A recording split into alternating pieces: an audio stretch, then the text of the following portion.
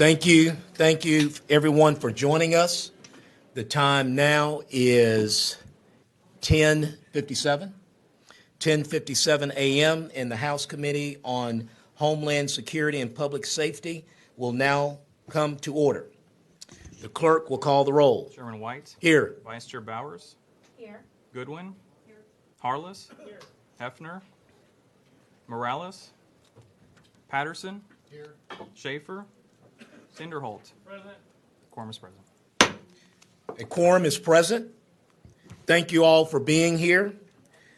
Members, much of what we will hear today will deal with issues of high importance. We're asking everyone on the dais and those in the audience to be respectful of differing viewpoints. According to House decorum, we will have no clapping, no vocal outbursts, in order to maintain decorum at all times during the hearing. Just to let everyone know, welcome to your capital.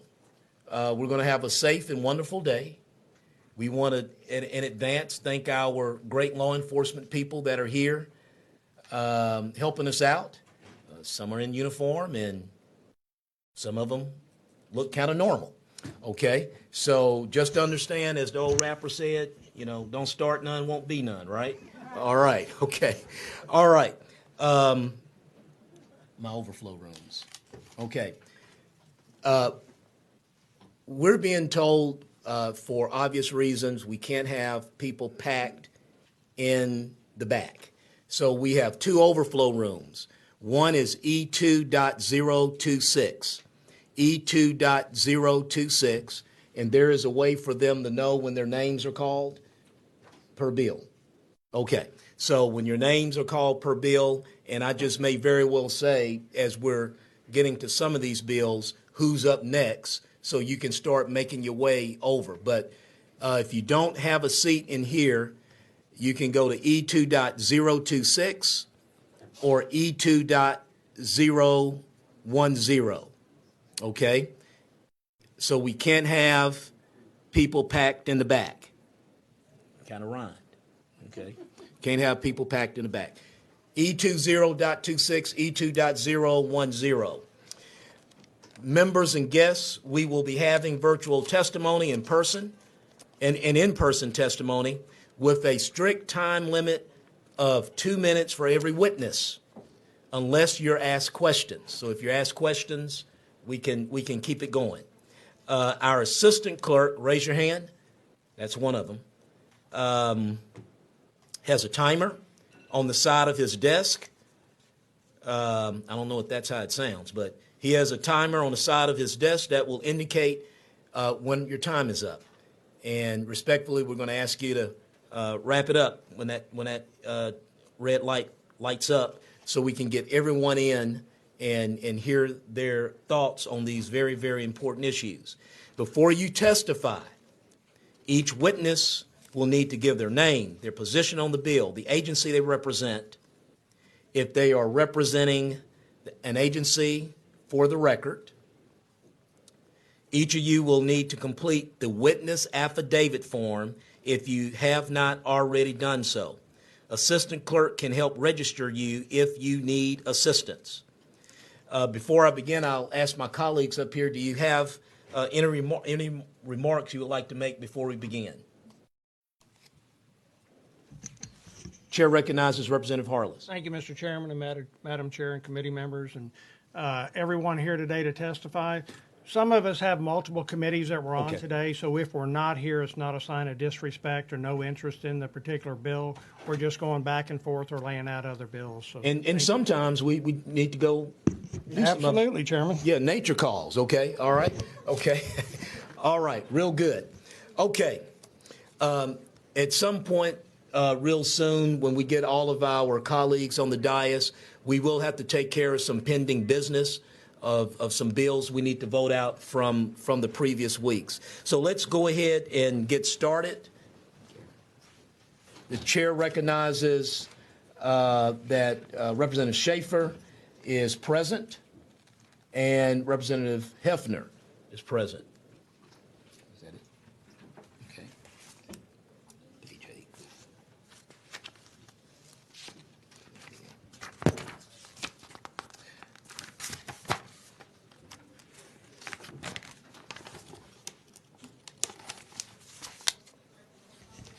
chair lays out House Bill 788, recognizes Chairman Guerin to explain his bill.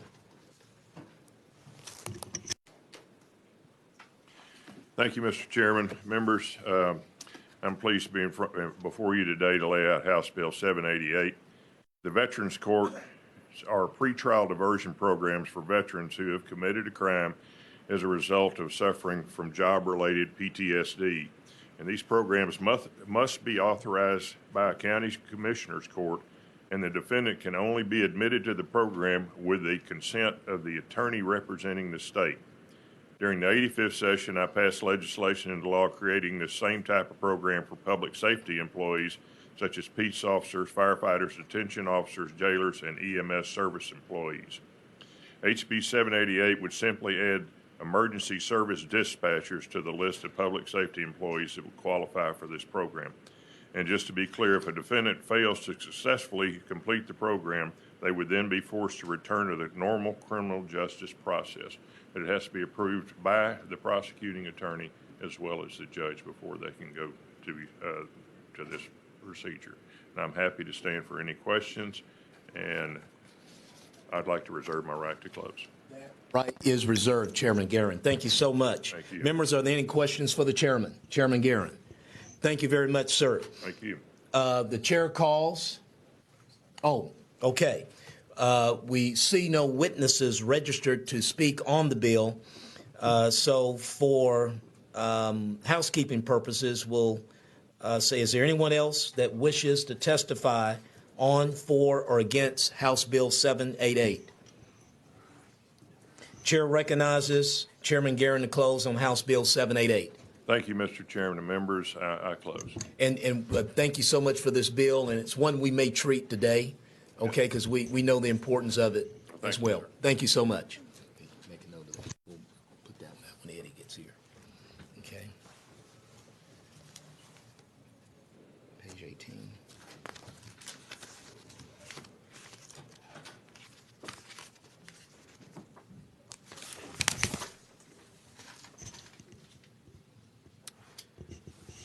Who's that? Krause.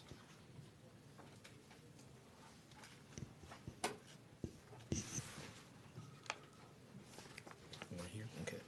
The chair lays out House Bill 2343 and recognizes Chairman Guerin to explain his bill. Thank you, Mr. Chairman and members. House Bill 2343 may be one of the most important bills I've ever laid out. It would allow the Department of Public Safety to use appropriated funds to purchase food and beverages for their troopers and personnel who are activated to provide services in response to an emergency situation, an incident or disaster. DPS and emergency and TDEM were split in 2019, and when we split the two, we did not allow DPS, leave any money for them to buy food and beverages and other essentials. And so in May, when we had the riots here at the Capitol and we had troopers sleeping on concrete floors and soldiers sleeping on concrete floors, the state didn't have any way to feed them. So generous members and lobby groups and associations were buying water, personal items, food, until we were able to clear things up between TDM and DPS, so we were able to feed them that way. But we raised a lot of money and got a lot of donations from some good corporate sponsors, Walmart, HEB, as well as the other law enforcement agencies, lobbyists, and members to feed and provide the essentials for these troopers while they were literally locked on campus. And this bill just allows DPS to use appropriated funds to take care of their troopers. Okay. And I'm happy to stand for any questions. Okay, and members, any questions for the chairman? The chair, and let me do this also before I recognize you, Representative Harless. The chair recognizes Representative Morales, present. Thank you for joining us, sir. Chair recognizes Representative Harless. Chairman, I just want to thank you for bringing this important bill to the committee, and it's well needed. Thank you. Thank you, sir. Chair recognizes Vice Chair Bowers. Chairman Guerin, I just want to say thank you as well, and I echo what Representative Harless said. I really need to, to thank my staff because they were coordinating this and running all over the city, and a lot of our good friends that are in the lobby and with these various associations, because it was a lot of work, and these men and women will go through a pallet of water in half a day, and so it was just a constant flow of food and beverage on the campus. And I want to thank the DPS troopers that, that literally slept on the floor, and the soldiers that slept on the floor. We didn't do a great job at taking care of them, and this is going to help us do that. Okay. Hold right there, Mr. Chairman. I will say this. Is there anyone that wishes to testify on, for, or against House Bill 2343? Okay, seeing none, the chairman recognizes Chairman Guerin to close. I want to thank you all for hearing this bill. It's a very important one, and with that, I close. Okay, so important, we may treat this one as well, just in case something else happens, All right. All right, thank you, sir. Okay, we go ahead and get Bonnie.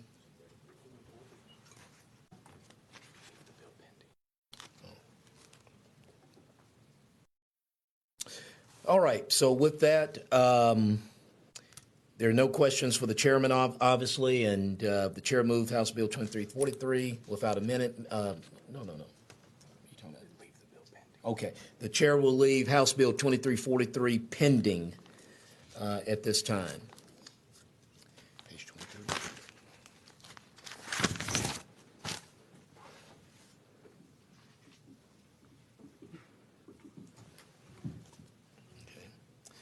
Chair lays out House Bill 2677 and recognizes Chairman Bonin to explain his bill. Good morning, Mr. Chairman and members. The state's Coordinated Law Enforcement Adult Rescue Alert, also known as the CLEAR Alert, which you may have seen over the last year or two, was created by the 86th legislature, and it's designed to close, and has in fact closed, a coverage gap between children who are covered under an Amber Alert and senior citizens covered under a Silver Alert. So we had a gap in our alert system so that, let's say, a young female was abducted, and there have been cases of this. There was not a formal process through which valuable information could be disseminated to help in their recovery or in identifying, a perpetrator.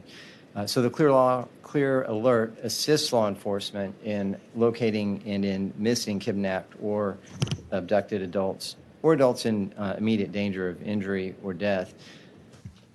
HB 2677 officially names the alert the Clear Alert. So this name was adopted by DPS. It was not in statute. And so what this legislation simply does is put it into statute. And it is also honoring the victims of violence that brought this bill to our attention, and that is Kaylee Mundati, Delisa Kelly, Aaron Castro, Ashanti Billy, and all the rest. And I'm happy to answer any questions you may have, and I'd like to reserve the right to close. Members, any questions for Chairman Bonin? Okay, thank you. Your right is reserved. The chair calls Allison Steele. Thank you so much for visiting with us today, and we want to thank you before you get to the mic, announcing your name, who you're representing, and your position on the bill. Good morning. My name is Allison Steele. I'm representing myself as well as the nonprofit organization Kaylee's Calling. I'm testifying in support of this bill, and my murdered daughter Kaylee is symbolically represented by the letter C in the Clear Alert acronym. Most namesake laws are single victim laws, but the Clear Alert is different. It represents the next step in inclusivity by honoring multiple victims. Those of us who work in this space are using the stories of those victims to teach Texans valuable lessons about public safety in the related contexts. Our stories are about missing persons, violence, and murder. Those stories are so much stronger when they're all put together than they would be if they stood in isolation, which is what might have happened if this had been a single victim namesake law. We're very proud of the Clear Alert name. We're proud that our namesake victims represent the full diversity of Texas and the full geography of Texas. When Texas passed the CLEAR legislation in 2019, it wasn't just creating a new type of emergency broadcast alert. It was raising the bar and setting a new precedent for namesake laws generally. That in itself is extremely important. That is why this name is so special. That is why it needs to be codified. And that is why we are here asking you to consider our bill. And thank you for hearing us today. Thank you so much. Members, any questions for the witness? Thank you so much for coming to your Capitol. Chair recognizes Gilly Puente.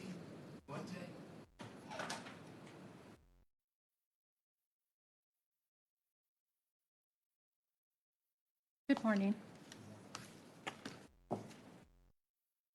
Good morning, Mr. Chairman and the members of the committee. My name is Gilly Puente. I am a crime victims advocate for the Office of Christian D. Menifee, Harris County Attorney in Houston. I am also the sister of Susana de Jesus, who was tragically murdered on February the 2nd, 2009 in Pearland. At the end of her workday at a women's clothing boutique, Susie was carjacked, kidnapped by a stranger in a ski mask in the middle of a busy shopping strip parking lot. Her co-worker was left behind in shock as she saw Susie taken away at gunpoint into a congested street and the accomplice following right behind them. Susie's killer tied her up and put her in the trunk, drove to an ATM and to a trailer across the street from a popular car dealership. No longer useful to them, Susie's life was taken execution style. While hanging out in the stolen car, the murderer proposed to his girlfriend with Susie's wedding ring that he took from her lifeless body. After the marriage proposal rejection, the killer continued his 2 county-wide joyride to pick up fast food from a very slow drive-through, headed to another girlfriend's house, and to attempt to destroy his biggest threat, the OnStar tracking system. Her car was recovered. Unfortunately, not Susie. A little over a month later, the killer was caught after running away from an attempted carjacking and kidnapping. I strongly believe that if this alert would have been available at that time, Susie would not have been left alone to decompose in an empty, cold trailer for 5 weeks. Or the best outcome of all, Susie would be alive. I, along with County Attorney Menifee, support the CLEAR alert and the use of the name to honor the memory of all murder victims. Thank you, and thank you for your time. Any questions for the witness? Okay. Thank you, ma'am. Thank you.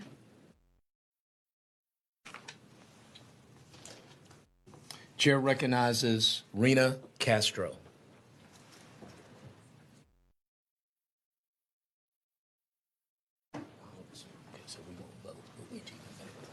Good morning. Good morning.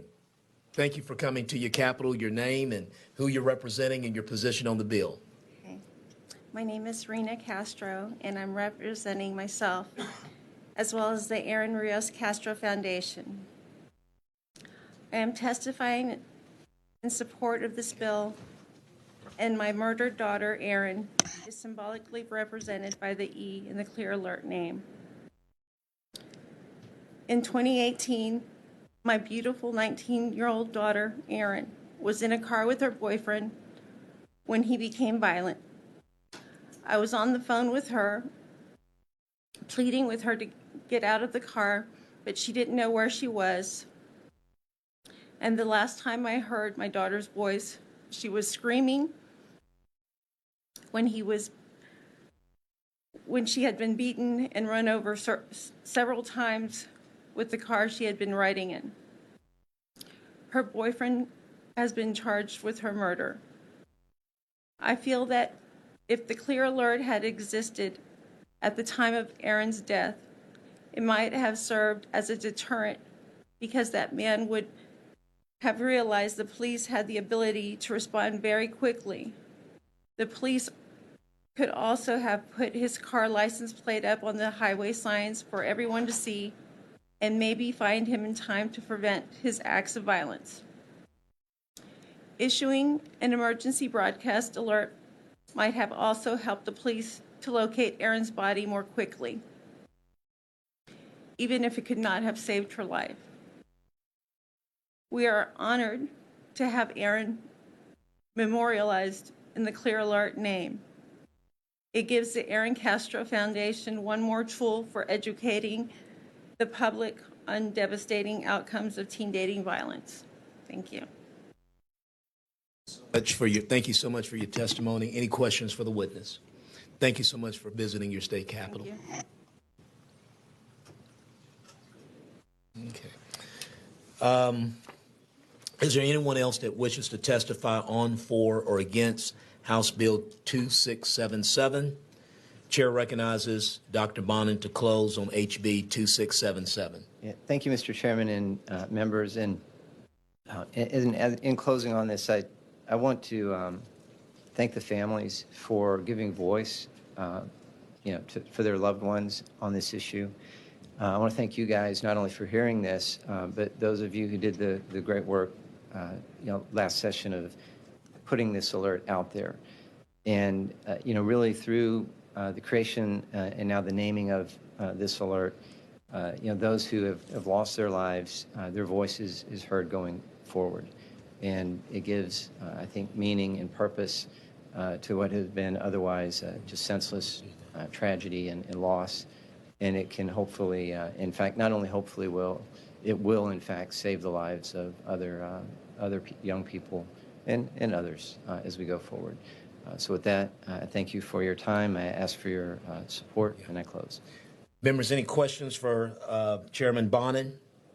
Thank you very much. And the chair moves that House Bill 2677 without amendment be reported favorably to the full House with recommendation that it do pass and be printed. Clerk will call the roll. Chairman White, Aye. Vice Chair Bowers, Aye. Goodwin, Aye. Harless, Hefner, Aye. Morales, Patterson, Schaefer, Tinderholt. Aye. 9 ayes, 0 nays. There being 9 ayes, 0 nays, the motion prevails. Okay, who else we got out here? Chairman King. Okay. Page 6.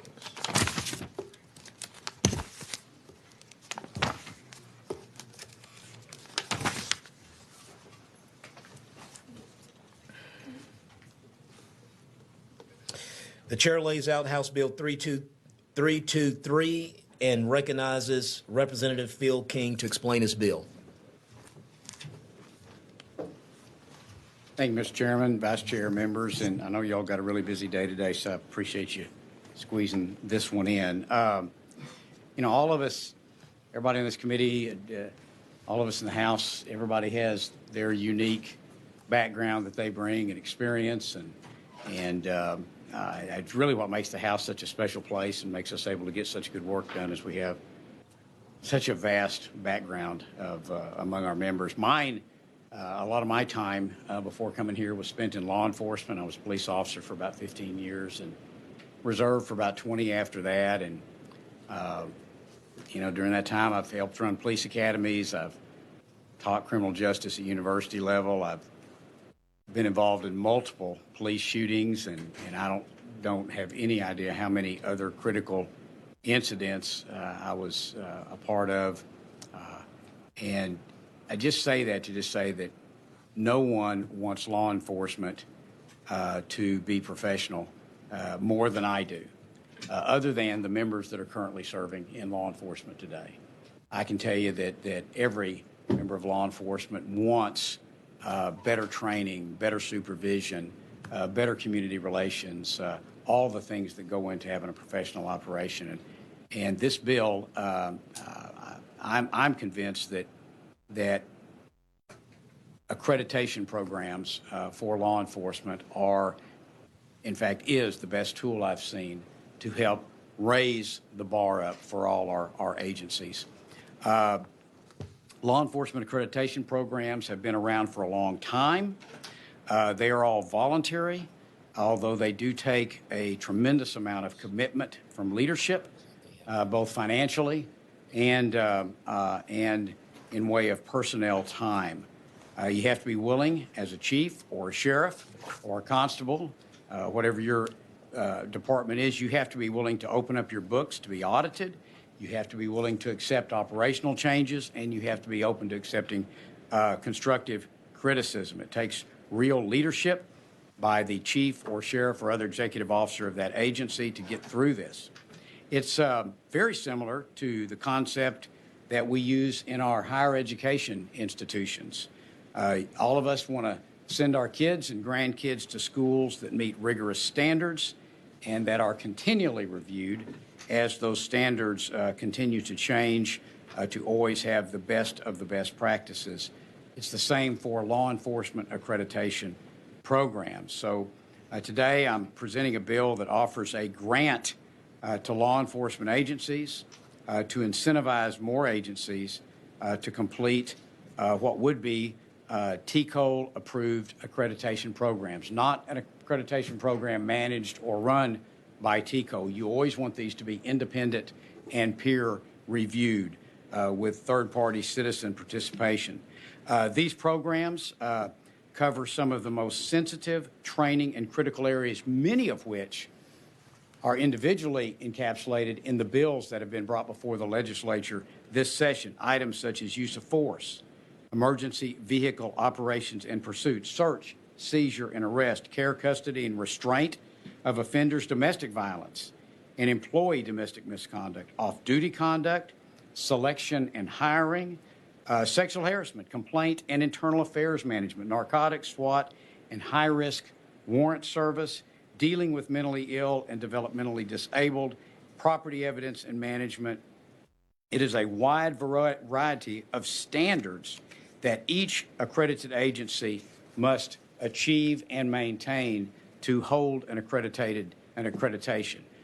There are just uncounted benefits to a local jurisdiction and to a department who adopts and incorporates these best practices. It assures both city management and citizens that their law enforcement agency is operating in a manner that reflects the current and often evolving best practices. It helps improve community relations and cooperation, building that bridge before the crisis comes. It leads to improved performance within a department. Now, it won't protect you from being sued, but it makes sure that your officers have the standards that they know what will decrease liability.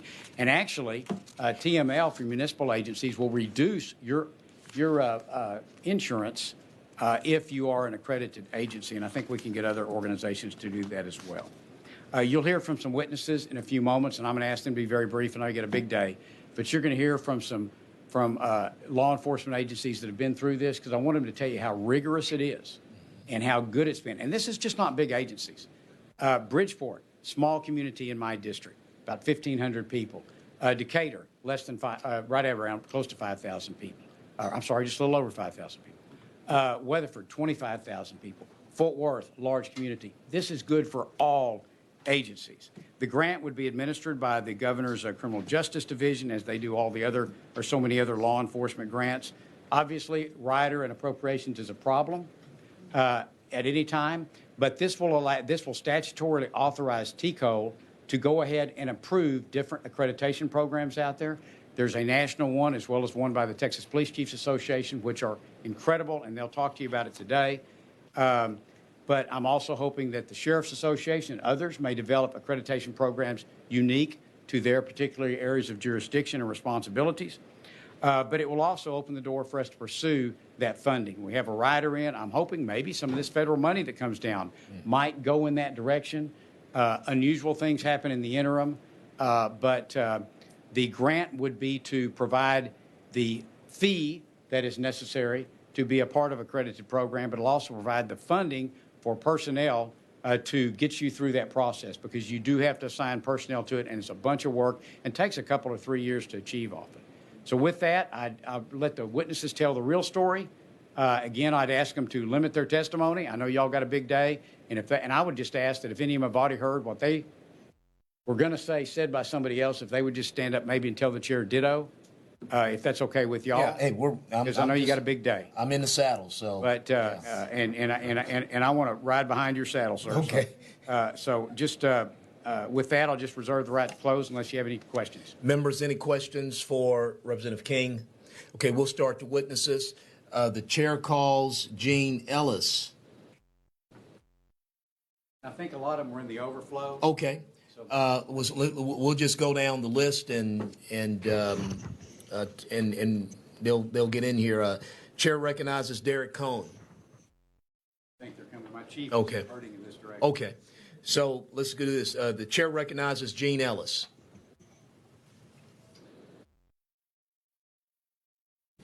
Good morning. Thank you for the opportunity. My name is Gene Ellis. I'm a police chief in Belton, Texas, also representing the Texas Police Chiefs Association.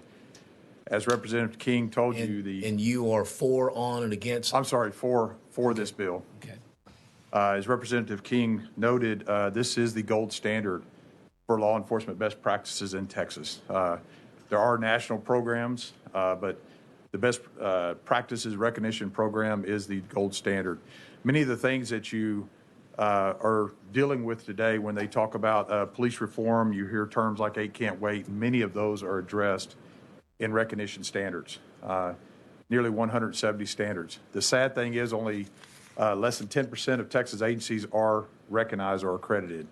And this bill would create the opportunity and incentive for more agencies to meet those best practices as were described, addressing things like banning chokeholds and use of force policies, pursuit policies, and all the other ones that Representative King named. So we appreciate your time and appreciate your support for this bill. Thank you. Any questions for the chief?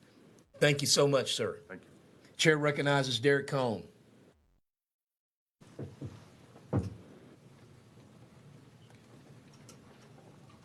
Thank you, Mr. Chairman. Derek Cohen, Texas Public Policy Foundation, here in support of the bill.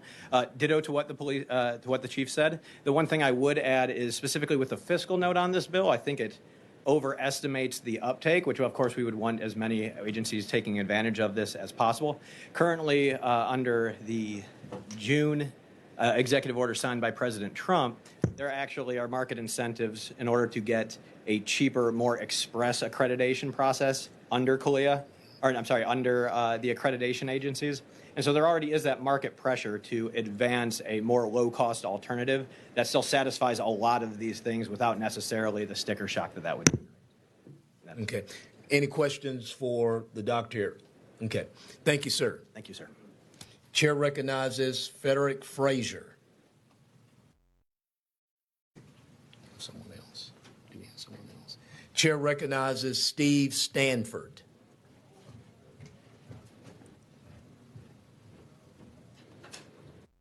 Thank you, Mr. Chairman, committee members. I am Steve Stafford. I serve as the Chief of Police in the City of Bridgeport, and I am here to support the bill. And are you representing yourself or the City of Bridgeport okay. Police Department? You are representing Bridgeport. Okay. Yes, sir. We have 16 police officers and 9 civilian staff serving approximately 6,000 citizens. I'm here to provide the committee with a small agency perspective. For many years, the staff searched for a program to better professionalize our police service to the community. We were suffering in many areas as far as training, department morale, data transparency, and community involvement. To put it lightly, we were agency desperate for a culture change. We explored several programs, finally selecting Texas best practices. We made our decision based on the program's design and adaptability to Texas law enforcement. In 2009, the Bridgeport Police Department received its first recognition award. This summer, I'm proud to announce we are going for a 4th recognition award based on 170 standards. We have found this program to not only improve our police service, but also our validation and legitimacy in the community.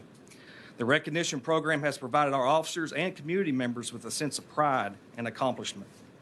The program also serves as a great tool to ensure police agencies are transparent and accountable.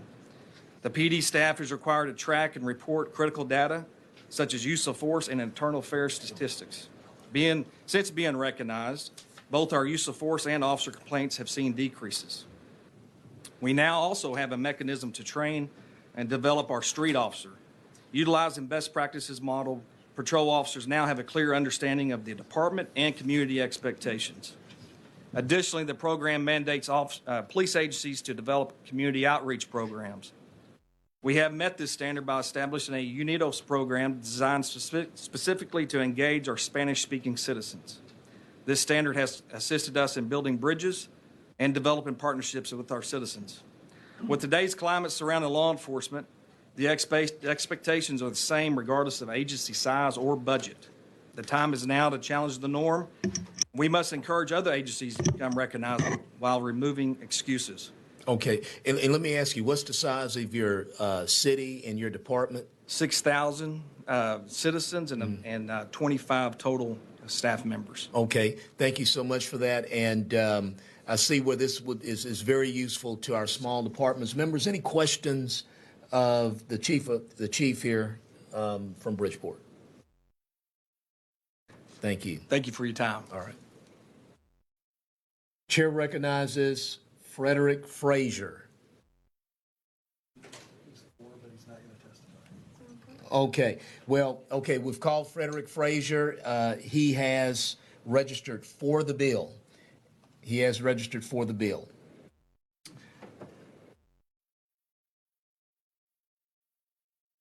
Chair recognizes Troy Dunlap. Does that thing go off audibly? Does it make a sound?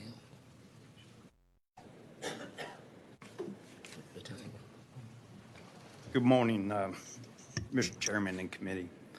My name is Troy Dunlap, and I'm the police chief of Shenandoah. We're a small city. We have 30-man department. We're about 5,000 residents. So I want to briefly address my support for House Bill 323 due to the impact that the Texas Police Chiefs Association Best Practices Program has had on our agency. Last month, our agency achieved our 4th TPCA Best Practice Re-Recognition Program since our initial recognition program in 2009. The 2-day re-recognition assessment consisted of 2 agency executive-level assessors reviewing and evaluating our agency's compliance with the 168 standards. The standards included important items that have been heavily scrutinized by the public in recent days. These areas include use of force, emergency vehicle operations and pursuits, search, seizure, and arrest, evidence processing, and complaint and internal affairs management. Once our evaluation was complete, we had a discussion with the assessor's findings and observations. The evaluators provided guidance and specific policies and practices that needed further proof or updating. The Shenandoah Police Department was honored to learn that we only had 3 of the 168 standards that needed any adjustments. With the current climate in law enforcement, it is absolutely crucial to the city government as well as the citizens to know that our department is doing everything we can to hold ourselves to a higher standard by complying with the Texas Police Chiefs Association Best Practices Program. It also ensures that the future development of our policies will meet or exceed the best practices for Texas law enforcement, and each officer will be held to a higher standard. Thank you so much. Members, any questions? Thank you for visiting your capital. Yes, sir. Chair recognizes Scott Rubin.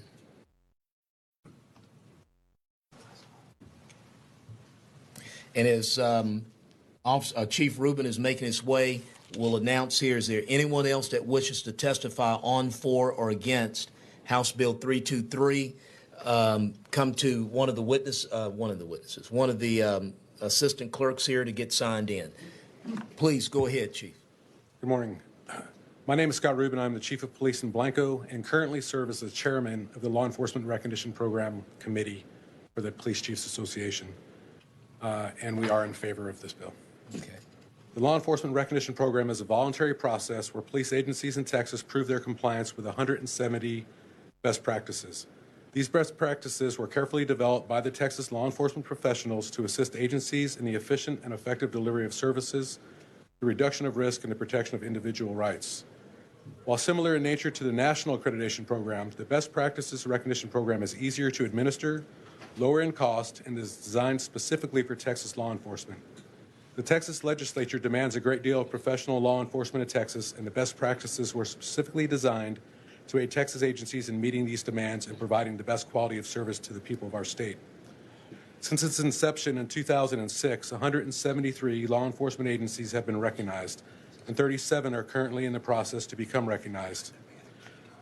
The practices were developed by a committee of chiefs and command level officers from across Texas, assisted in the development of standards that were believed to be necessary for proper functioning Texas law enforcement agencies.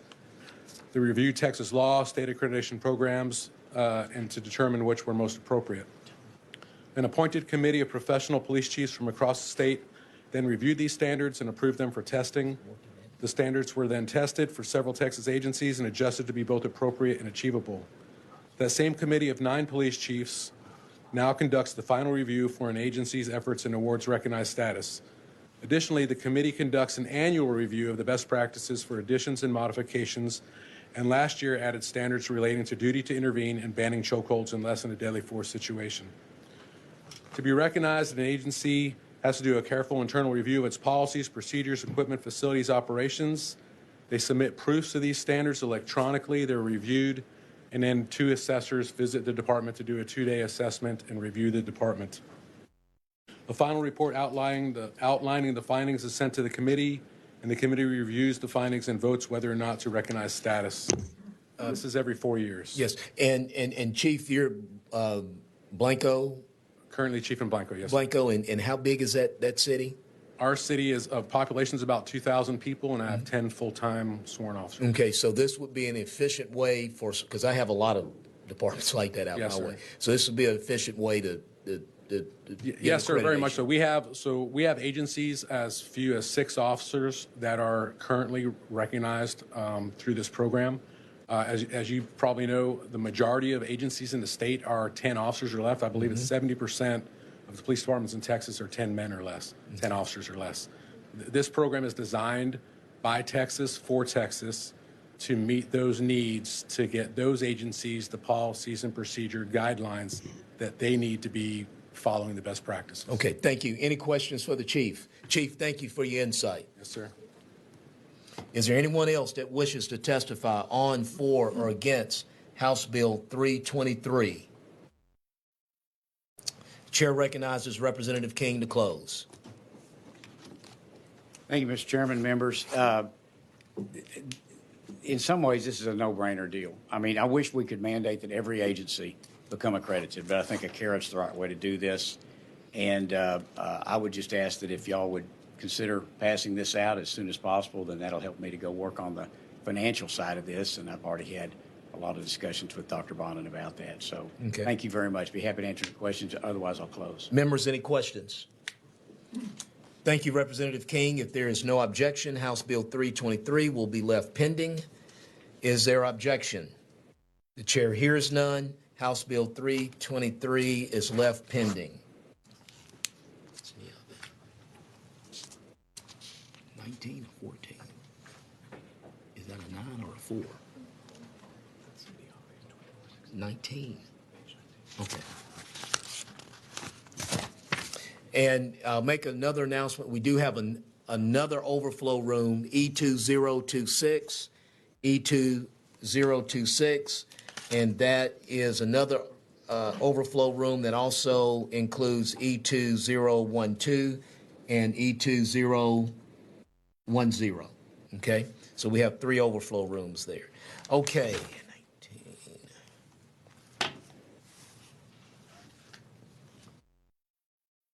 He said 19. Okay.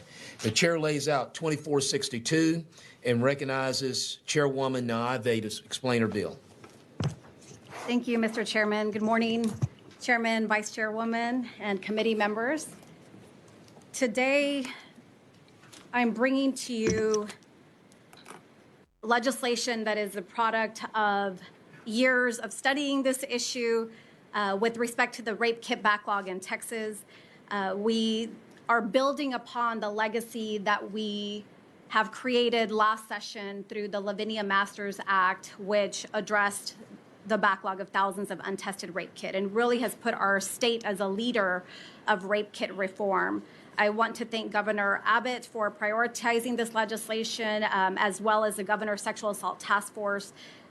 There's also bipartisan legislation. We thank the joint authors, Chairs Nicole Collier, Chair Morgan Meyer, Chair Angie Chin Button, and other supporters of the bill. And what I'm first going to do is just briefly talk about the background of what the issue is, and then second, what the legislation specifically does and how it will make an impact and address an issue.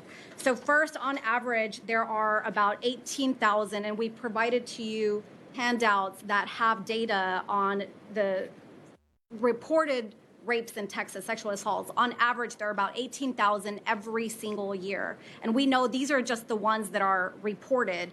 And so when we have somebody who's willing to come forward, go to a hospital, go through a very personal and invasive 4 to 6 hour exam to obtain evidence, we want to do everything that we can to bring that survivor justice and get that evidence tested. So this legislation is a recommendation specifically from the Governor's Sexual Assault Survival Task Force. And what it does is right now, an individual, if there's a sexual assault exam that's reported to law enforcement agencies, it's changing the time within from 96 hours, which is about 4 days, to 120 hours, where a forensic medical examination must be conducted. And so it increases that amount of time. It also addresses an issue from our Lavinia Masters Act, and I just want to make sure I have my right information here. And so there are circumstances where a rape kit exam would be denied. And so there is a form that, by working with the AG's office, that law enforcement now fills out to give information. And we have found over the past years it has been really, really successful in helping get these kits tested. So the statute addresses that a law enforcement needs to fill out this form. They have to document the manner.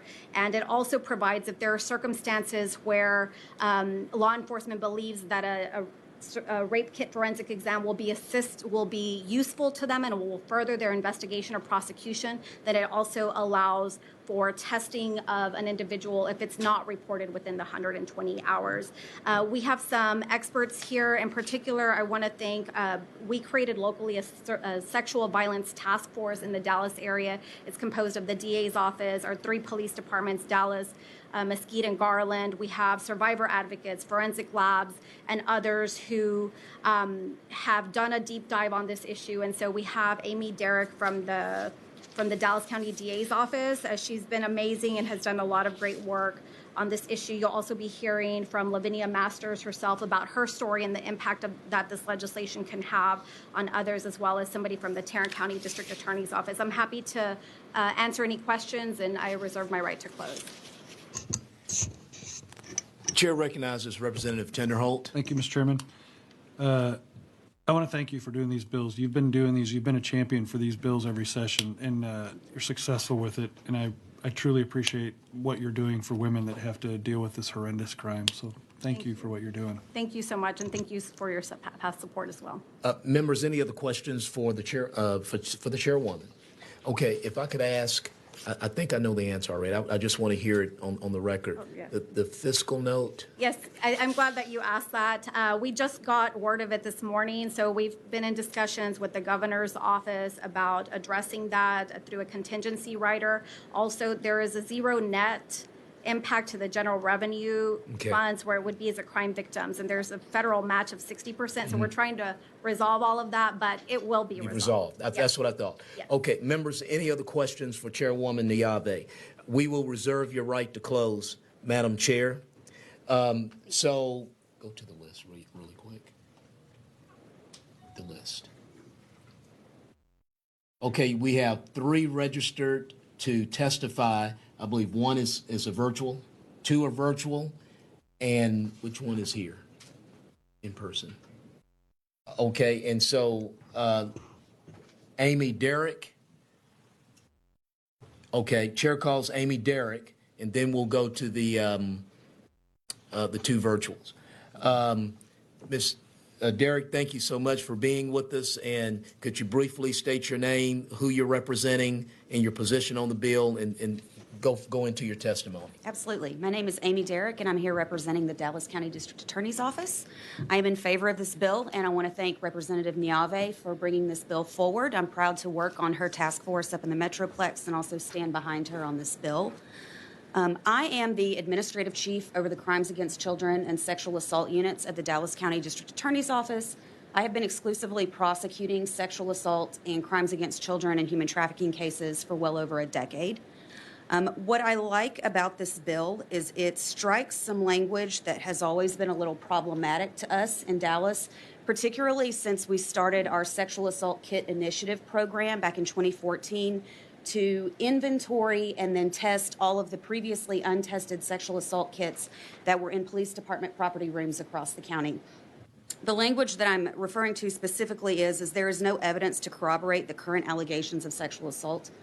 The reason that is problematic is it sends a very poor message, not only to the community and to victims, but also to law enforcement, because we have learned through our Sexual Assault Kit Initiative project that a lot of times you don't really know if you have evidence that corroborates the report of a sexual assault until you have collected a kit and you have tested that kit. We have had instances where we have had survivors report sexual assault, and because of whatever reason, many times it's just their life space and a lack of education on the part of law enforcement. They don't see this person who presents to the hospital or presents to law enforcement as credible from the beginning. If you know anything about the dynamics of sexual assault, then you know our populations that are transient, homeless, on the streets, mentally ill, addicted to drugs, oftentimes they are the most vulnerable to being victims of sexual assault. And so when they report to an emergency room for a sexual assault exam, a lot of times they are viewed in a certain way because of stereotypes or the way we typically tend to view credible reporters of sexual assault. So I do like that language is struck. Amy, Yes. let me ask you. So you're confident that if this bill passes, you'll have the resources at your level to accomplish this? Absolutely. Okay. Let me do this. Let me see if any other members have any other questions or comments. Okay. We got some virtual witnesses on standby. Sure. Thank you so much. Absolutely. We really want to see this piece of legislation move, so we want to get our witnesses, virtual witnesses up. So, virtual witnesses. The chair recognizes Kimberly I'm going to torture it up, Diavignon. Good morning. Yes, how you doing? Good morning. Okay, Kimberly, let me stick with that for now. Thank you for being with us on the screen. Could you make sure we have good volume?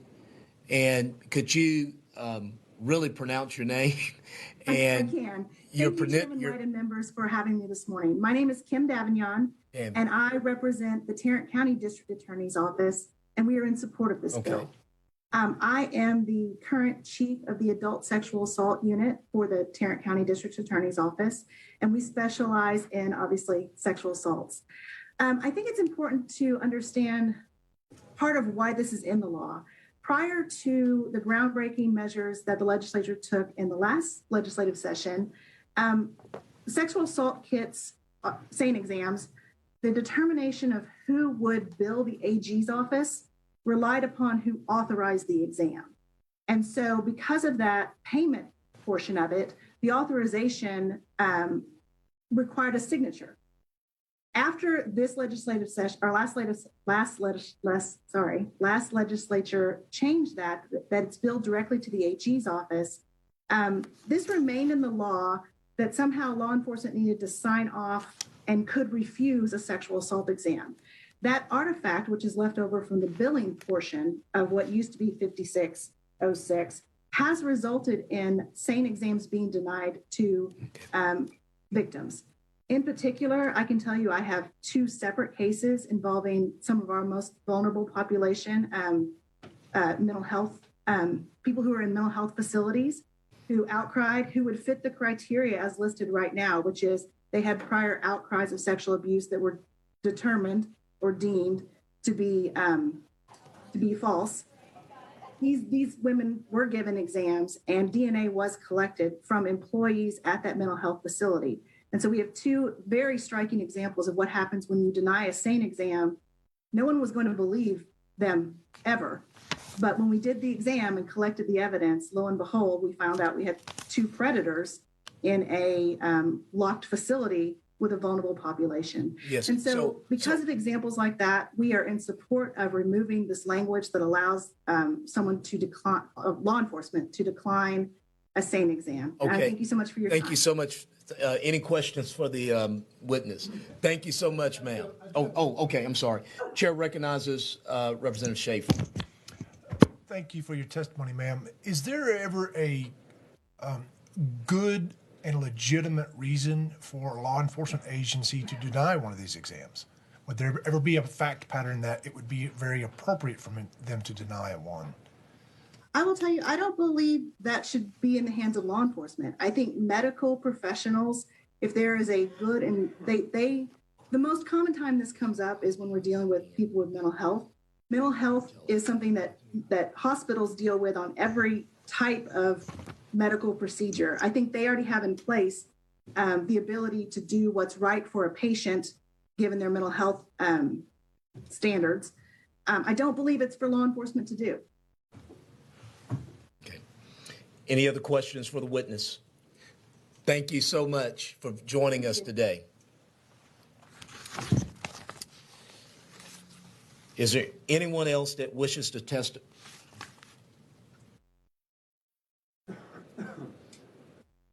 Okay, we have okay, that's right. We have another one. You going to bring her up? Okay.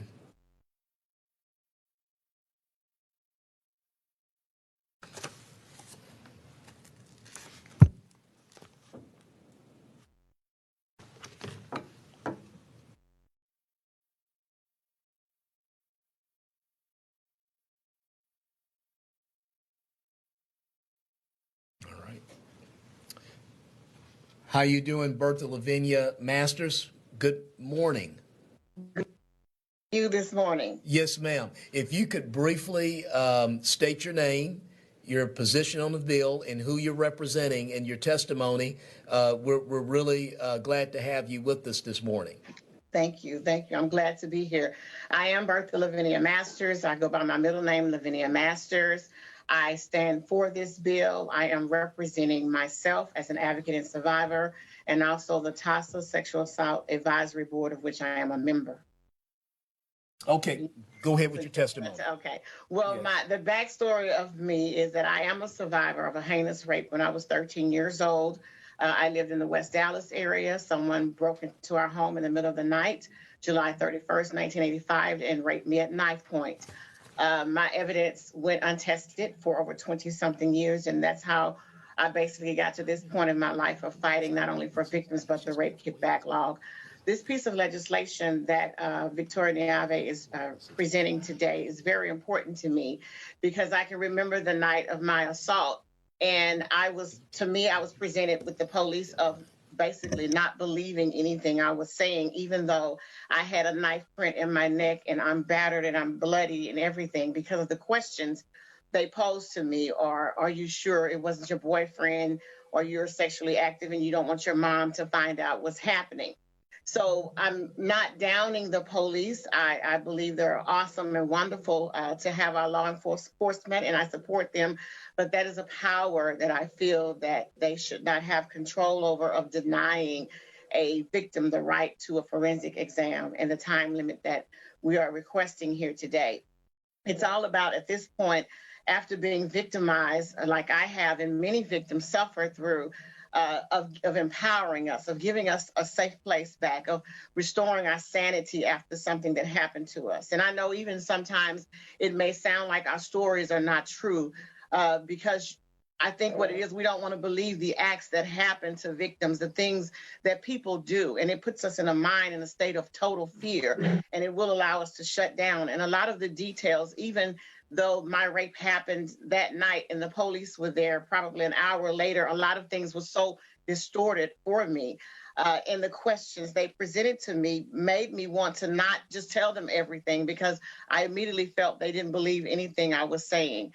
But this power that you're giving them, and like I said, I'm not talking about the police, but it's a power that's too much for them to handle, if you ask me. It's something that we should empower our victims and our survivors by allowing them that opportunity to say, I was raped, I was traumatized, I was victimized tonight or today or whatever, and I want help. I'm seeking help at this moment. So I am fully supporting this bill and what Victoria is presenting today before you, because at this point, once someone has been victimized, it is about empowering them to move forward so we can begin our healing process. Thank you. Thank you, Ms. Masters. Thank you so much, and good to put a face with the name and put in context to this great piece of legislation. Yes. Members, So much. I appreciate it. yes, members, any questions for the witness?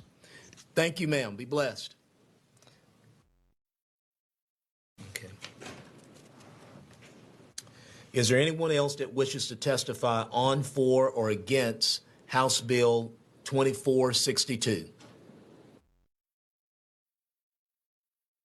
Okay. The chair recognizes Chairwoman Niabe to close on House Bill 2462. Thank you, Mr. Chair. And I just wanted to mention the AG's office is here as a resource witness if anybody had questions. But I do want to address Representative Schaefer's questions, because this doesn't take away law enforcement's right to decline an exam. In fact, they've been a part of all of these conversations all along. Texas DPS has also worked very closely with us. Our local law enforcement has worked very closely with us.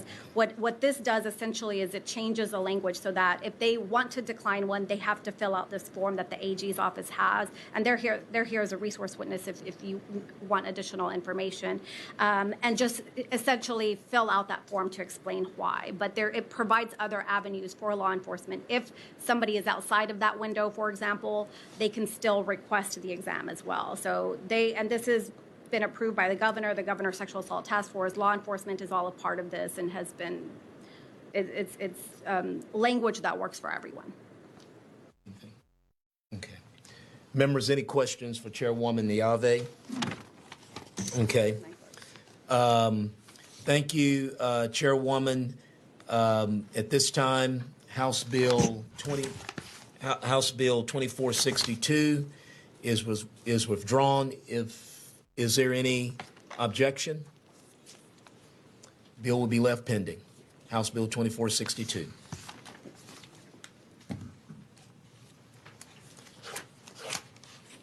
We'll put that on the list to come back to. Okay. We're going to go to 2555. Okay.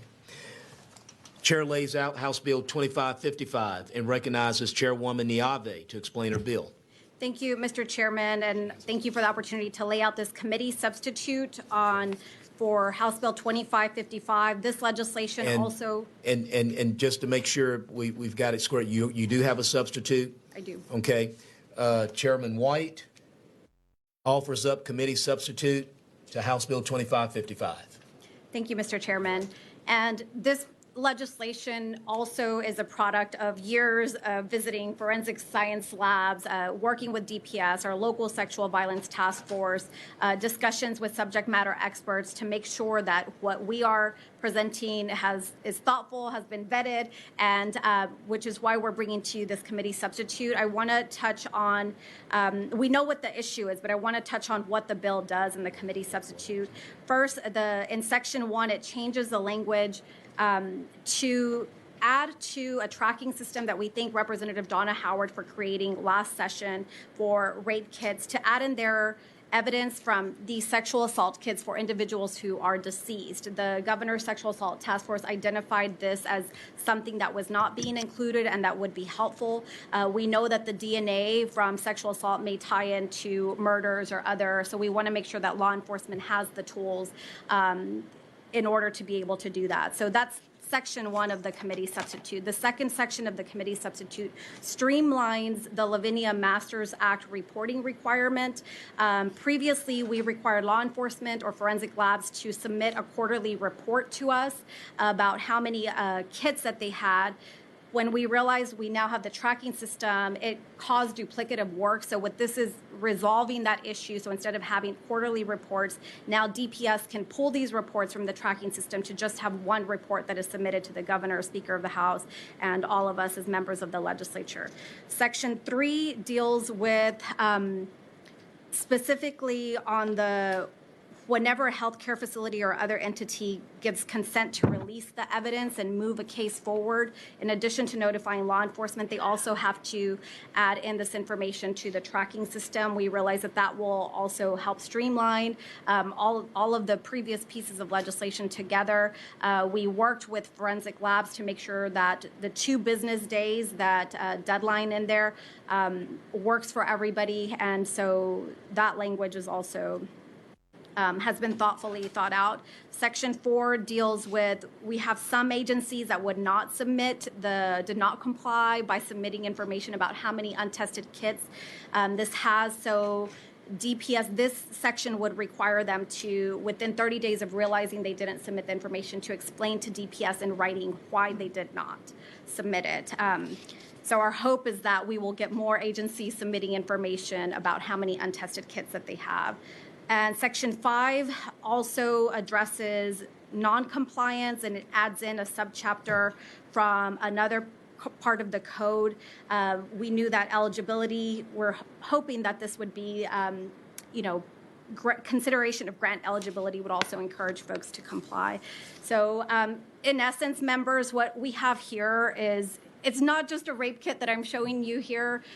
Every kit represents a story. It represents survivors who are waiting for justice. I know that when we get into all of the technical language, the real impact of this is that thousands more individuals are going to be helped, and we're going to be able to get some repeat offenders off the street and get law enforcement the tools they need to prosecute these crimes. I'm happy to answer questions and respectfully reserve my time. Any questions for the chairwoman? Your right to reserve your time and come back is definitely acknowledged. Thank you. Okay. The chair recognizes Assistant District Attorney Amy Derrick.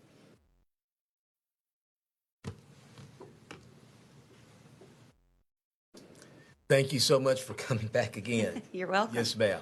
Good morning. I'm Amy Derrick, Dallas County District Attorney's Office, Admin Chief of the Crimes Against Children Sexual Assault Unit, and I am in favor of this bill. So in 2014, I was one of the people charged with counting all of the kits across the county that had never been tested and then figuring out what to do about that. In 2016, we figured out that dating all the way back to the 80s, we had sexual assault kits that had been collected during autopsies in homicide cases that had never been tested, and we didn't know how to find them, and we certainly didn't know how many we had. Had this tracking system been in place, it would make our job today, as we're still trying to inventory those kits and get them tested, so much easier. We know that we have hundreds of them. We also know that they will solve cases because to date we have indicted 5 defendants on capital murders for sexually assaulting women and then murdering them, including one that happened to be a multi-victim serial killer who traveled not only between here but also from Mexico. So, it has very real consequence. As part of that consequence, the representative, who I thank for bringing these bills forward, also mentioned the compliance piece.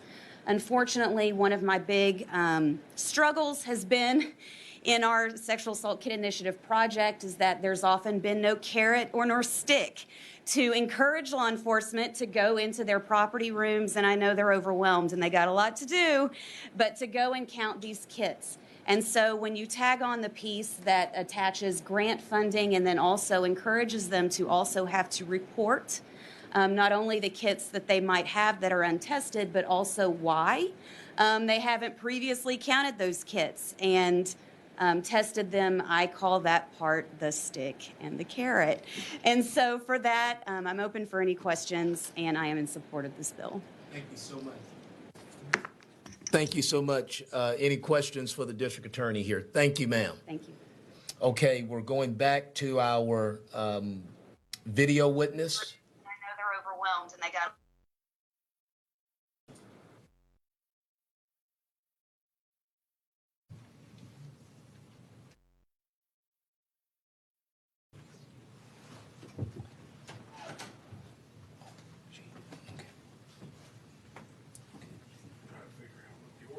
Okay.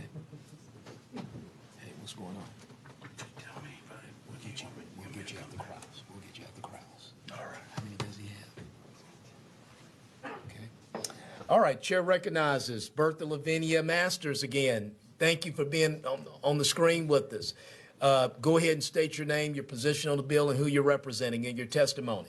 Okay, I am Bertha Lavinia Masters, also known as Lavinia Masters. I'm for the bill, and I'm representing myself as a survivor and advocate in the Texas Association Against Sexual Violence, Sexual Assault Advisory Board.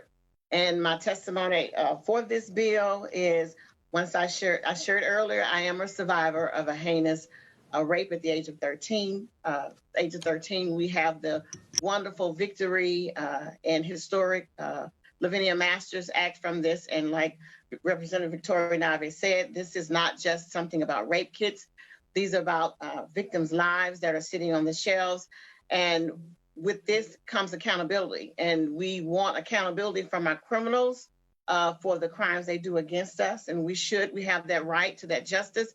But in order to hold them accountable, we have to hold the process accountable as well. And so that's why we're here today and why this is so important that they get the proper numbers, the proper tracking, things flow so we can hold these criminals accountable and we can give these survivors or victims the justice that they deserve from all of this. So this means the world to me because I know waiting 21 years was unacceptable for me and having me to miss 2 statute of limitations. But I still stand for other survivors and victims. Although I was denied justice, I promised that I would make sure that they can get the justice they deserve. So that's why we're here. We just want everybody to be held accountable so the victims can pick up their lives and be able to live and do the things that they can do in this lifetime. Thank you. Thank you so much. The chair recognizes Representative Tenderholt. Thank you, Mr. Chairman. Lavinia, thank you for being brave and coming and participating and making a difference.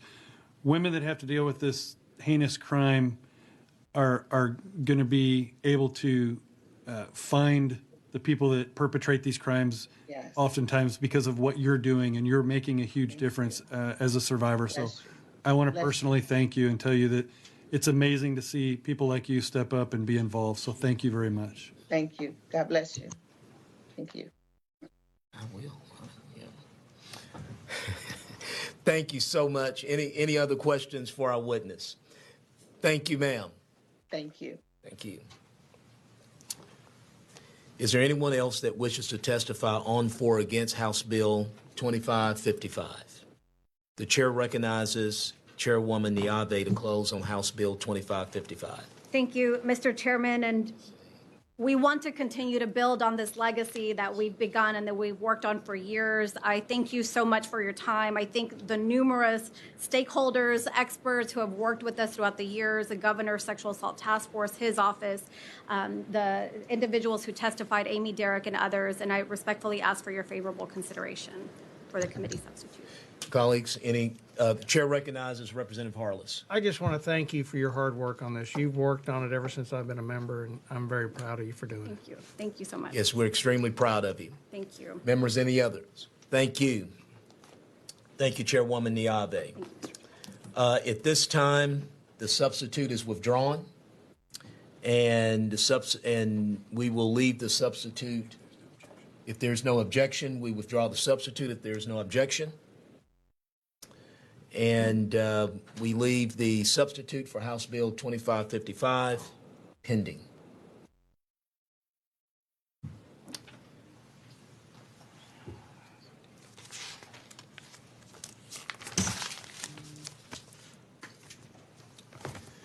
Chair lays out House Bill 1758 and recognizes Chairman Kraus to explain his bill.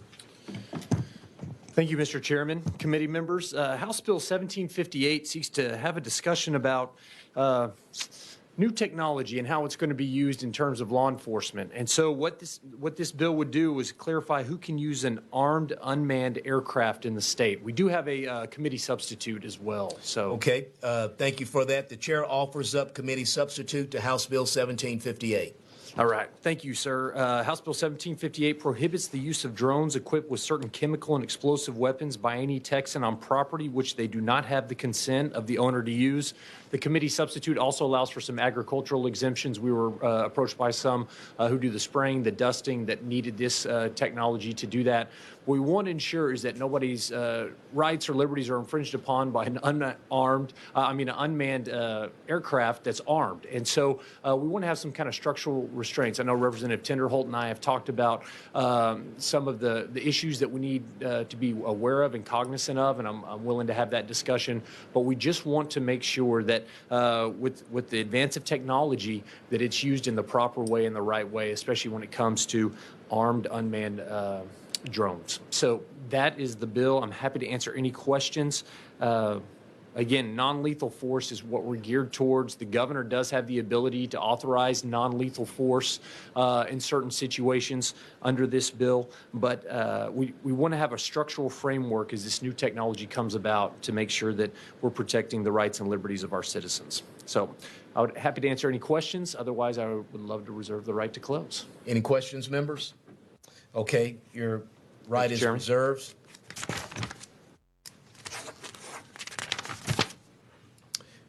The chair calls Gary Zimmerman. How you doing, Gary? Doing pretty good today. All right. You know the routine, your name, who you're representing, and your position on the bill. My name's Gary Zimmerman. I am against this bill.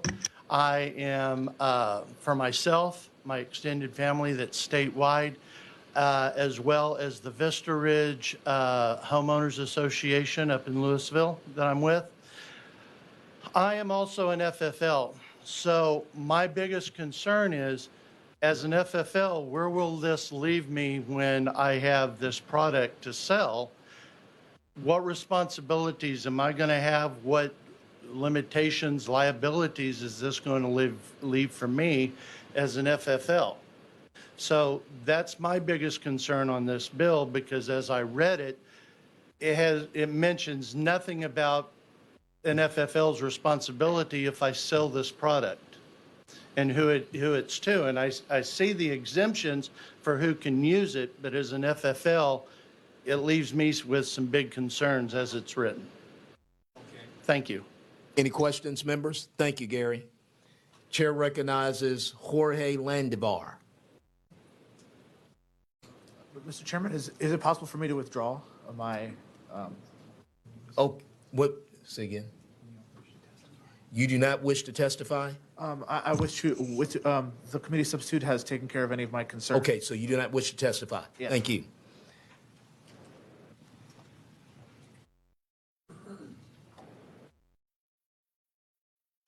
Chair recognizes Dylan Price. Dylan Price? Okay.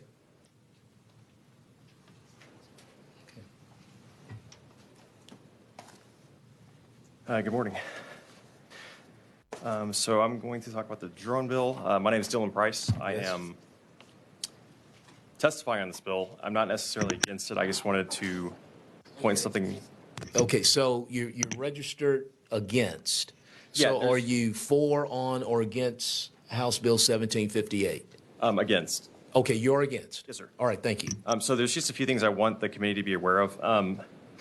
If the intent of this bill is to prevent civilians from putting chemical dispensing devices on or mace or pepper spray on a drone, this bill won't accomplish that, because the way it's defined in this bill is under 46.01 of the Texas Penal Code. That's defined as a device other than a small chemical dispenser sold commercially for personal protection that is designed, made, or adapted for the purpose of dispensing a substance capable of causing an adverse psychological or physiological effect on a human being. So what that excludes specifically is any mace, OC spray, or pepper spray that's commercially available. So if you're an ordinary citizen, you can still attach that to the drone. You can still use it in that capacity. So I just want to point out, if that's the intent behind this bill, it's not going to accomplish that. Any questions, members? Thank you very much, Dylan. All right. Is there anyone else that wishes to testify on, for, or against House Bill 1758? The chair recognizes Chairman Krause to close on House Bill 1758. Thank you, Mr. Chairman. Thank you, members. Again, I'm happy to answer any questions to continue to discuss this in the framework in which it needs to be, but I think it's incredibly important to make sure we have a structural framework within which law enforcement and others can use these new technologies. So if there's no questions, I close. Chair recognizes Representative Tenderholt. Thank you, Mr. Chairman. I look forward to working with you. I'd really like to work with you prior to voting this out if we can make some more time. Absolutely. Thank you. We'll do that. Unless you want to vote it out right now. No. Thank you, Chairman. Hey, have good luck not today. because you asked not. Thank you. That's exactly right. Have a good day. Okay. Thank you, Chairman Krause. The committee substitute is withdrawn. If there is no objection, the bill will be left pending. Is there objection? The chair hears none. House Bill 1758 is left pending.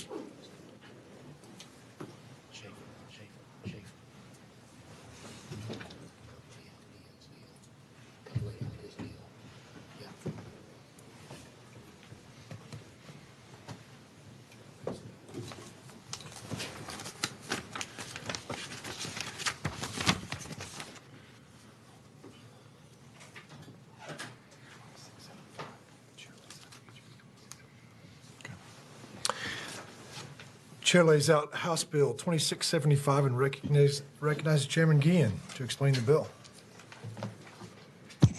Thank you, Mr. Chairman. Members, in 2019, the last year that we can somewhat say that life was kind of normal, violent crime in this state increased by over 1%, and there was a 6% increase in murders from 2018.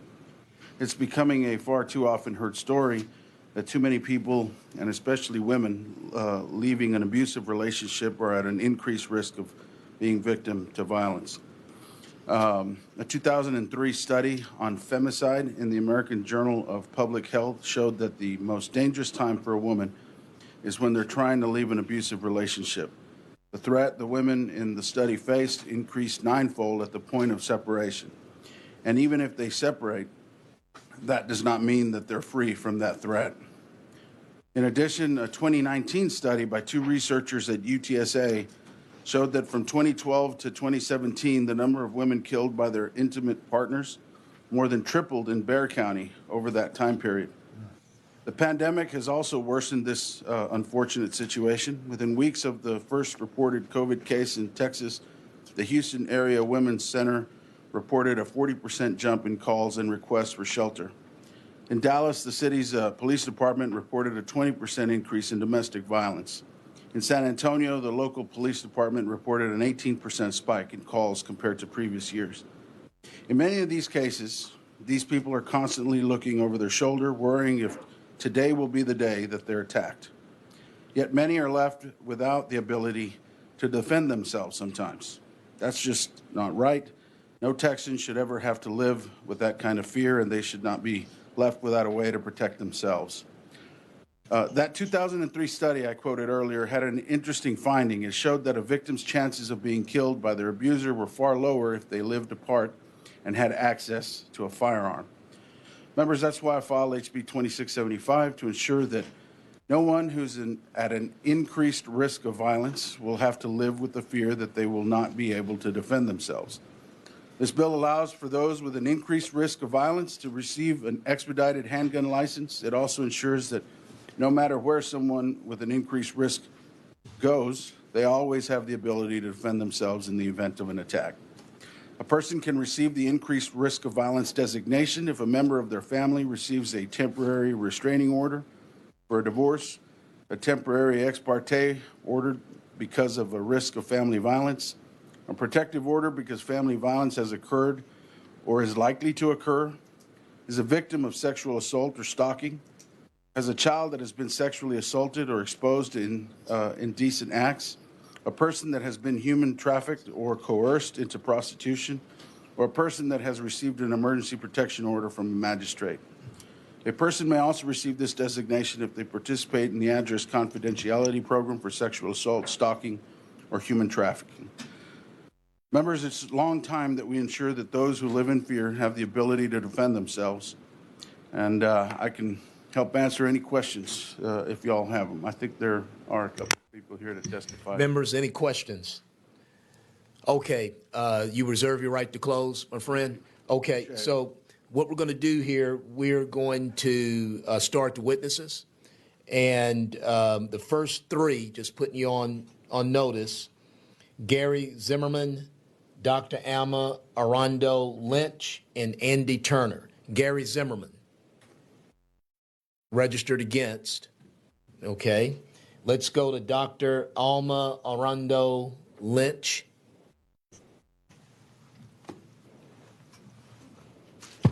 Good morning, Mr. Chairman. My name is Dr. Alma Arredondo Lynch.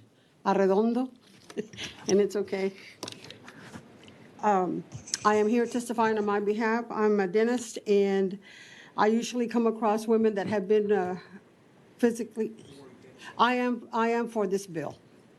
As a healthcare provider, a dentist, I come across victims from domestic abuse, and I believe that this bill would definitely give these victims an upper hand, and I strongly support this bill, and I would appreciate it if you all do so. Thank you. Thank you. Questions, members? Thank you very much, Doctor.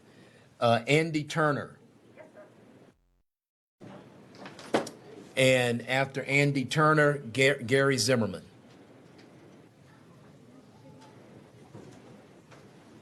Good morning, Mr. Chairman. Andy Turner on behalf of the Texas State Rifle Association.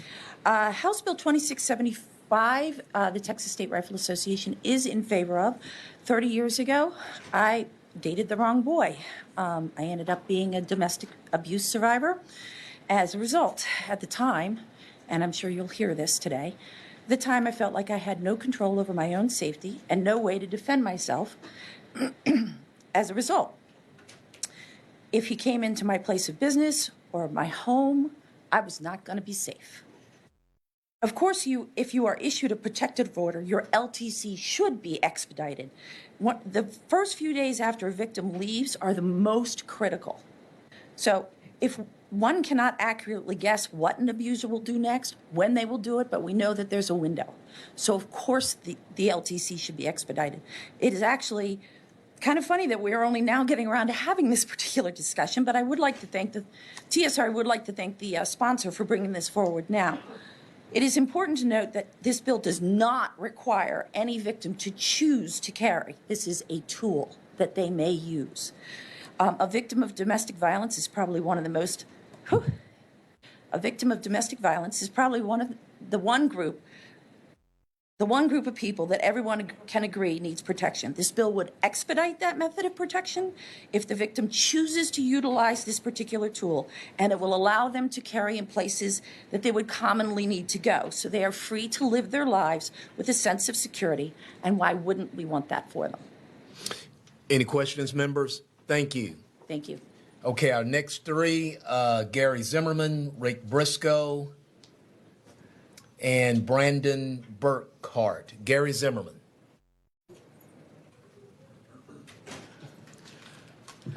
My apologies. What bill are we on? I had to step out for a second. House Bill 2675. Okay. My name's Gary Zimmerman. I believe I'm down for being for this bill. Well, I stand corrected then. I show you're against. Against it, yes. You're against it. Yes. So could you state your name again, your position on the bill, and who you're representing? My name's Gary Zimmerman. I'm representing myself, my family, and the Vista Ridge HOA, and I just wanted to go And you're down. against? Against. Okay. And I just want to go down that I'm against it simply because I personally believe this is a violation of our Second Amendment rights, and so I want to keep it at that and just leave it simple. Hey, thank you so much for that. Okay, Rick Briscoe. Rick Briscoe is followed by Brandon Burkhart and Stephen Wolop.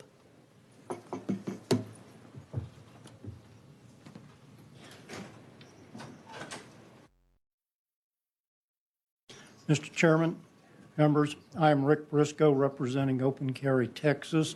We are in support of the bill. We've worked a bill very similar to this several years ago. Unfortunately, it went nowhere. It's something that needs to be addressed. Typically, it's a woman, but there are also men who are victims of domestic violence. So the statute actually would have application to all persons. And the ability to defend oneself is very important because the very protective orders that the court issue are a laundry list of places to go looking for the individual. And there have been far too many instances where before an individual could secure a license to carry, they met an unfortunate end. While I have no criticism of what the bill accomplishes, if anything, I would like to see the court empowered upon affidavit to issue a temporary license pending approval by DPS of the actual license. And I stand ready to answer any questions. Thank you, my friend. Chair recognizes Brandon Burkhart. Then we have Stephen Wolop. And after that, Gregory Vitale.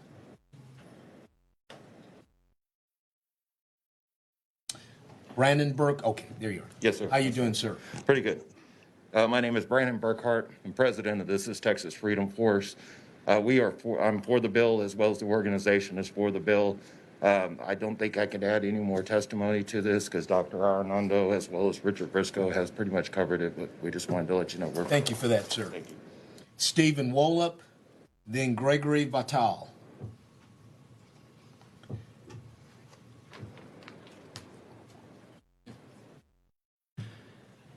Good afternoon, Mr. Chair, members of the committee. My name is Steve Wolop. I am the General Counsel of the Texas Hospital Association. And on behalf of our 450 members, we are here to testify against House Bill 2675. We understand the goal of the bill and are not opposed to Texans who have been threatened with or subjected to violence being able to protect themselves. We are, however, opposed to the part of the bill that would create an exception to the long-standing prohibition against bringing a gun into a hospital. The prohibition against a person licensed to carry a handgun has been in place since Texas first started issuing licenses to carry. Texas Penal Code Section 46.035B4, the prohibition against carrying guns in hospitals, was enacted when the first legislation that set up Texas's concealed handgun license was passed. It is as entrenched in the law as the license to carry law itself, and the underlying policy considerations have not changed. This bill would create an exception and allow a person that has obtained certain types of protective orders, as we've heard, to bring a gun into a hospital by creating an exception to that section. Hospitals are simply no place for guns. Hospitals and their staff work tirelessly to provide a safe environment for their patients. Allowing firearms in hospitals will introduce a dangerous variable into what are often highly stressful and highly emotional situations. Hospitals are places that see the best of human experience, from birth and life-saving surgeries and miracle transplants, but they're also places where some of the most painful and difficult of human experiences play out, from the loss of life to severe injury and trauma. Hospitals are there when we need them, and that is often in the most trying times, whether it's in response to a natural or man-made disaster or answering the call when the world is in the grip of a global pandemic. In these instances, fear, anxiety, grief, anger understandably take hold, and it's in these moments that common sense can get lost and tragedies can occur. Why complicate these highly complex and stressful situations by introducing guns into hospitals? And Steve, thank you for that. And we're going to encourage the author to visit with you and make sure we're all on the same accord. And I think we get it. And members, any questions? Thank you, Steve. Thanks very much for your time. All right. Chair recognizes Gregory Vitale. After Gregory, we'll have Emily Taylor and Wayne Howell. Thank you very much for being at your Capitol. Good morning, Mr. Chairman and members of the committee. My name is Greg Vittle. I'm a member of This Is Texas Freedom Force. I'm also for this bill, and I'm representing myself. I'm retired now. I'm a veteran, and I did contract work after I became a veteran in Afghanistan, Iraq, and then on the southern border of Texas, which is very volatile. We all took an oath in office. I took it 5 times, okay? And everyone here took it, and we all know one of the important things in the Constitution of the oath that we're supposed to support is the Second Amendment. We should not deny Texans in Texas to be able to not be able to protect themselves, okay? That is very important. The people before me who came up here to testify made some very good points. Every one of them did. And those points should all be looked at. Even if you're, and I agree with not carrying it in a hospital and all that stuff. But then, if that's the case, then how are you going to ensure that someone isn't going to sneak one in there? Okay, so now that has to be taken care of. So if you're going to go ahead and make certain rules and everything like that, you make sure you cover all the angles. I guess I don't have anything else to say. That's about it. And I appreciate you all being here, and I'm respectfully asking you guys to support this Thank you, bill. my friend. Thank you for your service as well. Yes, sir. Chair calls Emily Taylor, and followed by Wayne Howell and Bradley Hodges. No, well, yeah, okay. Thank you, Mr. Chairman, committee. My name is Emily Taylor. I testify on behalf of myself for this bill. Although for this bill, there is an issue that I think the committee really seriously needs to consider, which is that there is no consequence for the DPS for not following this 10-day timeline. And I will back up just a moment. I'm sure you remember from last week, but just in case, I am a firearms attorney for the Houston law firm of Walker and Taylor. We work in conjunction with Texas Law Shield, which is a firearms legal defense program. I advise thousands of Texans every year on gun law. Importantly, I also help hundreds of Texans every year fight with the DPS to get their licenses issued. There is currently, under Texas law, a 60-day timeline for the DPS to process licenses to carry. If they don't return that application, either denied or give you your license in those 60 days, if another 30 days goes by, it is de facto denied. There is no way to enforce this. The DPS routinely blows through this timeline. I talk to people who have been waiting on their licenses for years. I also send certified letters. I call the DPS General Counsel. There is no way to enforce this. They do not even want to deal with a lawyer about it. So, a 10-day timeline to expedite a license would be a wonderful thing, but it is absolutely useless unless there is something in this law that mandates the DPS actually do it, which I do not believe they will. That's all I have. Thank you. Thank you, ma'am. Oh, stand by. Chair recognizes Representative Morales. Hi. Do you have language that already proposes what type of consequences CPS should face? You know, that's wonderful. Monetary penalty is a great consequence. The issue now, and as the law actually is currently drafted, it is shall language, so it's not permissive language, and yet the courts generally hold that when the DPS is directed by shall, that it is just directory or advisory. So the shall language that's in there is not good enough. Monetary penalty for failure would be a great incentive. Anything else other than monetary penalty? I shy away from a monetary penalty against the DPS. You know, the other option would be an automatic, rather than an automatic denial, an automatic issuance.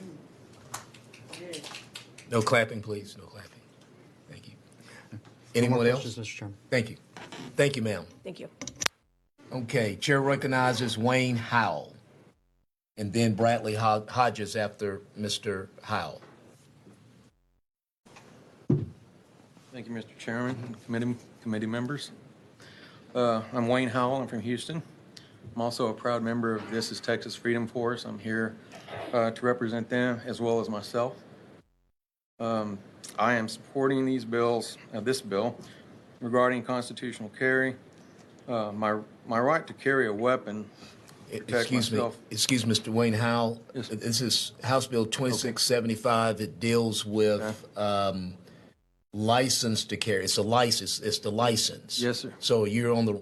Are you? I signed, there's a lot of bills. I thought we Yeah. were going to have them all together. Okay. Well, we got to stay on this bill. So are you supportive of getting someone a license to carry a handgun when they have an increased risk of becoming a domestic violence survivor? Absolutely, I am. Okay, just stay on that to help us out. Okay, well, I just looking at the recent shootings in our country. Okay. It doesn't matter how many gun laws are passed. That if there's evil in somebody's heart, they're going to inflict harm on others. I am very much for concealed weapons. Okay. I think that if the tools were in place, if everybody could legally carry, attempted mass shootings in general, they would end very quickly. Okay. Therefore saving many lives. My wife and I do possess LTC, but my true feeling on that is we should never really have to buy our rights back. Okay. But this is about a license. Yes. Okay. All right. All right. Well, I think of all the states in the union that should have this constitutional carry is Texas. So I am definitely for this bill, and I support it, and I hope you guys will too. Thank you, sir. Thank you. Mm-hmm. Chair recognizes Bradley Hodges. Okay. Bradley Hodges registered on behalf of himself and neutral. Is there anyone else that wishes to testify? Okay. Could I have you come up here and register, please?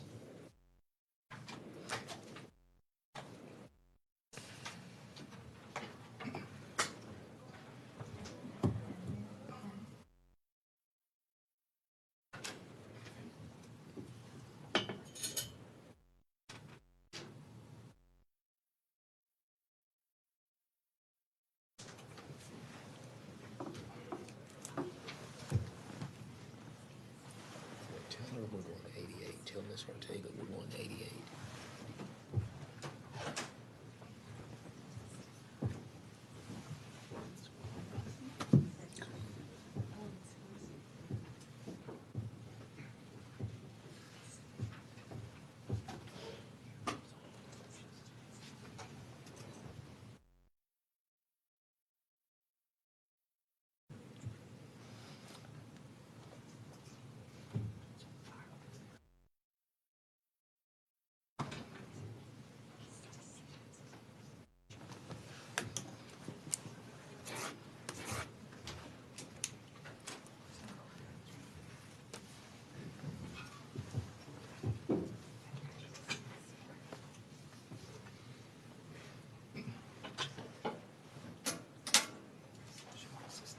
Okay, good.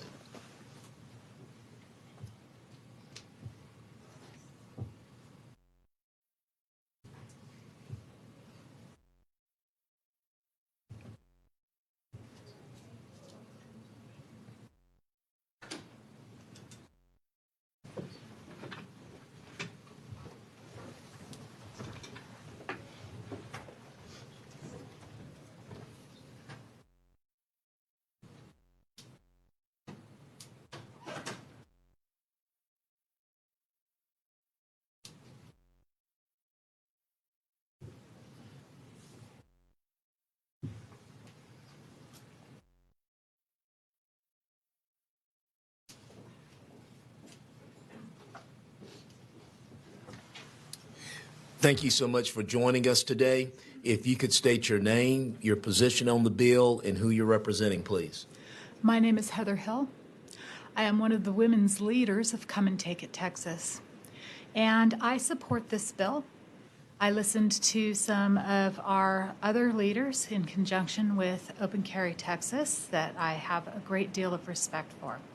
I came to testify in the fact of constitutional carry, but since we're cutting our teeth in the legislature today, I thought that I should stand up and say that I do support this bill.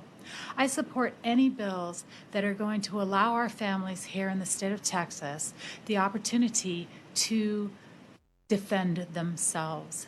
Although I would rather see that we don't have licenses to need to be carried. If that is the fastest, safest route we can get to where we ultimately want to be, then I am in full support of all of them. And I want to thank you all very much, especially you, Mr. White, and Tony, for supporting Texans' families. Thank you so much. Is there anyone else that wishes to testify on, for, or against House Bill 2675? The chair recognizes Chairman Ginn to close on House Bill 2675. Thank you, Mr. Chairman.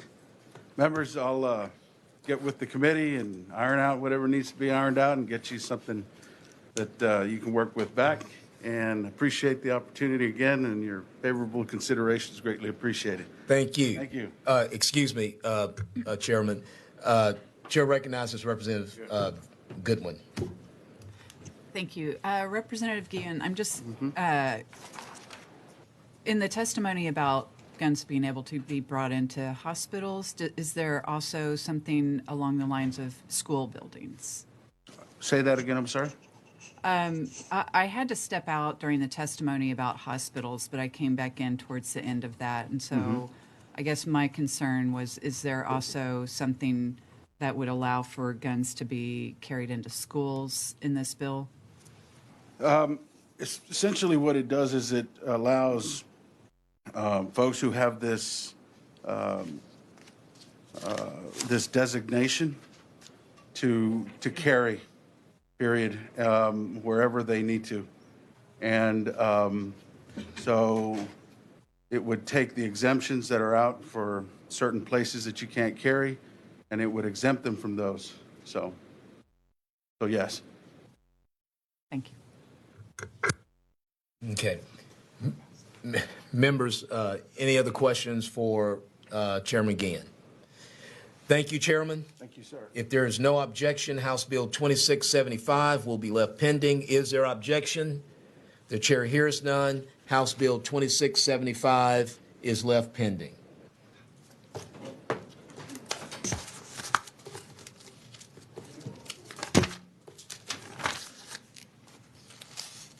The chair lays out House Bill 88 and recognizes Chairwoman Thompson to explain her bill. You go into the, okay.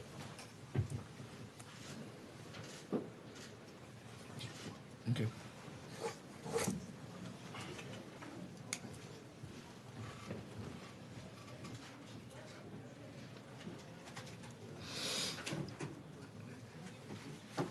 Okay. And we're just going to do a little pre-announcement here. It looks like our first three witnesses will be Sharita Tate, Tara Brown, Teslin Figaro, Martin Levi, and Robert Hogan. Levy. Martin Levy. Okay. Chairwoman, thank you so much for joining us today. Mr. Chairman, members, I want to first take this opportunity to thank this committee for consideration of this bill. It is an important piece of legislation to me personally. It's an important piece of legislation to my district, and it's an important piece of legislation to Texas and the United States of America. I'm very humbled to be introducing the George Floyd Act this session. And at the same time, I am profoundly heartbroken that it has taken the nationwide outrage over the murder of a black person, a father, a brother, a son, an uncle, a friend, to insist on meaningful conversations about racial biases and demand accountability for those who are sworn to protect us. And this has been something that many of my colleagues in the legislature who probably will have some comments or testimony on this bill today have been working on for a number of sessions. This is not our first rodeo on this particular bill. We've been trying to get this done for a long time. And I want to be very frank with this committee. This is not about defunding police. I don't think they make enough money for what we ask them to do. I would not defend my life against to protect somebody else. There's not enough money in the world for that. But those who do it, I think they ought to be paid better, but held accountable as well. This is not about TCOS, Sunset Commission review. This bill is not about dehumanizing George Floyd or anyone else, for that matter, because of their prior records. I worked over many sessions to pass legislation that gives Texans a second chance. And this bill is not about punishing the good cops. There are many of them out there, and we are thankful for their service. This bill is about preserving the sanctity of life. That I've had the privilege, every session that I've been here, to serve with members of this august body who talks about protecting the sanctity of life. That's what this bill is about. It is about transparency and accountability. And it is about preventing others from abusing the power of the state of Texas, that the state of Texas gives to officers in order to protect our communities across the state. Above all, this bill is about ending systemic racism and remembering when the world watches 8 minutes and 46 seconds.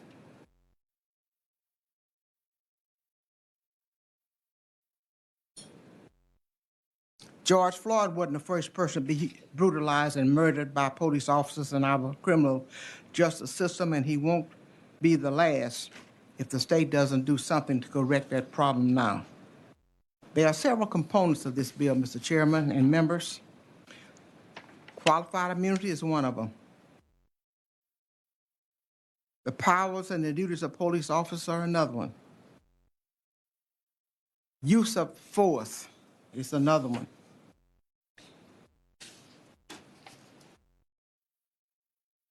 The Sandra Bland Act, fine only.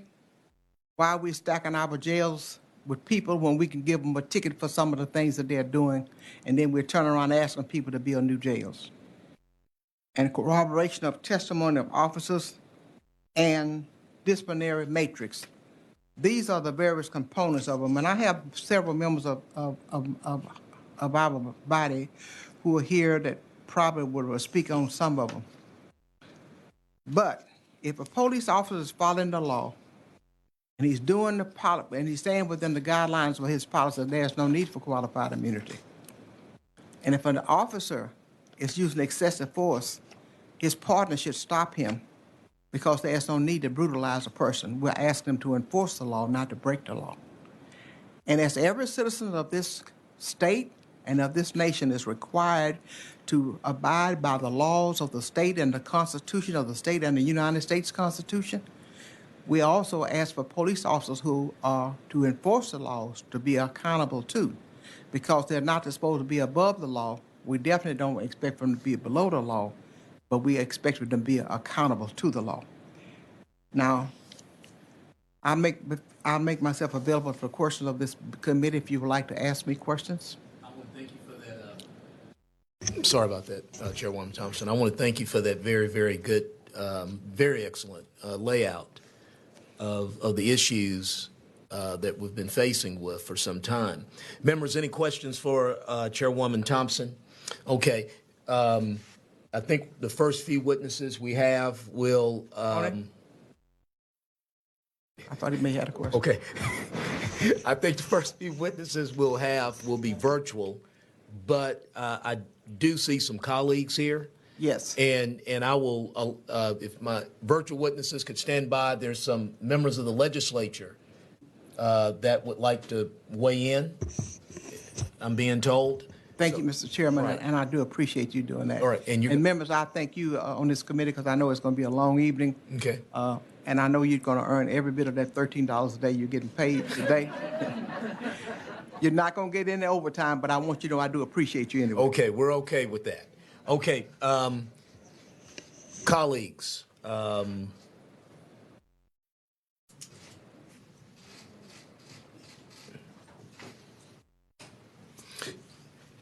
Chair recognizes Ron Reynolds.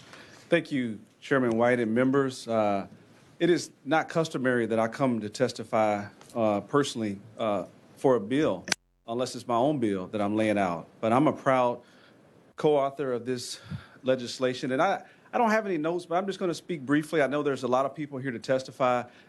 Just to speak from my heart, why I want and urge this body to pass House Bill 88.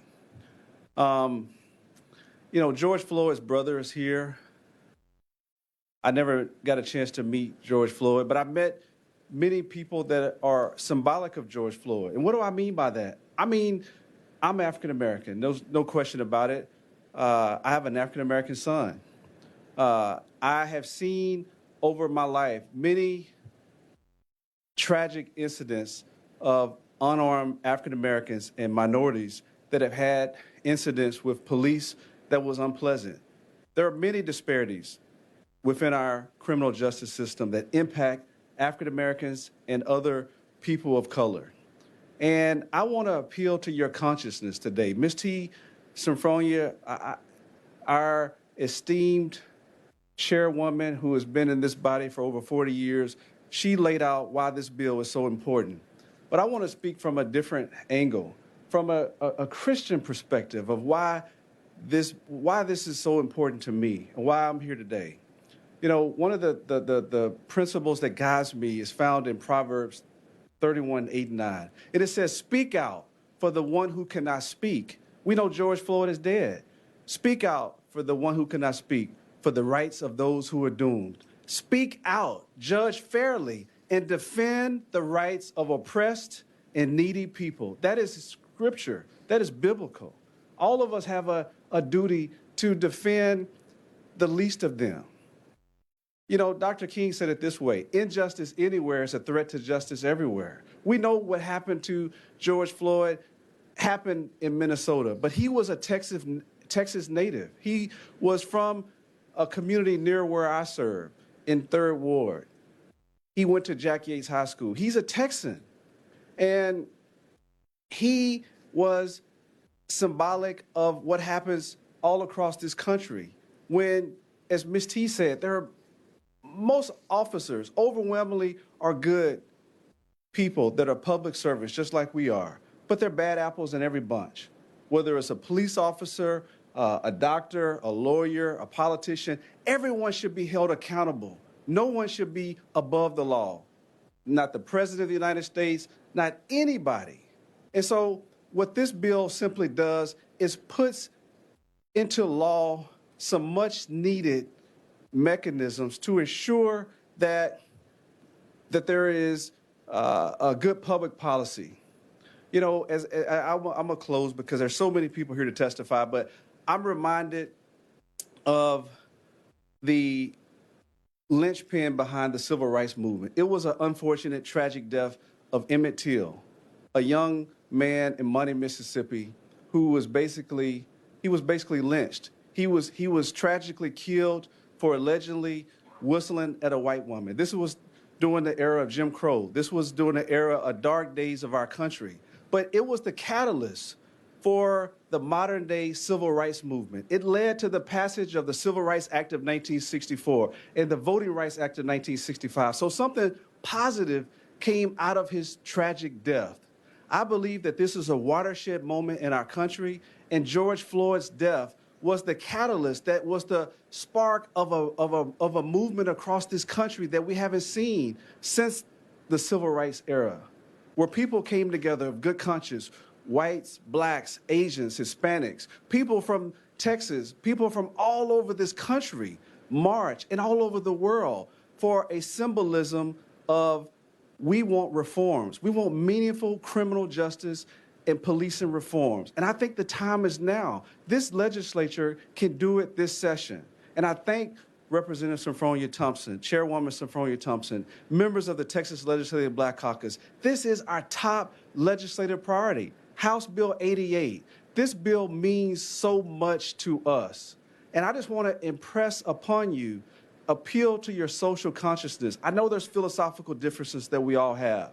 You know, some of us come from conservative districts, and I get that. And you're here to represent your district. But this is not a partisan bill. This is not a bill, as Chairwoman Thompson said, to defund the police. This is about good public policy. And so I urge you to be open as you listen to the testimony today. And let's put aside our political differences and try to do what's best and be on the right side of history. We have a chance to do the right thing, and I urge you to pass House Bill 88. Thank you, Chairman White, for allowing me to say that. Thank you, and sir. I look forward to seeing what comes out of this bill. And I thank you, Ms. T. Thank you. Thank you. Chairman Turner.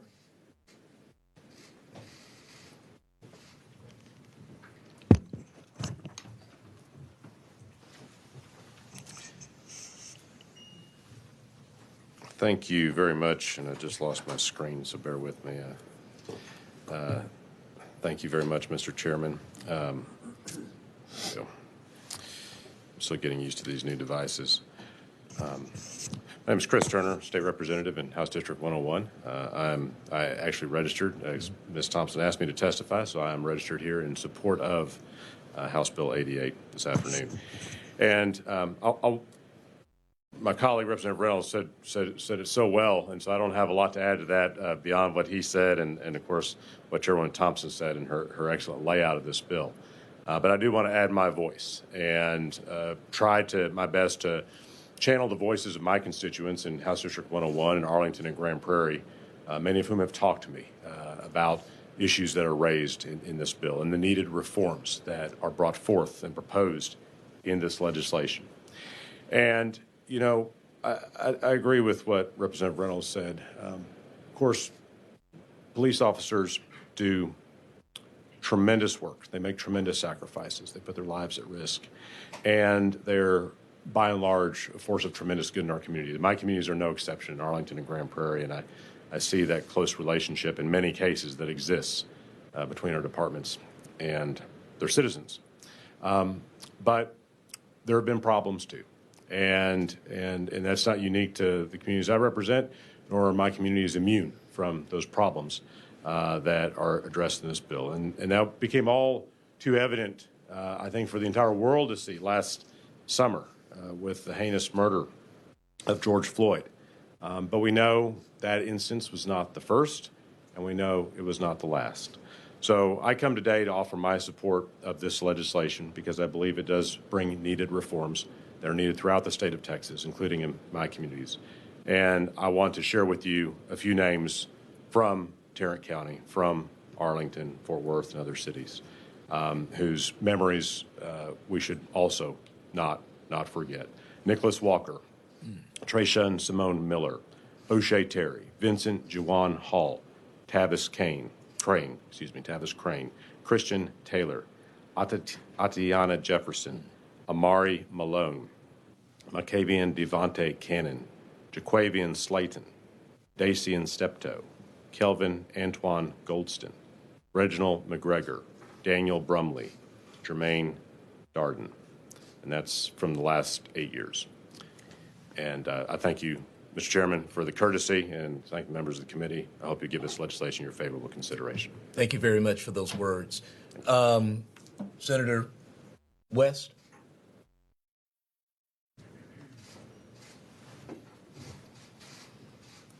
I don't know how that works. You know, I go to the Senate, I don't get to say nothing, but, you know. You come out. Hey, Tony, watch this. I understand. Yeah.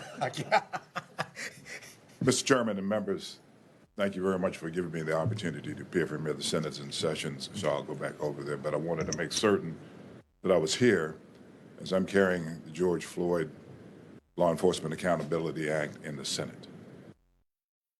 I want to give you just a little bit of background. Vicki, I've served as a assistant district attorney, as an intern in Harris County, first African-American to be a chief felony prosecutor in Dallas, neighbor, okay? I ran for district attorney back in 1986, so I have a law enforcement background. I've seen man's inhumanity to man. I've seen issues where law enforcement officers have been killed in the line of duty. You think of Officer Talley the other day in Boulder, Colorado. And my heart goes out to him and his family. 7 children. I've seen shootings by law enforcement officers that are very, very questionable, that many of us thought after a grand jury and investigated that they came to the wrong decision. However, Eddie, we abided by those decisions. There's been law enforcement that felt the same way, but we abided by those decisions. You just think about the 8 minutes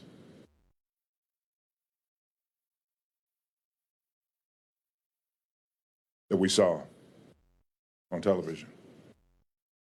8 minutes and 46 seconds, Sombroni. If we just stood here, Mr. Chairman, for 8 minutes and 46 seconds, that gives us a realistic idea how long Shaven had his knee on George Floyd's neck. You heard him. Mama. Mama. There shouldn't even be an issue, realistically, about whether we pass a bill. I think the issues should be related to what we put in the bills.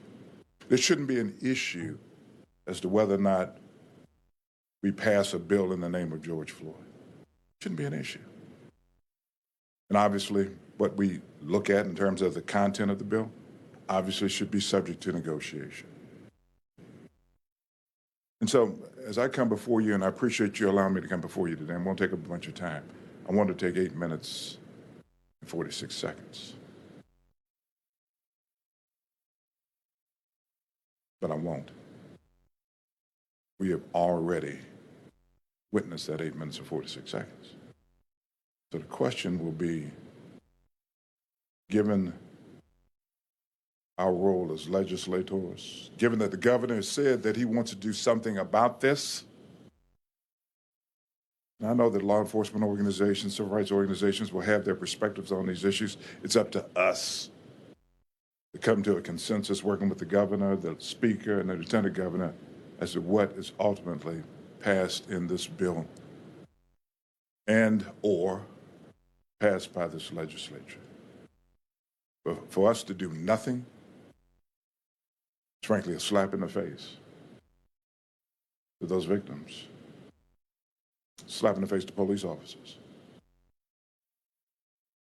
We need to make certain that we shoulder our responsibility and we do what's in the best interest of Texas. Thank you, Mr. Chairman. Thank you. Thank you, Senator West.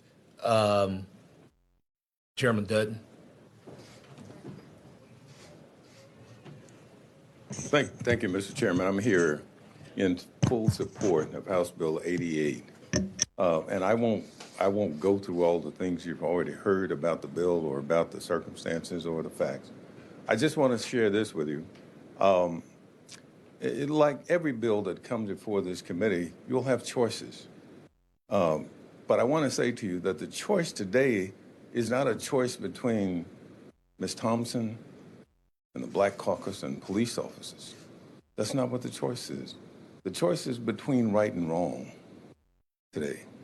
Because if you choose right, what we'll do is we'll fix this so that while we call this the George Floyd Act, we'll remember it as the No More George Floyd Acts, because it won't happen again. Thanks, Mr. Speaker. Chair recognizes Representative Weiner.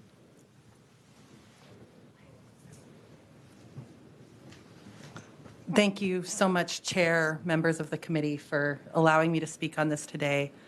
It's a sad honor to be here today to support Representative Thompson and the Legislative Black Caucus on House Bill 88. I am in support of the bill. I'm speaking to you for a few reasons today. The first is that I grew up knowing that if I was in trouble, I could call 911. And I believed that I would be safe if I called 911. As a white woman growing up in America, I did not realize that that was not an experience that all of my American neighbors shared. It should be. Every single American should know that if they need help, they can pick up the phone and call 911. And they should not have to weigh whether that phone call will put their life at more risk than the situation they are in at that moment. The second reason I'm here today is weekend before last, I drove around my district delivering food to folks who were impacted by the winter storm. A woman came with me. We chatted throughout the day, and right as we were returning, she told me her story. She has a son named Alex Gonzalez, who was shot here in Austin by an off-duty police officer who claimed he saw him show a gun during a road rage incident. There was never a gun found, and that young man is dead. I received that woman's grief. I spent that time with her, and that is something no mother should ever have to experience. No mother should have to experience seeing the folks who are supposed to protect our community take the life of their child unnecessarily. The third reason I'm here today is a young man from my district named Justin Howell. Justin is a 20-year-old black man, originally from San Antonio, going to school at Texas State University. After the murder of George Floyd, he attended a protest here in Austin, and he was shot in the head with a beanbag round. Justin was in the ICU for weeks. He suffered brain damage, had to have emergency surgery. I've been in frequent contact with his family, and most stunning is the chief of Austin Police acknowledged that he was hit by mistake and that he never should have been fired upon.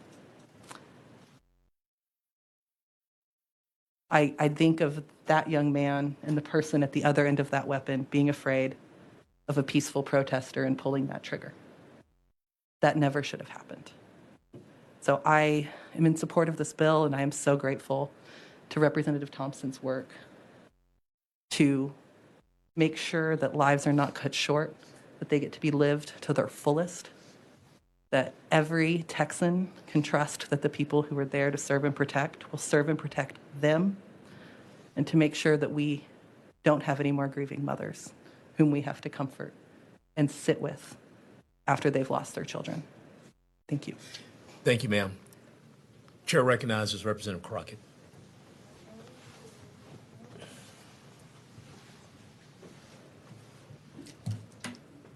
Thank you, Mr. Chair and committee members. Most of you don't know me because I am a freshman, but I can tell you, that the stories of George Floyd are not limited to Minneapolis. Sadly enough, I know these stories all too well here in the state of Texas. These are the type of stories that led me to say that I must get to the ledge and change the laws. So often we're asked, what can we do to improve the relationship between the police and typically people of color? And everybody keeps wondering, what is the answer? Well, let me tell you, it starts with this type of legislation. This legislation isn't about beating up on law enforcement. In fact, one of my biggest advocates in my campaign was my cousin, who's a police officer in Dallas. He went and knocked doors left and right for me. This is about making sure that we're being smart on policing. The only people that will be hurt by this bill are the people that are not policing the right way. We don't ever want to reward someone for not doing their job right. And sadly enough, the way that our system is currently set up, that's exactly what happens, is that there is no penalty when you don't do your job the right way. This is about improving the training. We all want to be safe, and there really should not be any Texan in this state that doesn't feel safe. As Representative Zwiener stated, not everyone feels safe calling 911. And I know that that may sound like it's a rumor or some rhetoric, but let me tell you, in my runoff election, which was pretty intense to say the least, because I only won by 90 votes. But in the middle of that, I received the phone call from a mother. Actually, she's the grandmother of this young man. And she said, Jasmine, I need you to come by the house because my grandson is going through a mental health emergency right now. I am afraid that law enforcement may kill him. I need you to come. So here it is. I'm supposed to be knocking doors so I can try to win. But I get this call. But the reason that I decided to come to Austin in the first place was to make sure that grandmothers didn't have to make a call like that. So what did I do? I went to her house. He trusted me. He was a former client of mine. And we called law enforcement because I knew that I would be able to communicate with law enforcement. We were able to get him the mental health that he needed, and all bad things were averted. This should not be about whether or not it's red or blue, Republican or Democrat. This for sure is right versus wrong, and we all want to be on the right side. We're here to protect all Texans. If law enforcement has issues with this, we need to ask them, is this something that good officers are going to have to deal with? If it's not, then we can't protect those that are not doing it right. So I thank you for your consideration, and I'm asking that you vote this out so that at least we can have a larger conversation on the floor about this other pandemic in this country known as what we're dealing with when it comes to people like George Floyd. Thank you. Thank you so much, Representative Crockett. Okay, we have Sharonda Tate already in the queue here waiting on virtual testimony. Good afternoon, Sharonda. Good to see you. And if you could for us state your name, who you're representing, and your position on this House Bill 88. Good afternoon. My name is Sharita Tate, and I am representing the George Floyd Foundation. And also, on a personal level, I'm his first cousin, and I am for House Bill 88. After the murder of George, there were two things that the family were committed to doing individually and collectively, and that is to fight for justice for him and also to work for changes that would cause police reform. I believe the components of the House Bill 88 that will require, officers to be held accountable, to intervene when there's excessive force being used, to have training and de-escalation and racial sensitivity, as well as doing away with the legal protections that are found in qualified immunity, are all things that will lead us to having a better situation for people like my cousin who encounter the police. So I just wanted to be able to be here and voice my opinion, letting you know that I strongly support House Bill 88. Thank you very much, ma'am. Questions, members? Thank you so much for joining us. The chair recognizes Travis Keynes. Hi, good morning. Good morning. Chairman, first of all, I want to give all my honor and praise to God. I am here today to speak on this bill and law that needs to be changed because I'm an African American. And I'm sorry, Travis, I should have told you before, and I'll give you your time back. You stated your name, who you're representing, okay, and your position. Okay. I'm Travis Keynes. Mm-hmm. I'm representing George Floyd Foundation, Houston. I am the friend and the brother and the real good brother that understood how George's life was. Mm-hmm. Understood that he really was a gentle giant. Mm-hmm. You see, now what I'm understanding, what I'm seeing, I didn't see my little brother die. I see my little brother get murdered. I didn't see him sitting up there not being so resistant where it is. They had to go to extreme to do that. What I seen was some cops that abused their authority. What I seen was somebody that was behind the badge and said, you know what, we got another one. This was a public lynching. I speak from the heart because I loved him. The family loved him. And I ask you, as him being a Texan, a native from Houston, Texas, a native from Third Ward area, and somebody that we love so much, we're asking you, and the family is asking you, let's ease up a little bit. Let's put the right people behind the badge. You're not there to kill, you're there to protect and serve. My little brother was killed over $20 that wind up being real. From the get-go, it wasn't fake. See, because if it was something that he was doing wrong, he wouldn't have stayed right there at the store. He stayed right there because he knew it was right. He knew that this money was real. And I ask y'all, man, if y'all have a heart and that you are human, let's put that bipartisan to the side. Let's think like we are. We all bleed red. Let's pass this bill. Let's stop these public lynchings.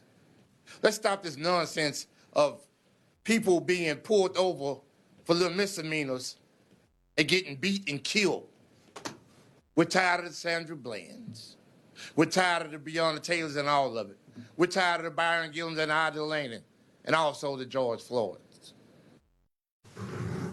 I ask you, y'all take the time as lawmakers, as people that put these laws in effect, understand my testimony from my little brother, my partner, my friend, which was a godly man. No one is perfect. He wasn't perfect. But it wasn't right for him to be killed behind something that they thought was fake. So when you see these cops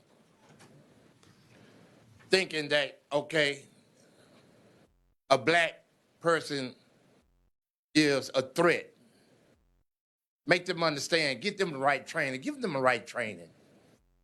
So it won't happen like this. You won't see public lynchings anymore. I speak because I've been unjustly done, along with George Floyd. I know how it is. We've been stopped together before. I know how they treat us. He wasn't biased, and I'm not biased. And I ask this group, I ask everybody that's a part of this, don't be biased and get this bill passed. Let me see if any members have any questions here. Mr. Keynes, thank you so much for this testimony. Thank you. Thank you. Okay, here we go now. Is that on video? Okay, the chair will recognize Mrs. Tara Brown when she gets up here. Okay. Chair recognizes Tara Brown. Good evening, good afternoon, rather. Could you state your name for us, your position on the bill, and who you're representing?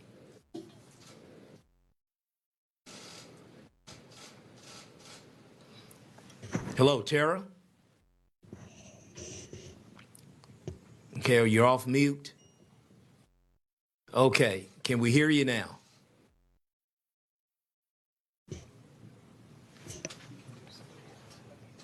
You can't. Okay. Okay, Tara, we'll come back to you. I think we have some complications on this end, okay?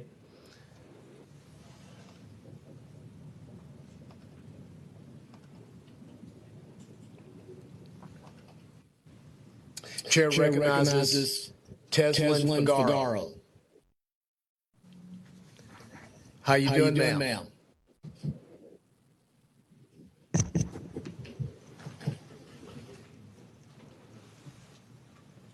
Teslin? Good afternoon. Good afternoon. Are you waiting for Terry Brown or Teslin Figueroa? Teslin Figueroa. Okay. Okay.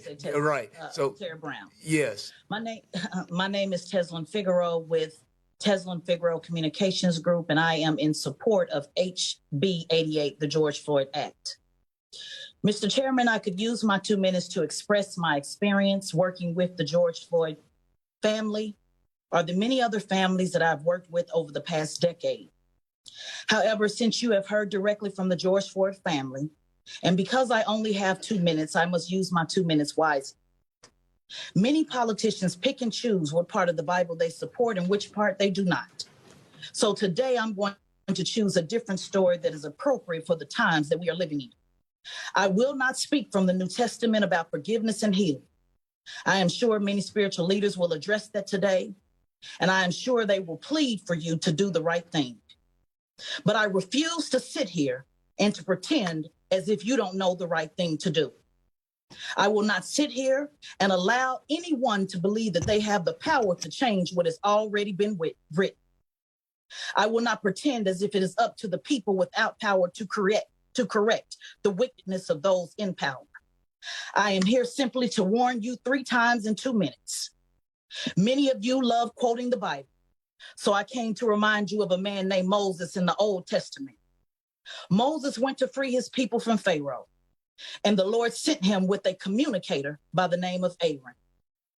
I am representing my company today, Teslin Figueroa Communications Group, because like Aaron, I have one job to do, and that is to be a communicator that came to warn you. I will not beg you on bended knee to do what many of you have already made your mind up to do. I am here to simply put it on the record that once again you have been warned to let my people go. 400 years of oppression will continue to be exposed in America, and the karma will follow.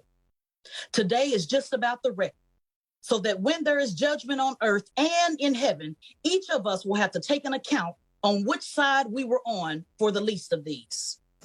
If I am wrong, then you have nothing to worry about.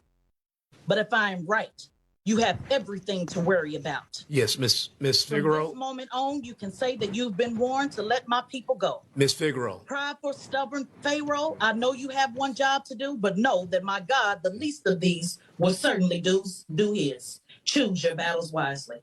All right, thank you so much, ma'am. Chair now calls Martin Levy. That's what we on.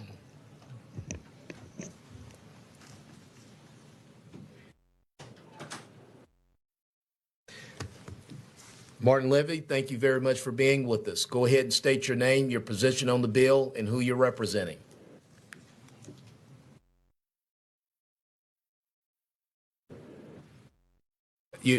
Martin, you're on mute still. Okay, could you state your name, your position on the bill, and who you're representing, sir? My name is Martin Levy. I am a law professor at the Thurgood Marshall School of Law at Texas Southern University.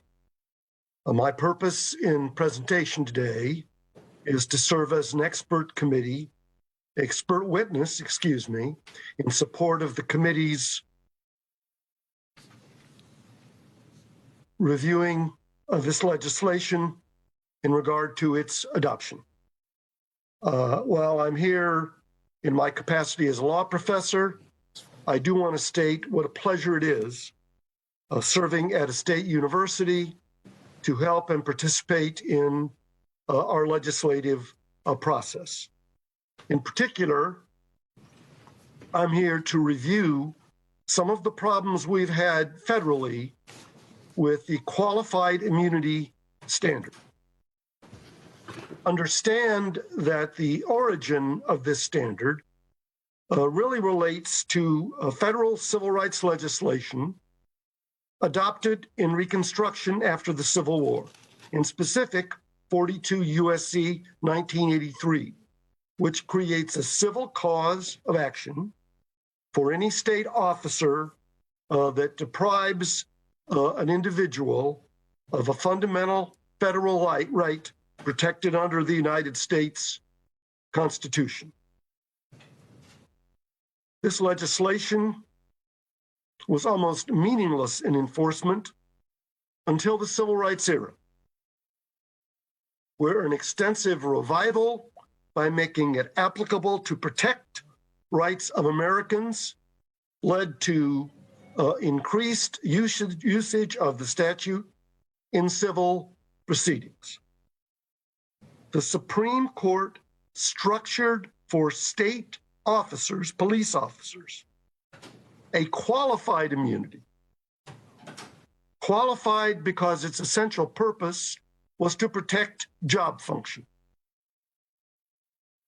to try to make sure that because of the possibility of being sued in civil court for damages and injunctive relief, an officer might not perform their duties. Though this started as immunity that only required an individual's whose rights had been denied to prove that a reasonable police officer would be aware of that deprivation. Thank you, Mr. Levy. You've gone past the 2-minute time. Thank you for that your would be unusual for a law professor, now would it? Absolutely. Thank you for your testimony. Are there any questions for Mr. Levy? He's gone. Thank you. Now moving on. Are there any more witnesses? The chair calls Robert Hogan. It will be virtual testimony. And Mr. Hogan, please state your name, who you represent, and if you're for, against, or how you land on the bill. Mr. Hogan? Yes, ma'am. Thank you. My name is Robert Hogan. I'm an attorney in Lubbock, Texas, and I'm here to testify in support of House Bill 88. As a board-certified personal injury attorney, I have been representing the families of injured Texans for more than 25 years. Much of that time has been devoted to police liability cases. I have personally worked with and guided many widows, fatherless children, and grieving parents who have been injured as a result of a bad police encounter. One of the problems in these cases is that Texas law currently allows no remedy for cases like the George Floyd case and other tragic cases that we have seen. There's simply no mechanism under Texas law to hold police officers or police departments accountable when mistakes are made. So we turn to federal law. And the problem with federal law is that it presents insurmountable hurdles like qualified immunity. And courts repeatedly have allowed officers to escape accountability and have said you can't hold an officer accountable because no one has been held accountable before. And that is simply a game of legal twister that offers no meaningful justice or review. And that does something else. That teaches law enforcement that they're untouchable, that they're above the law. Many departments, including our own DPS, based on depositions that I have taken, refuse to provide proper training or adopt appropriate policies on use of force, on pursuits, on restraints, because the absence of these policies gives them plausible denial and allows them to avoid responsibility under qualified immunity. Instead, they will say that they leave all of these things up to the officer's discretion, but they don't provide training and they don't provide guidance and policies. Crucial decisions are left to guesswork, and that puts the public in danger. This bill is about appropriate standards, training, and enforcement that would foster integrity and accountability. And I like what Representative Thompson said. It's a matter of transparency and it's a matter of accountability. This works in the private sector, and it works well. And we should expect nothing less from our police. Let's learn from the past and provide a path to justice for Texans injured by police misconduct. And I ask you to please support and vote out House Bill 88, the George Floyd Act. Thank you. Yes, sir, Mr. Hogan. Thank you so much for your testimony. And members, do we have any questions for the witness? Thank you so much. At this time, the chair calls Gary Bledsoe, president of the Texas NAACP. And Mr. Bledsoe, if you will, when you come to the podium, will you state your name, who you represent, and where you stand on the bill? Thank you, Madam Chair. My name is Gary Bledsoe. I'm president of the Texas NAACP, and we are proudly in support of House Bill 88. I'd like to begin by saying that there could not be a more appropriate bill, and as always, the chair, Thompson, is always very, very much in contact with our community. Let me say that I've heard some discussion in reference to the whole issue with immunity that's addressed by the bill. That is one of the biggest problems that we see and that encourages misconduct. What is taught at some of our academies, including our state academy, some of the African American officers will tell you that they're taught that if they ever are involved in a situation where someone is shot, that two things they must know: that dead people don't talk and are not witnesses, and number two, that you must say that I feared for my life. And they say that if you don't say that I feared for my life, then there's nothing we can do to help you. And so that invokes the union protection and things of that nature when that happens. And the standard for qualified immunity has been reduced to such a low ebb to where it is very easy for any officer to meet the qualified immunity standard. So when you realize that it's so easy to circumvent any kind of effort to go after you civilly or criminally in terms of the circumstances that allow you to avail yourself of the immunity or the system that is designed not to encourage the proper presentation of a case to a grand jury, you end up with a clear result. What we have recommended in reference to what should happen is what's included in this bill. And I would ask people to take a step backwards and understand that the bill is something for all Texans. We are meeting with, and there are a number of Jewish rabbis that are very much in support of the legislation. There are a number of ministers of all races that are very much in support of the legislation. And we're trying to prepare an activity that will invite all of the members of this committee and members of the legislature and state officials to where we will be able to talk more in depth about it and show how it is a Texas community-wide issue. It's being reduced to something very different, and that's not good for us. I think that the tragic death of George Floyd has illuminated a problem that the African American community has talked about for quite some time in this nation. But now I think people can see with those 8 minutes and 46 seconds that what we've been saying is very true. So we ask you that if you believe in the Constitution and that African Americans and others should have protection under the Constitution, it's a very easy thing to do. It's not anti-law enforcement in any way. Probably 85 to 90% of law enforcement officers are good officers. But the problem is there are those many bad officers, and that's another thing that this bill does. This bill allows you to go out and try to identify the bad officers, set standards for people who should never be allowed. There's some people either because they're too quick to pull the trigger or because they have such bias that they should never be allowed into a police department. And this bill will give the kind of ammunition to be able to go out and eliminate these people up front and make sure that they never become law enforcement officers.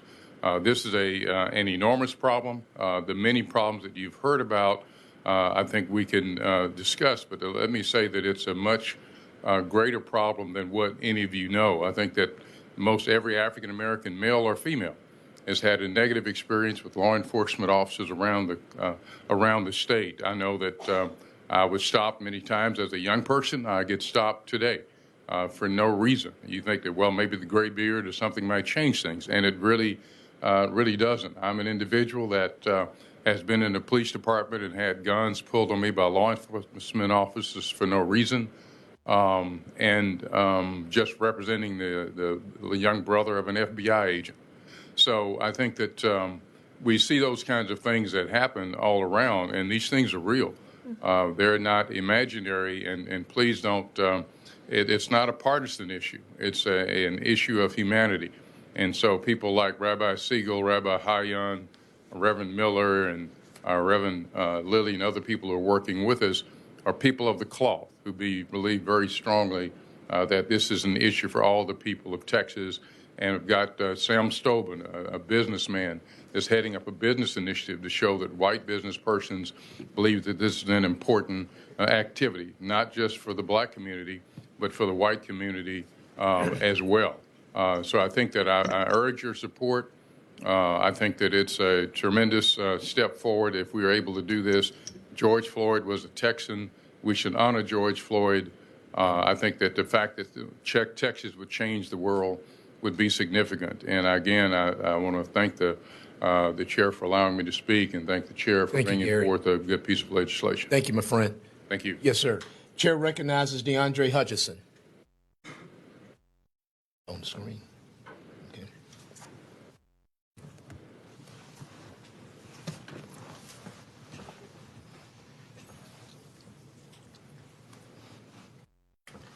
How you doing there, DeAndre? Good to see you again. I think you're on mute. Okay, can you hear me now? I can. Hey, could you restate your name, who you're representing, and your position on the bill? Good to see you again. Oh, yes, sir. My name is DeAndre Hutchison, and I serve as the president of the Afro-American Police Officers League. APOL is currently neutral on this bill in its current version. First, thank you, Representative Thompson, for carrying this bill as we approach this post-George Floyd era in policing. It is time for appropriate and reasonable police reform. APOL has always supported and stood by police transparency, police accountability, as well as appropriate police reform. But we cannot support a bill that does away completely with qualified immunity. That would severely hurt and hamper the good and many police officers that come to work every day and do this job the right way, with honor, integrity, and respect. We need that protection to fulfill the oath that we took to protect and serve. We all have to do a better job at identifying the bad police officers and getting them out of our police departments. We do that with the duty to intervene clause. Officers can no longer stand by and watch another officer violate the civil rights of a person with no consequences. The duty to de-escalate when practical. A statewide misconduct database. A statewide mandatory use of the body-worn camera. When we do these things, we can pass appropriate and reasonable police reform without compromising public safety. APOL is looking forward to working with you all vigorously. And as I close, I want to just close with this. Kavanaugh and the senseless killing that we've seen in Indianapolis was definitely murder. And that's why we have a trial going on right now. Kavanaugh did not qualify for qualified immunity. We have to make this distinction very clear. When officers violate people's civil rights and the oath that they took to protect and serve, that's when they need to be held accountable. And that's where we have to close the loopholes, not punish the officers that are doing this job the right way. Thank you for hearing me. And APOL looks forward to working with each and every one of our state reps to get a version that will accomplish these tasks. And DeAndre, thank you so much for that. And you and I have talked about a couple of days ago, and you said, you're not for a full elimination. So you're not for a full elimination of qualified immunity. What does that mean? What would that look like from your perspective? That means we have to change the language to close the loopholes. Okay. If an officer is violating a policy, violating a person's rights, those officers do not qualify for qualified immunity. And I know we've seen instances where officers have done that but still fell under qualified immunity. So those are the gaps in which we have to close to be more appropriate and fall within the spirit of what qualified immunity means. Okay. Thank you so much. Members? DeAndre, thank you so much. Good to see you again. All right. God bless you. Thank you. God I bless look you forward to too. working with you. All right. The chair now calls Jeff Blackburn on the screen.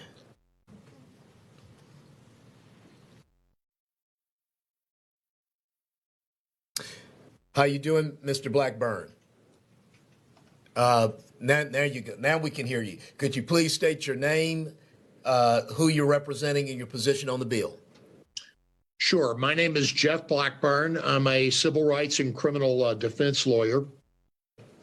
I represented a bunch of defendants, 38 of them in the Tulia cases way back in 2001 to 2005. And I was also the founder of the Innocence Project of Texas and served as its chief counsel until 2016.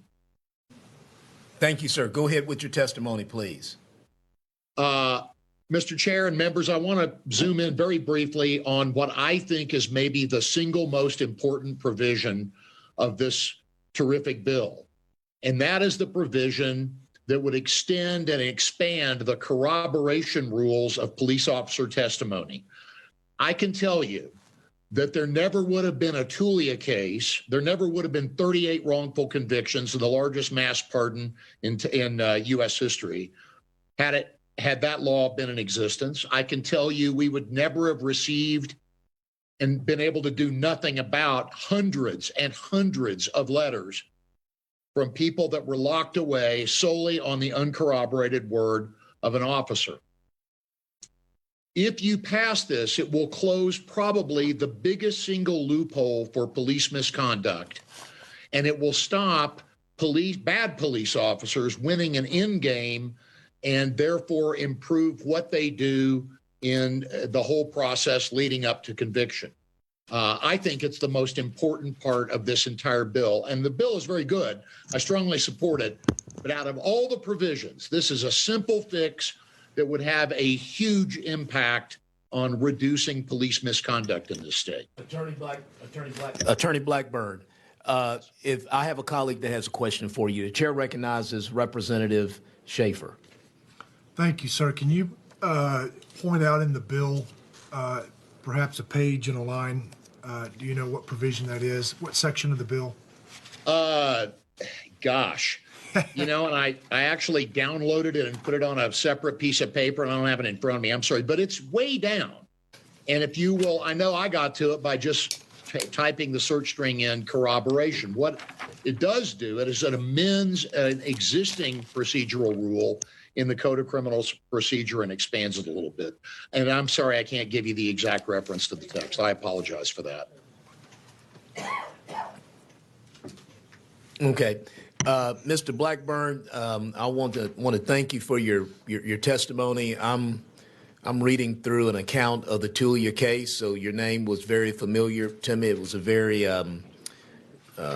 very interesting issue that happened there, and thank you work on that as well. Members, any other questions for Attorney Blackburn? Thank you so much for your insight, sir. Thank you. Very welcome. Thank you. Thank you. Okay, are we still on video? Okay, chair recognizes Sam Kirsch.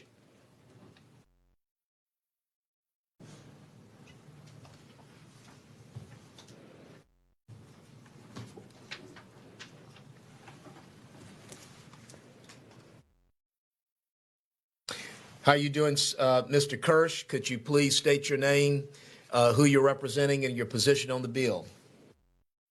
Yes, thank you, Mr. Chairman. Madam Vice Chair, members, my name is Sam Kirsch. I'm testifying on behalf of myself in support of HB 88. I live in Austin, Texas. So on May 31st, I was participating in a peaceful protest against police violence and systematic racism, sitting in solidarity with many other protesters in the northbound lanes of I-35 near Austin Police Headquarters. At around 4 p.m., APD began tear gassing us. And just moments later, they began ordering us to leave the highway and at the same time started shooting projectiles at us. I ran to get out of the highway as fast as I could, up the grassy median that was between the northbound lanes of I-35 and frontage road. I turned my head over my left shoulder to see what was happening, and at that moment, I was shot in the head. If I had not been wearing sunglasses, I would have been blinded instantly. I immediately hit the ground from the force of the shot. Several people dragged my body a couple 100 feet away, and I was holding my hand over my left eye because it was covered in blood, and I didn't even know if my eye was still there or not. I was quickly rushed to the hospital where I had the first of 3 surgeries to try to repair my face and eye. The bones under my eye and upper cheek were completely shattered, and I now have a series of metal plates to support my face and eye. I also suffered multiple retinal tears and later a retinal detachment.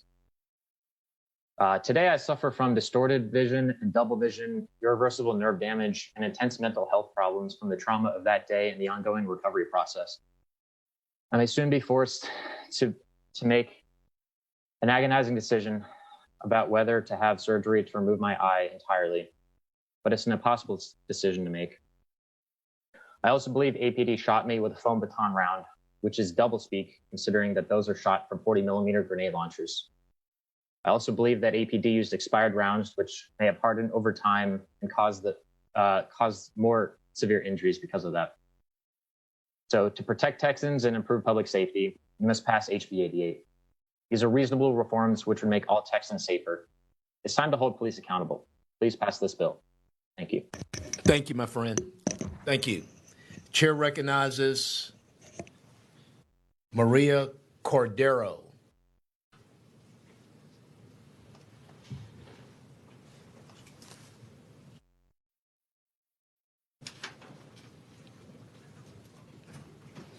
How you doing, Ms. Cordero? Good afternoon. Could you please state your name, who you're representing, and your position on the bill? My name is Maria Cordero. I live in Brownsville in the Rio Grande Valley. It is my testimony in favor of George Floyd Act. I'm representing myself. Yes, go ahead with your testimony, ma'am. On April 12th of last year, Jorge Gonzalez was arrested for violating the COVID stay-home order. During his arrest, the police broke his neck. For 21 hours, he was refused medical attention. After suffering back surgeries and intubation, he died some months later. When I looked at the police mugshot of Jorge, in which 2 officers have to hold his head up because Jorge's neck was broken, I could recognize any of my neighbors. He was young, he was brown, he was poor. The George Floyd Act will end arrests for fine-only violations. Jorge Gonzalez would not have been arrested for violating the COVID stay-home order and would not have had his neck broken. The George Floyd Act will require officers to do what they expect from peace officers, prevent crime, even by other officers, and rescue those in peril of death or injury, even at the hands of other officers.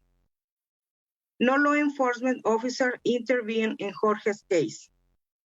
He spent 21 hours with a broken neck in the county jail's drunk trunk. The George Floyd Act will limit use of force and especially lethal force and make it clear that we expect officers to de-escalate, apply the least force necessary, and safeguard bystanders when they do have to use force. This is my testimony, and I firmly believe that no one in the community should be afraid to call the police. Thank you. Thank you, ma'am. Chair now calls Ramona Casas.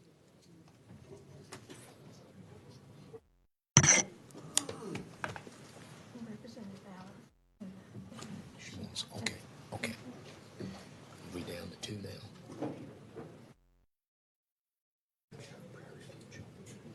Okay.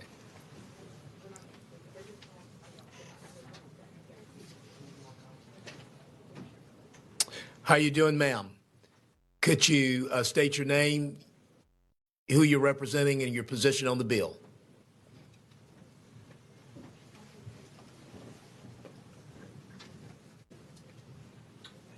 Ms. Casas, good afternoon. Good afternoon. Yes. State your name, your position on the bill, and who you're representing. My name is Ramona Casas. I represent myself, and I'm at the favor of the George Floyd Act.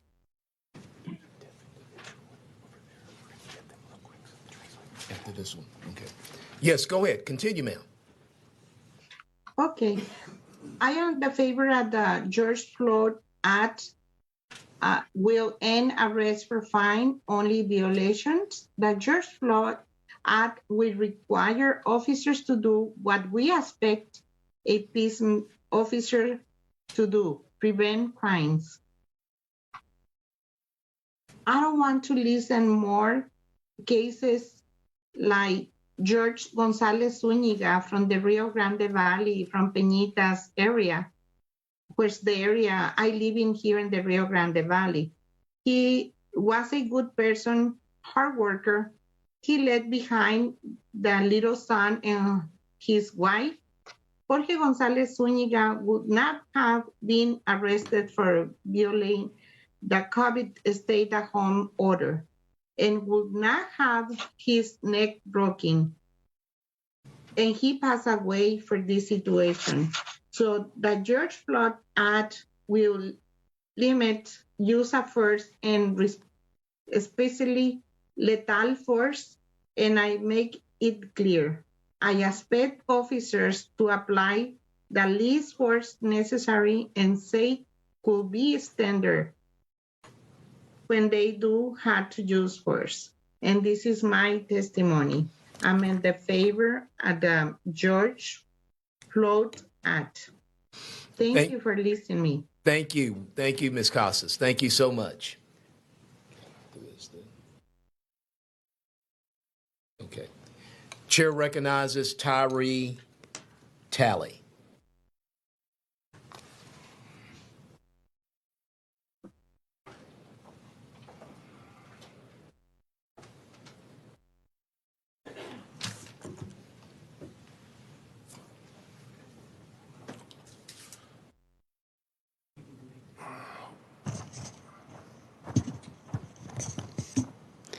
Good afternoon, chairpersons. My name is Tyree Talley. The reason I'm here to testify is in support of House Bill 88. On May 31st, 2020, that evening I went downtown Austin and I was participating in a peaceful protest.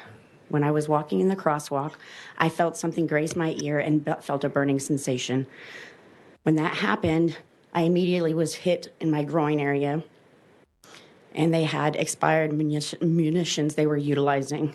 It hit me in my groin, and immediately that took me to the floor. The first thing that came to mind was to cover my eyes due to the fact of my deafness. My eyes are very important. I didn't care about anything else in my body. I've only got 4 senses. If I have something happen to my eyes, I'm down to 3. So I was hit a total of 12 times, and I was crouching down to the ground. Thankfully, one protester came, a white individual. Could you imagine?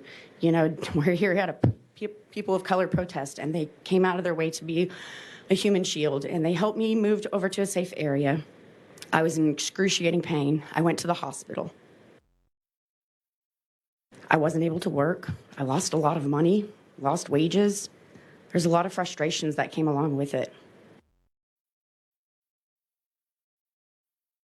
Now, if the police officers had perhaps given me a warning, a cue, I can't hear. There was no sort of warning. And like I said, they utilized the expired munitions as well.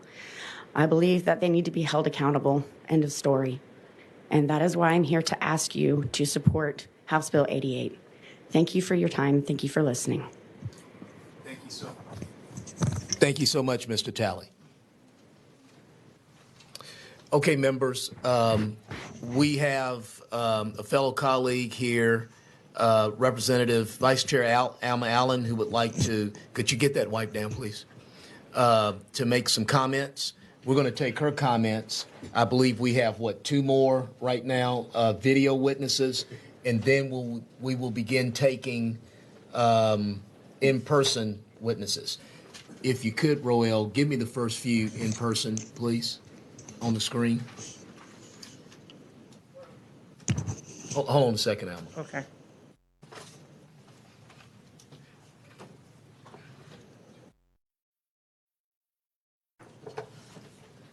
Okay. So our first few in-person witnesses, if they're in one of the holding rooms, they can start making their way here. Zenobia Joseph.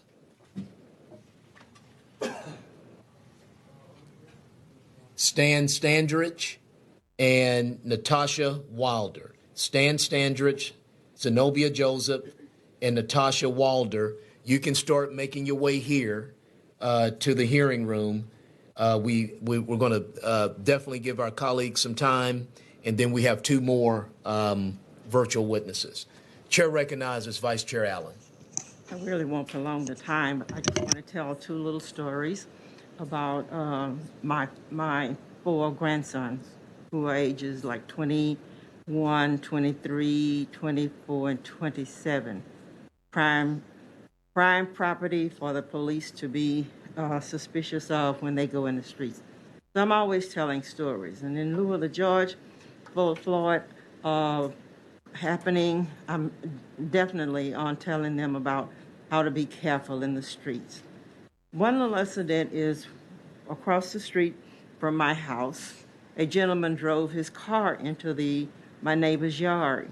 So when they called the police and I knew they were coming, I realized what they were about to go through. So I went to the streets to talk to the policeman before they got to him, because they probably would have shot him because he was having a diabetic seizure. So I went to the streets, and when I talked to them first, then they recognized he was having a seizure and nothing happened. But I shouldn't have to do that when you call the police. And so I don't call the police when something happens. I just take care of it myself in the way that we can, because the police sometimes don't see fit to treat the persons the way they should be treated. And so I'm all for the George Floyd Act. George Floyd was buried in my neighborhood right down the street from my house. So when I pass every day and go to the store, I see his crypt outside. And it reminds me of all the things that we need to change. And so for my friends in Fronia, who I'm so very proud of today, you've done so much, but this is probably the best thing you've ever done. And I'm proud of you. Thank you. Thank you, Madam Vice Chair. The chair will now recognize Tara Brown.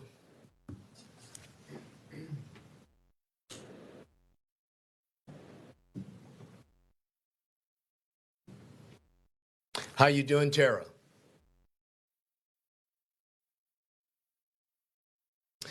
Good afternoon, Tara. Could you go ahead and state your name, who you're representing, and your position on the bill?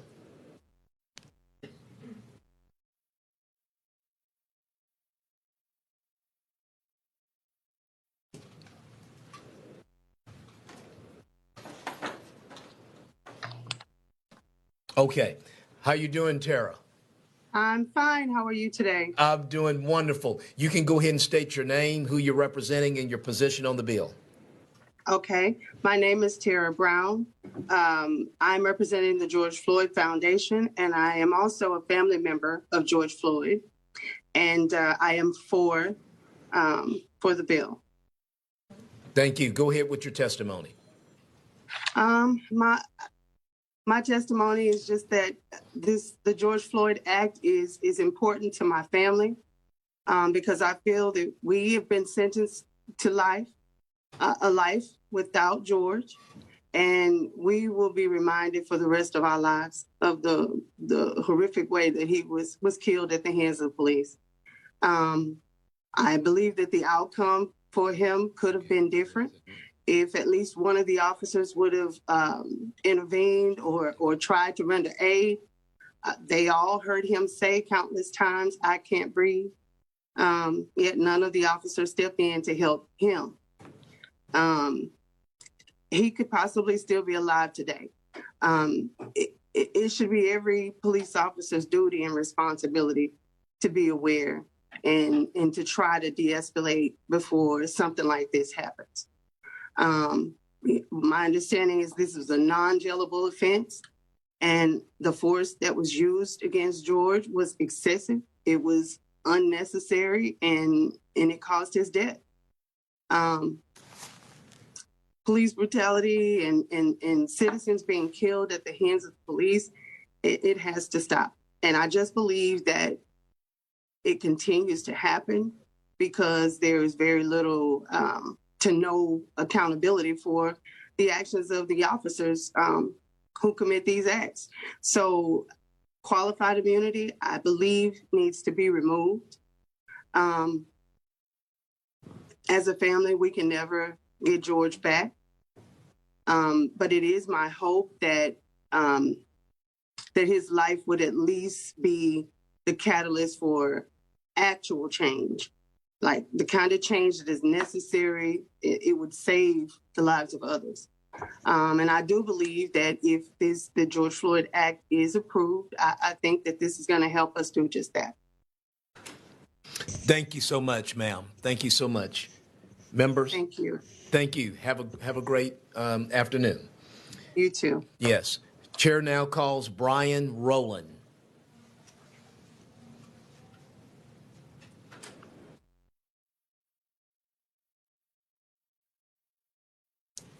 How you doing, Mayor Rowland?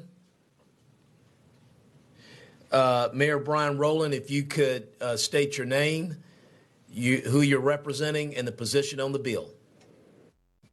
How you doing? My name is Brian Rowland. I'm representing myself as a private individual.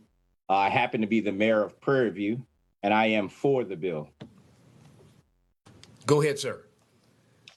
My name is Brian Rowland, and I'm the mayor of Prairie View, a member of the Texas NAACP, the Texas Association of African American Chamber of Commerce, and the Texas Black City Council Members Association, and also a member of Local Progress. Thank you to the committee for allowing me to testify today in support of House Bill 88 and all of its components. I'm very pleased to see that George Floyd Act was introduced and that we are seeing wide support for this much needed reform. House Bill 88 would create much needed standards across our state for law enforcement. I represent a diverse community in Prairie View and have had the pleasure of leading our city and ensuring safety for all of our residents. Throughout my role in city government, I have seen residents harmed by police, and it's heartbreaking to hear stories of Texans dying at the hands of police. We stand in solidarity with families affected by those losses. As a member of Local Progress, a network of over 1,000 elected officials across the country, we demand justice for all of our families and communities we represent. For years, we've heard demands for meaningful police reform for communities that have been impacted by police violence. We have a real opportunity to answer that call during this legislative session by passing House Bill 88. We must change our culture of public safety and ensure that we keep communities safe. The George Floyd Act is a strong bill and a good first step towards addressing the injustices that so many in our state have experienced. I would like to conclude by thanking you for your time and giving me the opportunity to stand before you today to share why passing the George Floyd Act and all of its components is vital to Texas. Mayor, thank you so much for your testimony. And of course, I'm very familiar with my own former stomping grounds at Prairie View. You are the mayor of Prairie View, right? Yes, sir. Okay. And I have to ask this, what parts, what Chairwoman Thompson is doing is statewide, and I know you're concerned about everybody, right? Yes, but sir. As the mayor of Prairie View, what parts of these pieces have you implemented with the police force in Prairie View? Because I believe you have a chief and you have probably a lot of control over the chief. Yes, sir. So we've addressed this head on. Okay. And one of the things this bill speaks to is ending arrest for non-jailable fine-only violation.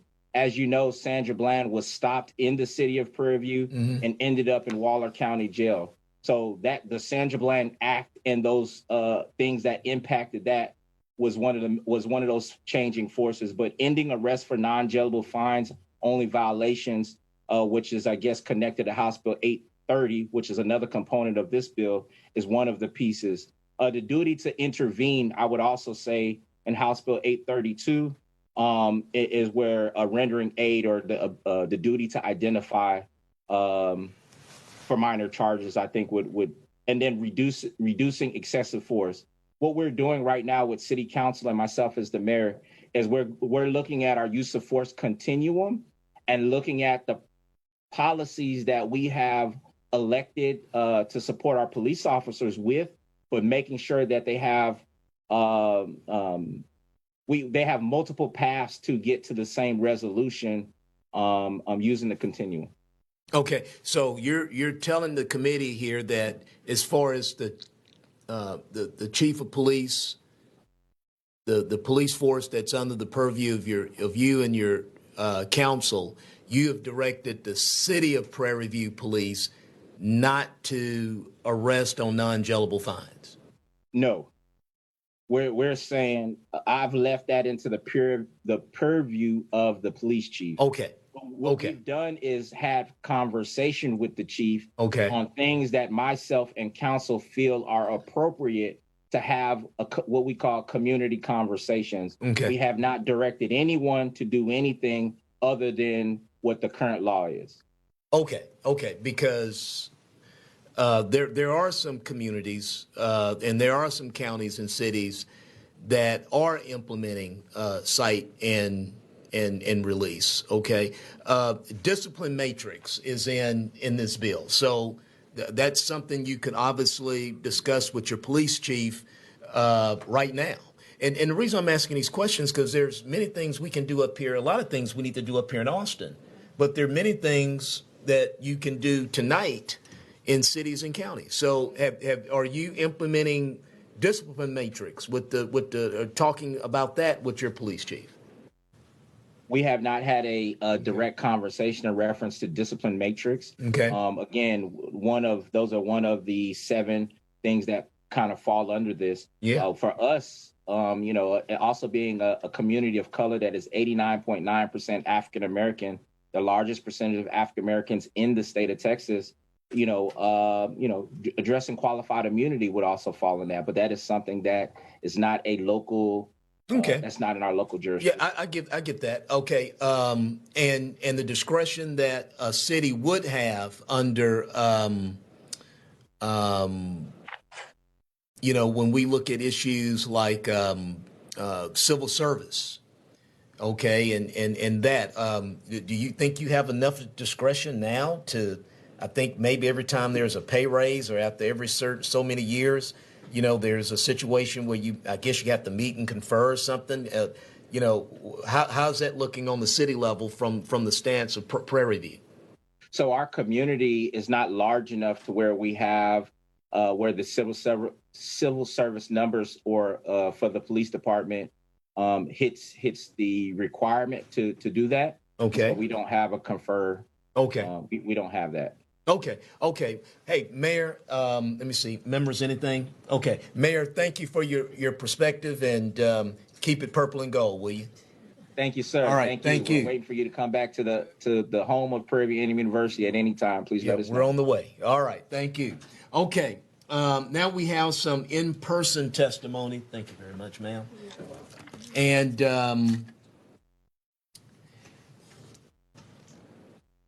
again, our first few here, Stan Standridge, Zenobia Joseph, and Natasha Walder. And we'll start with Chief Standridge.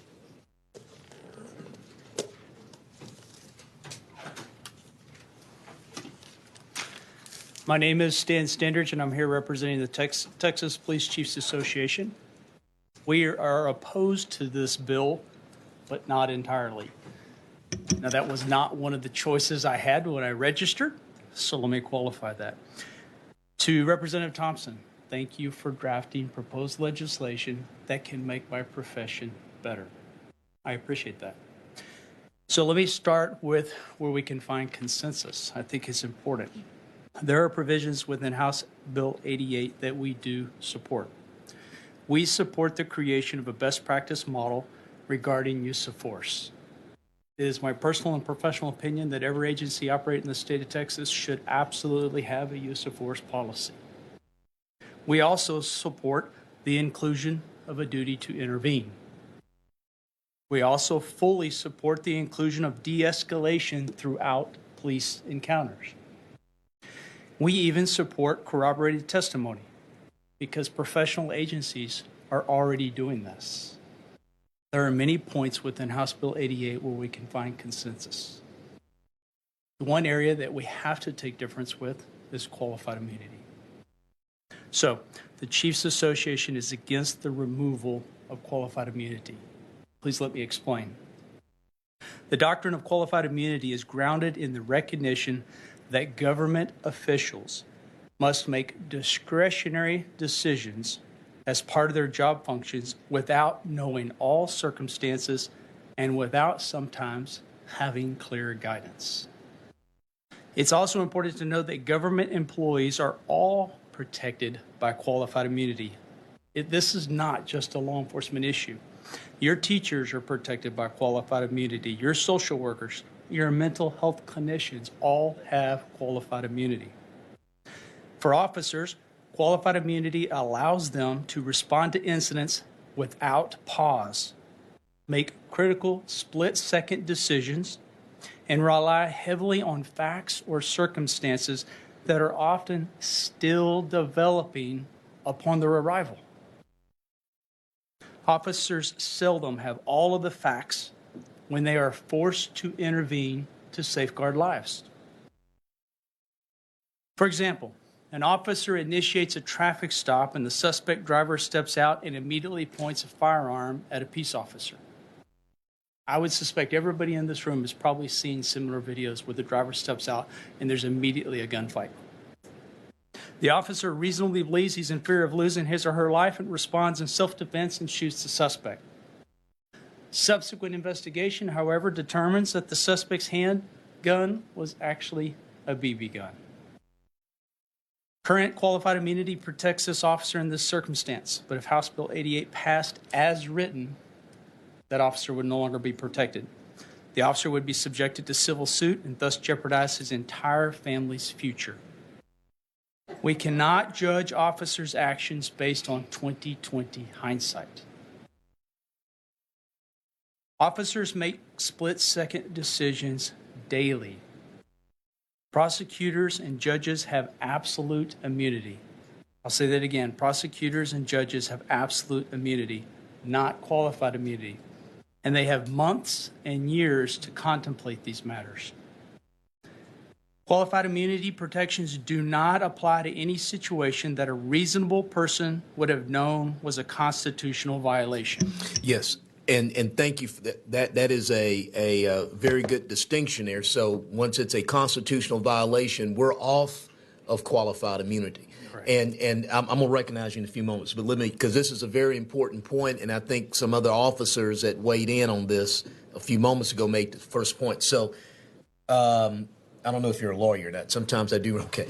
So you're saying is that first there's a question, was there a constitutional violation? Right. If the answer is yes, then we're not going down. The judge is saying, the court is saying, we're not going down the qualified immunity.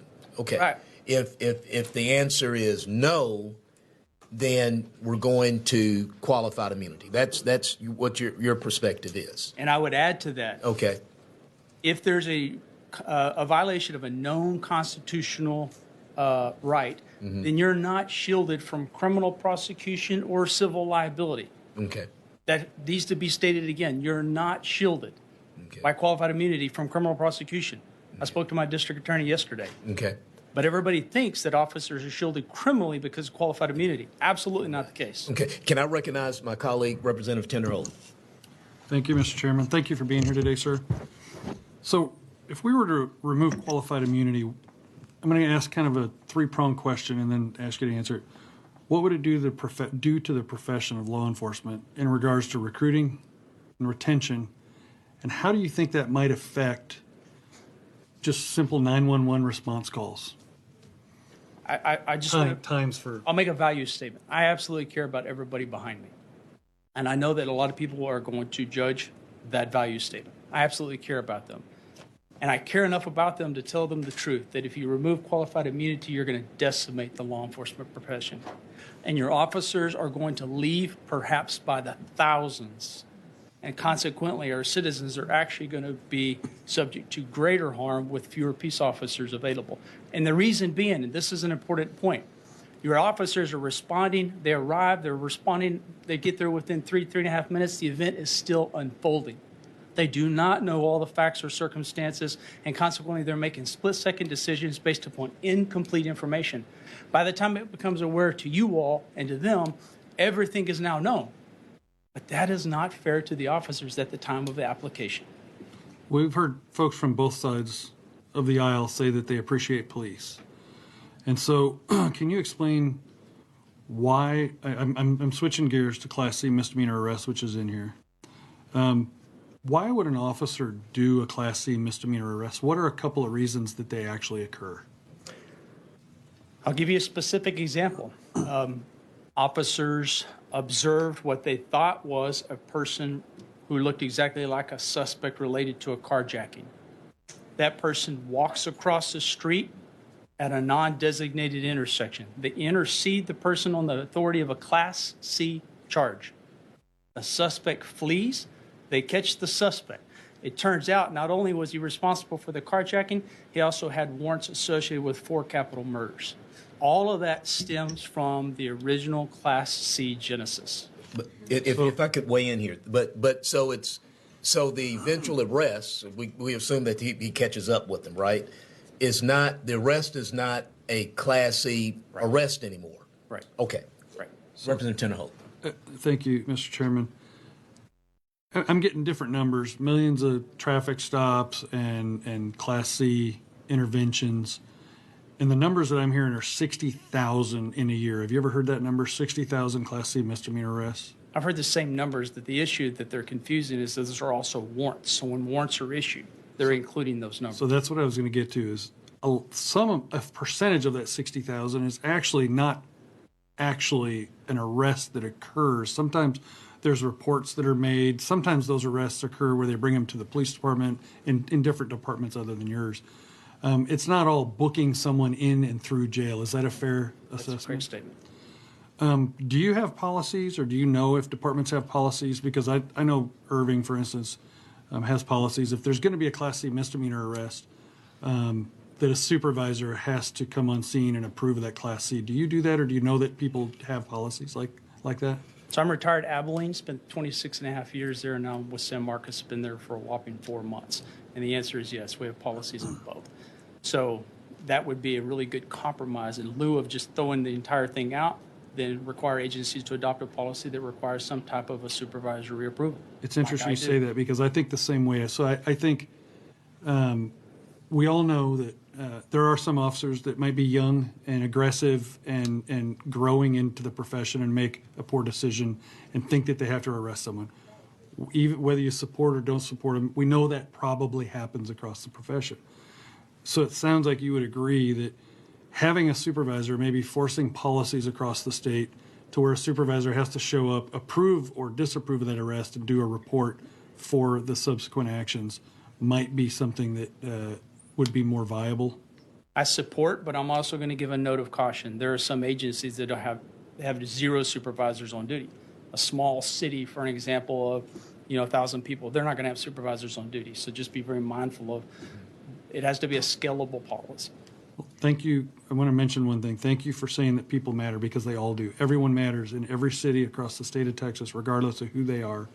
And it's nice. I think people need to hear leadership say what you said, because everyone does matter. And I thank you for saying that. Yes. And with that, if sometime probably next week, probably won't be this week, right? Sometime this week, let's come up to the office. I've got some data sets. And the data sets, we've had to clean them up a little bit. It's all the information that you have. I'll say you, all of our law enforcement leaders, from DPS, even local PD, sheriffs. They've sent up that racial profile, that information up to TCOL, right? Right. And I have an intern and staff working through that. And I listening to you, I want to make sure that we're culling out, once it's on a warrant or on another criminal act that's very, very bad, right? I want to look at the data again and make sure we call those out. I'm just going to just throw this out, and it may be sort of speculative, maybe, but because I know our law enforcement, your patrols to where you get officers to where they need to be, it's all data driven. Okay, you're not just rolling the dice; it's data driven. So, to the extent that we need to look at my data again, if I showed data, okay, it doesn't mean we don't do Class C misdemeanor arrests, or arrest in lieu of a Class C detainment. But if I show data where the causation correlation is extremely low and possibly negative, what do you think that would do as far as thinking about these types of arrests? I wouldn't ask the question if I didn't see the data already. Right. Yeah. So you want me to answer Yes, this? sir. Yes, sir. I'm going to give you a specific data Okay. set. So Okay. Hays County, which I'm proud of, their county recently published a jail dashboard, and it represents that the jail population within Hays County is currently at 16% African American. African Americans only represent 4.6% of the population in the county. What's wrong with that data set? Well, there's perceived, obviously, overrepresentation with the criminal justice system. The question that I asked is, how many are actually Hays County residents versus people coming into the county to commit crimes? Because obviously San Marcos is a very transitory community. And so data really does need to be carefully examined, to your point. Just sometime next week. I know you're up here a lot for obvious reasons. We're in session. Okay, let's come up and let's talk more about that. I really thank you for your insight. Wait, my Vice Chair Bowers, you have a. Yes, thank you, Mr. Chairman, and thank you, Chief Standridge, for being here. And I think as you've testified and given us some really good food for thought, outside of use of force, duty to intervene, de-escalation, and corroborated testimony, I want to ask you, you've talked about qualified immunity, and that seems like the only piece that law enforcement has a real issue with. I think that the million-dollar question and what people want to know is, are we going to get somewhere? We have Symphronia Thompson, the dean of the House, and she's laid out House Bill 88. And I don't know if it was you or if it was another invited testimony or witness that said we have to stop the bleeding and start the breathing. And so I just want to know at this moment, because for such a time as this, are we going to get anywhere? And are we going to be able to proceed? And are we going to be able to, as a state, get where we need to be so that people can start breathing? With all sincerity, that's why we're here today. And we need to be able to work together and trust law enforcement and know that we can call on you. We had a colleague come in here today that said she doesn't call the police. There have been times that I didn't even want to call the police. We've got to be able to trust you to protect and serve. But when we witnessed what we did in 2020, those 8 minutes and 46 seconds, how do you expect us to believe? So the question is, for this hour, are we going to get somewhere that we all can proceed in a positive manner? And and Representative Thompson knows, because I have personally, along with members of the association, met with each of you and your staff. You know that my collective stance on this is we have got to change our profession. Do not kick the can down the road. Now is the time to act. So when we talked about the F5 revisions within TCOL, do not kick that to the next legislature. There has to be comprehensive change. Do the use of force policies, do the duty intervenes, do the corroborated testimony. I'm all for those. I love this chosen profession, but I want it to be the best version it can be. So to your point, to directly answer it, I will say this. On behalf of my chosen profession, I apologize. I'm sorry. I too watched 8 minutes, 46 seconds. It disgusts me. That is not my chosen profession. That should be criminally prosecuted. So I'm coming to the table, I'm coming to the proverbial podium and saying, yes, now is the time to make substantive change. We just need to be careful stewards of said change. We will. And on a departing point, and I think one thing we were heard, some of us are new on this committee, and some of us been on this committee before in the past. Our badge, who does that really belong to? Who does, we were told that really it's the state. It's the people of Texas. Okay. You want to comment on that, Sure. Chief? Yes. So one of the parallel conversations is, how do we get rid of bad officers? And I can tell you, I have fired many officers during my 27-year career. And I had the exact same concern. But one of the things that's hurting us statutorily, and this is where labor has a lot of strength, is once we terminate the officer, there's a ton of pushback. There's a ton of arbitration. There's a ton of civil suits that are occurring. You go to the SOA hearings, all of those are working to the disinterest of our citizens. Now is the time to move forward with some comprehensive change. The state gives, the state can take away the license. We need to fix a lot of things. Chair recognizes Vice Chair Bauer. Thank you, Chief Standridge. And for the family of George Floyd, that doesn't give his life back, but we do appreciate the apology. Thank you. Thank you, Chief. Oh, I'm sorry. Man, I need to start looking right again. Chair recognizes Representative Morales. Chief, thank you for being here. So some of the issues with qualified immunity is the established precedents under case law. And so that makes it more difficult for someone to address the issues of qualified immunity. And let me just give you an example so you can kind of understand in the catch-22 that we find ourselves in. And then ultimately, looking forward to the question of, do you have any proposed language that you would want to incorporate outside of just completely eliminating that qualified immunity section? So under qualified immunity, government workers, including police officers, can only be held accountable for violating someone's right if a court previously ruled that it was clearly established those precise actions were unconstitutional. Okay?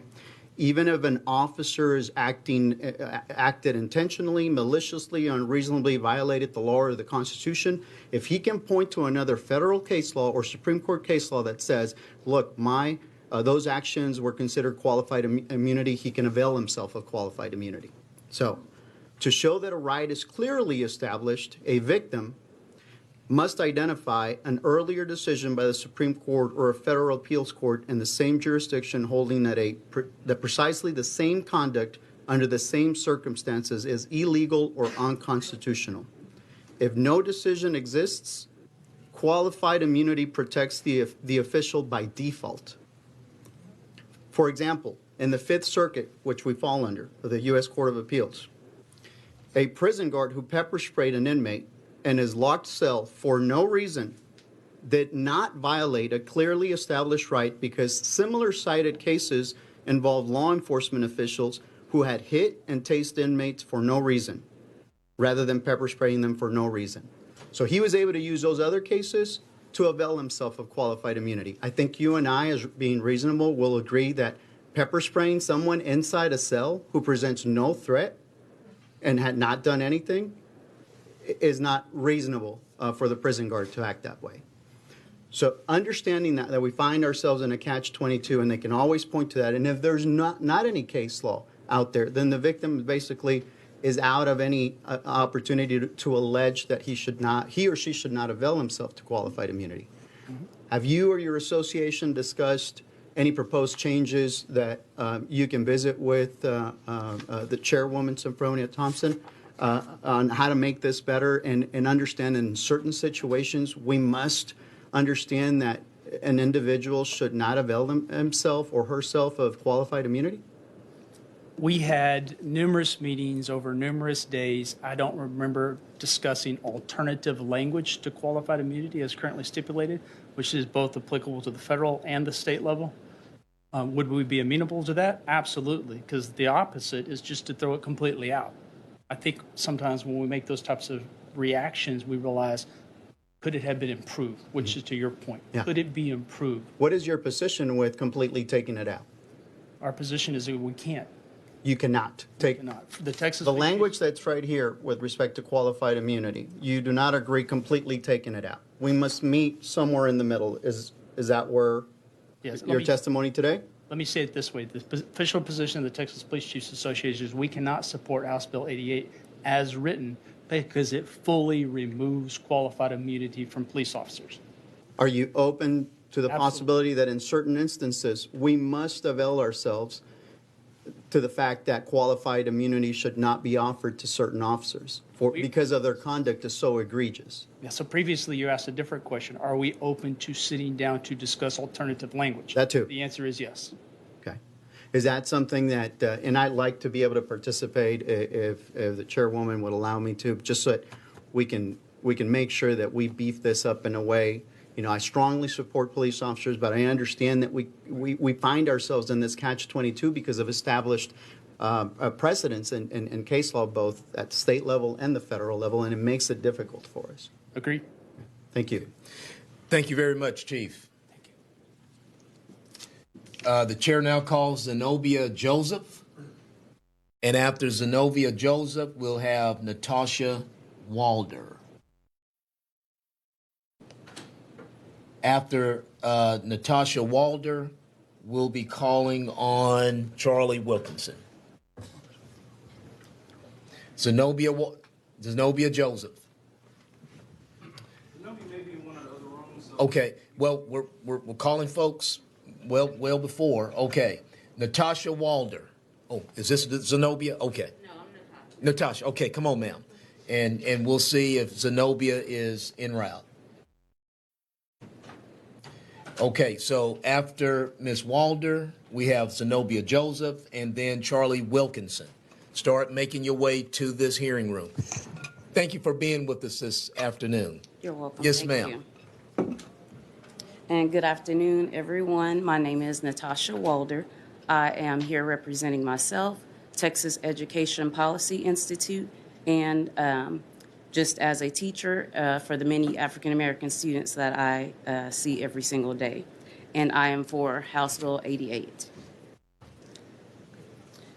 A profession where you have the power to kill should be a profession that requires highly trained officers who are accountable to the public. As a teacher, every year I'm required to have at least 40 plus hours of professional development. Many times these hours are the same each and every year, so that we can improve in our profession. So as I researched the Texas Commission of Law Enforcement, an officer is only required to receive approximately 2 hours of training on cultural diversity and no set number of hours of de-escalation tactics every 2 years. They come into contact with individuals of all backgrounds and different situations daily. It would only make sense that they will receive this type of training on a regular basis to help them to possibly learn to handle situations appropriately without killing a citizen. This, unfortunately, will not be able to erase the centuries of systemic racism and excessive policing in Texas or America. It will not bring George Floyd, Breonna Taylor, Ahmaud Arbery, or the countless other African Americans who have lost their lives at the hands of a police officer, a person who is supposed to protect and serve. It pains me to have daily conversations with my students and my great-nephew on how to handle themselves when they come in contact with a police officer.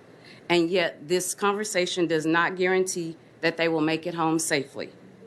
This act will help to make a tremendous step toward police violence and move toward seeing African Americans as humans and building better relationships between the community and law enforcement. Qualified immunity should not be automatic just because a person is a police officer. This sends the wrong message. Police need to be held accountable. There has to be transparency and accountability in order to move forward in 2021 and beyond. Honor George Floyd, honor Breonna Taylor, and the countless others by passing this bill. Thank you for your time. Thank you, ma'am. And thank you for your service as a classroom teacher. Thank you. The chair recognizes Zenobia Joseph. Okay. Zenobia Joseph registered for House Bill 88. The chair recognizes Charlie Wilkinson. I just saw him. Okay. Okay. You know, we're calling your names before. Start making your way to the committee room. Okay, let's go. Let's go down. Okay. We'll get to Kevin because.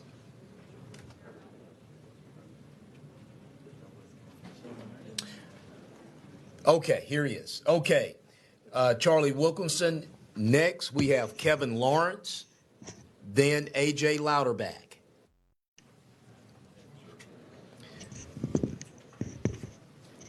Charlie, good to be with you. I mean, well, good for you to be with us, I guess, right? Thank you. Right.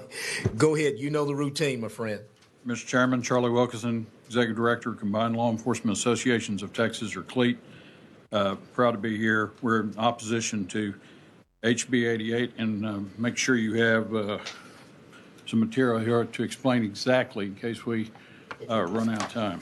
So I wanted to say about the Class C arrest, thank you, Mr. Chairman, for working with us last session. You did. We shook hands, we agreed. It was a tough deal, but we stayed with you on the ban of Class Yes, you C did. under certain circumstances. You took I think we offered you 21 amendments. You took 2, and we're grateful to you for that. So everyone knows their position on Class C arrest.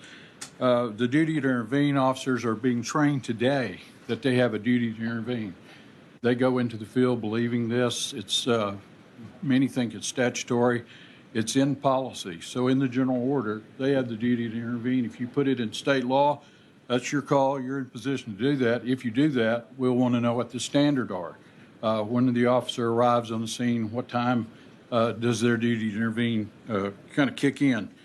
We're going to talk about the model policies on site and release matrix. The bill appoints 2 outside entities to draft model policies. We believe they're purely punitive in nature, result in the lowering of professional standards. We can't comment specifically on how the policies will turn out. We should point out that there's an absence of any new training to make a cop better, to make the officer know more, do more. There's no professional development model inside this bill. Progressive training that in theory would be designed to alleviate, change, or improve the future actions of officers is absent. So we're opposed. And then we need to move on to qualified immunity. And in that place is where this is aimed solely at the working officer. Now, you recruited them. You went out into the streets, to the colleges, to the high schools, and you said, we need officers. And you brought them in. You gave them a psych evaluation. You screened them in every way. And then you hired them. And then you trained them. And then you retrained them every year. And then they're doing the policy in the street the way you proposed it. So I don't see anything in here that says the mayor is going to suddenly be responsible for action, although the mayor and council and city manager have developed the general order. I don't see anything in here that says the city council that sits there could change policy any day. No, it's all going to be directed at that street officer that's going to be responsible for their action. And in this very narrow scope, they're going to lose their qualified immunity. That's what the bill is really intended to do. You're going to add anywhere that's a state legislator being, you're going to add that one too? So in the end, if we're talking about qualified immunity, what about the bosses? They're not going to lose their qualified immunity. No one's going to lose their sovereign immunity. Instead, this is going to be aimed at the shift worker. So if they don't show up to work, they don't get paid. Their retirement does not accrue. Any benefit to them will cease. So they have to be there in that unit, doing their job, on the job, and taking the actions that you train them to do. You set out the rules. They're following the rules. If they're not following the rules, you're going to fire them. And that's where we are today. So you're going to, if we tinker with this too much, you're going to hurt the workers, the people on the bottom. Charlie, thank you for that. And look, we're gonna continue to distill this, but you do a great job for representing your folks and making the case. Thank you. Thank you. All right. The chair now recognizes Kevin Lawrence. After Kevin Lawrence, we have A.J. Louderback.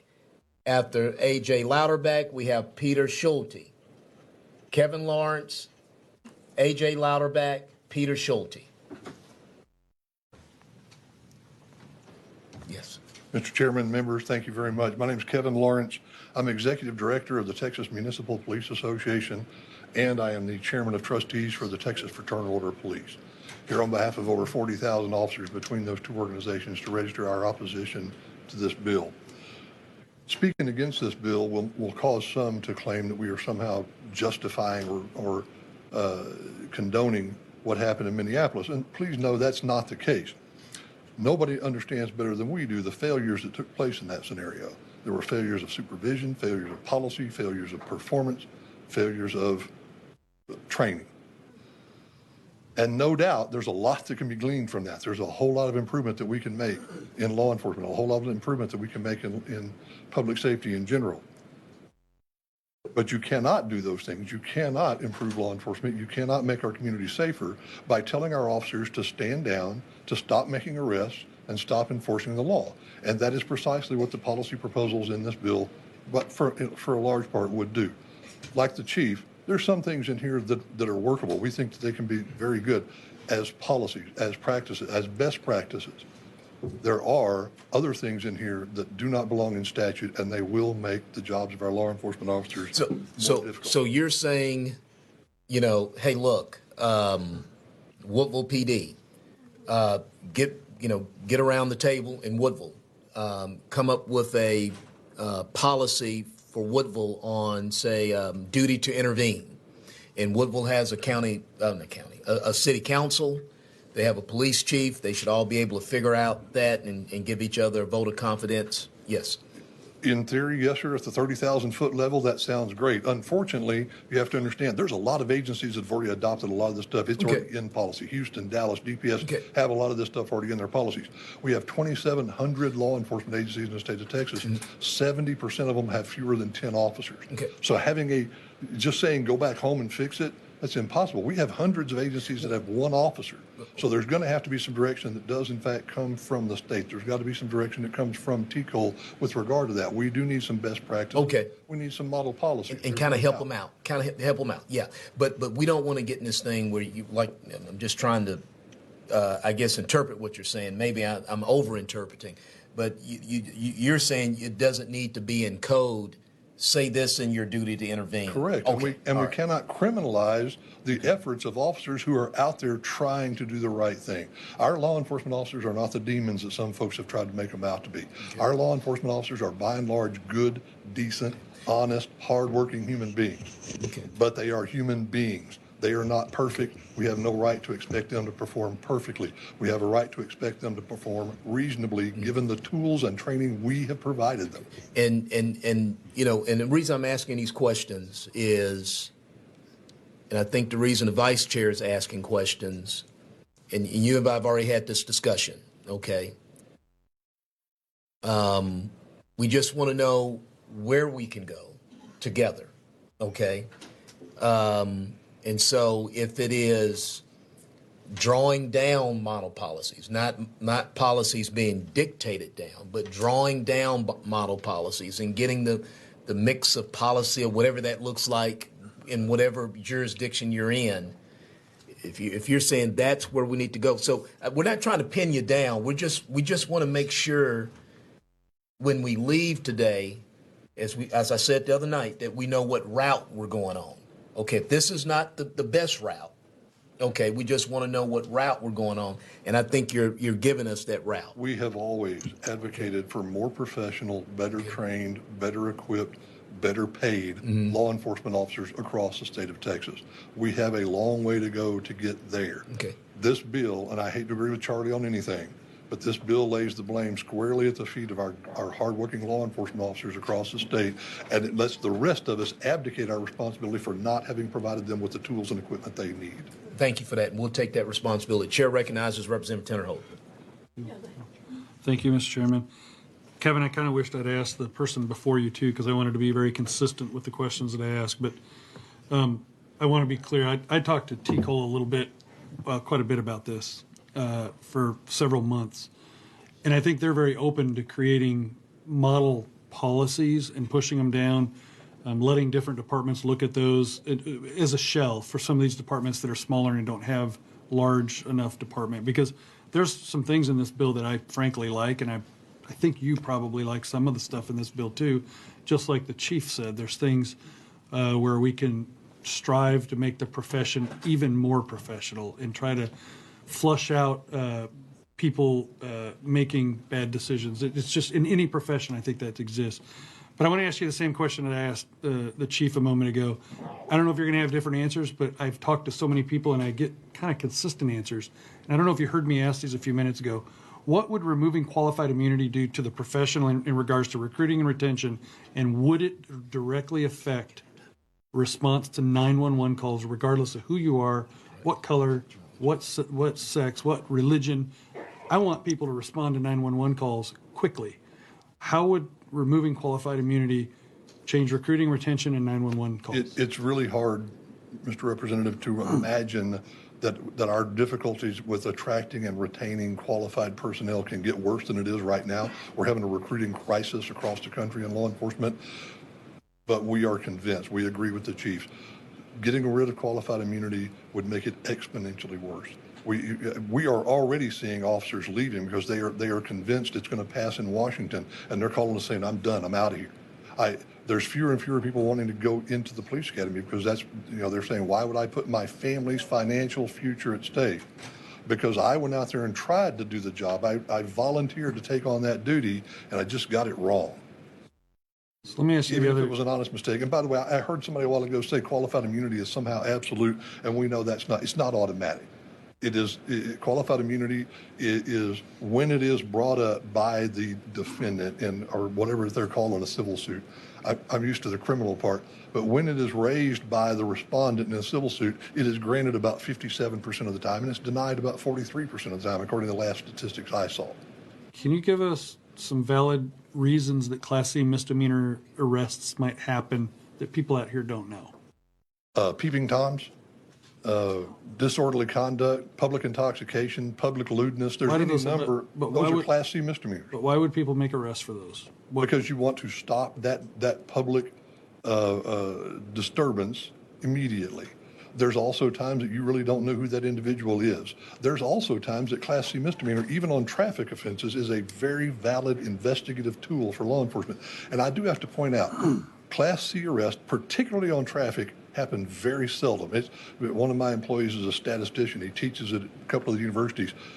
And he would tell you it is statistically insignificant, the number of arrests we make on Class C traffic offenses. What percentage would you say it is? It's less than 1%. Right. And somebody else will have to give you the facts, but it is a very small percentage of traffic cases.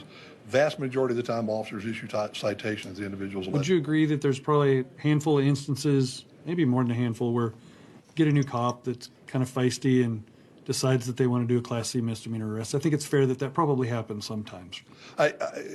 Probably. I mean, it's hard for me to say it doesn't, but when it does, would you agree that having a pretty strict policy within the department to handle that type of action might be better than removing Class C misdemeanor arrests? I started my career in an agency back in 1978 that had that policy in place. You could not make an arrest on a Class C without permission from a supervisor. So it obviously was never a problem for me. However, remember, 1,700 agencies have fewer than 10 officers. There might not be a supervisor. So we might have to sit down and talk about, okay, exactly how do we implement that? What's a better course of action there?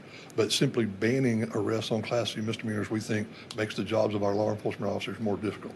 Right, and I think what we're talking about is pretty important because making sure that we have a very professional law enforcement profession in Texas is just as important as protecting people's rights. And so I think we agree that Class C misdemeanor arrests, they do have a necessity at times, but that we could probably do some policies to tighten that up a little bit for some of these other smaller departments so that unnecessary Class C arrests don't happen. There's always room for improvement. Thank you.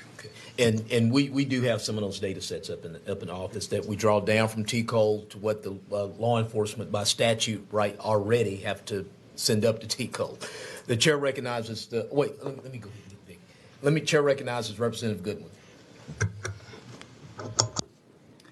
Good afternoon, Mr. Lawrence. So we just heard from Chief Standridge saying that he felt like a lot of this bill would actually be helpful in the work of our police officers, but you're saying pretty much the opposite. So I'm just curious, are there parts of the bill where you feel like we can work together, de-escalation, disciplinary matrix, or do you feel like really the only thing that we can do to help police is training? Because I'm confused there too, because I feel like the police are getting training. Are you saying that the training is not good enough, or can you elaborate? Very often, the training is not sufficient. We are not providing our officers with training in specific areas that we believe should be necessary. We do mandate training in certain areas that may not be as essential as some of the ones we're failing to train in. De-escalation techniques, I think we could do a better job on. Arrest, search, and seizure case law updates, we could do a much better job on. Retraining our veteran officers on changes in policy is something that we fail at every day in agencies all across the state of Texas. So yes, there's a lot of things we can do better in training, but I disagree that that me and the chief are saying different things. There are parts of the bill that I think we can work with regard to making it into standard policy, making it into best practices, but putting it in statute and attaching a criminal penalty to it is going to cause exponential harm to the profession. And so the Class C arrest, I think, is something that we could sit down and talk about fine-tuning, but not eliminating. Disciplinary matrix is a lot more difficult. Again, we are the second largest state by population in the country, behind California, ahead of New York. California has 700 some odd law enforcement agencies. New York has 515. We have 2,700. We've got hundreds and hundreds and hundreds of agencies that employ one single officer. So simply saying we're going to create a statute that does this, or we're going to put this into place, ignores that issue right there, that it's going to be very difficult to implement it across the board. It's going to take a whole lot more than what we've got in this bill right here. Our concern is that there are specific provisions in this bill that make law enforcement much less effective. It's going to increase those failures that we talked about, and it's going to make our communities less safe. All right, thanks. Thank you so much. Oh, I'm sorry. Sorry, Vice Chair. Vice Chair Bauer. Thank you, Mr. Chairman. I'm just glad you didn't forget about me. No. And Mr. Lawrence, thank you for being here today. Thank you for your testimony. And I hope that you agree that the first part of addressing a problem is acknowledging that we have one. And I want to say and ask you, currently, what's the percentage of bad cops that you see in agencies today? And I know I don't want to quote you on your percentage, but what is the percentage of bad cops out there? That's my first question. I would say it's incredibly small. It's much, much smaller than the general public would believe, much, much smaller than the rhetoric that has taken hold over this country over the last 7 or 8 years. We don't deny that there's bad cops. I will tell you this: we investigate, we terminate, we suspend, we indict, we try, we convict our own every day all across this country. I defy any of you to show me another profession that works as hard to police its own as much as law enforcement does. We don't deny that fact, but we also strive very hard. And by the way, as long as we keep hiring our police officers from the human race, we're going to wind up with people with human frailties and human failings, and we have to stay on top of that all the time. Again, I'm not saying we can do it as well as it can be done. I'm saying we do it as good as anybody else does, and we are constantly working to do it better. But to answer your question, I think it's less than 0.1%. And that's what I was going to say. Did you think it was between 1% and 3%, which is what I have heard over some time?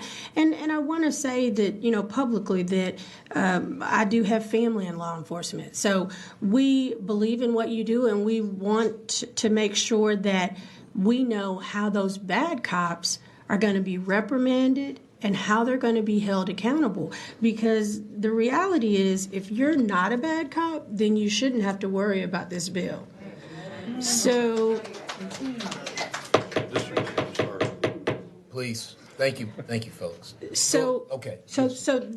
and I'll wrap this up. But the question here is then, how do you feel and how do you see that we reprimand those bad cops, and how do we hold them accountable? That's the second part of my question. Okay, and I think it happens right now. When people say cops are not being held accountable, the officers in Minneapolis are currently, at least one of them is currently on trial. They've all been fired. There's been, there wasn't even a civil suit filed. There's already been a settlement made. There was an officer in Dallas serving prison right now. There's an officer from California serving in prison right now. Officer from Chicago serving in prison right now. Officer in Florida serving in prison right now. Cops are, in fact, held accountable. We will disagree about the specifics of given cases. We think that certain cases have taken on a life of their own in the media, especially in social media, and the public is misinformed about exactly what happened in some of those. There are others where the failings are not criminal in nature. They are, in fact, administrative problems, they're supervision problems, their lack of leadership, and there are things that we need to do to improve upon those. But we are holding our cops accountable. Okay, thank you very much, and that answers my question. Okay, thank you. Thank you. Kevin, thank you so much. Thank you, Mr. Chairman. Chair recognizes Peter Schulte. Okay. Chair recognizes Peter Schulte. After Peter, we have A.J. Louderback, and then Mr. Haynes. Okay. Yes, sir. Thank you, Mr. Chair. Good afternoon, ladies and gentlemen of the committee. My name is Pete Schulte. I'm from the Dallas area. Actually, I'm a corporal with the City of DeSoto Police Department, but I come here with a unique perspective. I started law enforcement 21 years ago. After about 4 years in law enforcement experience, I went to law school. And from 2005, I was a prosecutor in Dallas, was in private practice, handled plaintiffs' cases under 42 U.S.C. 1983, defended officers under 1983, and I returned to public service about 3 years ago. And I'm the full-time police legal advisor for the City of DeSoto.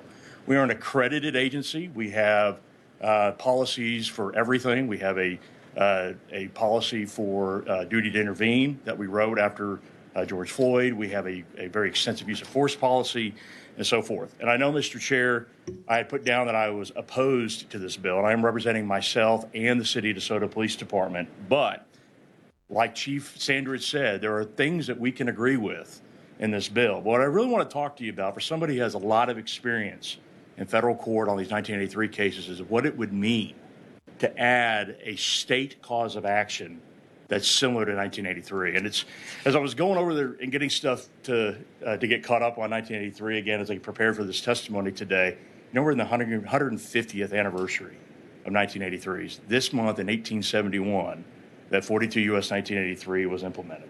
And so you see the 150 years of case law.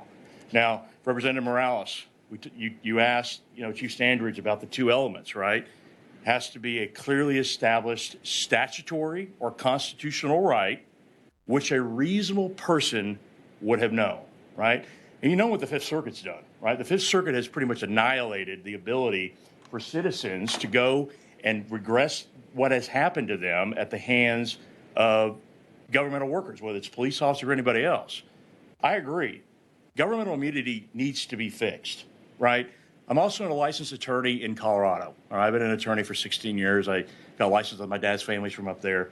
Last June, in 29 days, that legislature passed their version of the George Floyd Act, right? They did it very quickly. They are the first and only state right now that has its own cause of action at the state level for violating somebody's constitutional rights. And so they're the first. I'm not saying, you know, I'd like to, and things are kind of going crazy up there because, you know, we've heard from plaintiffs' lawyers, right? Plaintiffs' lawyers are salivating, right? Getting rid of immunity. Do you think every lawsuit that gets filed, whether it's against a law enforcement agency or everybody else, is legitimate? It's not frivolous, right? Do we think that? No. Plaintiffs' lawyers, they make their money by suing and hoping for settlements and going to court. As a police legal advisor, as an attorney for a police agency, what governmental immunity does for the taxpayer and what it does for the agency is if we get sued for an officer's conduct, and I look at it and I go, no, there's no constitutional violation here. In the very beginning of the lawsuit, I can allege that there's qualified immunity because there was no constitutional violation. No discovery, no taking depositions of the officer, no writing interrogatories, no going to hearings, not having to wait till summary judgment. It cuts it at the very beginning of the lawsuit of a frivolous case. All right, and that's what's important here from a legal perspective. I know I'm sitting here in a police uniform with a gun. You probably can imagine I don't go out in the squad car very much anymore, but I want you to see there are guys like me out there. I think I'm the only commissioned police legal advisor in the state, and that's why I'm here. All right. But when we talk about this bill, we talk about qualified immunity, let's not be the first or second state to add a state cause of action and try to get rid of, if we look on page 2, and I'm going to go kind of get into the bill, we'll look at section 135.0003, okay? Applicability of other law prohibited defenses, okay? Takes away any statutory immunity or limitation on liability, damages, or attorney's fees. Does not apply. Then we go to subsection B. Qualified immunity or defendant's good faith does not apply. There is no way that any case brought under this section is not going to trial. Okay, and who's paying for that? And you got good questions there, officer. I want to go back to the beginning of your testimony. Yes, sir. Because I'm kind of hearing, not getting in if you're for the bill, against the bill, that sort of thing. But I'm kind of hearing, yes, Mr. Chairman, we need to do policies. We need to do this. Or, we've already got the policies. We already got these policies. But you said your particular agency, or I think this was said, after George Floyd, you adopted a duty to intervene. And I think what I'm trying to get at, and I'm trying to get at this for a reason, because it's something that may come up later today, is, why can't we just say we need to go get the policies and devise the policies? Because I see it kind of interesting that, and this is not a criticism, but the duty to intervene policy came after the George Floyd incident. Why didn't we have one before it? Okay. I'd love to answer that. So let me tell you, because, I've been doing this since the late 90s. Okay. It was inherent that that's what you did. It's sad for those of us that have been in law enforcement so long that we had to put that in policy. But it's sad. Yeah, but look, I don't have a problem. I get that, but it seems to me, I'm just saying, and maybe because I'm a politician, we can't do the duty to intervene, but let's get us in a situation where we go back home and we do the duty to intervene policy, the duty to render aid policy, Class C arrest policy. We'll go back home and do that. But sort of what I hear is, yeah, we need to handle this by policy, but we already got the policies. Well, some of it. So, here's the deal. We're an accredited agency by CALEA, right? The Center for the Accreditation of Law Enforcement Agencies, and then we have Texas Best Practices, and less than 10%. And I'm going to go back to what they said. Less than 10% of the agencies go through that rigorous process. And that bill that we had up here earlier, that I can't remember the bill number, but that's important, and I think that needs to be in concert with the George Floyd Act. Let me. But let the rep say this. Let the rep say this, because going back to my questions of the mayor, and this is not a criticism of you. We know the policies we need. We've got great law enforcement associations like the Texas Police Chiefs Association. I've been told, because they've been in my office, we've got the model policies, rep. Some other great agencies, and DPS has said we kind of got some of the gold standard policies. It would seem to me in the state conventions, in the meetings, we would start that tonight. We can start developing the policies tonight. And look, this is an old soldier, right? It would seem to me if we were coming up to the podium, all of our law enforcement leaders, and saying, look, we need to talk about the qualified immunity. But what we're going to go back and do is we're going to call up every chief. I don't care if it's one man police to one man, one woman police operation to thousands. We're going to make sure that we have these policies, some of which may be the topics may be mentioned in this bill. We're going to start working with them and get it tonight. If it's a 1 or 2 man unit, okay, we're going to go there and help them get the black binder together. I think that's sort of what the members look. Believe it or not, we are egotistical people. We like to see our names on papers, right? But it would seem like to me, you would just go out and just kind of start doing it now. What we do, okay, Mr. Chair, is we are one of the first agencies in Texas. We publish every one of our policies on our website. Okay. We want, and I think you should put that in the bill. Okay, so you may see that in the bill. Be transparent. You may see that in the bill tonight. There is not one police officer who's going to get up and stand up. Good. Okay. There's not one police officer who's going to stand up, including me, that's going to tell you what happened to George Floyd was right. Okay. Okay, that was ridiculous what happened to him, all right? It's not going to, it shouldn't happen here. I hope it never happens, and hopefully with your help, it's not going to happen in the state of Texas. But I want to make sure we're meticulous. We are, my police chief and my city, I represented the 46% African-American community in DeSoto. We're the first suburb south of Dallas. I love the community I serve. Okay, they are good to us. We are good to them, but we are transparent. My chief is very much, and I like to say, I can give him some legal advice about what we do. But the other thing to think about too is make sure that police agencies have access to a lawyer, right? The city attorneys come in, and a lot of the city attorneys only have a civil background. They don't know about the stuff. And so you add the resource. I can't tell you how many calls I get from the guys on the street every day going, we've got this. And so, of course, I don't want an unfunded mandate, right? No. But that's something to think about. But there's all of these things that we can, and Representative Thompson, I love that this is the George Floyd Act. I'm telling you, we all do. We've talked about it. This is great. This is a great start. But I want to make sure that we put things in this bill that makes sense all the way around. And I know I'm out of time, but there's one point of this bill when we talk about 9.51 under the Penal Code, which is the law enforcement section, and it starts on,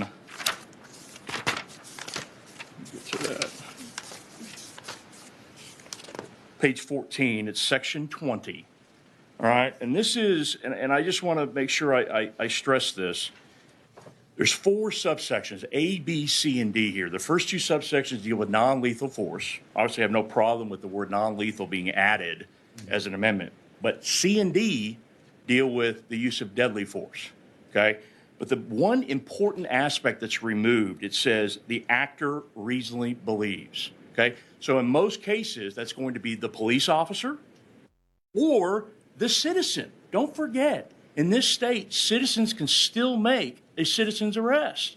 And so what I don't want overzealous DAs to look at 9.51 and say, it doesn't matter what the officer was thinking, I'm going to take it out of 9.31. What's 9.31? 9.31 is self-defense. It's still in there. So if an overzealous prosecutor wants to charge an officer, let me say, you know what, you were in the process of effecting an arrest when that death happened. You're under 9.51, not self-defense under 9.31. So all I'm asking is that it's consistent. I don't think what the actor or the citizen reasonably believes should be taken out. I'll give you an example. We had the case in New York, right, where an officer's telling a suspect to don't put your hands, show me your hands, show me your hands, show me your hands, reaches in and pulls out a cell phone, officer fires. Under this statute, horrible, but under this statute, he gets charged with murder because it doesn't matter what the person, the citizen or the officer, was thinking when the force was used, not what we found out later. So, food for thought. Yeah, and Peter, you've given us some great insight due to your academic background and being on the ground, but I'm just remembering, that soldier that gets frostbite, it shouldn't have happened. Okay, we should have made sure he had, going back to my Army days, he should have had the wool socks in his rucksack. It will never happen again. Battalion commander, company commander issues a command directive.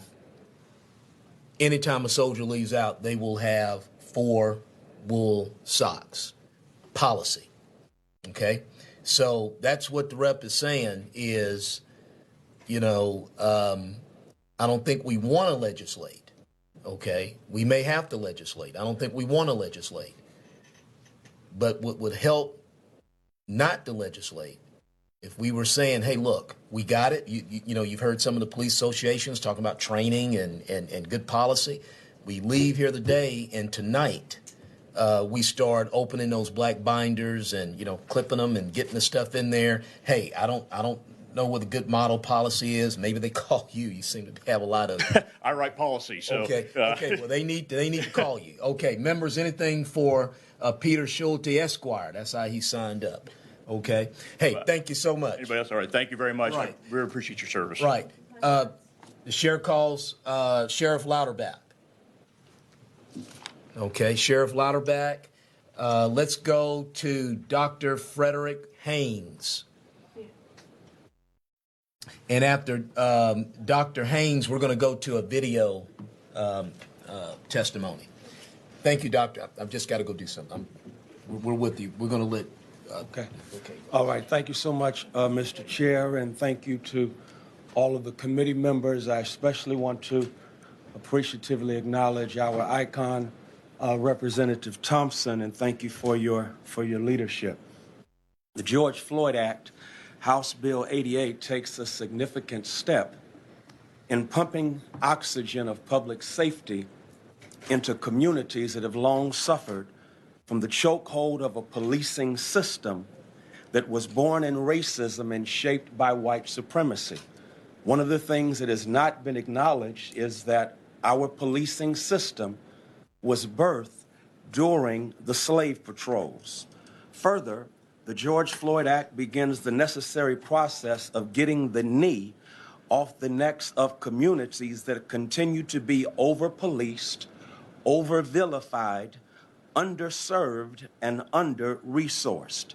And so I'm here to make a moral appeal to pass this act that will memorialize George Floyd, but most importantly, breathe new life of justice into public safety. The horrific and heinous lynching of George Floyd arrested the attention of this nation. And all of us can piously agree right now that was ugly, that was evil, and that was wrong. As a matter of fact, last year we called it a time for reckoning. Etymologically, reckoning means appraisal or judgment. And right now we're doing an appraisal and judgment of a system that needs to be corrected. Yes, a system. Because really the question is not solely who killed George Floyd, but what killed George Floyd. And what killed George Floyd, I focus on today, are lethal force statutes, such as the one we have in Texas that is nebulous and allows lethal force against a suspect who is suspected of a violent felony, even when that person poses no immediate threat. Former U.S. Prosecutor Paul Butler is right. It is possible for police to selectively invoke their powers against African American residents and at the same time act consistently with the law. This is a recipe for state-sanctioned murder because black bodies are still weaponized and automatically perceived as threats. The weaponization of black bodies made a beaten and bloodied Rodney King, surrounded by over a dozen police officers, a threat. A gasping Eric Garner was a threat. Right here in Texas, teenager Jordan Edwards fleeing a party, and Botham John eating ice cream in his apartment. Trayshawn Miller, whose family belongs to the church I pastor. All of them were perceived as threats because their black bodies have been weaponized in these disunited states. As a matter of fact, they don't receive. Oh, go ahead and finish your sentence. Okay, they don't receive the kind of treatment that the Dylan Roofs receive. Okay, Bishop. After Dylan Roof engages in murder. And Bishop, so we get your point. We got to get this right. Everybody's got to be treated the same. Okay? in the color of the law. I wanted to sit and listen to you more. It's very compelling testimony, but I've got a red light there. So thank you for coming to your Capitol and challenging us and inspiring us at the same time to do the right thing, Bishop. The chair recognizes Vice Chair Bowers. Thank you, Mr. Chairman, and thank you, Dr. Freddie Haynes, and welcome to your Texas Capitol. I don't get to come across the Metroplex and hear you quite enough. I do wish the chairman would have let you continue on. I do too. But I want to ask the same question of you, since I have already asked, members of law enforcement here today what they think the next steps are. As you've had time to think about it, to pray about it, to speak to your Lord and Savior, what do you think are some of the next steps in compromise that we can come to make sure that we are holding law enforcement accountable for things that are just true injustice? Well, again, I think that what has been presented in House Bill 88, it covers it so well. And as I was trying to point out, just the very fact that, law enforcement officers have the freedom, as it were, to act in a certain way toward a suspect because they are suspected, and then act in that way under the cover of law. And so I heard earlier someone say that, yes, people have been held accountable, and they called the role of persons who were held accountable after someone was killed. And so what we're trying to do is get in front of people getting killed. Amen. So we save lives in advance. And so that's why I hope our focus is not on a few bad apples and actors. Let's look at the tree so we can produce a tree filled with good apples, as opposed to, we got a rotten apple here and a rotten apple there. Well, if I got too many rotten apples, eventually I need to check the tree. Amen. And let's look at the tree and its roots. Right. All right. Thank you so very much. Hey, thank and you I'll for that, Vice be Chair. there to see you. I promise when I get back home. Thank you. Thank you. Members, anything else for the Bishop? Bishop, thank you for coming to your Capitol and inspiring and challenging us. Okay. We're going to go back to the screen, and we're going to have Marion Tolan.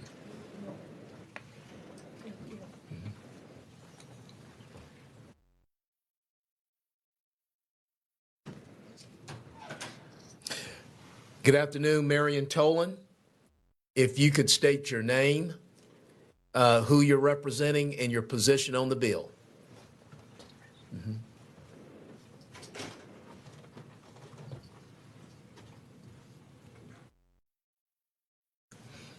How you doing, Marion?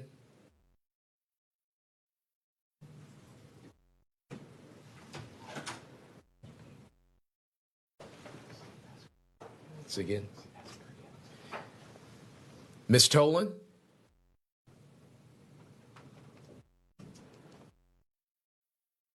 You can begin. We want to come back to it. Yeah. Okay, we're going to come back to you. AJ Louderback. Okay, AJ Louderback, representing the Sheriff's Association, registered against.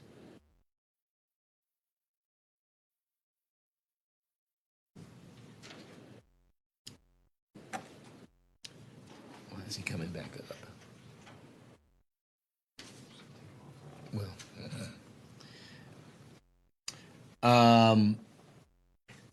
David Williams. Okay, may need to come back to him. Ali Reza Amron.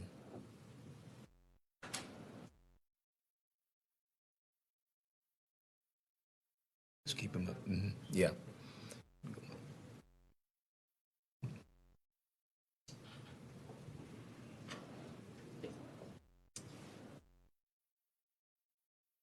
Barbara Coates. And if we have to come back to you, we will. Barbara Coates.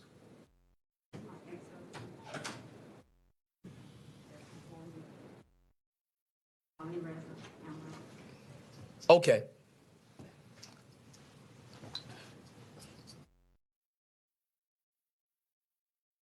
Yes, come on. Yeah, we just got behind. We had the one on the screen didn't come up, Chris. Hello, everybody. Okay. Thank you very much. How you doing, sir? If you could state your name in the mic, who you're representing, and your position on the bill. My name is Ali Imran. I'm representing my son, Jamil Imran, and definitely I support the bill. Okay. I am Jamal Imran voice. I am here speaking out for my son, that he was killed 10 years ago. As a matter of fact, Jamil Imran died similar, just like George Floyd.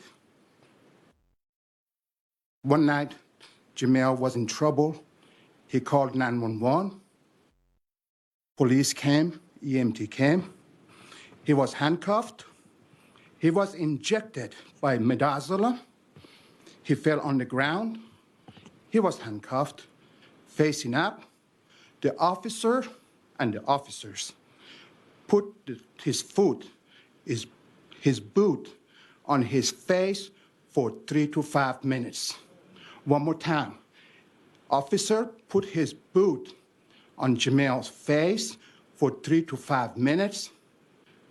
Jamil could not breathe anymore. He vomited. He was suffocated. Did you know about Jamil Imran? Anybody? Of course, this has to be a secret because police want to make it a secret. I'm the one that have to go investigate the matter in my own hands. As a matter of fact, the police came the next day. The investigator told us that Jamil died from heart attack. They did not say anything what happened to Jamal. Once I started investigating, I started reading the investigation report after months. I started connecting the dots. Nothing made sense to me. Everybody was saying different statements.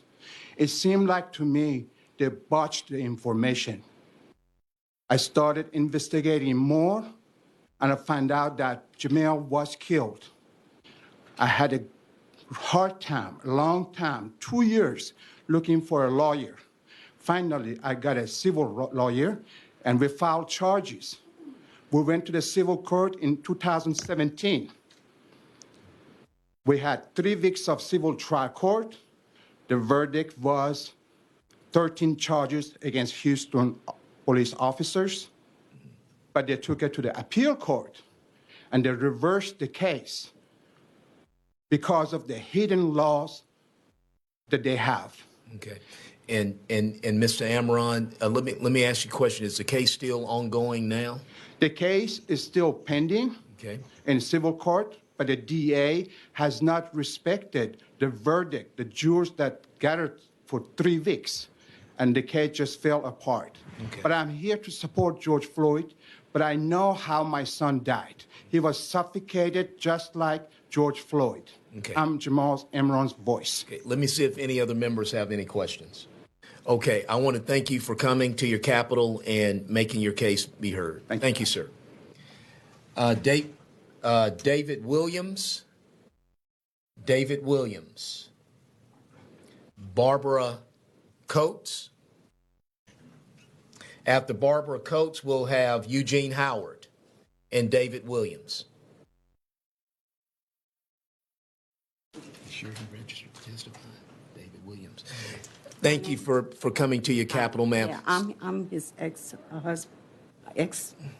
Yes, ma'am. And I'm the mother of Jamal Joseph Anderson. Okay, and you can state your name. My name is Barbara Ann Coates. And you're representing. And I'm representing myself. And you're for. And I'm here. I'm for the HB 88, the George Floyd Act. We want to hear your points. I want to tell you a little bit about my son because he told you about we pursued trying to get something done to the DA's office, and we got turned around at every corner. They did nothing. We pursued the lawsuit, and it got overturned. And here we are almost 11 years later. And, and this is very painful for us, But Jamal, I'm going to tell you some, give me a few minutes.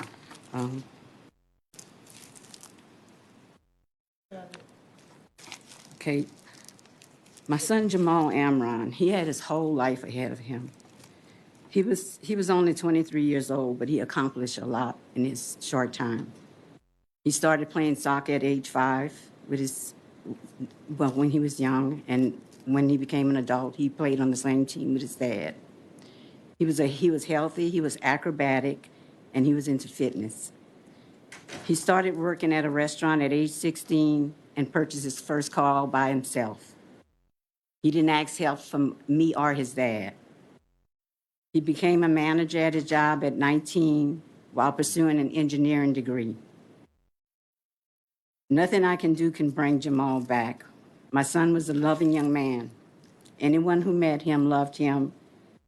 I love him and I miss him very much. I will never again be able to hold and kiss my beautiful baby boy. It was not his time to go. I never want any mother or father to feel the way I do. My prayer is that this never happened to anyone else. While God answers to those prayers are done in his time. This legislature has the duty to protect innocent Texans for acts like this, and this legislature has the opportunity to do so now. Now is your time, and the whole state is watching. I pray that all members of the legislature vote to pass the George Floyd Act. Thank you so much for your testimony. And, from myself, we understand the emotions and the concern you have due to the loss of your son. Thank you so much for coming to your council. Members, anything for this nice lady? Thank you so much. Thank you. Yes, ma'am. Thank you. Okay. Chair recognizes Eugene Howard. After Eugene Howard, we'll have Dr. James Dixon. After Dr. James Dixon, we'll have Jorge Landavar. Eugene Howard. Okay. Dr. James Dixon. All right. He's in the other room. Okay, that's okay. We'll when he gets over here, we'll. Michael Grady. Jorge Landavar? Oh, Jorge Landavar. Yes, sir. Okay, and after Jorge, we'll have Dr. James Dixon, Michael Grady. Go ahead, sir.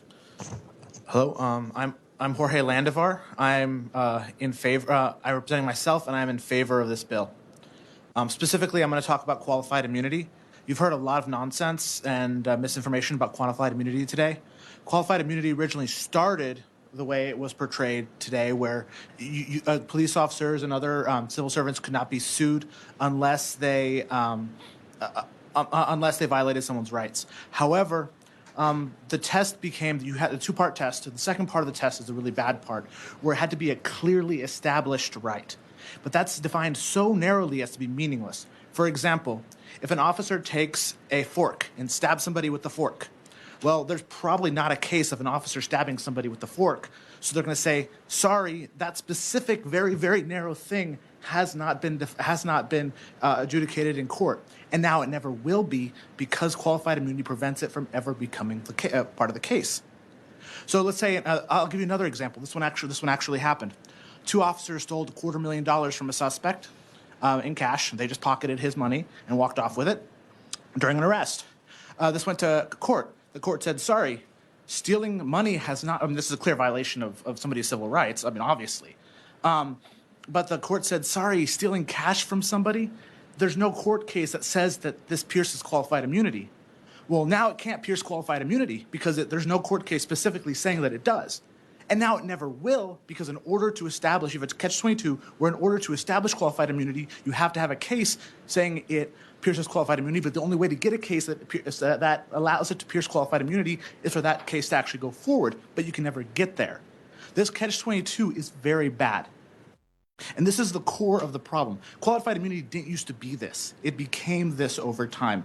When the courts created qualified immunity in the 60s, what they were trying to do is prevent cops from being from getting in trouble for things that were newly identified as rights. That's not what ended up happening. What ended up happening, by the time we get to now, is that there is a lot of abuses. In my neck of the woods, Judge Kim was telling me an example of a case when he was a defense attorney, where a police officer took a suspect's phone, or asked for it. The guy handed him his phone, looked at it, threw it on the ground, stomped on it. Well, this is a clear violation of somebody's rights, obviously. I mean, it's pretty egregious. This was ruled as not protected, as it couldn't sue because, well, there's no actual case saying that destroying somebody's phone is a violation of their rights. Okay, for a civil suit. For a civil suit, All right. yes, sir. Any questions, ma'am? Members. The chair recognizes Representative Goodwin. So do you see a solution that is would keep 1,000 police officers from leaving the police force, but still fixes the problem that you've outlined? Well, I don't believe that would happen because we didn't have it till the 60s and we had police till the 60s. However, there are ways to fix the problem without getting rid of qualified immunity entirely. For example, you could change the rules of civil procedure to define the way qualified immunity is handled in a much more expansive way. Right now, it's handled very, very narrowly, and so narrowly as to be basically meaningless.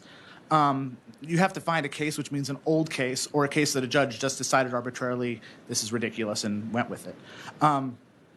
So you could go to the procedures and say that for cases of qualified immunity, determination of qualified immunity has to be done in a much broader sense.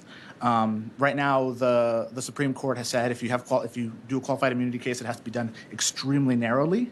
But if we define it in statute for Texas, that would be different for Texas. Thank you. Anyone else? Thank you, sir. Chair recognizes Eugene Howard. After Eugene Howard, we will have Dr. James Dixon, Michael Grady. Good afternoon, Chair and Committee. My name is Eugene Howard. I'm here representing the Texas State NAACP, as well as the Brazoria County NAACP, as well as my private citizenship or myself. I am in favor of House Bill 88. In our local community, in Brazoria County, we have 5 police agencies that have already committed to police reform, to restorative criminal justice. As we speak today, it's in the books. So when I hear, if we do this, all the cops are going to leave. If we do this, this is going to happen. Where there's a will, there's a way. So it's about the attitude of wanting to do something. If you would have told me a year ago, let me say 2 years ago, COVID kind of stole a year from everyone. So if you say 2 years ago, if you would have asked me, would you be here testifying about a serious chance to get meaningful reforms to where the community can regain its trust in law enforcement, and law enforcement can demonstrate that it wants to be the good citizen that we know most law enforcement officers to be. And I've heard a lot, well, if we do this, the officer's going to say this, and that. Or what if, he made a split decision, what was a bad decision, and he's putting his whole family's financial future. What about the black families and the minority families who, that one mistake, forget your family's future. There is no more future because they're dead. We need to stop the bleeding, as the representative said, and start the breathing. So I'm imploring on the goodwill of this committee, of this House. He was a Texan. We all unfortunately suffered during this winter storm. For us in the greater Houston area, we've gone through Harvey and other hurricanes, and we've had natural disasters here. And one thing I always see that I am proud, because I'm a Texas boy. I love saying that. I am a Texas boy. So we see that, and we see Texas strong. Well, we saw one of our Texans murdered in Minnesota. So what are Texans going to do about it? Now, I know we wanted to make this not a partisan issue, but I find it rather funny that our representatives can find time to talk about issues when they want to talk about issues. But when it comes to what the citizens and what the community at large wants, we duck and dodge. So again, thank you, Committeeman White, for this opportunity, and I am in favor for House Bill 88. Thank you, sir. Dr. James Dixon. Dr. James Dixon, let's go down to Michael Grady. Okay. Good afternoon, Michael. Good afternoon. And thank you for coming, and beforehand, thank you for stating your name, who you're representing, and your position on the bill. And after Michael Grady, we'll have Scott Henson. Thank you, Chair and Committee, for giving me this opportunity to share with you today. My name is Michael Grady. I am from the city of El Paso, Texas, representing the Board and Network for Human Rights and the El Paso Police Department Accountability Task Force. And I appreciate you giving me an opportunity. I'm also a pastor for the last 54 years. So I come from a place a little bit different than legislation. I was reading today as I prepared to come and testify, and one of the things I read that says, out of the heart flows the issues of life. The other thing I read is that the letter killeth, but the spirit makes it alive, which means that laws were never designed to legislate hearts. There must be a willingness on the person who is exposed to the law to surrender his will to the obedience of the law. In the House Bill number 88, which I am totally for, it represents an opportunity for the citizens of Texas and the citizens of the nation to be honest with themselves. As I was sitting preparing to testify today, I found out that an individual in our city of El Paso, Texas, Eric Salas Sanchez, was shot 3 times in the back by a police officer. Part of the challenge that we face today is not really only looking at this bill as a means to an end, but as an exposure of the darkness of the hearts of individuals who have been given an opportunity to some degree to operate in impunity. Over the past 12 years, 30 persons have died while in police custody in the city of El Paso, Texas, by the Rio Grande. And even in 2021, this year, there have been 4 shootings, 2 of them resulting in death. For El Paso citizens, this appears to be a high rate and appears to represent a future consistent with policies that operate with impunity. The George Floyd Act, when adopted into law, will give relief to El Paso citizens and all Texans as a breath of fresh air by holding accountable law enforcement with legal weight of oversight that will encourage and demand safe community policing. During the Black Lives Matter movement in the city of El Paso, Texas, excessive force was used once again upon peaceful protesters who moved throughout the city in order to instill fear and intimidate marchers by the same people who should have been available once again to protect and serve. The challenge today is to establish in our communities the kind of accountability that citizens and a citizen oversight commission might be formed in the city of El Paso. And Mr. Grady, thank you for that, because you're bringing up good points, and you've been down to the city council to also advocate and promote these views. That is correct. Let me see if there's some members that have some they want questions and want to weigh in with you. Members? Okay, thank you very much. All right, thank you so much. Chair recognizes Mr. Scott Henson. After Scott Henson,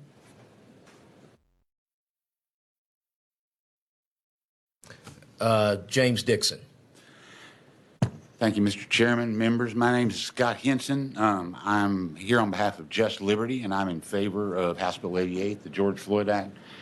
I wanted specifically to address some of the Class C misdemeanor issues that have been raised. I wish Representative Tinderholt were here because he asked some questions, but I'm also going to come back and talk to you all on House Bill 830 when we're on that issue more squarely. But let me just real quickly answer some questions about the 64,000 number that y'all have been hearing about. We did not know for years and years how many people were arrested for Class C misdemeanors in Texas. No one gathered data on it. There was no information on it anywhere. We knew how many Class Cs there were from the Office of Court Administration, but we did not know how many people were arrested for those Class Cs. In 2017, the Sandra Bland Act passed, and that began gathering information for the first time on Class C misdemeanor arrests at traffic stops only. That would not include situations like, for example, the case in Plano where the boy was walking home from Walmart and was arrested. So if it's not at a traffic stop, it's not in the data. But we do have data for people who are arrested at Class Cs at traffic stops. And in 2019, there were 64,100 of those people who were arrested, put in handcuffs, put in the police car, taken to jail, and arrested for Class Cs. Now, it was asked, well, how many of those were people being arrested for outstanding arrest warrants? The answer is 0. We now have data on this. Those are broken out separately in the Sandra Bland Act. And whereas 21% of arrests made at traffic stops are for Class C misdemeanors only, for the underlying traffic offense, or in rare instances for municipal ordinance violations, 24% of arrests at traffic stops, so an even greater number are for traffic warrants. So we do arrest a large number of people for traffic warrants at those stops, but in addition, we in 2019 arrested 64,100 people for the underlying Class Cs. We've been told for years. I've been working with Ms. T on this bill since 2001 when I was with ACLU, and we brought this to her way back in the day. I've been told by people like Kevin Lawrence for years and years, it's insignificant. This never happens to anybody. It never happens. No one ever is arrested for this. We have the data, folks. We know it's tens of thousands of people. It's not insignificant. And by the way, one last thing, whenever anyone tells you from law enforcement, this hardly ever happens, please, on my behalf, the next words out of your mouth should be, then let's please start gathering data on this so we can find out. So you're saying that data set that I've been working with, it goes beyond outstanding warrants, contraband, the investigation of some other, serious incident. It's an incredibly robust data set, and in fact, I will say it is now, we probably now have more information about what goes on at traffic stops in Texas than any other jurisdiction in the country. I kind of feel like a lot of the academics and experts kind of haven't caught on to the fact that this new data set exists because there's so much in there that's not been analyzed beyond just the Class Cs, beyond just use of force. There's a lot of things just about law enforcement policy that come up out of this that may not even have, a racial aspect to it. So it's an important data set, but we do have actual data now. We don't have to guess. We don't have to take someone's word for it when they say it's insignificant. And members, the intern I have has kind of cleaned up that data set, and we can get that to you as well. The chair recognizes Representative Schaefer. Thank you. Mr. Chair, and for the witness, do we know if that's broken down by jurisdiction? Yes. Yes, sir, it is. And I'd be happy to get that information for you for Smith County. By the way, I'm a Tyler boy. I grew up there, so I'll drop by and bring that to you. In fact, I will put that information together for the entire. You've been kind of weighing in on that, getting the data set cleaned up. I mean, we have it. That's right. And I've already been talking a little bit with your intern, and we can break that out, I'm certain, for everybody. Do you have a policy position on any of the Class C misdemeanors that you think it would be acceptable for law enforcement to be able to make arrests for those? I do. I have to say, I think that some of them that have been discussed, the peeping Tom, very rare, very small number of people, that's not a big problem. Public intoxication, I certainly think that I don't think it should be mandatory that you arrest for it. It certainly isn't now, but I can certainly see situations where that might be, a relevant issue. What we're seeing in the data from the Sandra Bland Act is that more than 90% of the ones that happen at traffic stops are just for the underlying traffic offense. And so which would be not speeding, because speeding is not arrestable unless it's over 20 miles an hour, right? Right. Although in practice, you do see arrests for those because the cops don't really know and no one's really paying attention. So these are going to be for other moving violations? That's right. Okay. Lane changes, tail lights. Failure to, Sandra Bland, it was failure to signal a lane change. For Dylan Puente, it was wide right turn. Gotcha. Okay, thank you. Members? Okay. Thank you very much, as always, Scott. You bet. The chair now calls Arif Panju. And after Arif, we have Keith Henry. Is it Avamanda Smart, Andrew Lamonsky, and Isaac Fanuel. Chairman White, my name is Arif Panju with the Institute for Justice. We support HB 88, and I'm going to confine my comments in two parts. First, that we believe there's a state solution to this that should appeal to folks across the political spectrum, ideological spectrum. And second, I just want to clarify for the record a couple of straw men related to qualified immunity, what it's described as, and just to clarify what it is and what it is not. You heard some officers come up and not intentionally, but they describe qualified immunity as a means to protect themselves when they have to make split-second decisions. And that is not what qualified immunity is. You're protected from split-second decisions because the Constitution requires it. If you plead a Fourth Amendment case, you have to prove the elements, including, for example, with a Fourth Amendment case, whether something is unreasonable. And in Graham v. Connor, the U.S. Supreme Court made clear that split-second decisions play a major role in determining that aspect of that element. In other words, you have to prove that someone was not acting objectively reasonable. And so those protections are already there. That's not qualified immunity, nor do you need QI to dismiss a case. What you do is you file a motion to dismiss and you say, this is not a constitutional claim. What qualified immunity is and why everyone is outraged is that even if your rights are violated, there is still immunity, which means there's no remedy. And we believe that if there is a constitutional right, there has to be a remedy, period. So what is the solution? What is the compromise?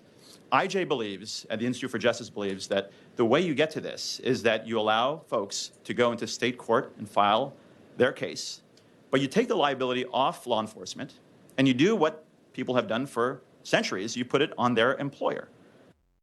And why you do that is because the employer is the one that's incentivized to hire and train the right people. So if I get hit by the UPS truck, I'm not suing the driver, I'm suing UPS. And so we've talked to Chairman Thompson's office and to all your offices about our state solution.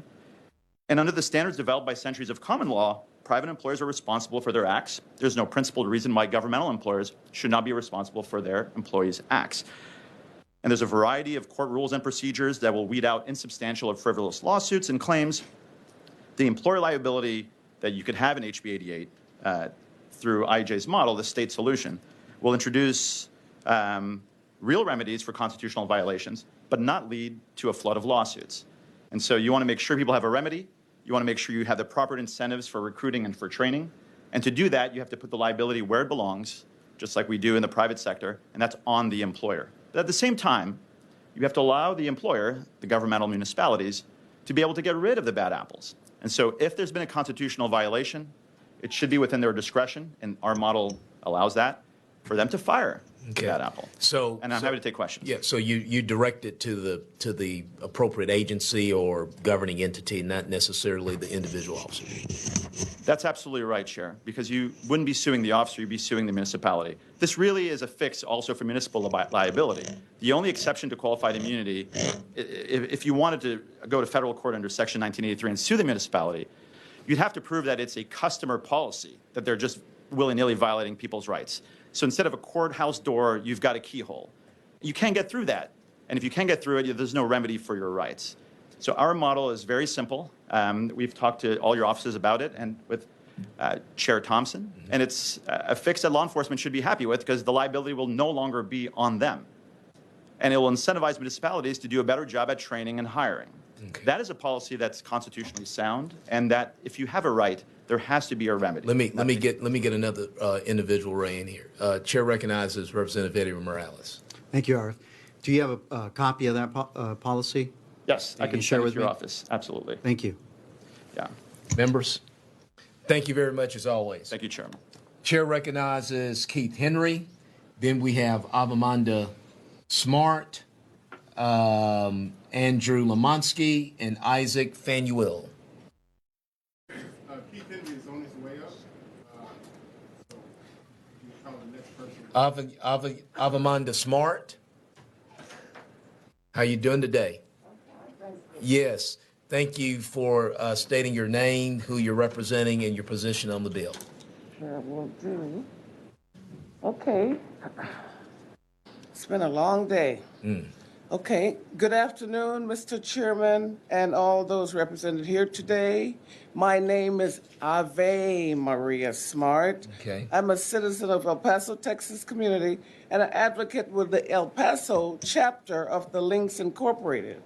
And as a co-chair of the El Paso Police Independent Accountability Commission Working Group with the Border Network of Human Rights, it is my privilege to testify to you why our vision of protect and serve is rooted in communal trust.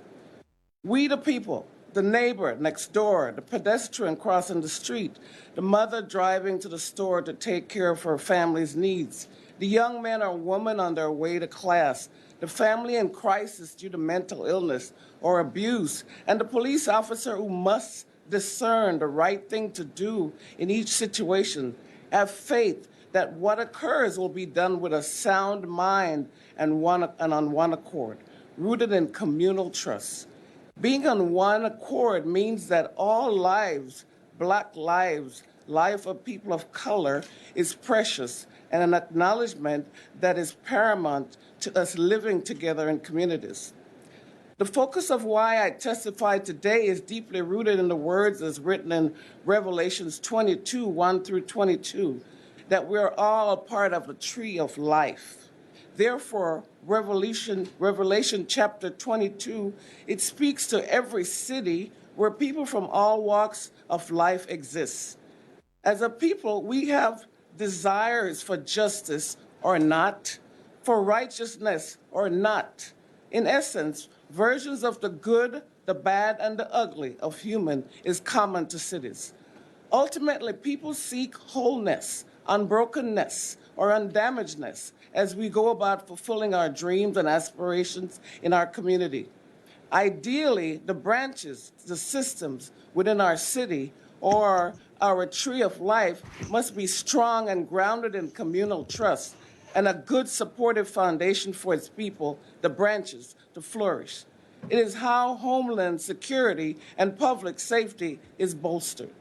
Thank and you. may I pause and tell you, I am in for SB 88. Oh, House Bill 8. House Bill 88. Can I see if some members will have some comments for you? Okay. Members, do you have any questions? Thank you so much, Ms. Smart. Okay. Thank you. Thank you so much. Okay, the chair now calls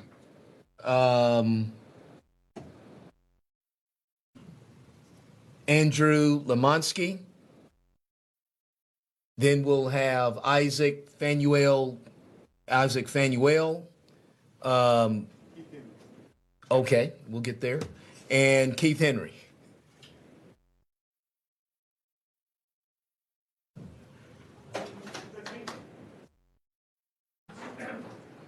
Keith Henry. Yes.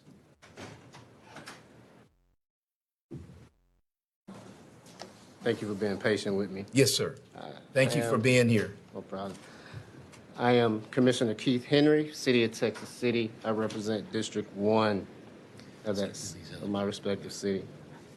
Dear Chairman White, Vice Chair Andrew Bowers, and honorable members of this committee, thank you for allowing us to speak today.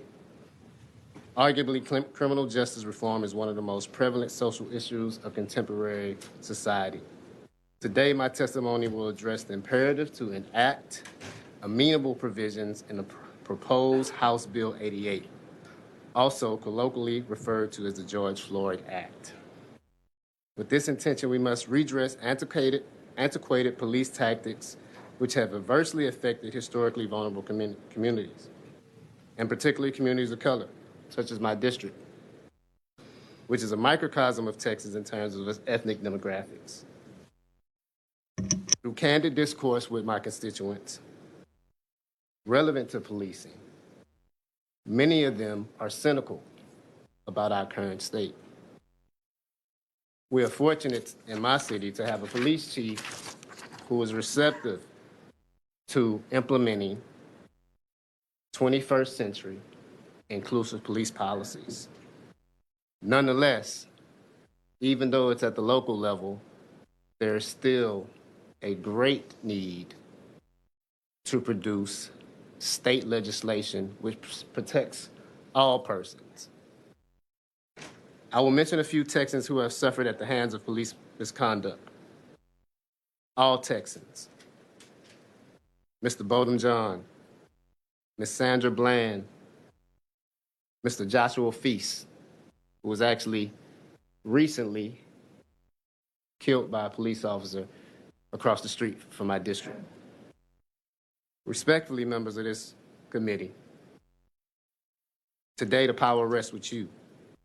I encourage you to listen to the millions of Texans and United States citizens that you pass this bill. Commissioner. Yes, sir. And thank you for that. And you're doing some of these things that are in HB 88. You're implementing some of those because you're on the city council. You're implementing some of these things right now. Okay, so your people are enjoying some of this now. You're here for the entire state. Yes. Enjoy these things. Absolutely. Members, anything for our local government colleague here? Thank you very much, sir. All right, thank you. Thank guys. you. Have a wonderful day. The chair recognizes Isaac Fanuel, Andrew Lamonsky. Oh, you are Fanuel? Yes, come, my friend. Thank you for being with us today. Yes, and thank you for stating your name, your position on the bill, and who you're representing. All right. First off, my name is Isaac Fanuel. I am in favor of the bill. I too am a citizen, actually from the district, from the previous speaker. And you're representing yourself, or? I'm actually representing a nonprofit organization called the Foundation of New Understanding. Thank you. Okay. And, I guess what I'd like to start with is a couple of anecdotal stories. I have a 17-year-old son who is a senior in high school, 2 months away from graduating. He was recently arrested at his high school for trespassing.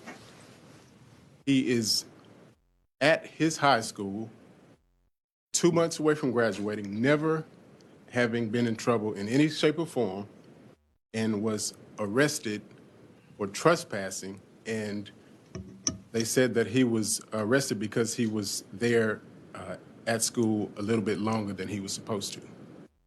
Now, I think one of the points in the bill addresses arrests for, I think it's non-arrestable crimes, or however that's stated. But I just want to, try to bring you into the mind frame of my son, who is now in counseling because of this arrest. 2 months away from graduating, he does not, is not sure every day that he wants to go to school and continue to fight to graduate, and he's been on this journey for 12 years. So I just want to make that point. That's a really important thing that we need to really address. And if I could make a suggestion there from the statements that I've heard throughout the day, I think that it seems the small amount of arrestable Class Cs could easily be transferred, the Class Cs that some have stated that are reasonable for arrest, they could be translated into another category, and then you make all the other Class Cs non-arrestable, if that makes sense. Okay, it does. I think it does to us. We understand where you're going with that. Members, anything here from our friend from Texas City? Thank you very much, my friend.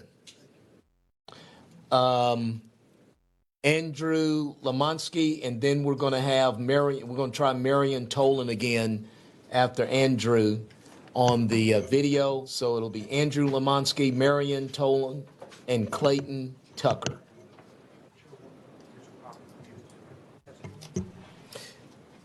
How you doing, Mr. Lamonsky? Good. Thank you, Chairman White. My name is Andrew Lemansky. I'm a civil rights attorney in Houston, Texas. I'm here on behalf of myself today, and by extensions, my clients, including Josh Cookie. And I am for the bill, extremely for the bill. I want to show you what I brought here today. This is the journal, Harvard Journal of Law and Public Policy. I got this when I was the president of Republican law students at South Texas College of Law. And I got this because I helped refound the Federalist Society there, and at the time, they were providing complimentary subscriptions to their chapter presidents. I was sort of considered the founding president, but I didn't want the two groups conflated, so I kind of quickly said, okay, but they gave me this nice book. And you know what it says right here? law and human dignity. I thought it's very fitting for this particular hearing. Chairwoman Thompson, thank you for this bill. I can say that as someone who believes that our rights come directly from God and they are merely recognized by our Texas and federal Constitution. I want to explain to you what I've seen as a civil rights advocate. And we've heard some talk about qualified immunity.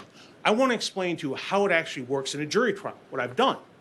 There are two questions. The first is, are your civil rights violated? The second is, does qualified immunity apply? So a jury will always be asked that second question only after the jury finds a civil rights violation. What's crazier about qualified immunity is when you look at 14th Amendment, substantive due process, use of force, things that happen in jail, people that are actually incarcerated, the force used on them. The standard under law is quite literally that you have to intend to harm and have subjective evil intent. Now think about that for a second. That's just defined the constitutional violation under the 14th Amendment. And then you're asked about qualified immunity, whether the officer in good faith committed a subjectively evil act. This laws do not make sense. This is a state cause of action under Texas law where Texans can file in state court. They don't have to worry about filing in federal court or ending up in federal court in front of a federal judge in Washington. So you're saying this bill has that cause of action? Yes, sir. Okay. A state cause of action. I agree with my friends and colleagues at IJ. And I helped out with the brief on Kylo versus New London, the private taking of property case. It was back in about 2005. But and also, I want to talk about my. Well, let me do, because I'm looking at the timer here. Yes.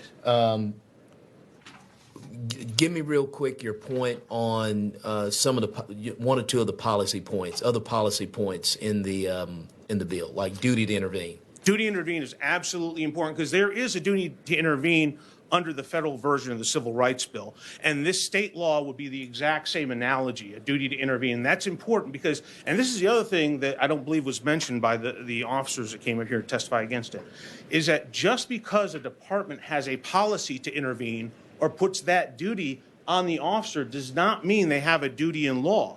Courts have routinely said that violations of a policy do not, in and of themselves, constitute a civil rights violation. So the issue with that, the duty to intervene is very important, but it's important. It's statutory law, and there's teeth behind it. Okay. The other thing, the overcrowding. Briefly, I've handled a case on overcrowding. These low-level drug offenders that are arrested and put into jails, you can think of that like a recruiting mechanism for MS-13 because it happens. These people don't have experience in jails. They get there, they look for protection of gangs, and then they have to do favors on the other. And Andrew, thank you so much. Members, thank you. And I'm willing to engage. I gave my emails. Please, any Thank questions? you. I'm more than happy. I'm sure you're a very, very vigorous advocate for your folks in court. So we'll go with Marion Tolan. Okay, Marion, good afternoon. Marion, good afternoon.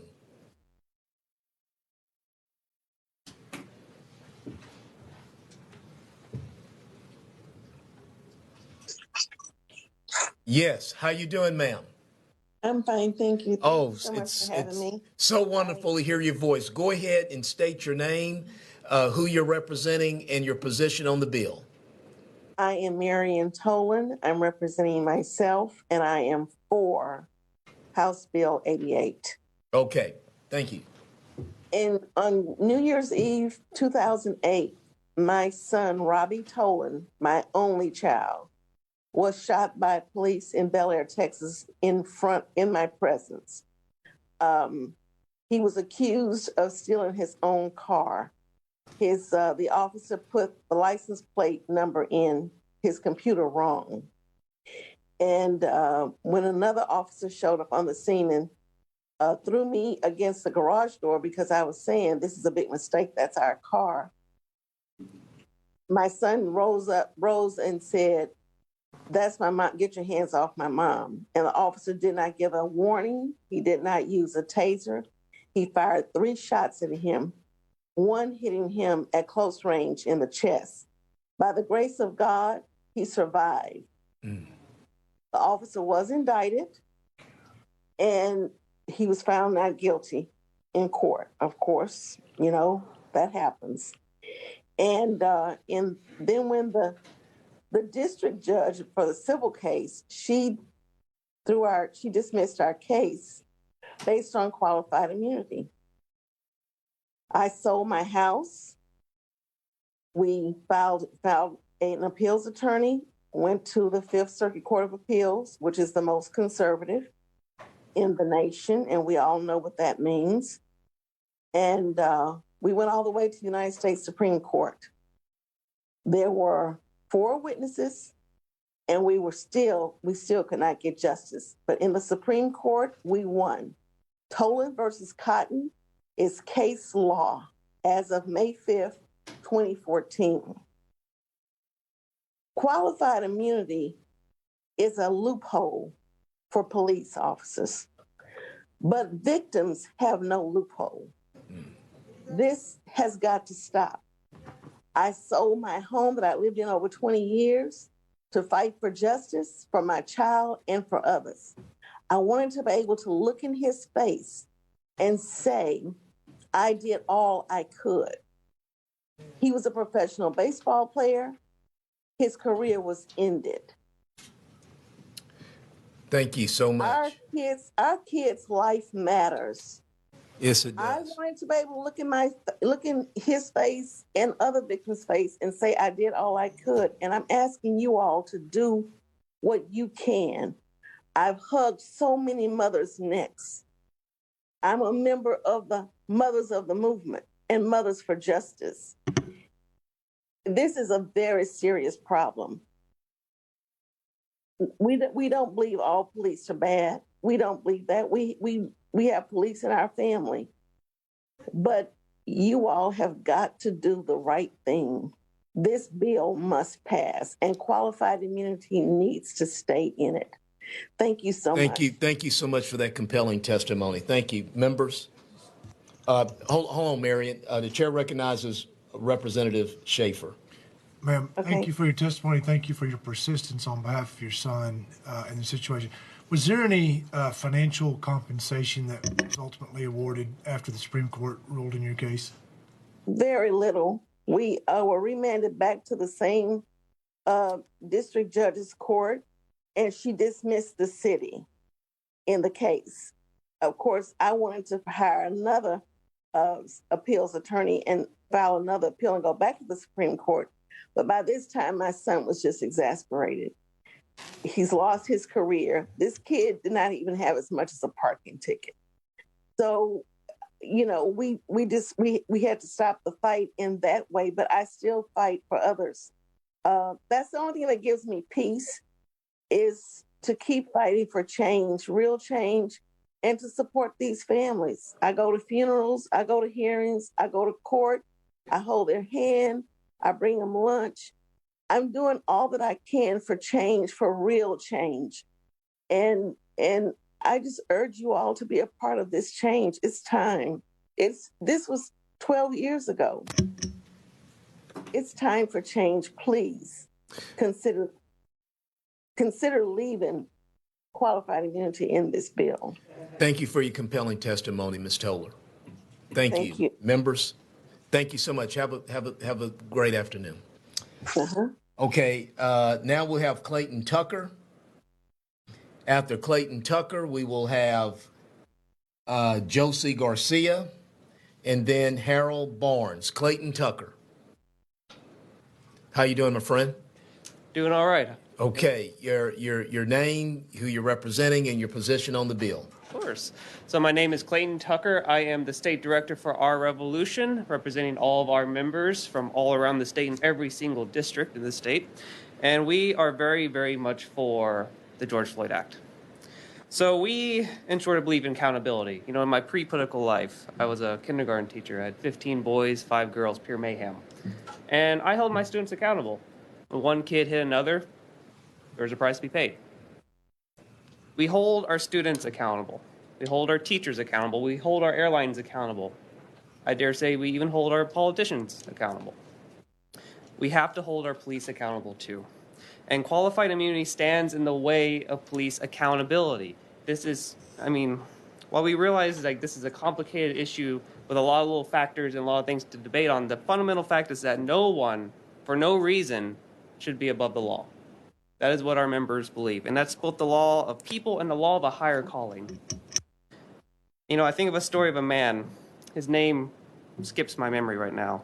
But after sitting with his hands up, the police sicked their dogs on him. And while it was illegal for police to sick their dogs on him, for people laying down, I mean, turns out, because of the way qualified immunity currently works, there was a difference between laying down and sitting down with your hands up, which to me seems like functionally the same thing. I mean, you're on the ground, your hands are not be able to be utilized, but that officer, well, there's no accountability. And the fact of the matter is, when there's no accountability, there will be no trust. And when there's no trust, there will be no justice, and there will be no public safety.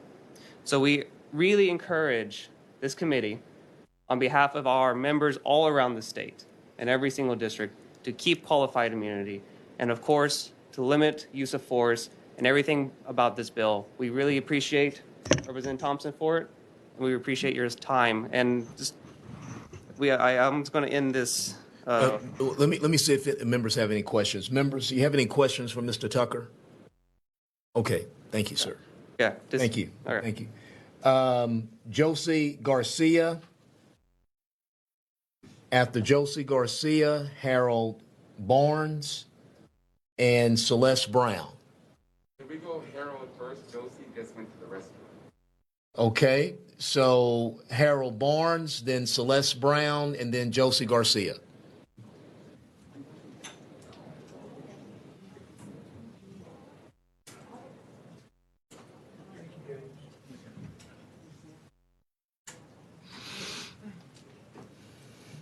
Good afternoon. I'm Harold Barnes, San Antonio, Texas. I am a veteran, now retired, but I had a son named Adrian Barnes that was killed while driving away from a scene. He got into it, they shot him 15 times in the back in a car. This bill must pass. I can't listen here all day. I seen what was going on. I went through it 10 years, 11 years ago. It's go on and on day after day. And as a veteran, I'm an old man now, and it's still going on. You must pass this bill. Thank you. And just to make sure I get everything right for the record, you're Harold Barnes. Yes, sir. And you're representing yourself? Myself. Okay. And you are for House Bill 88? Yes, it must be. Yes. Thank you for your service, brother. Thank you, sir. Yes, sir. Okay, we'll have next Celeste Brown. After Celeste Brown, we'll have Josie Garcia. She's back. And Pamela Barnes will be in the lineup quick soon. Good Yes, ma'am. afternoon, Chairman and members, Sora Bowers and Representative Thompson. My name is Celeste Brown. I'm representing myself, and I am speaking for House Bill 88. You know, there is no reason that families that have lost loved ones to police violence should have to rehash our trauma to help you see those that are harmed by our police systems as human. I should not be here today. The other families that are here should not be here today, but we must. And so I would like to, for a second, ask you all to empathize and to humanize those that have been harmed by police violence. Daryl Zamalt Sr., a second father to me, was murdered by San Antonio Police Department on September 15th, 2020. They were there to issue a warrant, and I will say now a warrant should never equal a death sentence. They escalated the situation immediately upon arrival. He was staining a cabinet in his front yard.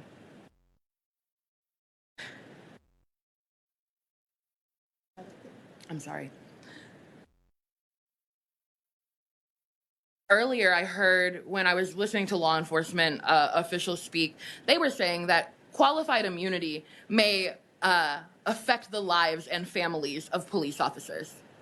What about the family where grandchildren will grow up without their grandfather? What about the family that buried their mother in 2016 and now had to bury a father in 2020?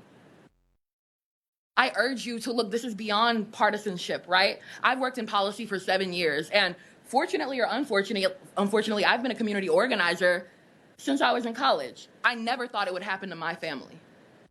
And when I started as an organizer, right, like I was a bit of a reformist like most folks. I sat on SAPD's 21st Century Policing Task Force presented by President Obama, right? I was over here supporting body cameras. I was over here thinking that those things would be enough.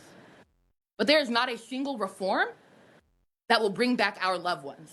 Because what happens when an officer is involved in a shooting is typically they're able to either hop right next to the county next to them or they are rehired. In San Antonio, Texas, 70% of fired officers are rehired through arbitration.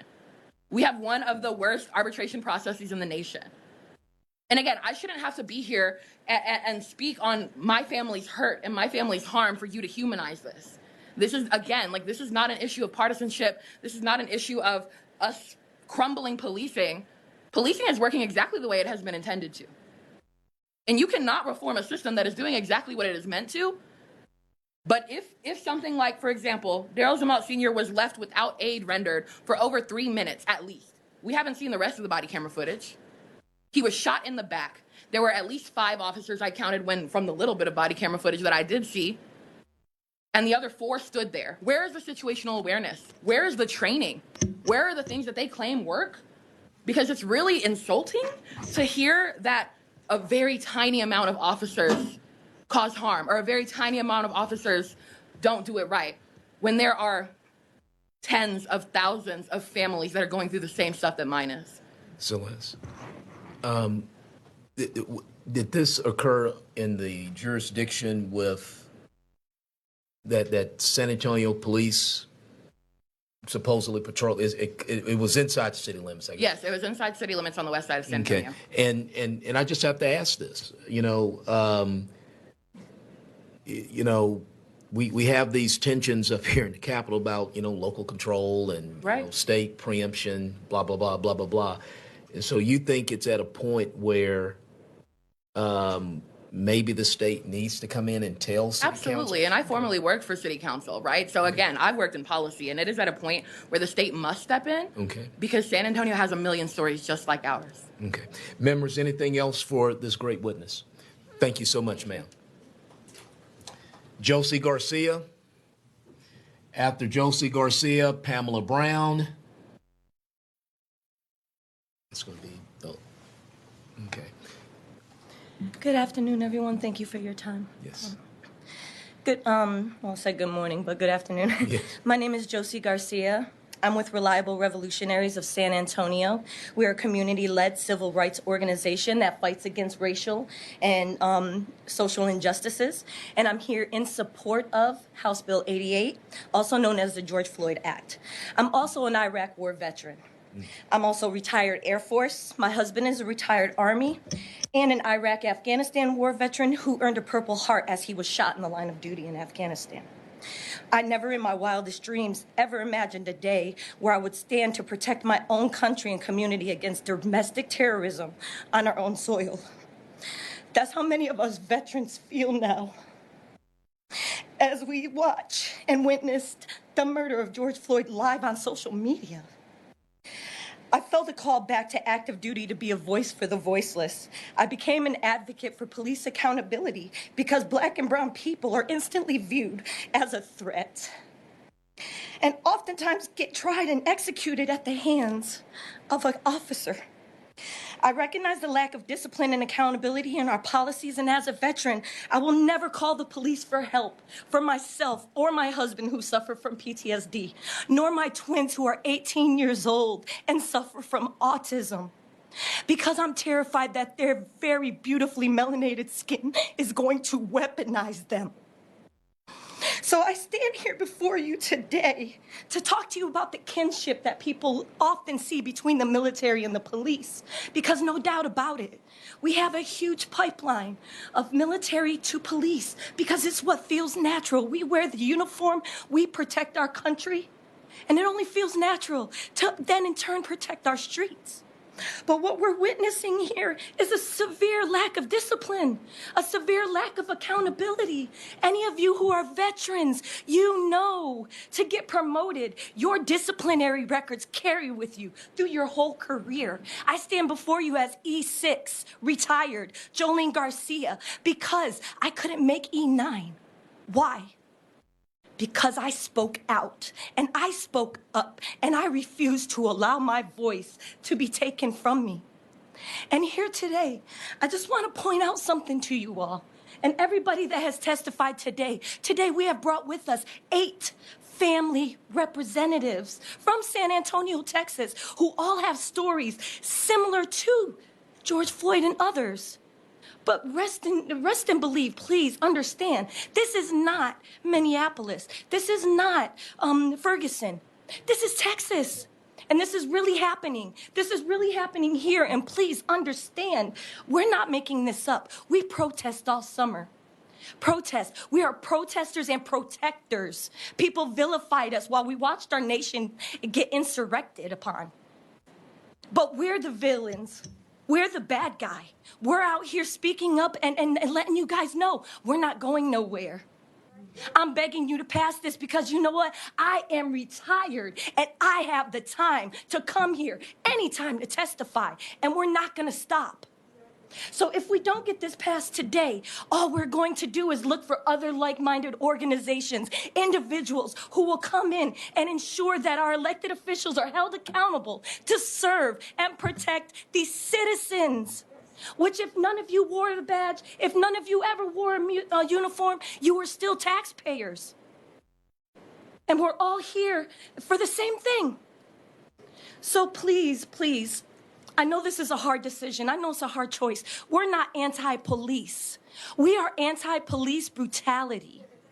And we have to send that message because we can set the standard for this entire nation right here in Texas. Thank you so much, ma'am. Thank you. Members, thank you. Chair calls Pamela Barnes. After Pamela Barnes, we'll have Melissa Wicker and then Pharaoh Clark.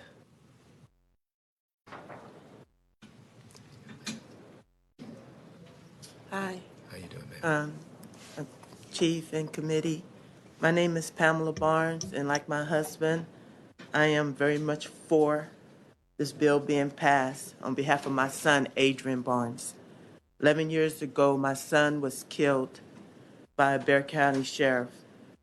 And let me give you a little background about my son. I know I only got 2 minutes. His favorite Bible verse was Philippians 4:13. I could do all things through Christ who strengthens me. He graduated cum laude in 1999, graduated from Judson High School, cum laude 1999. Went off to Texas A&M Commerce and graduated from there. He was dating a young lady. My son was 28. He was dating a young lady, and they wasn't getting along. They were at a party. The young lady was at a party. My son worked 3 jobs, okay, to help us. And he was trying to get in touch with his girlfriend. He told a coworker at his 3rd job, you know what, I'm just going to go home. She saw him get a text. An hour later, my son was dead, shot in his back. The Bexar County Sheriff claimed that the statements they get to use that shuts down everything. I fear for my life. That's all it was said. He was shot in his back as he was leaving. He asked him to leave. My son got in his car. The driveway is like a steep up. He had to walk down. The policeman walked down with him. They were talking because, again, that was his wife, the sheriff's wife, best friend was my son's girlfriend's best friend. So my son's been to their house. They went out together. There was no cause to kill my son, but he did. His wife said, what the F you're going to do is a statement that was San Antonio police got from a neighbor before Bexar County Sheriff told them to leave the scene. They policed their own. The Bexar County Sheriff was drinking because it was a party, okay? He was not they did not give him a breath test to see just how drunk he was. His wife said, "What the F you gonna do?" As he walks my son down to his car, my son gets into his car, starts his car, pulls up in the driveway to turn around. The policeman got in the middle of the street and started shooting and shooting and shooting. He did more than 5 times. The medical examiner called himself trying to ease my mind and said the second bullet killed my son. So that was overpossessive anyway of killing my son. My son did not have no kids. My son was a Christian. On his jobs, on his break, he would take his Bible and read. There was no cause to kill my son. My son was a role model. He worked trying to help kids that wasn't gifted like him in football, train kids. They made the team, kids that couldn't make the team. He was a physical trainer for Gold's Gym. There was no reason to kill my son. And Susan Reed would not prosecute the guy because why? He said, "I feared for my life." Okay? You fear for your life as my son is driving away from your house, your party that you have seen my son with. My son been in your house, watched games with you? Really? That's how you get to walk away from this coward? Come on. We need this bill, and we don't need to take nothing away from this bill. The policeman needs to act and be accounted for. They need to answer for their actions. And if they keep hiding behind this bill, we'll never, ever have peace. Never. Ms. Barnes, I just want to make sure, thank you for your testimony and the grieving for your son. 11 years, sir. I have not stopped grieving. Yes. And I want to make sure you're Pamela Barnes, you're representing yourself. Yes, sir. And I apologize. That's okay. No, that's okay. And you're for House Bill 88. Big time. Big time. Big time, sir. I want to thank you for coming all the way from San Antonio for your state capital on behalf of your son. Sir, let me tell you something. I have taken 2 steps further to be dragged 10 steps back. Every time I think somebody's going to help, I always get pushed back. God told me, "Peace, be still." Okay? Now God's telling me it's your time. Whatever this organization that brought me here wants me to do to help, I'm going to do it. I'm here until God takes the last bit of my breath away from me. Thank you, ma'am. I will not stop. I will not stop fighting for my son. Thank you for your courage and your diligence. Okay, Melissa Wicker. After Melissa Wicker, Farrell Clark, and then Deborah Bush.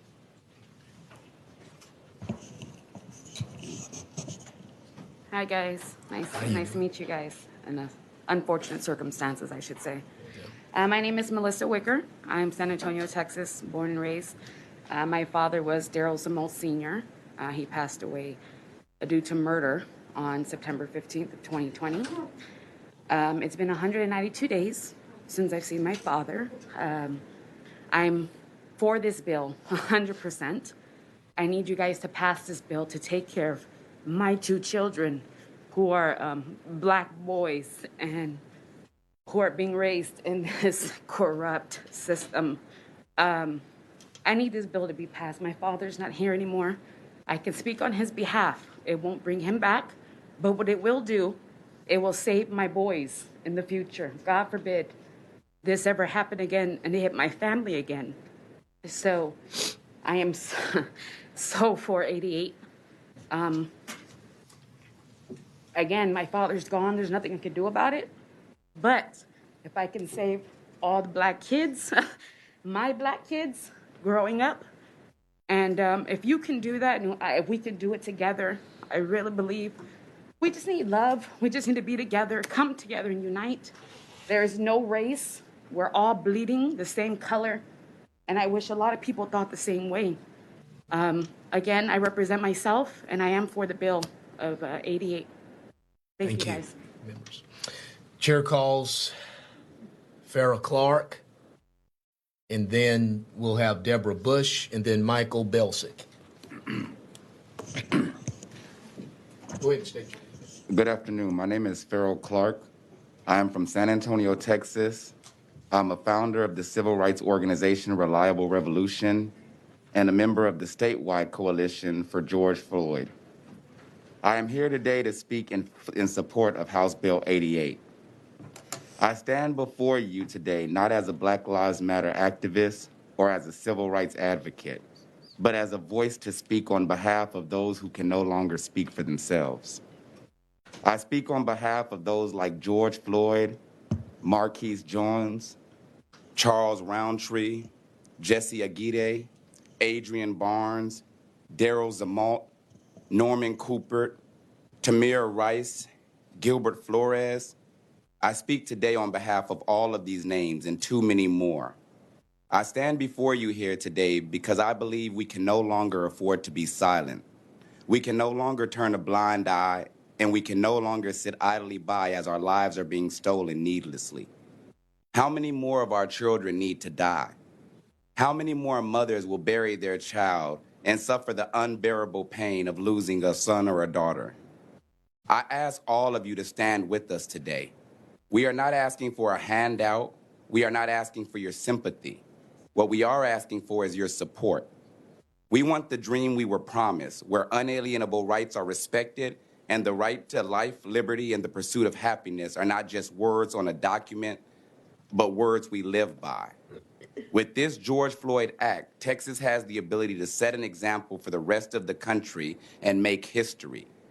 The question is, what side of history will you be on? The time for action is now. Let's stand together to put an end to the use of excessive force and an end to qualified immunity. Thank you. Thank you, Mr. Clark, and for your testimony. I just want to say thank you for that before I let you go and ask the members if they have any questions of you.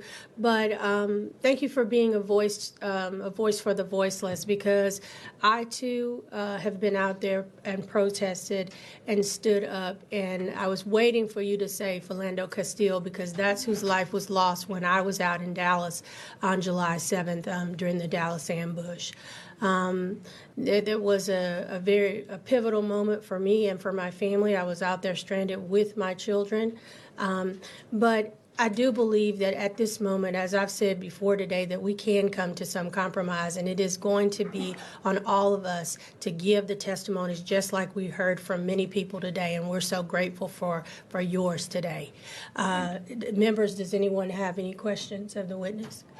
Thank you. Thank you. I'd just like to thank you and also Ms. Thomas. And just to say that just like the others here, I will be here and continue to support this bill, and I'll be here until it gets passed. Thank you.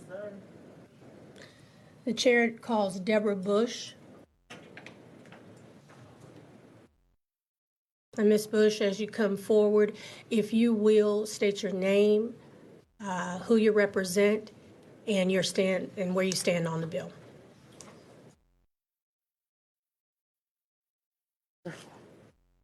Good afternoon. My name is Deborah Bush.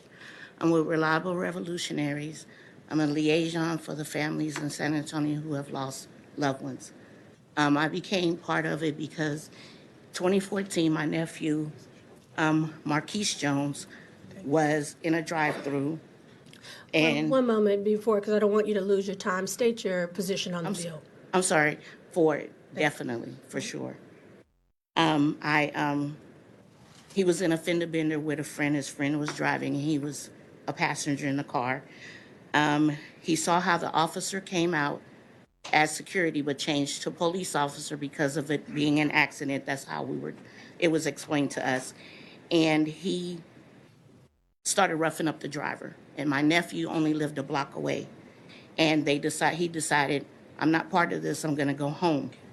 As he proceeded to get out of the car and go down the driveway, the officer didn't tell him to stop, didn't tell him that he needed to be there or anything. He just pulled his weapon and he shot at him 9 times with one bullet hitting him in the back. The officer then told witnesses that they needed to leave because he was trying to say he had a gun And the witnesses were like, no, he did not. He did not have a gun. And they proceeded to make witnesses leave. We were the first family to stand up against San Antonio in 2014. I will not let it rest. I will not let go. I will continue to fight for my family and for all the other families that have came after Marquise. We need this bill passed because officers feel like they're the judge, executioners, and the jury and the executioners. They're not giving our loved ones a chance. They're just that, like the mother said, I fear for my life. Is there get out of jail free card? That's all they have to say. Even if the person is going away from you, how are you in fear of your life if someone is going away from you? So I ask you, and I plead with you, please pass this bill, because the families will never heal, because every time we turn on the TV, there's another. So as families, we will never heal. We will grieve forever. Well, thank you so much, Ms. Bush. And what I have said about what you just shared with us is that we are sometimes not able to catch our breath because it feels like there's another one and another one and another one. So thank you. You're welcome. Thank you. The chair calls now Michael Belsick.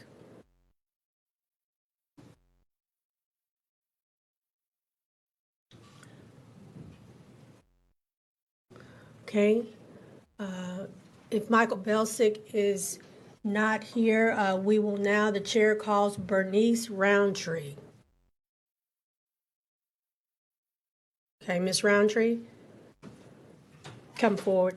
And so as you make your way to the podium, we will ask that you state your name. Before you begin, state your name, who you represent, and where you stand on the bill. A little short, sorry. My name is Bernice Roundtree. I represent myself and the Charles Roundtree family. I'm for the bill. I just want to share my story a little bit. My son was Charles Roundtree. He was killed by SAPD in October of 2018. He was hanging out with some friends at a house where officer was coming to respond to alleged assault that happened prior to him coming. When the officer arrived, he didn't come. He didn't say SAPD. He didn't have his sirens on. He didn't have his lights on. But he assumed that the people in the house knew that it was the police. He opened the door, said, "What's up?" to the kids, teenagers sitting in the house. He said, "What's up?" Not, "It's SAPD." He said, "What's up?" The kid jumped up like, "Who's opening my door?" Because he didn't knock. They didn't let him in. He opened the door himself. As he stood up, the police, told him to stop. To stop. Boy, seeing that it was the police, he tried to take off because he was scared because the police is holding a gun at him. The police fires 3 shots. 1 shot hit my son, who wasn't the guy who stood up. He's sitting in a chair, hit him 1 time in his chest, and he died on the floor. The police didn't call EMS. They didn't call. He didn't try to help. He just ran to his car. He shot and ran to his car. There was another female in the house that actually called 911 to get EMS out there. They left my son there and he bled to death. He could have survived had they called EMS to try to save him. They didn't do anything. They didn't even go in to help him. They made them come out one at a time while my son laid in there on the floor. So I feel like y'all need to pass this bill because these police officers need to be accountable for the things that they do.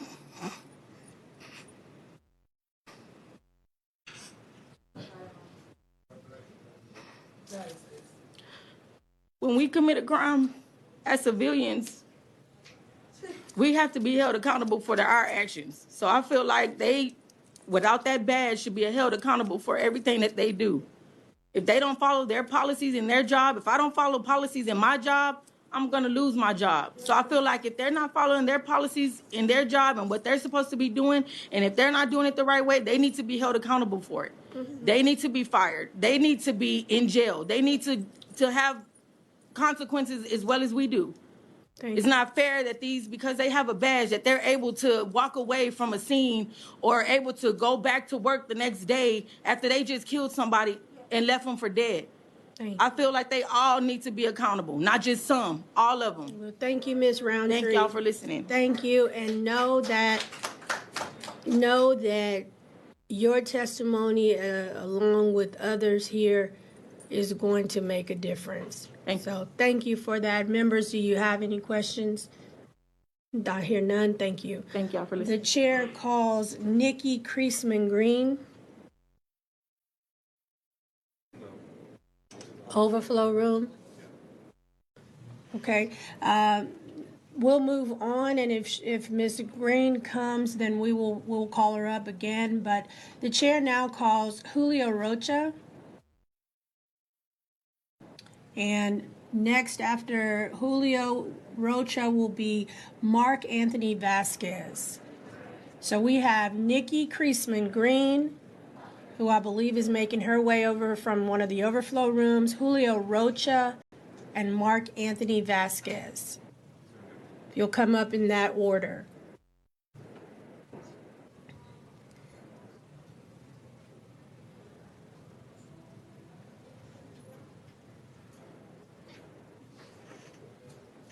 Okay, is this Miss Green? Yes. Thank you. So when you make your way to the podium, please, before you begin your testimony and have your 2 minutes, state your name, tell us who you're representing, and where you stand on the bill. Okay, will do. Sorry about that.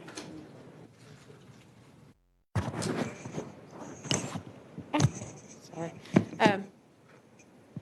My name is Nikki Creasman Green, and I am representing myself. I am an attorney in Dallas-Fort Worth. I am also one of the board members on the African American Lawyer Section of the State Bar of Texas. I serve as their legislative chair. I'm also a member of the Fort Worth chapter of the NAACP and am a resident of Tarrant County. And I am here today. Initially, I said I was neutral on the bill, and that was incorrect. I meant to say that I am for House Bill 88, if that could be corrected. Okay, thank you, Ms. Green. We can make that change in the record. Thank you very much. I appreciate that. I am here. I've had the opportunity to talk with Representative Thompson in regards to House Bill 88.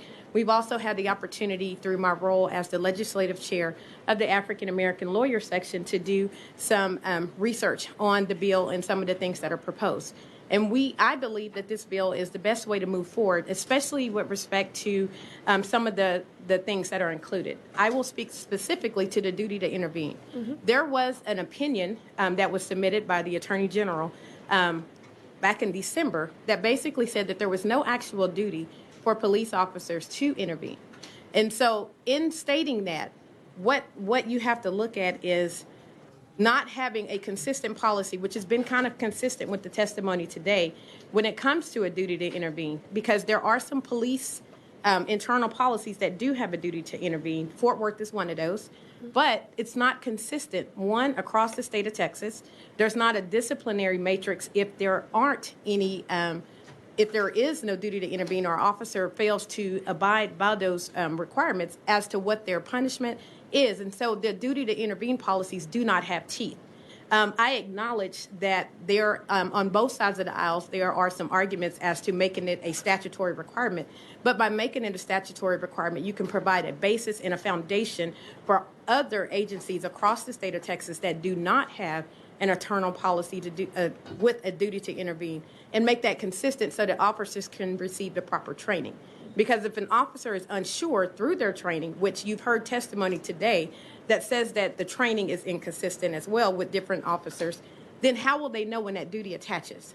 And I think that's the problem, because the standard is if it's objectively reasonable, or you see some behaviors or some activities that's objectively unreasonable, then you're supposed to intervene. But for those officers that are following command or are afraid to speak out, which was, I think, the defense of some of the officers in Minnesota where this happened, then what do you do then? Is the training telling officers when that duty attaches.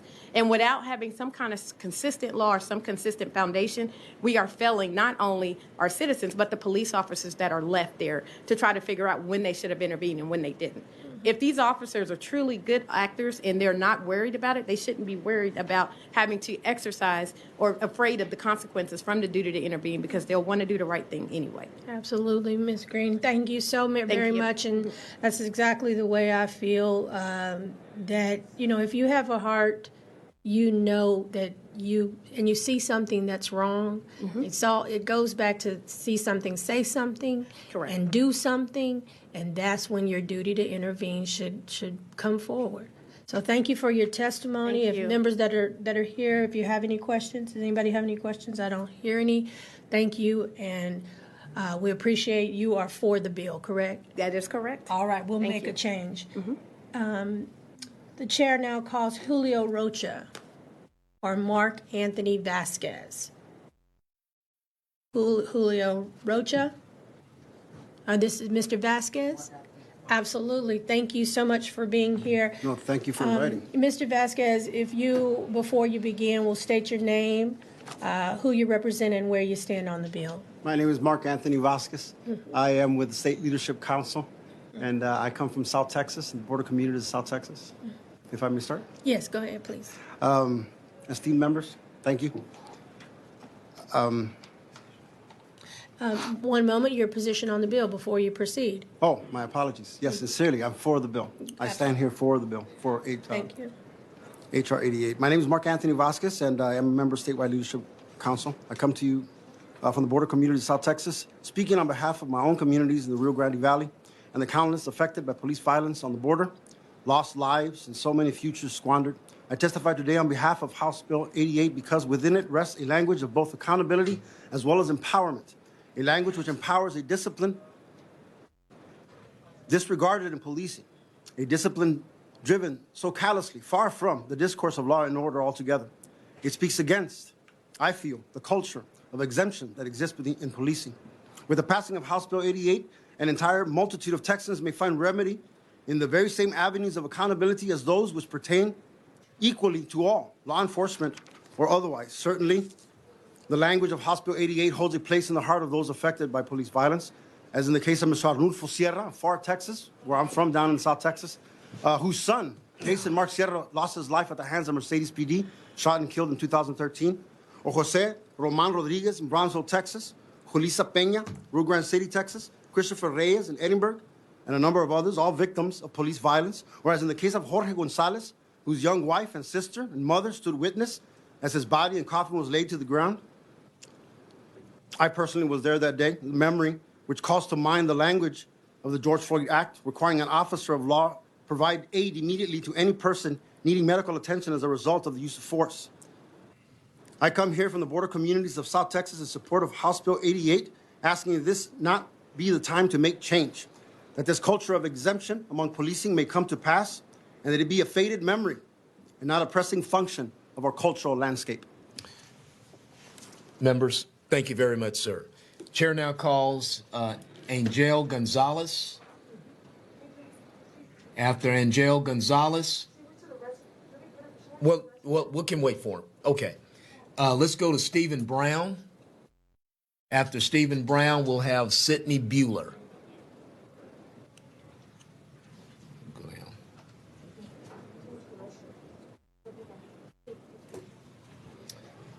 Brenda Ramos. Chairman, I have to stay for Yeah. the video conference, but I didn't want to leave you. No, we're okay. We're okay. We're okay. Sidney Bueller? Oh, come on, ma'am. Thank you.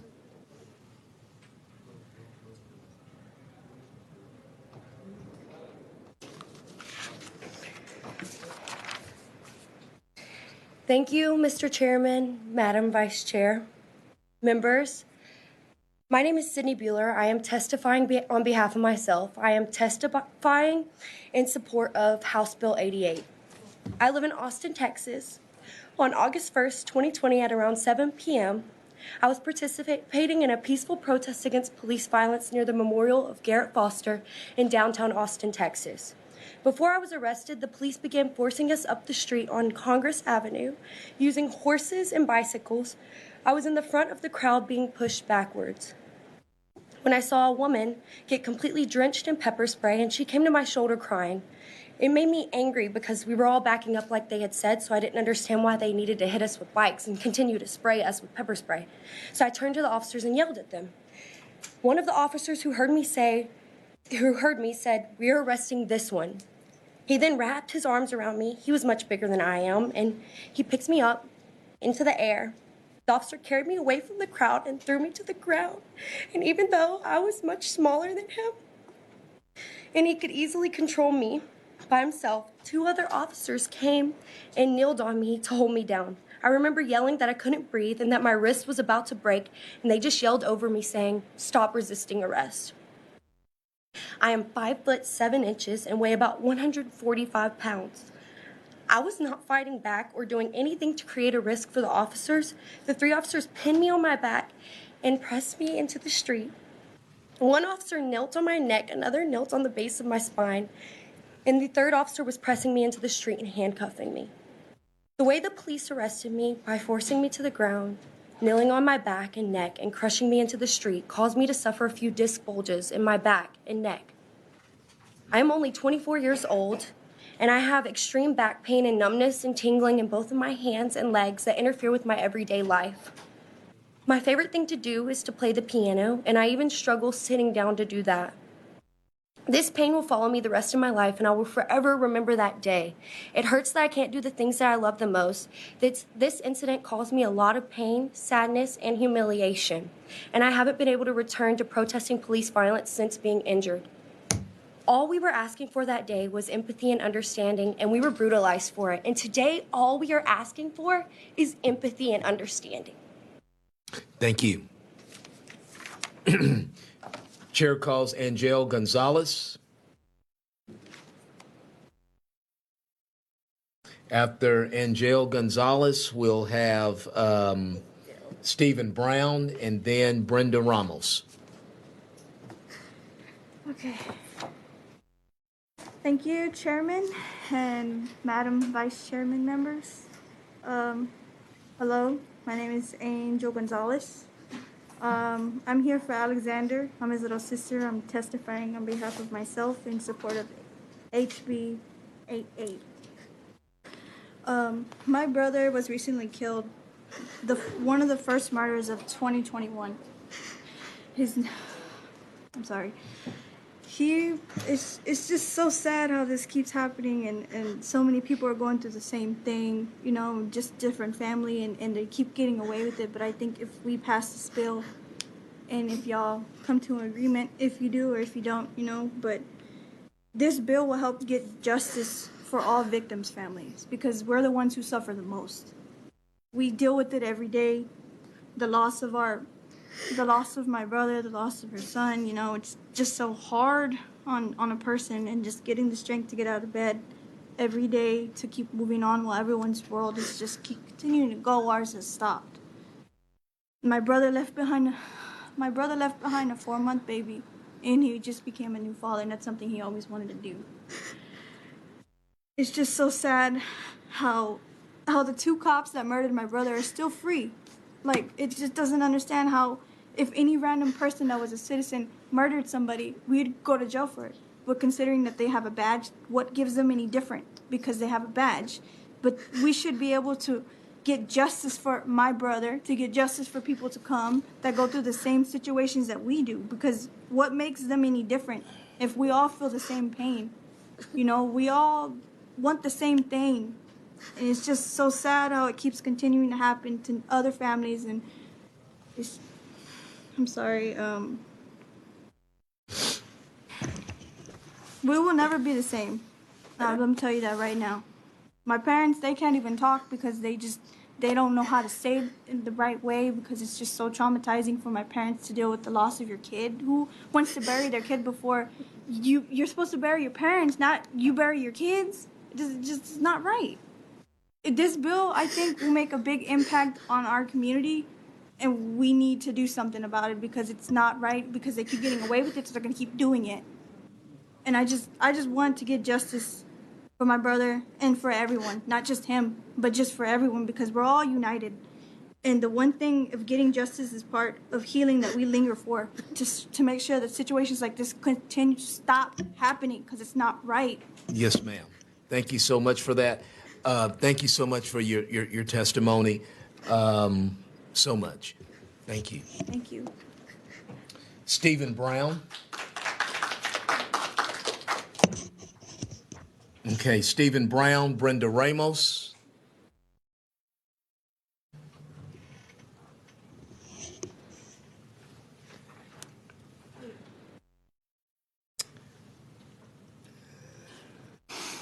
And after Brenda Ramos, Clurin Williams.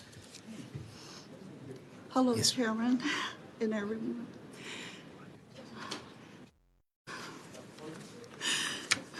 Sorry.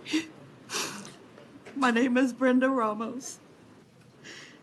On behalf, I am here for the HB 88 Act. And here on behalf, my son was African American and Hispanic. My son Mike was my only child, was killed by Austin police 10 months ago. It will be a year next month, April 24th. Mike was my everything. Some days I feel so broken and alone. A part of my body feels numb. I'm not the same. But I made a promise to myself and to my son that I would do everything I can to stop my nightmare from happening to another family. Everyone has seen the awful video. My son was shot in the head and down his back at a close range. My son was shot in the head as he slowly drove away from the police toward a dead end right there to the right. There was nowhere he could go. Toward the dumpster.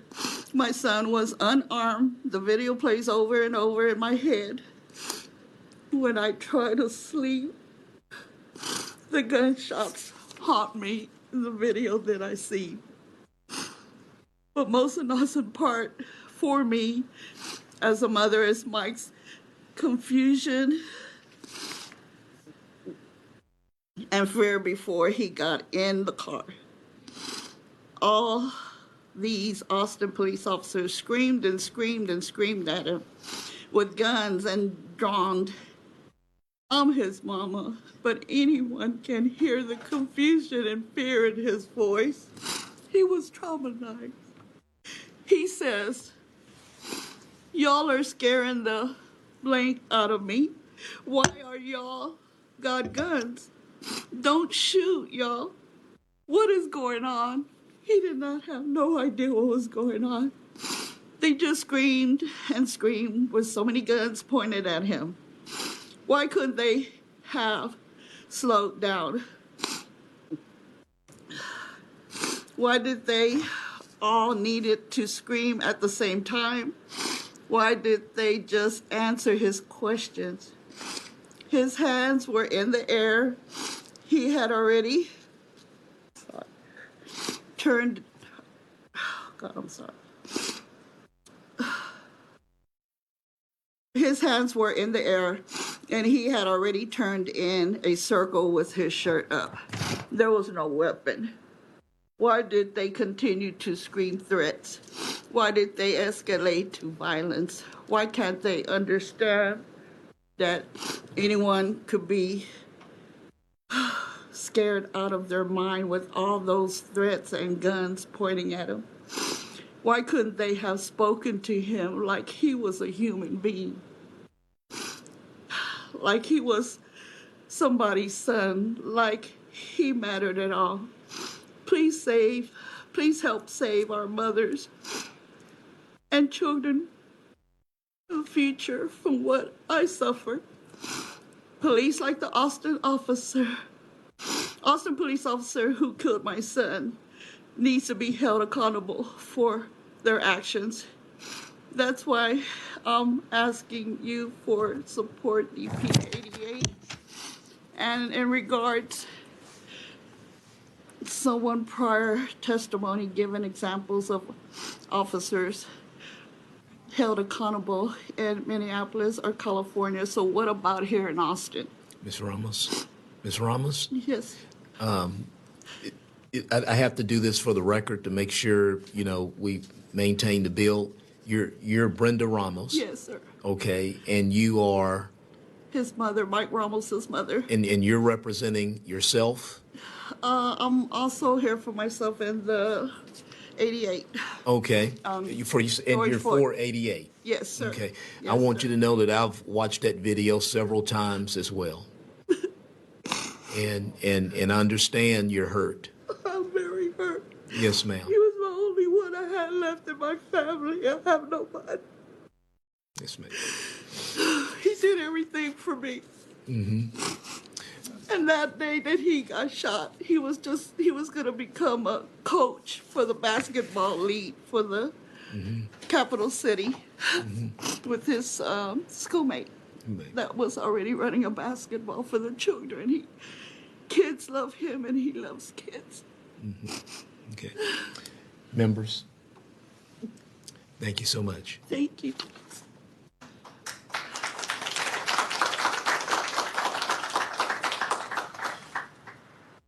Clorin Williams. Clorin Williams. Okay.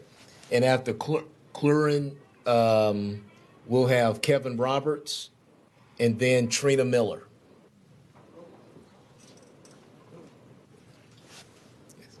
Yes. And thank you for stating your name, who you're representing, and your position on the bill, Mr. Williams. Yes, good evening. My name is Clorin Williams, the revolutionary activist and author based out of Austin, Texas. I'm here on behalf of the Black community of Austin, Texas, myself and my brother Lawrence Parrish, and we are going to vote in agreement with HB 88 and the Sandra Bland Act. April 7th, 2017, Lawrence Parrish was shot over 9 times at his house alone, right here in Austin, Texas. We didn't have any video footage. I heard you state earlier that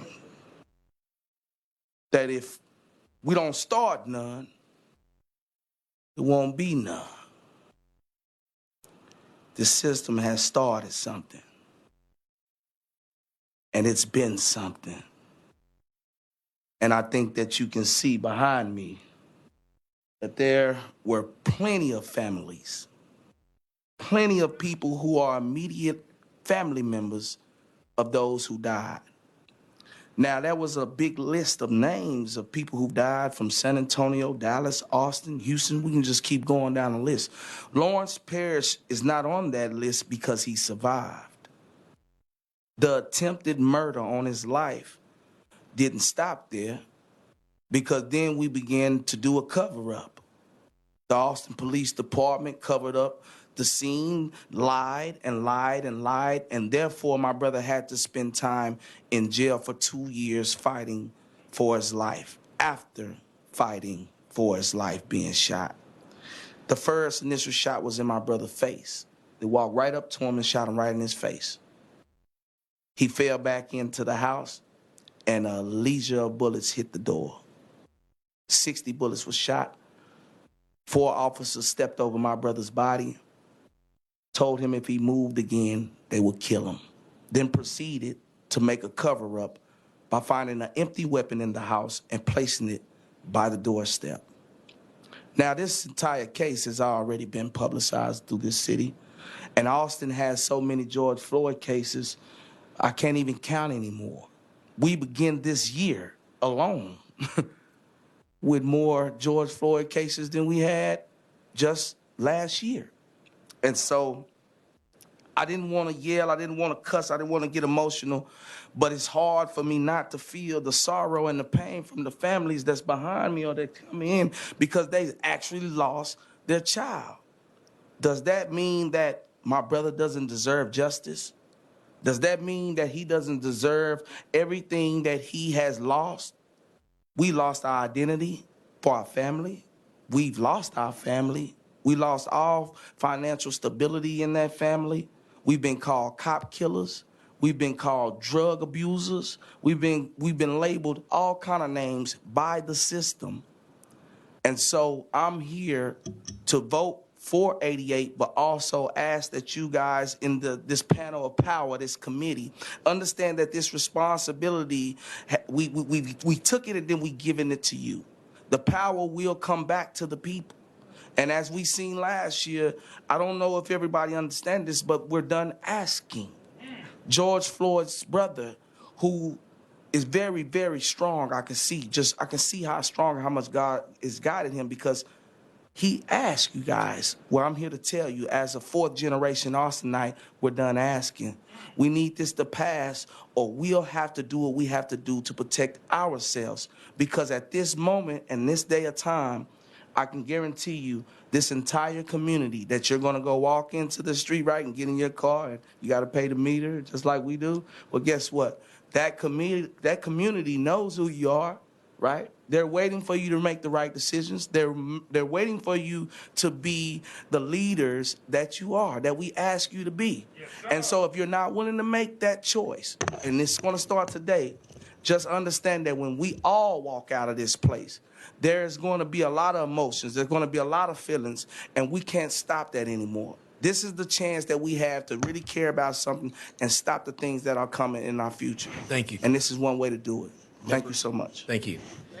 Kevin Roberts. Kevin Roberts.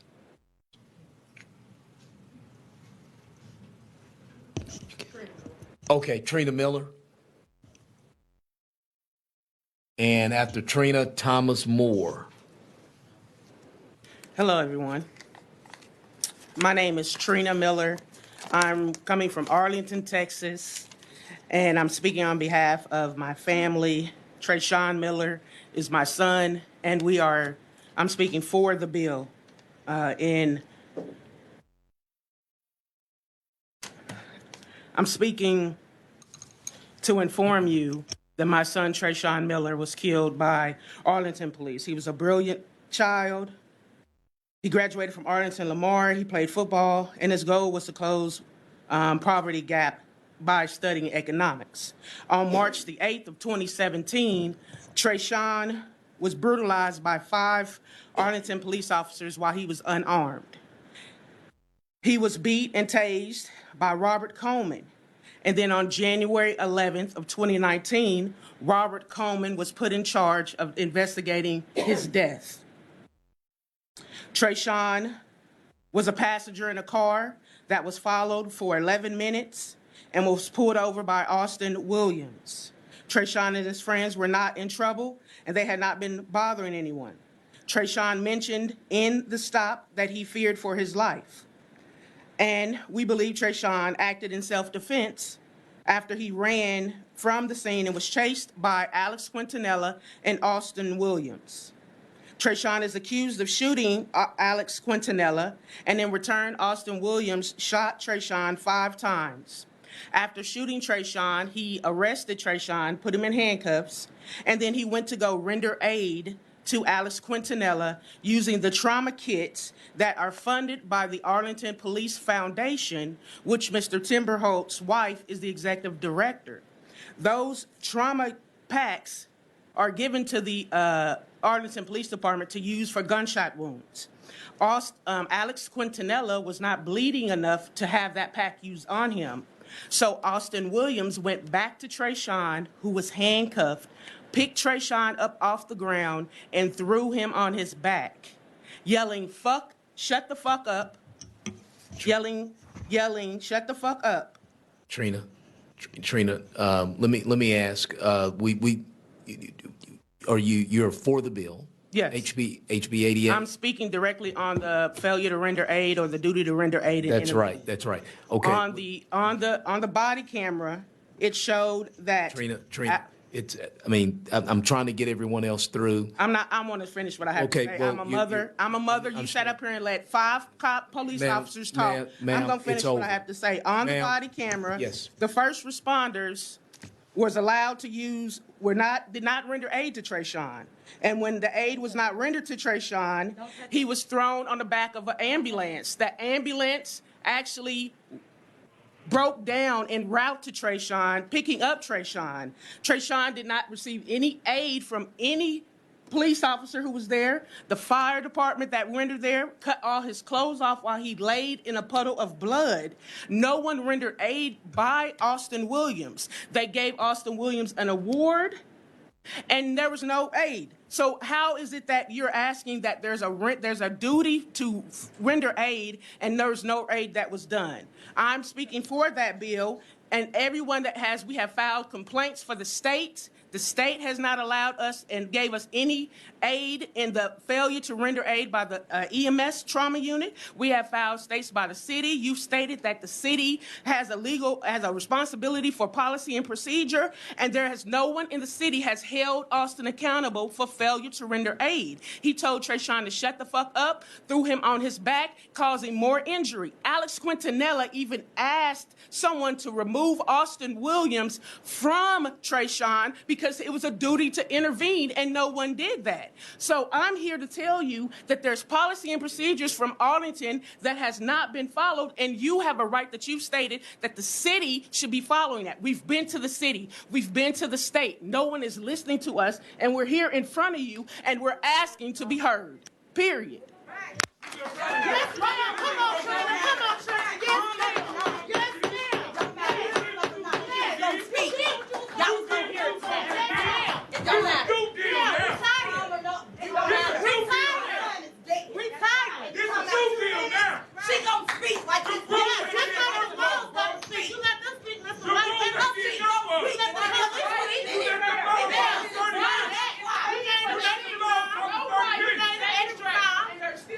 You did what you supposed to do, right? Let's take it out. Let's go. Let's go. You gonna give us that? Let's go. Police officer had 5 fucking minutes. You Let's gonna go. give 2 minutes? Period. Let's go. Period. He was fearing for his life. How about we be silent for them 10 minutes and 18 seconds? My baby was on the floor. How about we have a silence? In the medical field, aid was not rendered. Aid. I'm a nurse. Aid wasn't rendered. They waited for him to die, and when he died, they called me. Period. Called at 1:16, and he died at 1:00. This the new one. And nobody has gonna do it. Nobody has gonna do it. Don't rush it. And they ignore the cries.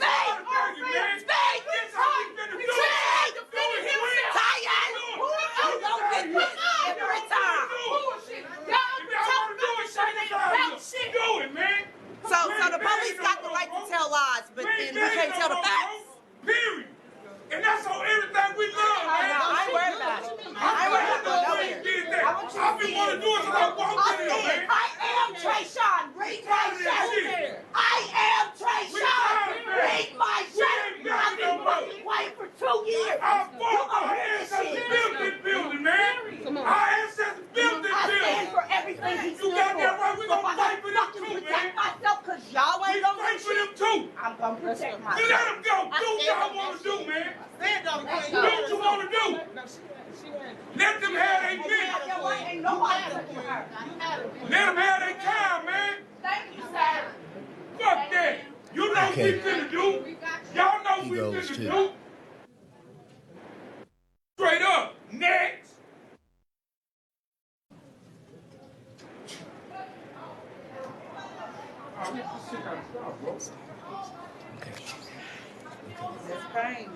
Okay, members, we're going to stand at ease. Let's stand at ease for about 15 minutes.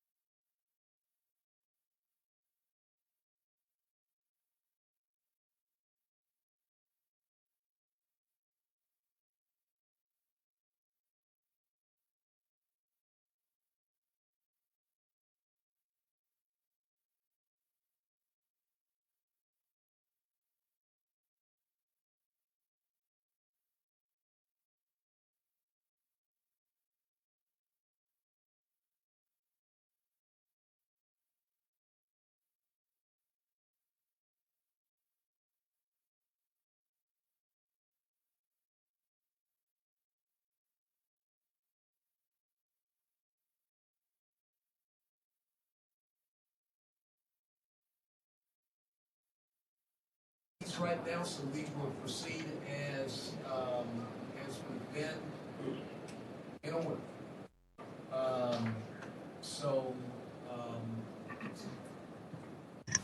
Okay, we're out of these. We will proceed as we have been in order. We were doing pretty good. Kevin Roberts. After Kevin Roberts, Thomas Moore. And then after Thomas Moore, Ben Yisrael. You're Mr. Roberts? Hey, thank you for coming to your capital, friend. Thank you. Hi, my name is Kevin Roberts. I'm representing the University Democrats, and I'm in support of HB 88. This bill has good provisions on use of force and mandates that the agencies create a use of force continuum, which is necessary to make accountability for our police. Mandates officers must intervene if they use excessive force, which will save lives. We need to have accountability for law enforcement. Too many people have been harmed needlessly for aggressive police officers who lack training on how to use force appropriately in certain situations. Choking someone is not an appropriate use of force. This bill makes it illegal to do so. HB 88 will hold officers accountable by getting rid of bad officers who conduct misconduct repeatedly, and gets rid of qualified immunity, which officers hide behind after misconduct. These are common sense police reforms that will ensure more transparency and accountability, which will build trust between our law enforcement and the communities they serve. Please support HB 88. Thank you. Thank you so much, my friend. Chair recognizes Thomas Moore. After Thomas Moore, we have Ben Israel.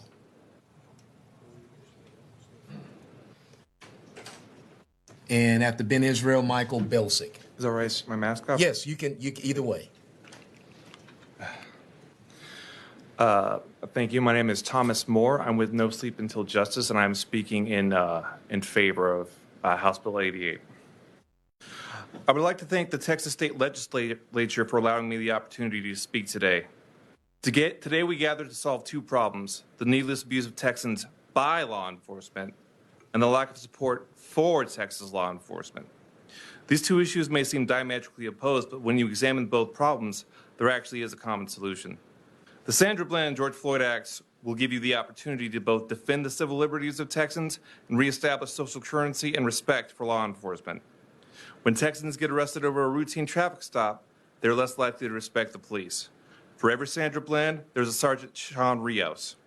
When Texans are killed in their own home, when non-lethal force could have been used, people are less likely to join the police, and the people are less likely to have backup. For every Tatiana Jefferson, there's a Sergeant Harold Preston's. When people see police brutality, they are less likely to support law enforcement and more likely to oppose law enforcement. For every George Floyd, there is a Dallas ambush. Everyone I just mentioned have three things in common. They are human, they are American, and they all died tragically. There are more people like them out here in Texas, and right now, they are still alive. And if we pass this legislation today, it is very possible that we can keep it that way. Voting yes here will ensure that Texans' civil liberties are protected, that law enforcement is respected, and Texans can trust that the state has both. Finally, it will serve as one of the first real, sincere down payments in repairing the relationships between our law enforcement and our citizens. The state and this nation needs healing, and it needs reconciliation. We need to build a bridge between community and law enforcement, and we shouldn't wait any longer. We can't wait any longer. We must start today. Thank you very much.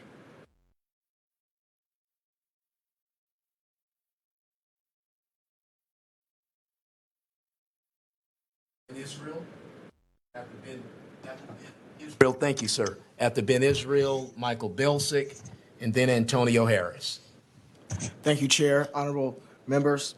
My name is Ben Israel. I study criminal justice as an undergraduate and graduate student at Sam Houston State University.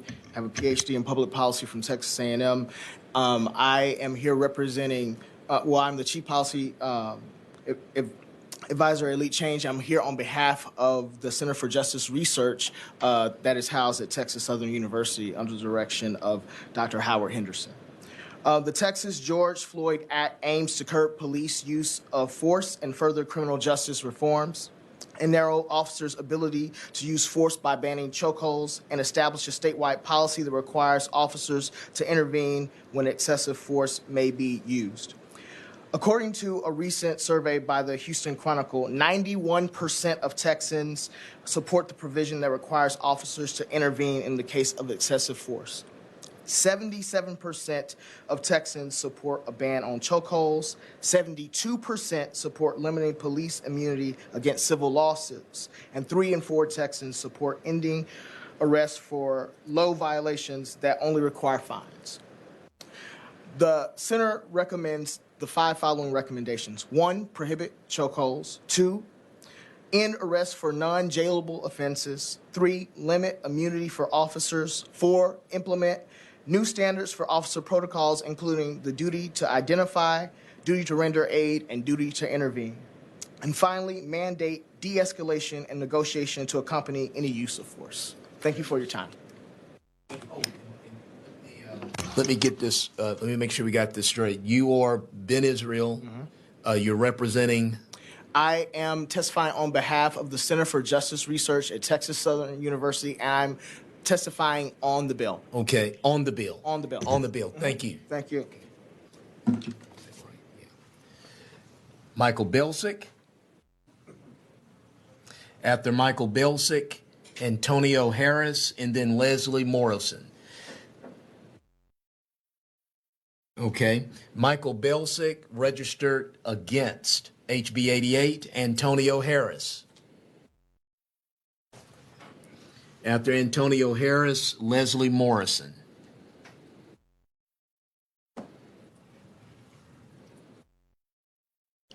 I'm Antonio Harris, City Council District 5 in Fort Worth, Texas. I'm here representing myself for Bill 88. I'm not here campaigning. I'm here as a victim. I've been suffering and suffocating with stop and search, meaning that I was doing my yard and an officer pulled up saying that I kicked the door in at the yard that I'm doing. And he and the officer with him seeing that it wasn't no door kicked in. Why did I end up in handcuffs? Why did I end up in jail? I am suffering.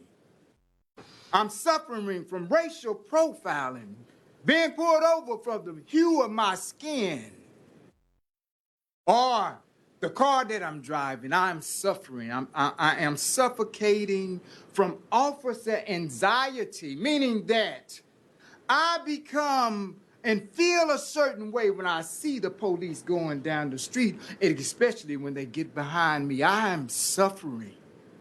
I'm suffering because of excessive force. Just because you pull me over and you're not satisfied with my insurance and my driving license, I have to get out of my car and get on the ground. I am suffering. And if excessive force has to get me to do things, then what are we doing here? I'm sorry, sir, but judges and teachers don't kill people because they have qualified immunity. This is being used as a lethal weapon to kill. So qualified immunity is becoming fastly excessive power. We, the citizens, have to pay for these debts. Who? Are we missing something here? The citizen nowhere justified for the crimes and the police committed on the citizens. Maybe qualified immunity is what is drawing these so-called bad apples to our enforcement.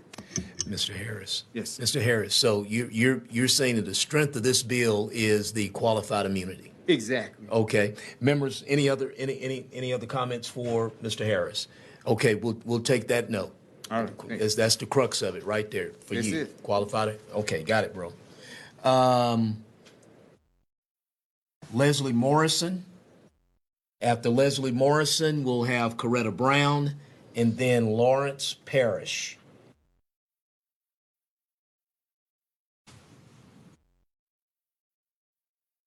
Hi. My name is Leslie Morrison. I live in Fort Bend County, and I am testifying in support of HB 88. I represent myself and the Texas chapter of Moms Demand Action for Gun Sense in America. Police reform in this country is long overdue. We are glad to see HB 88 being set forth to ensure law enforcement is supporting all communities in the state equally and fairly. We have a gun violence crisis in our community, and that was true long before the pandemic hit and families were thrust into poverty, job loss, illness, and more. We saw long-standing tensions boil over this past summer, leading to an erosion in community trust of the Texas police departments. We have been encouraged by the conversations following this past summer, but we need immediate action to save lives in our community.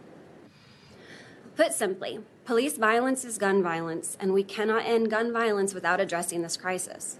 A single incident of police violence can plant the seed for fear and community distrust of police, making it harder to prevent or solve violent crime, and in turn making violent communities already fighting systemic and structural barriers more at risk for violence. About 1,000 people in the United States are killed every year in shootings by police, and Black people are nearly 3 times more likely to be shot and killed by police than white people. This would be unacceptable to me even if I were not the mother of a Black child. We support HB 88, a bill that includes many provisions that would reform law enforcement practices and increase public safety, including by emphasizing de-escalation, raising the standard to use deadly force, and creating a duty to intervene when officers see another officer using excessive force. Law enforcement officers are valuable partners in the fight against gun violence, and we believe HB 88 is a reasonable first step that will help prevent misconduct and solidify trust in the community. We are grateful to our law enforcement officers who commit to working with and protecting all communities in Texas, and we hope this bill will help those same officers fulfill their duty. We urge this committee to support HB 88. Thank you very much, ma'am. Thank you. Coretta Brown. After Coretta Brown, we'll have Lawrence Parrish, then Victor Reed, and then Camille Trewick. Yes, ma'am. Hello. Thank you, Chairman, Vice Chairwoman, and committee. My name is Coretta Brown. I am here representing the Alliance for a New Justice System, and I am for House Bill 88. I am also here representing myself. Today, I sat in here for hours just like you all, most of you all, and I heard some things that was really revealed to me. What I want to share with you right now, because I came in here to say something totally different, but then hearing what I've heard today, I want to share something. When I was incarcerated, there was a CO, and there was an 8-month pregnant lady. The CO slammed her on the ground, concrete. Now, if anybody in here asks a question about what did she do, that's the wrong question to ask. The question I asked is, did the baby survive? And was the officer held accountable for it? No one is above the law. And I understand that our officers need to be protected, but we need to be protected as well. I have, on my social media, I have signed petitions from African American police officers calling to end white supremacy in the police force.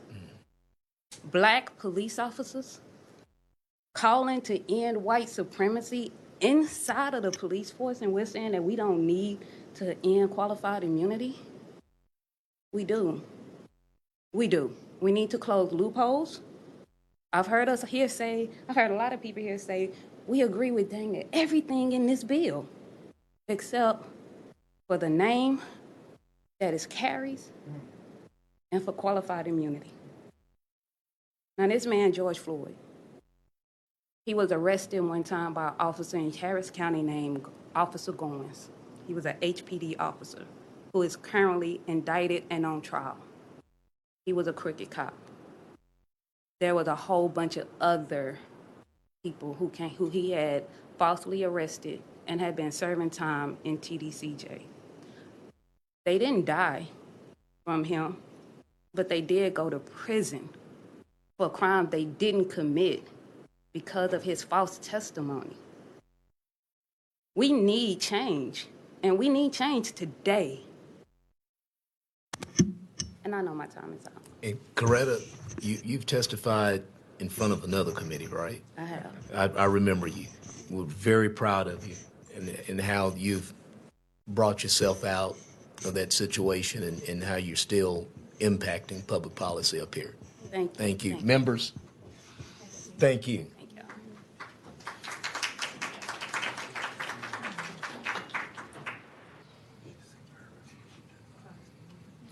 Okay, Lawrence Parrish. Okay. Lawrence Parrish, hold on. Lawrence Parrish did register to testify, and he registered for HB 88. Victor Reed. Okay, Victor Reed did register to testify, and he did register for HB 88. Camille Trawick. Okay, after Camille Trawick, we will have Renee Perez. Wonderful. Thank you so much. Yes, ma'am. I'm Camille Trawick. I am representing myself, and I am here in favor of HB 88. Qualified immunity is legal justification through which it is difficult to hold officers accountable for killings and other wrongs. It says that officers are shielded from personal liability unless their exact violation was previously ruled upon by a judge. Because of the rarity of the exact same violation being committed twice, the futility of prosecuting a first-of-its-kind violation, this policy is a significant barrier to police accountability. Now, I'm only 18, I haven't been to law school, but I would like to respond to previous testimony regarding this issue. Qualified immunity only matters in the circumstances where, 1, a civil rights plaintiff can show that the defendant did violate their constitutional rights, and 2, that those rights were not clearly established at the time of the violation, meaning there was no prior case involving nearly exact details. So if a police officer didn't commit a constitutional violation in the first place, then they don't need qualified immunity to protect them.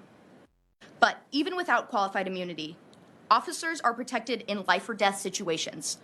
The Supreme Court's decision in Graham v. Connor sets out an objective reasonableness standard for excessive force claims, which makes clear that courts cannot second-guess on-the-spot policing decisions.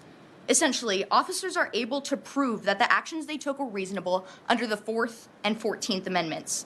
And if the actions are not objectively reasonable, like far too many are, like the ones you've heard today, the victims can hold the officers accountable when we vote out this piece of legislation.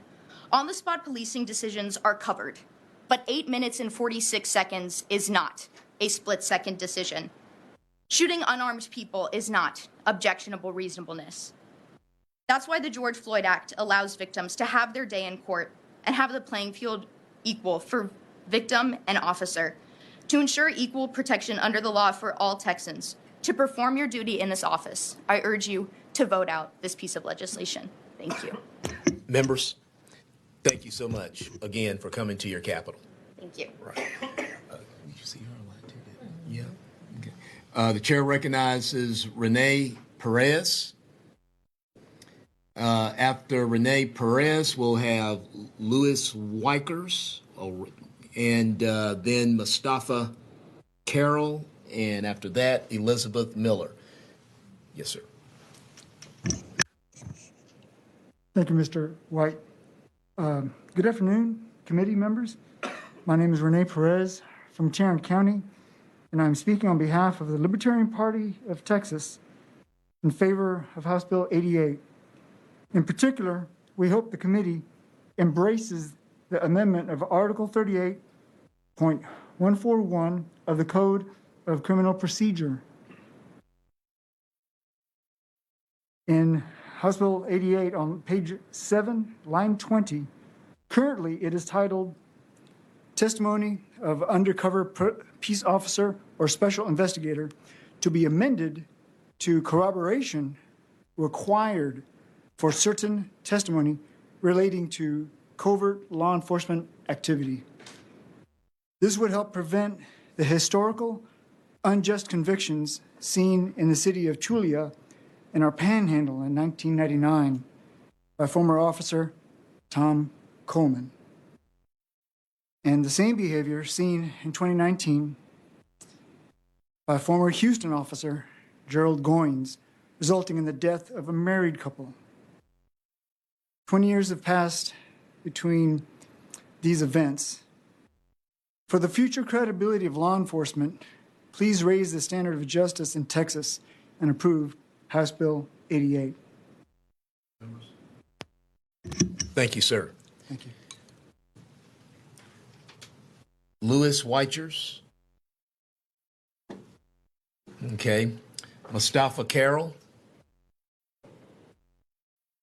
Mustafa Carroll. Elizabeth Miller. Okay. Laurel Parkhurst.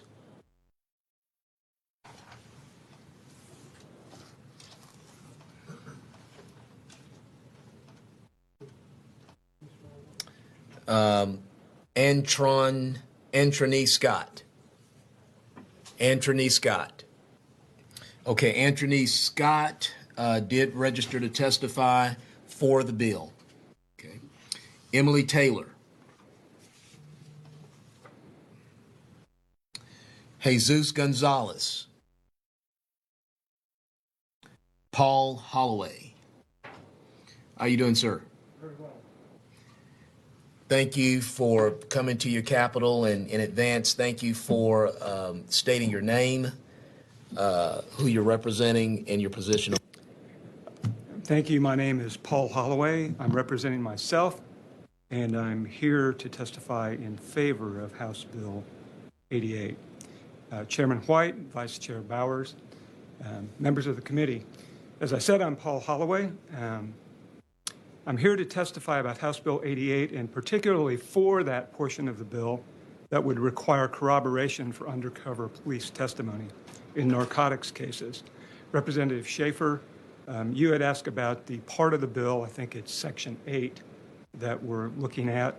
The separate provision that requires officer corroboration is House Bill 834. On August 24, 1999, I received 4 court appointments in the Tulia drug cases. I'm a lawyer in the Texas Panhandle. I quickly learned that law enforcement had concluded what was being touted as a major drug sting. I learned that about 48 African Americans had been arrested in the small town of Tulia, Texas, a town of about 5,000. I learned that the undercover drug buys had taken place over a year before most of the arrests. In other words, the defendants had no recollection of what they were doing on the day they were accused of selling drugs. Shortly after I was appointed, I received the discovery I had requested. I brought it with me. It's back in my bag. It's a page or so of discovery. Tom Coleman's uncorroborated testimony. In the cases that were presented at trial, Tom Coleman's testimony was presented, as well as a lab person. That was all the testimony they received, except for local law enforcement who testified that Tom Coleman was a credible person. The defendants in the cases had to weigh their chances of having their testimony believed as against a narcotics officer. Freddie Brookins took that chance. His dad told him to stand trial. He was told that if he was not guilty, he should take the stand and tell the jury that he was innocent. Freddie put his faith in the system. He testified that he had not sold drugs to Tom Coleman, but the jury believed Tom Coleman's uncorroborated testimony. They sentenced Freddie to 20 years in prison, which was the maximum sentence for his crime. In the cases that went to trial before my clients, the sentences were astonishing. One defendant received 361 years in prison. I applied for a court-appointed investigator to the court. The court denied my motion. Mr. Holloway? Time? Yes, sir. I'll let you go a little bit longer. Have you made your point, or do you have a little bit more? You know, I have a little bit more. Can you just wrap it up? It would just be that the integrity of our system requires corroboration. It's a simple biblical principle. The testimony of 2 people or reliable corroboration should be required. And I was gratified to hear that the Police Chiefs Association supports this. So I would hope you all would do that as well. We're so grateful for your testimony. Members, do you have any questions? Thank you so much. And I want to thank you all for your patience today and decency in hearing us. Thank and your you. service to the state. Thank you. The chair now calls Precious Azuri. She's gone. Okay. Emily Taylor. Okay. The chair now calls Emily Taylor. Thank you. I appreciate that. And so if you will, go ahead and state your name, tell us where you stand on the bill and who you represent. Yes, thank you, Ms. Chairwoman. My name is Emily Taylor. I represent myself. And sadly, I am testifying against this bill only due to subsection 20, which is the subsection that modifies section 9.51 of the Texas Penal Code. It is uniform throughout Chapter 9 of the Texas Penal Code that when we use force or deadly force in defense of self or others, whether that other be a civilian or a peace officer, that you reasonably believe said force or deadly force is immediately necessary in order to combat someone else's unlawful force or deadly force. The reason we do this is because the legislature in 1974 built in the defense to culpability called mistake of fact. I do not believe it would still be codified in Texas law if the legislature intended to remove mistake of fact.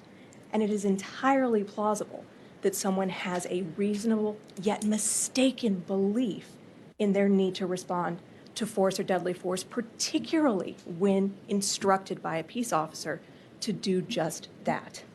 Now, reasonable belief is not licensed to do as you choose. It's not subjective reasonableness. It is a hybrid subjective objective standard. I know another gentleman has testified about this, so I won't belabor the point, but I do think it's important as an attorney, as a practitioner.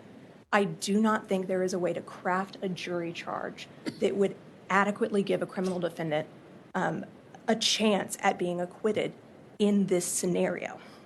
Essentially, the jury is put in a position of being a fact witness and cannot evaluate simply immediate necessity without the reasonableness factor, without hearing what the actor felt, saw, experienced.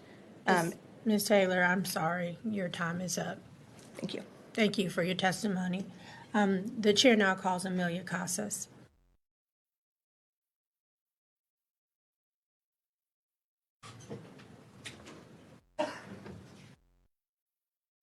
And thank you, Ms. Casas. Thank you for coming to your state capitol.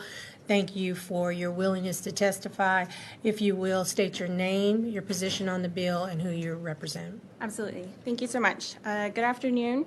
My name is Amelia Casas. I am with the Texas Fair Defense Project, and we are very much in strong support of HB 88, the George Floyd Act, and all of its parts. George Floyd's murder by police is a tragedy that continues a long, long pattern of police violence against Black and brown communities in this country.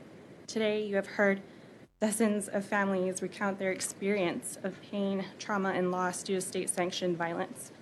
There is no question that there is a real and desperate need for meaningful action here. I urge the committee to pass this legislation for several reasons, but I will stick to 3 today. Law enforcement officers are given more authority than nearly any other profession. We know this. And with great power comes a greater need for accountability. But right now, they have less accountability than nearly any other profession. HB 88 takes a step towards fixing this by creating a model disciplinary matrix, as you've heard, for misconduct and ending qualified immunity. Law enforcement officers have been entrusted with the responsibility to serve and protect all Texans. However, it's astonishing that there's nowhere in statute that they say they shall protect us from officers abusing their power. HB 88 has the potential to resolve trust between the community and law enforcement by creating a much-needed duty to intervene, duty to render aid, and it helps prevent conviction of the innocent in drug cases. During the interim, tens of thousands of people were arrested without warrants and brought to jail for fine-only traffic offenses. In the case of Sandra Bland and Delincuente, these arrests led to a completely preventable loss of life. HB 88 will reduce pointless arrests and harm by limiting arrests for fine-only misdemeanors. HB 88, the George Floyd Act, is a critical step to a safer Texas. I urge you to please listen to the constituents who have emailed, called, and stood here before you today and pass HB 88. Thank you very much. You made it just in time. You're on the yellow. Oh, wow. So thank you. Thank you for your testimony. And now the chair calls Elizabeth Miller, who I think is back in in the hearing committee room. Thank you. I apologize for being a little slow. My name is Elizabeth Miller, and I come to speak to you with enthusiastic support for House Bill 88. I am a representative for Senate District 10 for the Libertarian Party, and I come representing them, but also myself. And so you are for the bill? I am enthusiastically for the bill, yes. Yes, ma'am. And I want to thank Representative Thompson for it very much. And we don't have time to get into, I'm a lawyer. I'd love to get into all of that. But you guys have able guidance on that. I just want to focus on why law enforcement doesn't want it, which is the qualified immunity. And maybe, again, we don't have time to get into the weeds on the law, but let's focus on that word, immunity. One that we all have a deeper appreciation for now. All of us in this room are responsible to each other. We all have liability, potential liability to each other. If we wreck into each other, if we hit each other, if we take each other's things, we are liable to each other. The only people who that doesn't apply to right now are law enforcement. And I appreciate the chairman, well, I appreciate the chairman in many reasons today, but when he was talking about policy, that's all meaningless without law. We could all have a policy to be nice to each other and not take each other's things, not hurt each other. But without law, that's meaningless. And you guys have an opportunity here to be leaders because we're the center of the universe, right? In a way, right? USA, Texas, you guys can be leaders. Or you can come back here in 2 years and we can all sit here all day long again and listen to these parents grieve. I don't want to do that. So I'm just, please, and whatever we can do, I know the wording may need some work, but please don't give up on qualified immunity. Thank you, Ms. Miller. Thank you. Thank you so very much. The chair now calls Angel Carroll. And moving on, the chair calls Sarita Fontanese, or Nisi.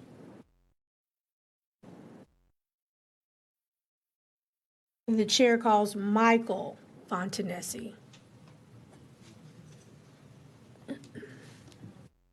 Okay, thank you. We'll get them when they come in. The chair calls Brianna Hutchison. Hi, Sarita. Thank you, Sarita. Come on forward.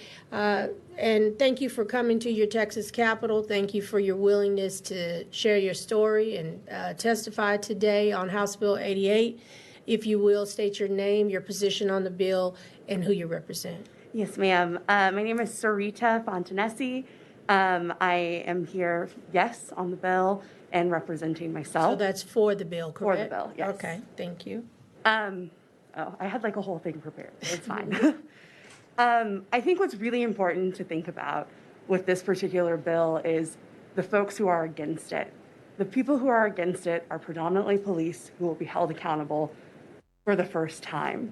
We have an institution that was founded on slavery and white supremacy. Police came from slave catchers who were never held accountable for their atrocities. They continue to treat Black and brown people like runaway slaves and are not held accountable for their atrocities. This bill moves us in a direction where folks can feel safe. I wake up every day and wonder, is this my last day? Not because we're in a pandemic with a deadly disease, but because we have an even greater, longer standing disease of white supremacy baked into institutions that are supposed to protect us. Instead of thinking, if I'm in trouble, I'll call the police, someone will come help me, I think, is this trouble enough that I want to call the police? And that's not right, and that's not fair.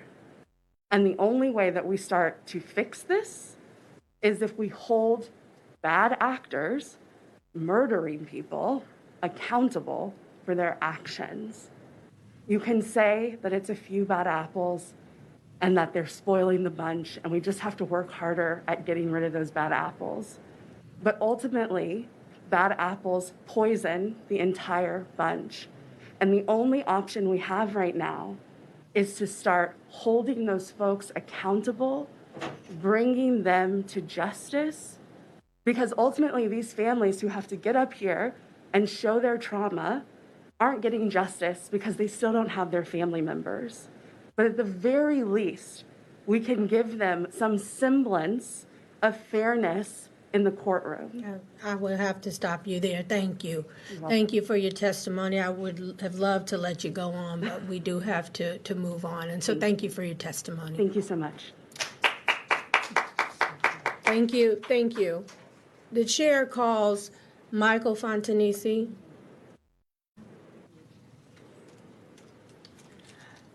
The chair now calls Brianna Hutchison.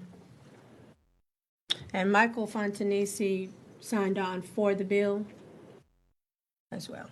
Okay. Thank you. So is this Ms. Hutchison? Yes. Thank you for being here today. Please state your name, your position on the bill, and who you represent. Hello, my name is Brianna Hutchison. I'm speaking in support of the bill, and I'm representing the Texas Young Democrats. Our membership stretches across the state and across the Democratic spectrum. I'm in support of this bill because it provides accountability.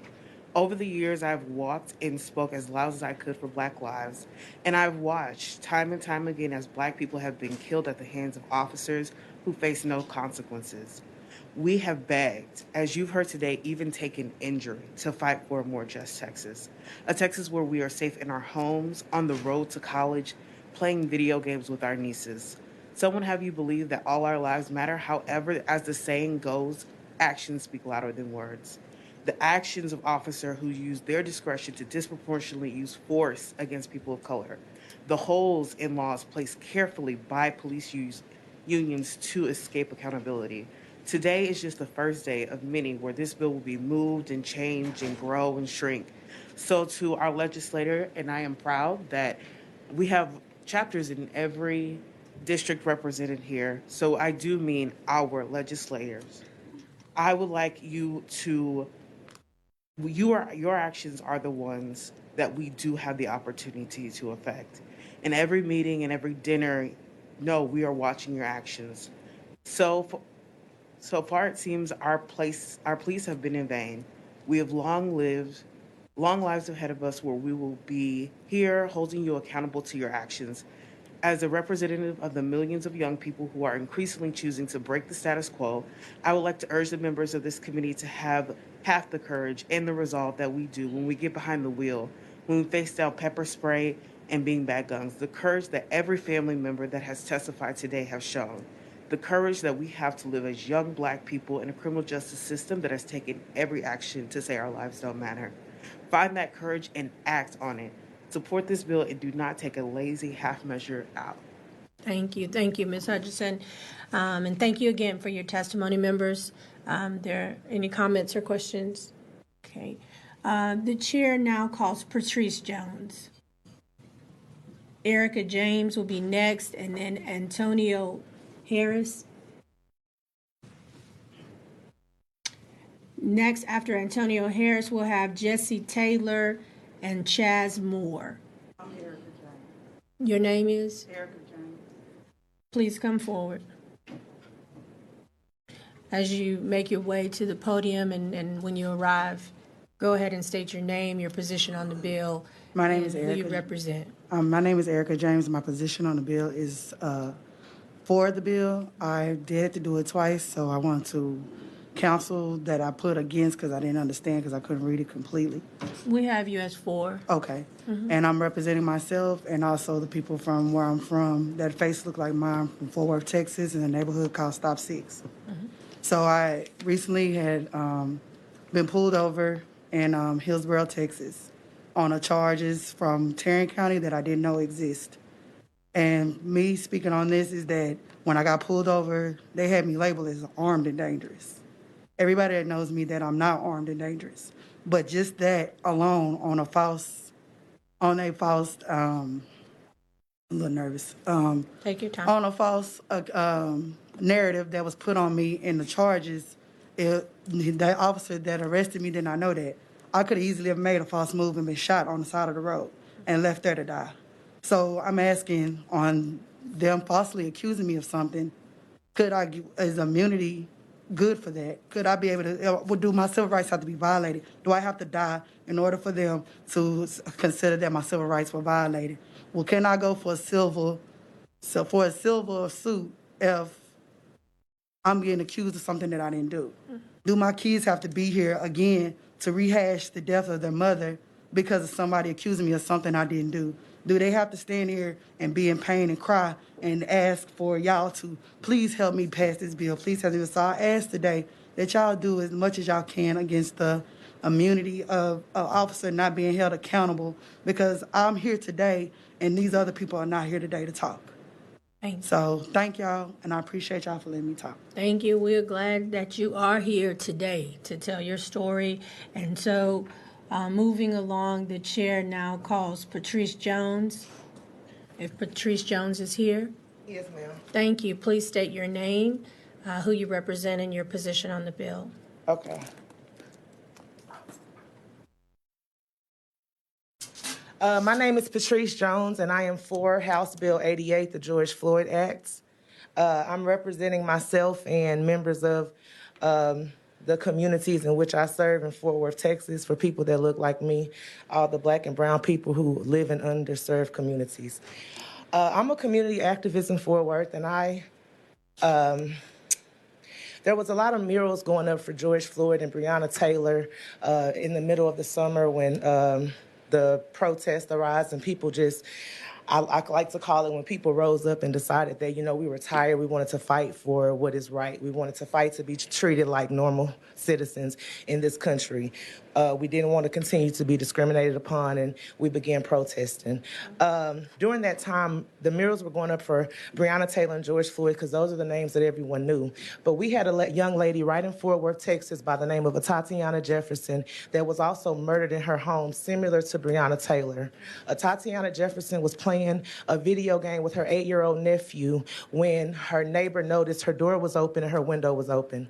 That neighbor, Mr. James Smith, made a non-emergency 911 call that resulted in Tatiana being murdered in front of her 8-year-old nephew. Now, that community is on the south side of Fort Worth, Texas, in a zip code of 76104. That zip code happens to have the lowest life expectancy in the entire state of Texas. So not only are they not providing justice to people of color when they make non-emergency phone calls, they're also not providing food justice. It is a food desert, and because of that, it's resulted in, again, the lowest life expectancy in the state of Texas.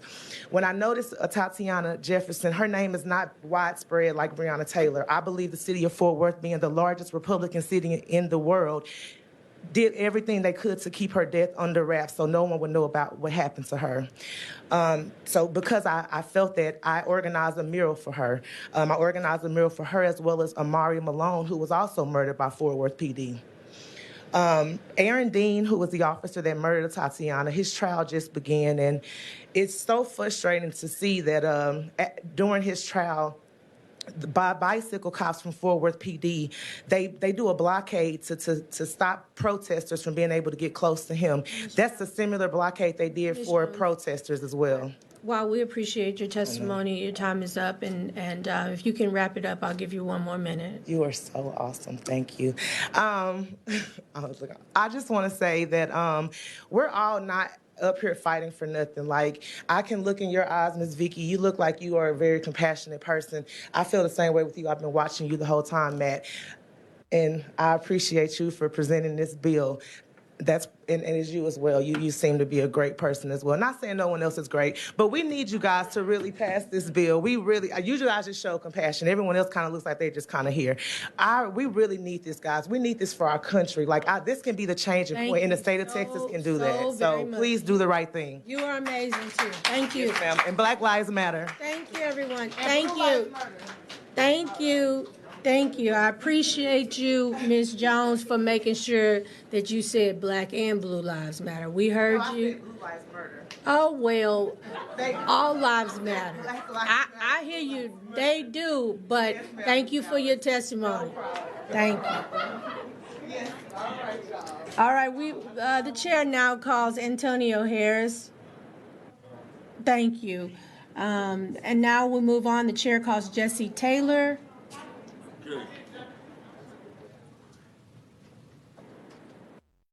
I was hoping that Mr. James was going to be here, Mr. White was going to be here, because he don't know this, but he has a lot to do with the reason why I'm standing here today. My name is Jesse Taylor. I'm the precinct chair of District 1297 of the Tarrant County Republican Party. Last year I made state delegate. I also made national delegate last year. And I actually I was selected to be on the priority resolution committee. And in that priority committee, I fought for criminal justice reform. I fought for this bill to be here also, and I thank you for that. But I come here today not to talk to the people that I know is for the bill. I came to talk to people that may be against the bill, to let them know that, look, we have conservatives here that's fighting for this bill. When I sat at that resolution committee, this last past Republican convention, I was a representative of Congressional District 33. So I'm here representing the people of Congressional District 33 in the Republican Party, and I am for the bill. So don't let all that work that I've done go in vain. Don't let all the work that she go in vain. And when Mr. White get back, let him know he has a lot to do with why Jesse Taylor became one of the national delegates of the Republican Party. Because I looked at him about 6 years ago. He was on a panel, and I was sitting here talking like I am today. But just to see, he wasn't a chair, but he was on the panel. But he encouraged me. I'm like, if that black man right there can sit there as a Republican and stand up for himself like that, I can do the same thing.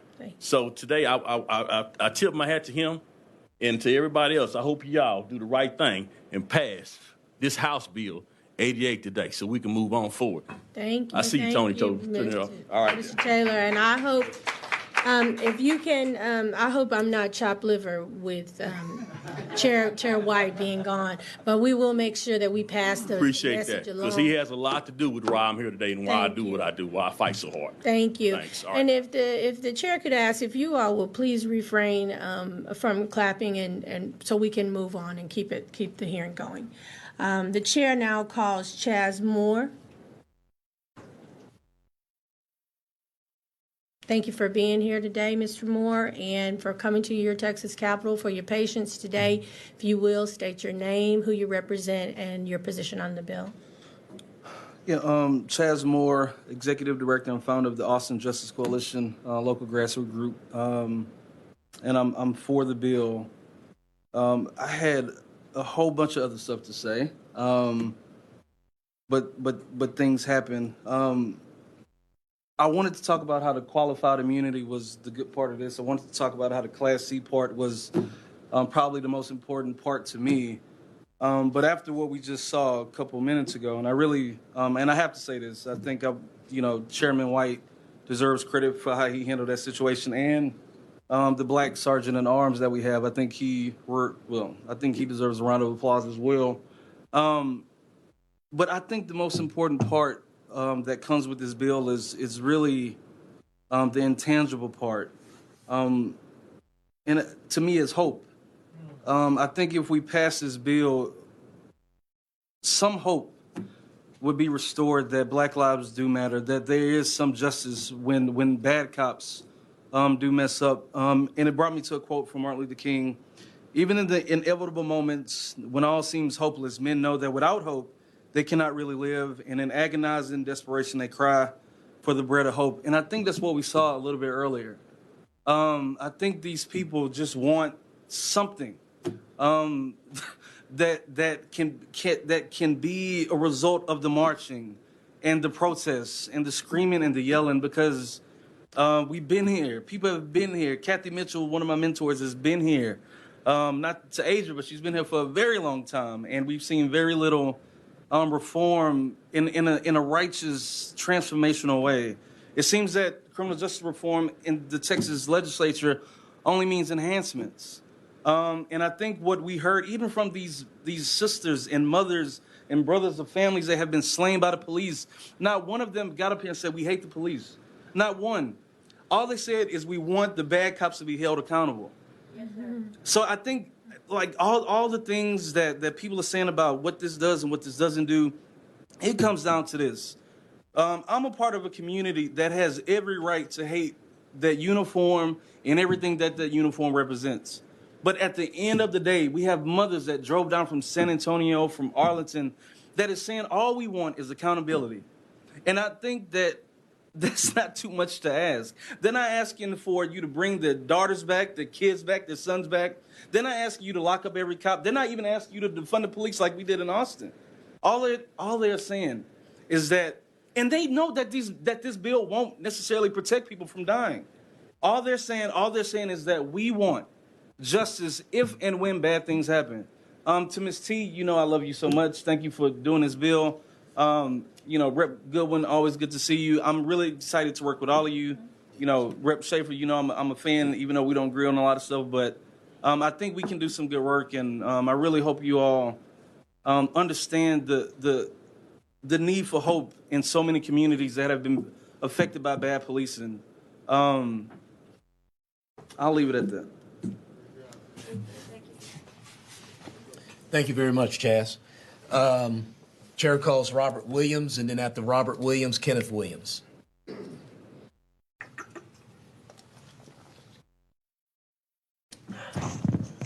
It's definitely evening. Good evening. My name is Robert Williams. I am the founder of the Alliance for a New Justice System, and I am in favor of the bill. Chaz, I too had a lot of stuff to say until I started hearing what was going on for the past, I don't know how many hours. And it appears that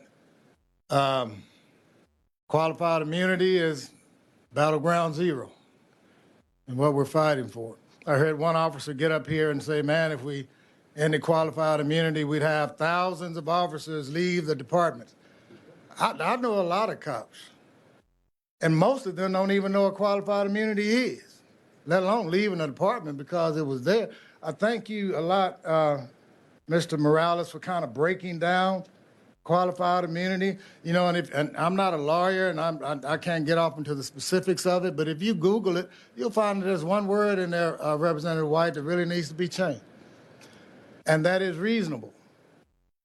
If you change that word from reasonable, was it reasonable or was it necessary? Was it reasonable to shoot Jacob Blake 7 times in the back? You can go back and find some case with somebody else. They went to the car and they said, okay, yeah, it was reasonable to shoot him 7 times. But was it necessary to shoot him 7 times in the back? That's qualified immunity. That's what we're talking about. Thank you, Representative Bowers, for bringing the challenge of, listen, it's time to stop bleeding and start breathing. And the challenge goes out to this committee because you're going to send a message, regardless of what your decision is, right? You know, that message is going to be one of continued partisanship or bipartisanship. It is going to be a message of hiding behind the penal code or standing for God's moral code.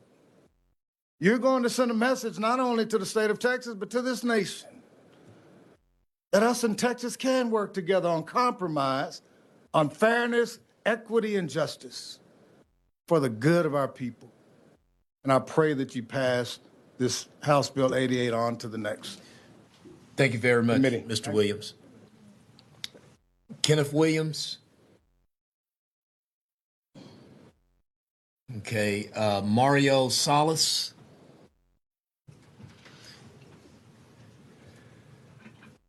Good evening, sir. How are you?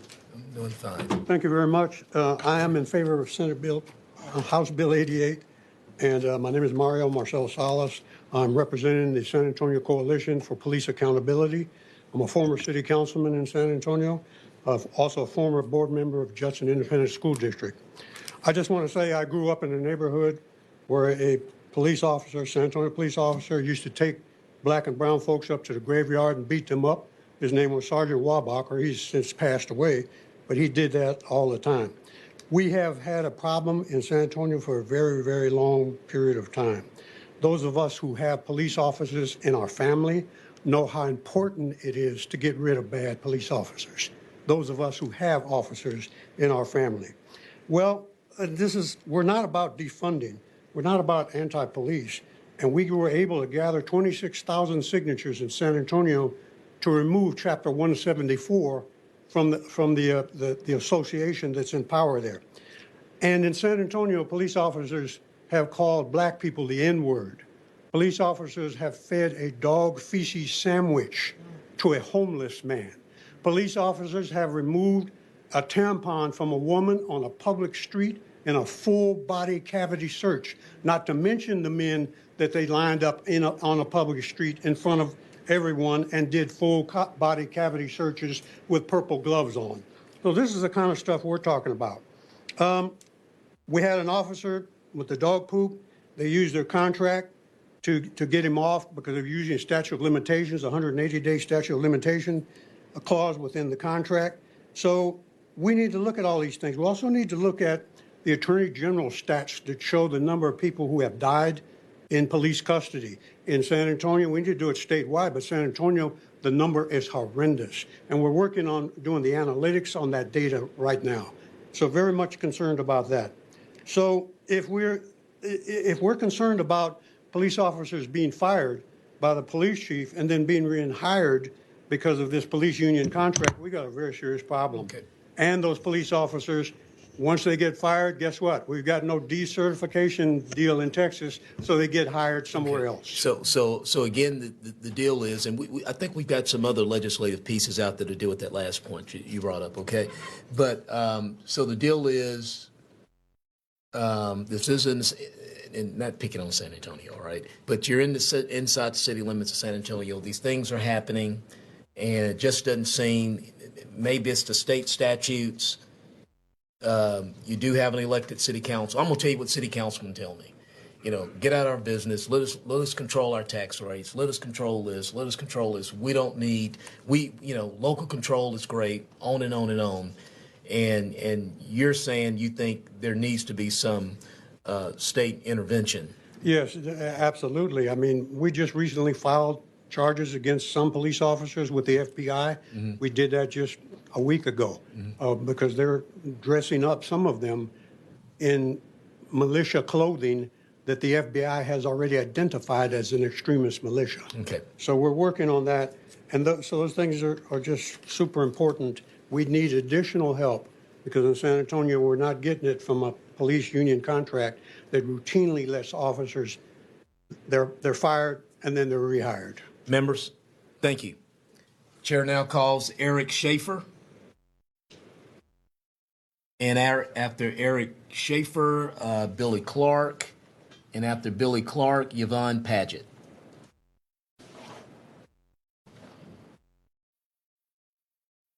Eric Schaefer. Okay. Billy Clark. This is Eric Schaefer. Okay, you're Eric Schaefer. Okay, how you doing again? I'm great. How about you? All right. You know the routine. You've done it a lot. Eric Schaefer. I'm representing myself, and I believe I registered neutral on this bill.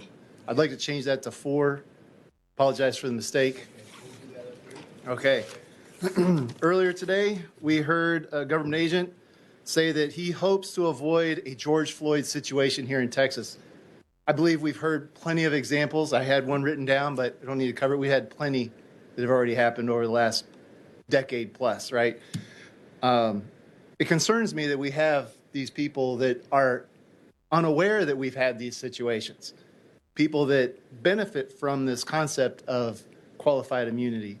So that's concerning to me. And it may have been the same government agent. It may have been a later one. Said that officer problems are administrative problems, not criminal problems. Like we need to handle it in-house kind of thing. And I think that's part of the problem. We have given these agencies the power to police themselves. If Eric does the things that some of these officers do, Eric has state law to come down on him. That's not the case that I found with a lot of police officers. Myself, my family has been affected by official oppression, and Eric's opportunities to have that dealt with are very, very small. I have to come to such a level to convince somebody to actually do something about it that nothing ever gets done. So I've had friends arrested and mistreated by law enforcement on this campus. So Eric, you're real dialed in on the qualified immunity, right? I don't know the technicalities, right? Okay. There's Yeah, been some right. testimony on, well, is it qualified? All I know is that I know people who have actually gone to court over these issues that they've dealt with, police abuse, and they've not gotten justice, whether it be criminally or civilly, because of qualified immunity. So whatever the mechanism is that prevents accountability, that needs to be changed. And I've been to this, coming to this Capitol for 6 years or more, ever since I suffered at the hands of law enforcement. My whole purpose of being an activist is because of this assault on freedom, this oppression that people in Texas experience. Okay. And just one thing. Okay. City of Minneapolis. Look, you're going to Minneapolis. Let me ask the members, do they have any questions, any concerns? Hey, I know you're going to be back. Yes, Thank sir. you for this testimony. It was very, very... $500 million Minneapolis has in damages. Thank you. Something to consider. Yeah. Billy Clark, Yvonne Paget, Justin Moore. Oh, yes, I'm sorry. Okay, and after Yvonne Paget, we'll have Justin Moore and Jonathan Reynolds. Hi, my name's Yvonne Paget. I'm from Cedar Park, Texas, and I represent myself. And I rise in support of House Bills 88 and 830 as written. Now, I wasn't planning on speaking originally. I just wanted to come and lend quiet support for these necessary bills. But last night's Rachel Maddow podcast fired me up even more. Now, although I support all points in both bills as written, I want to speak on one point specifically in the George Floyd Act. Rachel Maddow told a story about this bill. She never mentioned this bill, but she told a story about its importance nonetheless. Her story was about Tulia, Texas, as referenced already by a few others, where in 1999 a bad undercover cop said a group of black people sold him drugs. He got them all convicted on his word alone. No drugs were found. No drug money was found. No guns, no fingerprints, no witnesses, no audio or video collaboration or evidence of any kind but his say-so. And he got them sentenced, all total combined to over 750 years. And that was unbelievable to me. But sadly, it's true. And he even got an award for his good police work. Now, thankfully, a brilliant young female lawyer got the convictions overturned in 2003, and that bad cop was arrested for perjury. But that was after these law-abiding citizens spent 4 years in prison. 1999 bad cops like this are still happening today. It is not fixed by a long shot. That's why you must support this bill to get corroboration for undercover narcotic arrests. Now, interestingly enough, this month, what happened in Tulia, Texas, comes full circle because the young female lawyer, Vanita Gupta, was nominated for a top spot at Justice Department by the Biden administration. And the very man who awarded the bad cop the award, has been slow-walking her nomination and lobbying against it. And that very man is none other than our very own Senator John Cornyn.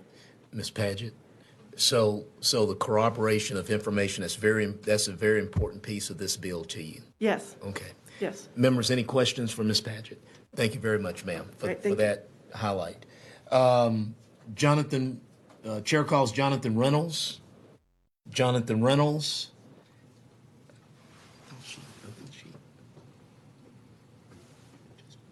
Chair calls Justin Moore. Okay. Justin Moore is registered for the bill. Okay. Chair calls. She already registered. Okay, she hasn't spoken yet. Okay, Dr. Alma Arredondo Lynch. Okay. Amanda Marzullo. Ah, there she is. Good to see you. Good to see you too. Thank you, Mr. Chairman. Yes, ma'am. My name is Amanda Marzullo. I'm a criminal defense attorney, and I'm here to testify for the bill on my own behalf. One thing that I just wanted to touch on was the qualified immunity piece, and to emphasize that it's really important, and to include this session. Qualified immunity is not something that was ever handed down by Congress. It's a judicial invention that started in 1967 and then was expanded by the U.S. Supreme Court in 1982. It is one of the biggest instances of legislating from the bench that I can think of in my lifetime. It is, yeah, and I'm, I am a liberal, so take that for what it's worth. But, as you've heard some of the testimony about it, the problem is that under the Harlow case, the Supreme Court really has locked plaintiffs in a catch-22 where their rights are not recognized unless their rights have been recognized. So it's a piecemeal approach. You have to show that there was the same context and the same conduct was match up. And what we really need is to move back to a system where there's a presumption that people have rights. Because without that, there's no incentive for law enforcement to be training their officers to, use the least restrictive means possible when it deals with someone's rights. So with that, I would just like to urge you to explore this issue, because there are ways of codifying this enforcement mechanism in a statute that won't affect line police officers. Members, thank you for that explanation. Next, we have Dr. Candace Matthews. After Dr. Matthews, we'll have Sophia De Loreto Chudy, and then Linda Nuno. How you doing, ma'am? All right, how are you? I'm doing fine. I waited all day for this. Let me try to get my mask off. Okay.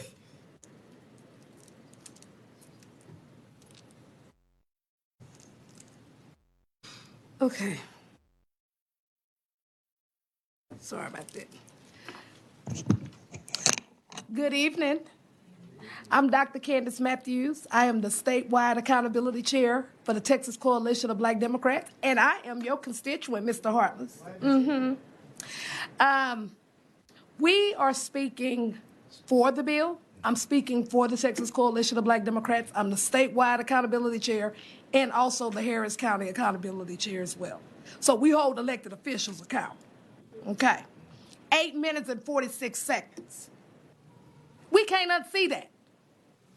That was police brutality and excessive use of force in plain sight. House Bill 88 has to pass, y'all, as is. There continues to be a growing controversy regarding the impact of police unions and on law enforcement behavior. This is one example of how today's police unions have become an obstacle to reform instead of change agents like they once were. We experience that today. So we, the Texas Coalition of Black Democrats, believe that those in position of power should always be held to the highest possible standard. It is of vital importance in a free society that law enforcement officers are never allowed to be above the law.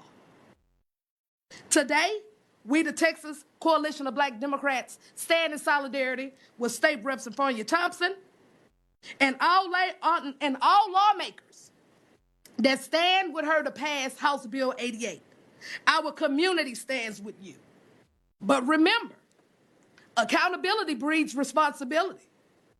We are holding you all accountable to do the responsibility of the people's business and pass this House bill. And that's all I have to say. Do the will of the people, guys, because y'all being held accountable for it. Members, the chair recognizes Representative Harless. Thank you for traveling to your capital, and thank you for waiting all day to testify. Oh, absolutely. Good to see you. Okay. Anything else? Thank you so much. Thank you. Yes, ma'am. So Sophia De Loreto Chudy? Yes. Okay. And then Frederick Frazier, and then Linda Nuno. Right. Thank you, Mr. Chair. Thank you, Vice Chair. And thank you, Mrs. Thompson. My name is Sophia De Loreto Chetty. I am representing myself, and I am full support for HB 88. The success and effectiveness of our police force and our law enforcement is dependent and reliant on community compliance for tips and for solving actual crimes. We can see that there is clearly a disconnect between our communities and our police force. It is undeniable at this point, and something must change. There cannot be trust with our police force while there still is abuse without accountability. This summer, I attended a protest in support of ending police brutality.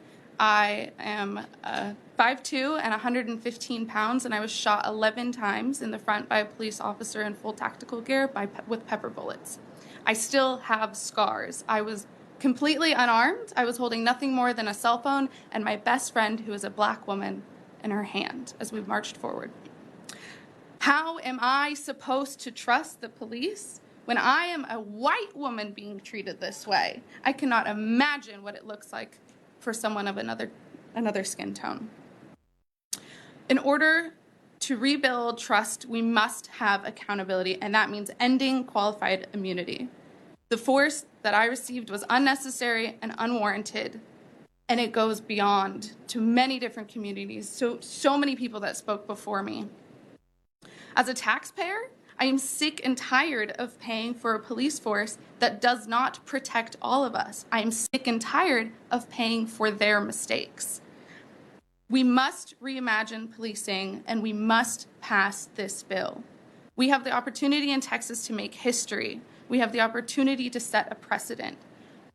Qualified immunity has entered our vernacular, and it is not going away until qualified immunity goes away. Thank you. Thank you so much, ma'am. Frederick Frazier, Linda Nuno. Yes.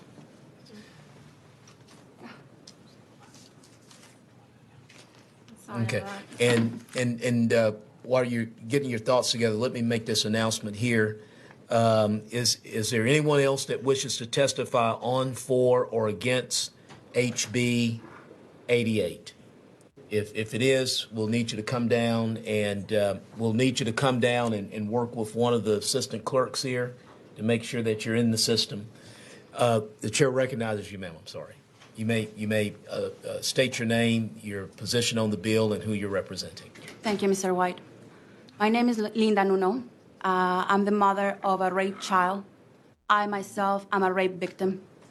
A police officer here in Austin, APD, has been harassing me, stalking me in the worst possible way. Not just me, but my daughter, and has used my daughter as a pawn. Now, I know that I'm supposed to be talking to 11 people here. You have no idea, Ms. Thompson, how many years I've been waiting for somebody like you in your chair right now.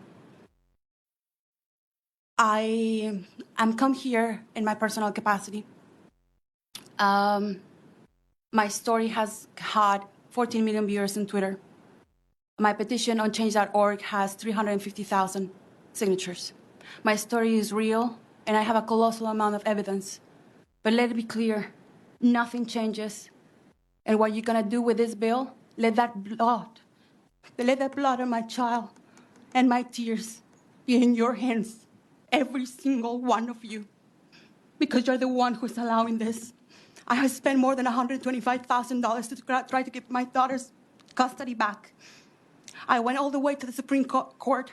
My daughter has been kidnapped by a cop who has been stalking me. It's not even the biological father of my child, who is not even the biological father of my child. CLID is allowing sociopaths to get away with everything.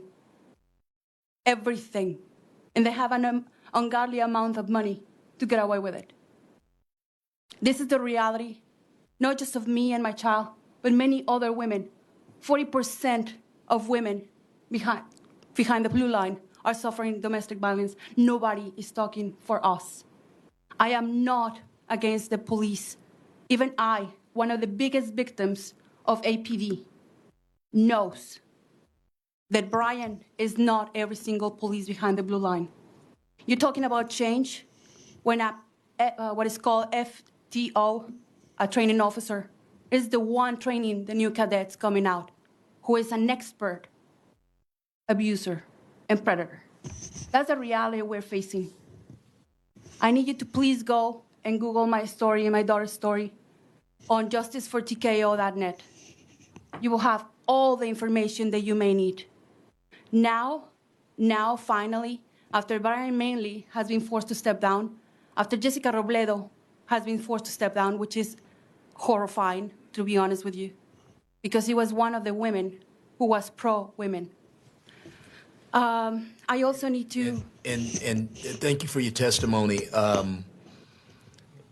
With the new leadership in the police department, have you renewed your inquiry about your situation, yes or no? Yes, sir. I must admit that due to the enormous backup of the society, a special victim unit investigation was assigned finally to my case. Okay. The problem with the special unit investigations and internal investigations is that they're swept under the rug. They just pick and choosing the lesser crimes that they can charge a police officer, and once that gets to court, they have so many resources for not the evidence to be allowed in court. Okay. And this is just a black, hole, a rabbit hole. Okay. Let me see if any other members have anything else. Members? Thank you. I'm asking the community support, if I may. I'm asking the community support to go on Venmo, because now I finally have an attorney who has the political value to actually help me. Right. Linda Nuno, please. Thank you so much, ma'am. Thank you so much. Chair calls Dominique Alexander. Is that what you told me? Okay.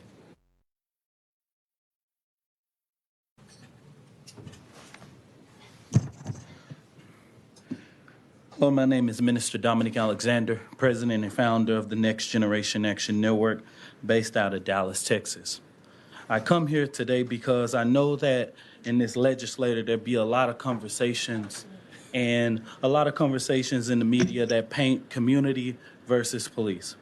When I first started, I did a campaign talking about community need police and police need community. But the community needs to make sure that the police is held accountable, making sure that those are structures of accountability put in place. During my time as president of NGAN, we created the Office of Police Oversight in the city of Dallas. We rewrote a lot of use of force policies. We made sure that there was an online complaint form. Just recently, the Office of Oversight released a report about non-jailable offenses, showing some alarming statistics about what was going on regarding low-level crimes. I know this is very, very important to this bill and non-jailable offenses, so I'm going to make this very clear real quick. DPD makes 6,000 low-level offenses each year. Black people in Dallas make up 24% of the city's population, but counted for more than 57% of marijuana possession over the last 3 years. Most low-level offenses are concentrated to downtown in the southern sector of Dallas. 85% of low-level drug arrests are possessions of marijuana less than 2 ounces. Black residents make up 71% of criminal trespassing arrests, 55% of disorderly conduct arrests, while black community makes up 24% of the population in Dallas. It is counted for 37% of public intoxication arrests in the city of Dallas. Yet at the end of the day, I know that we've heard about qualified immunity. We've heard a number of different things. It's the right thing to do. It's time for us to act. We're going to keep on going back and forward, and the next legislature is going to be another name. I've been here working with State Representative Garnett Coleman with the Sandra Bland Act before. How many names do we have to come to this legislator every year? A new name? We're going to kick the can. It's not about whether you're Republican or Democrat. It's about whether you believe in humanity. Stand up for humanity. Minister, thank you so much for your passionate and informed testimonies. Thank you. And we can share that record and that report. Okay, thank you. Chair calls Bertha Rendon Delgado.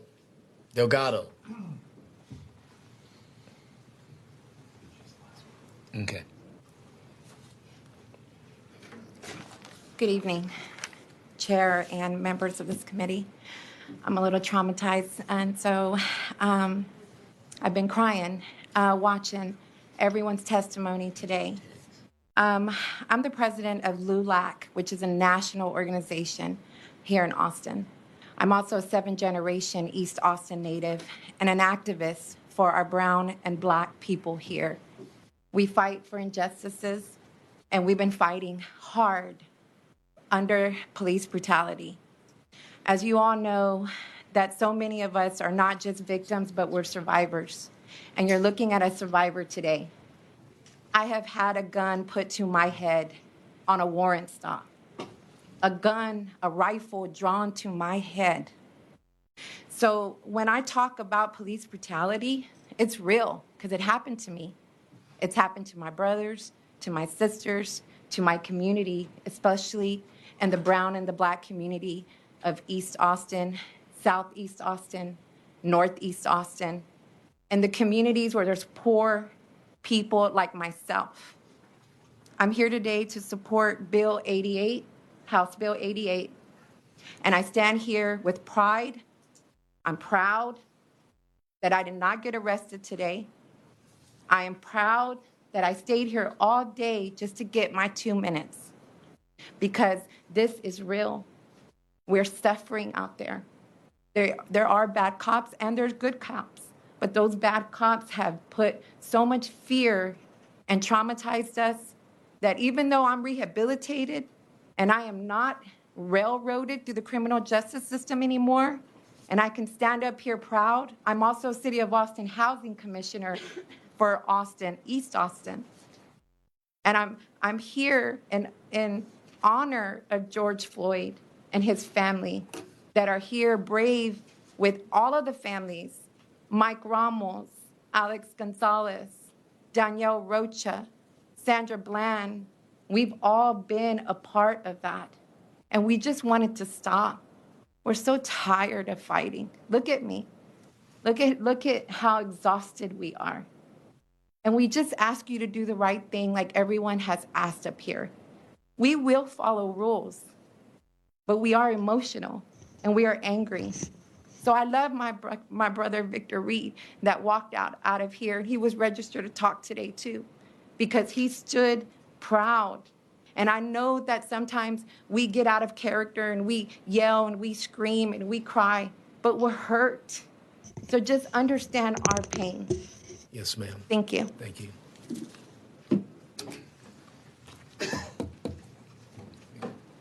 Is there anyone else that wishes to testify on, for, or against House Bill 88? The chair recognizes Representative Thompson. You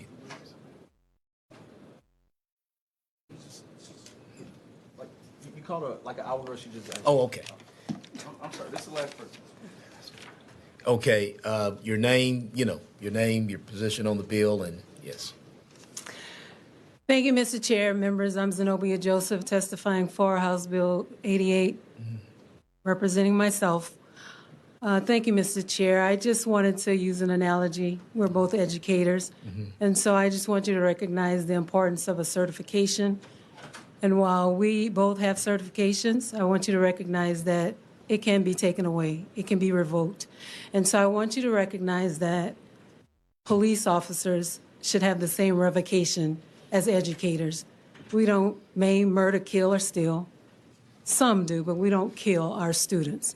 And so I just want you to recognize the importance of qualified immunity and to balance the competing interests, to recognize the needs of the officers, but to also recognize the George Floyds of the world.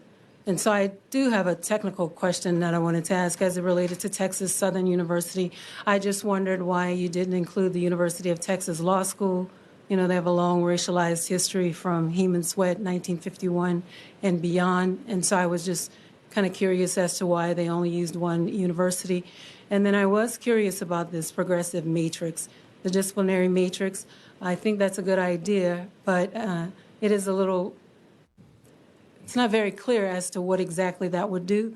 And then lastly, this is just a technical issue. The word commission refers to Civil Service Commission, but it also refers to other commissions in the bill, and so it's just a little unclear. So if you could clarify that, that would be helpful. We're about to bring the chairwoman up to close on her bill, and she may be able to, provide some clarity on those issues. Okay. Well, and I thank you. I don't mean to be long about it. I appreciate the comments that were made earlier. Yes. Don't mean to belabor the point. We're all tired of seeing the George Floyd videos. And so, I would just ask you to do the right thing. I mean, I know it's a challenge, but I think it can be done. Good to see you, Zenobia. Likewise. Thank you so much. All right. Chair recognizes Chairwoman Thompson to close on House Bill 88.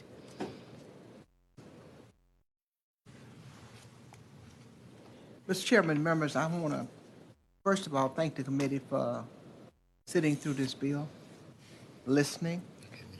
I know many of you are accustomed to hearing complaints and hearing stories and all, but these have been some heart-wrenching stories. And I know that you can relate to a lot of them. And I watched the attentiveness of the committee. I think the essence of what we have heard today, people were talked about assault on freedom, and what they were really asking for is fairness, equity, and justice. And I think that's what this bill speaks to. If there are parts of the bill that people do not understand, I have an open door policy at my office. I'd be happy to talk to them later about this. But I want to thank this committee for listening and holding this hearing. Now, if you just want to go ahead and vote it out tonight, it's okay. We'll take it. I know you will. There is some work that needs to be done on it. I appreciate the attentiveness and the kindness, and I look forward to working with the committee on it. Yes, ma'am. Chair recognizes Representative Harless. I want to thank you, Chair Thompson. It is an absolute honor to get to listen to a bill you lay out. I love you dearly, and thank you for laying this out. You're welcome. Thanks for coming again. Members, any other questions for the author? All right. Thank you, Chairwoman Thompson. I know you're going to stay close by. Okay. If there is no objection, the bill will be left pending. Is there objection? The chair hears none, and House Bill 88 is left pending. Is that a 9?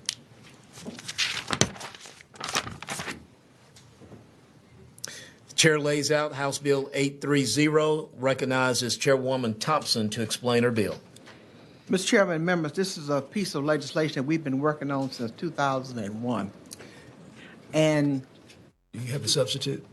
I don't know if there's one or not, Mr. Chairman. Okay. Yes, there is a committee substitute. There is a committee substitute. So Chairman White offers up the committee substitute for House Bill 830. Basically, this is a continuation of finishing some work, doing some more work on the Sandra Bland deal. And this bill basically would prohibit arrests for Class C misdemeanor violations except for assault and public intoxication.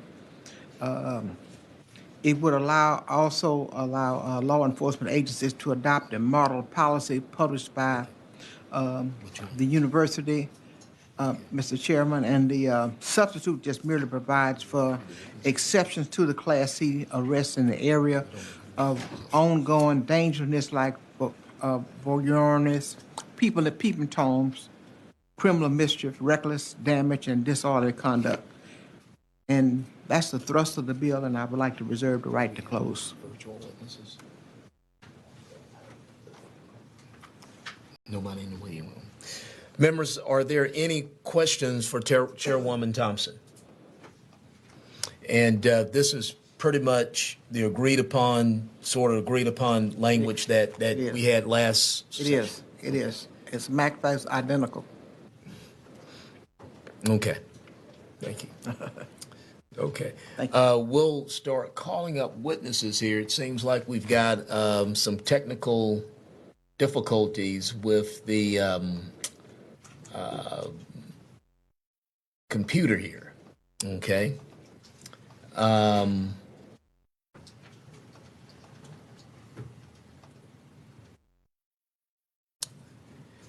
Okay. Such is life. We're not going home, but let's do this. Go ahead. Let's stand at ease. Ledge counsel's on the way.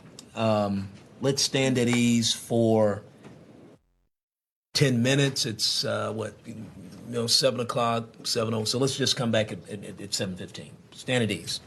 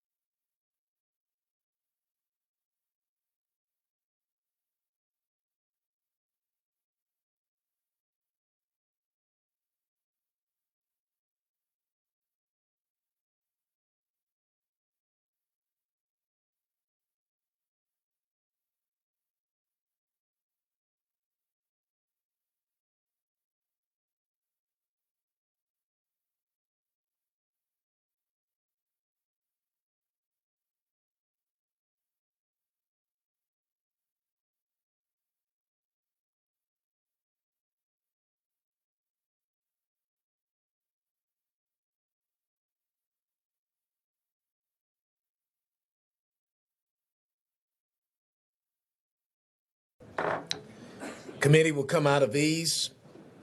Yes.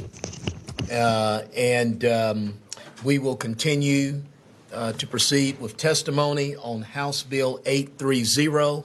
Our first three, we'll have Marco Puente first, and then we're going to ask Chief Standridge, and Brian Register to be ready after Mr. Marco Puente. Marco Puente, the chair calls. Marco Puente. Okay. Chief, is he virtual? Okay. Let's go with Chief Standridge.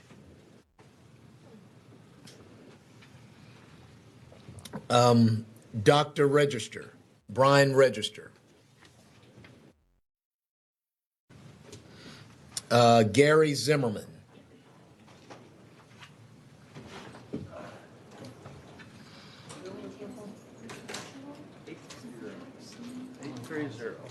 Okay. That one is on. Bear with me. My name is Gary Zimmerman. I'm for the bill, and I just wanted to say I was for the bill. And you're representing? And I'm representing myself, okay, the Vista Ridge HOA, and of course my extended family throughout the state. I'm all for this bill simply because it saves the time. There's many times when I was a lot younger and stupider that I got arrested for some Class C misdemeanors, and it was just a pain in the butt to have to then go and get my attorney to end up getting the cases dismissed. So I'm all for this because it's a waste of time. It's a waste of taxpayer dollars for something that's just taken care of with fines. Thank you. Thank you so much. The chair calls James Dickey. And after Mr. Dickey, we have Jeff LeBlanc.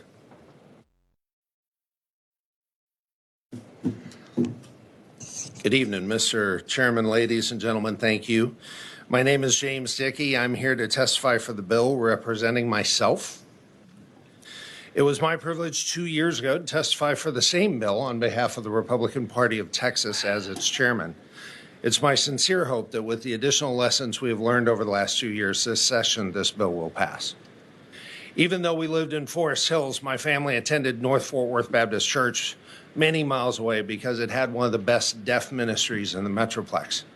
When he was 16, my brother took on the responsibility of picking up some of his friends from school who needed rides to be able to make it to our church. One of those was his best friend who lived on Rosedale Avenue, which, for those who aren't familiar, was in an impoverished area known for illicit businesses. One night while he was waiting for his friend to come out, an officer approached him, suspicious about his presence in that area.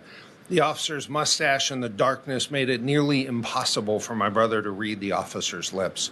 Only the arrival of my brother's friend de-escalated what had within minutes already become nearly an out-of-control situation. I have zero doubt that the police officer meant well when he started his shift that night. I also have zero doubt that my brother had failed to signal 1,000 feet before he pulled in front of his friend's house, or done any number of other things that would have been non-jailable offenses. But under current law, in the heat and confusion and stress of that moment, the officer could have escalated it so much more by taking him to jail for an offense that no Texas judge with the time and distance to impartially evaluate the law and the facts would have been allowed to send him to jail.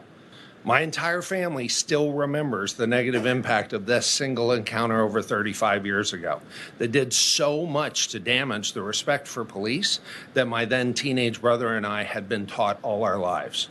Our communities and our police have both been negatively impacted by a number of much worse experiences.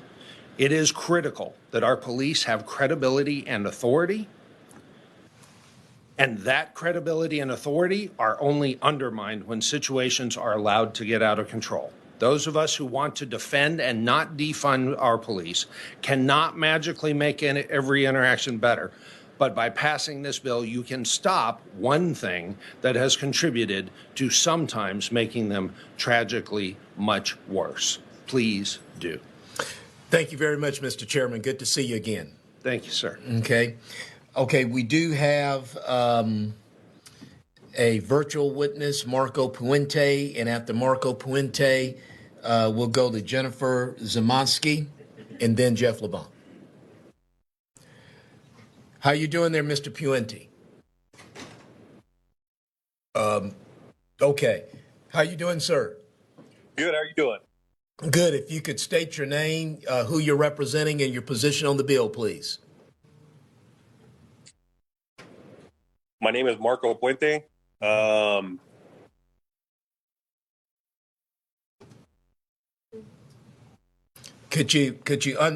Marco, could you unmute yourself? Okay. Yes, we need to hear you state your name, your who you're representing, and your position on the bill. Well, hang on a second.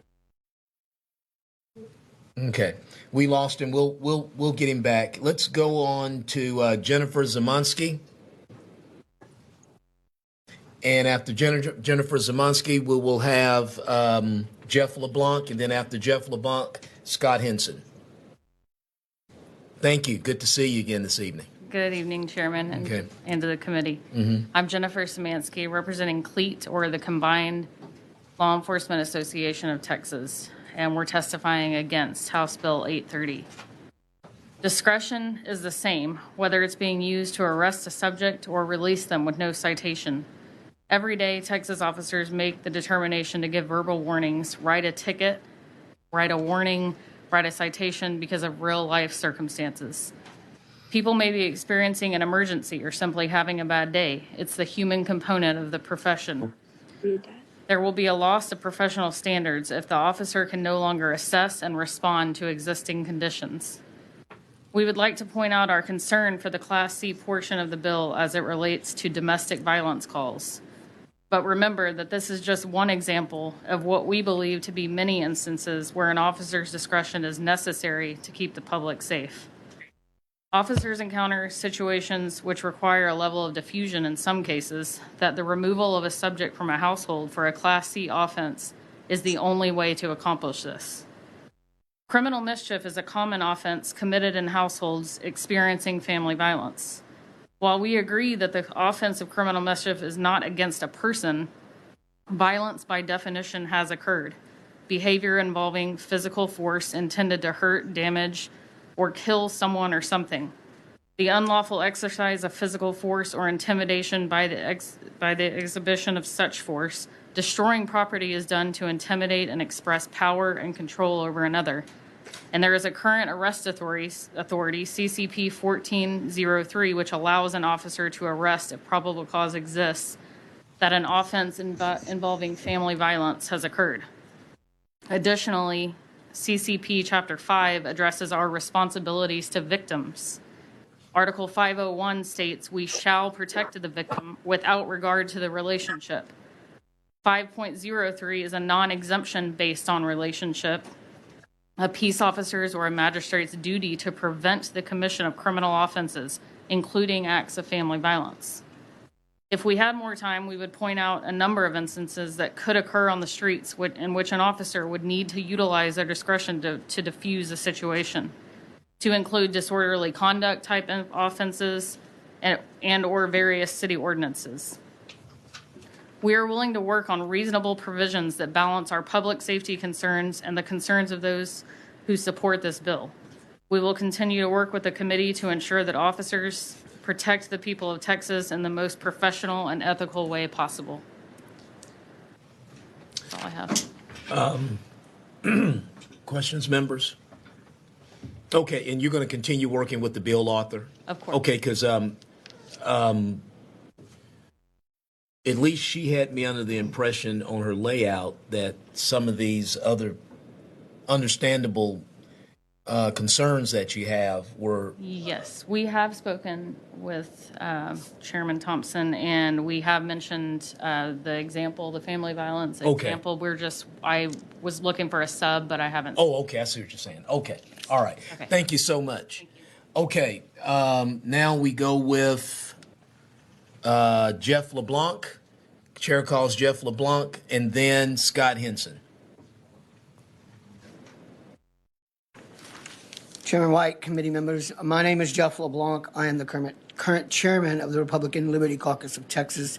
I am testifying on behalf of that organization and myself in favor of HB 830. You know, most regular Texans that are not heavily involved in this work that you speak to are not even aware that jailing individuals for non-jailable offenses occurs. But because of the first Sandra Bland bill, we now have data showing that in 2019, over 64,000 Texans were arrested for Class C misdemeanors. And I've been watching all day. I know there were some questions on that number. I'm comfortable with that number, and I'll just leave it at that. But to most people, this makes no sense. How can an officer arrest and jail you for something that even a judge by statute cannot do? The RLC has always stood for our Republican principles, and we believe criminal justice reform initiatives such as this are in line with those principles. This is in our party platform. In the past, we have heard police testimony before this committee implying that an officer's feelings or suspicions should be enough to use this tool of a Class C arrest to apprehend possible criminals. But from a conservative perspective, our criminal justice system requires more than feelings on these issues. It requires probable cause, it requires warrants, it requires due process. The Fourth Amendment does not exist as a convenience. It is the foundation of where this conversation should start and end. We can respect and thank our officers for their service to communities and protect individual rights at the same time. These are not mutually exclusive concepts, as some would have you believe. Additionally, it's a simple waste of resources. There's a reason we support this action. An officer arresting a person for an offense that will only result in a fine has now impeded that person from possibly returning to work, from possibly returning to their children. And now the county's going to bear the cost of processing, possibly holding that person in jail, where all they're getting out of it is a fine. It is a waste of time. So we ask, our group asks, please let this be the session that our Republicans stand on their principles, help right these wrongs, and pass this bill. Thank you, Jeff. The chair now calls, Scott Henson.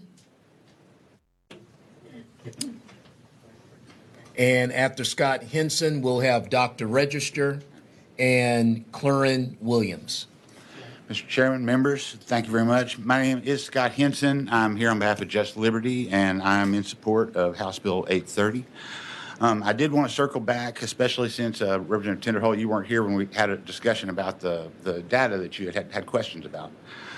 The 64,000 number that you've been hearing is, in fact, in 2019, is from Class C arrests only. That is only arrests for traffic laws and a very small number of municipal ordinances, which actually I'm very curious what municipal ordinances are getting arrested at traffic stops. But we didn't know anything about Class C arrests until the Sandra Bland Act of 2017. We knew how many Class C cases there were from Office of Court Administration data, but we did not know how many people were arrested for Class C misdemeanors. That legislation required to gather all sorts of additional data on searches, et cetera. We now have numbers. We know that there were 306,000 people arrested, I believe it was, all told, at traffic stops in 2019. Of those, 21%, or 64,000, were for these Class C misdemeanors. 24% were for the warrants that you were asking about. So people who had outstanding warrants, they didn't pay their tickets. That is actually categorized separately, and those arrests were intentionally segregated out to illuminate this debate, because we've been hearing for years and years, oh, this never happens. Oh, the only people that get arrested are for warrants. So fine, we said, fine, let's collect data on it. Let's find out what's really going on. And what we found out was, yes, lots and lots of people are getting arrested for warrants. That is absolutely correct. But nearly as many people are arrested every year on these Class Cs. And that's without any of those extraneous circumstances. And let me ask you something. I was sitting down, people come in my office and we talk about these issues, and terrorists. What is this? The Oklahoma City bomber. The idea that that arrest was it due to a Class C misdemeanor arrest? No. Oh, well, okay. How did that? No, I'm sorry. That actually. Timothy McVeigh, right? That's Yeah, right. Timothy McVeigh. Actually, there's an essay that I'll be happy to make available to you once we're done here by the state trooper. Okay, by the state trooper who made the arrest of Timothy McVeigh on exactly this topic. And he did not arrest Timothy McVeigh for a Class C. He arrested Timothy McVeigh for an illegal handgun that Timothy McVeigh admitted to having on him. He asked him, "Do you have a weapon?" "Well, yes, I do."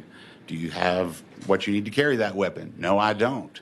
And that's what got him taken to jail in Oklahoma in 1995. It was a traffic stop, but it was not over a Class C or their equivalent. It was a traffic violation initially. He was pulled, and under this bill, if someone is pulled over at a traffic stop, and you ask them, "Do you have any illegal weapons in your car?" and they tell you, as Timothy McVeigh did, "Yes, I do," that officer then has probable cause to pursue that.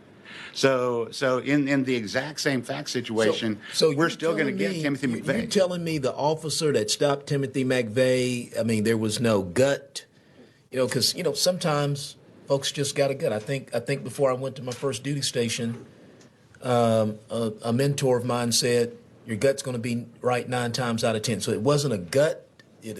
Well, I don't know what caused him to ask the question. Okay. It's possible that his gut instinct caused him to ask the question, and then that question led him to the information. But as far as arresting them on a gut instinct and then just getting lucky, that isn't what happened in the case. Did he find the bombs on the side of the road and the bomb materials on the side of the road, or did they eventually take the car somewhere and strip it down and search? How did all that happen? I will be honest with you. It has been a couple of years since I have read through that trooper's account of exactly the details of what happened. I will. It would be good for you to send that all to. I'll share it with everyone. I did want to mention one more thing. Okay, let me get. You bet. Yeah, thank you, Mr. Chairman. I can't confirm it, but I think we need to find out. When I talked to several different departments, specifically, the one I remember talking to this week was Irving Police Department. Let's say the 64,000 is accurate. I believe you on the facts that you pulled the data. But they're telling me when they write specific types of reports, they never handcuff the person, they never take them to jail, they don't take them to the police station, that it shows in their system and it's tagged as an arrest, different types of misdemeanors in at least that city and a couple more that I talked to the same day. So I want to make sure that we're talking apples to apples, right? Is the number 64? Is it 30? Is it 10? Is it 62? I don't know what the number is, but it is still a fraction of a percent, right?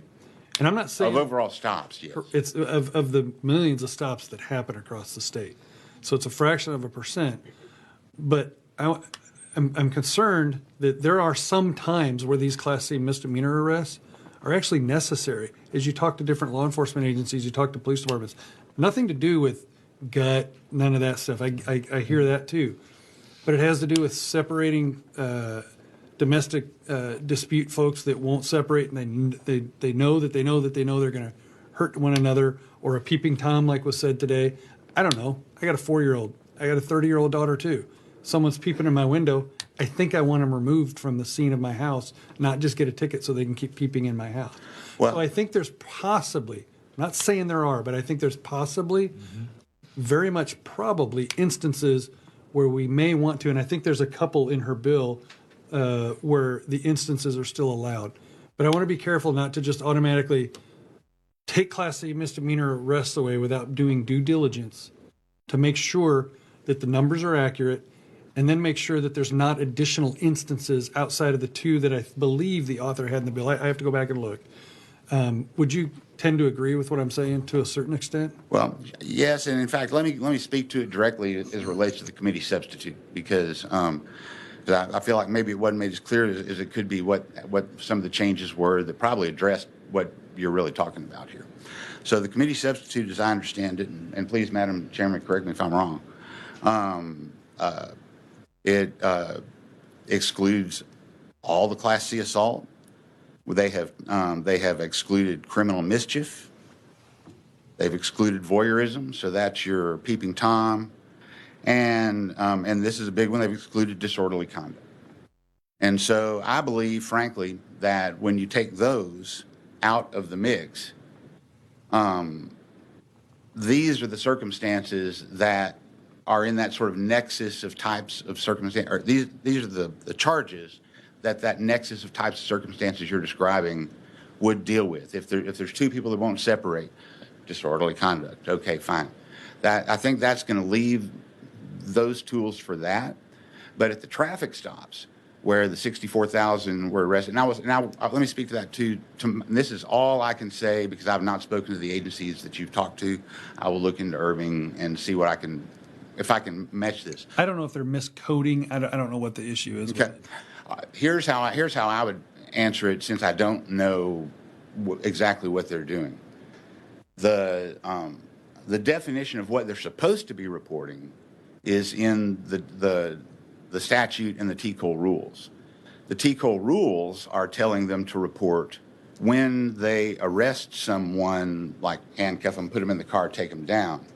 If they have created some weird category that's different from those definitions that they use internally for their own purposes, I don't know. But the definition of what they're supposed to be reporting under the statute and under the TCOL rules is an actual hands behind you, cuff you, take you in, arrest. And so I can't speak to anyone who has policies that are doing things different than that. That would almost seem like, I don't know what an arrest would mean if you're not taken away. I agree with you, but So- I appreciate you taking those questions, and Sure. and thank you very much. And I'm happy to look into it and try and figure out what's going on there. I just don't know offhand. Always informative, Scott. Thank you very much. Thank you, sir. Thank you all. Chair calls Brian Register. After Dr. Register, we'll have Clorin Williams. Thank you, sir. Thank you. Sorry to come in late. I was in a different hearing. That's it. It's nice to see you, sir. Again. I'm Brian Register. I'm speaking for myself, and I'm in favor of the bill.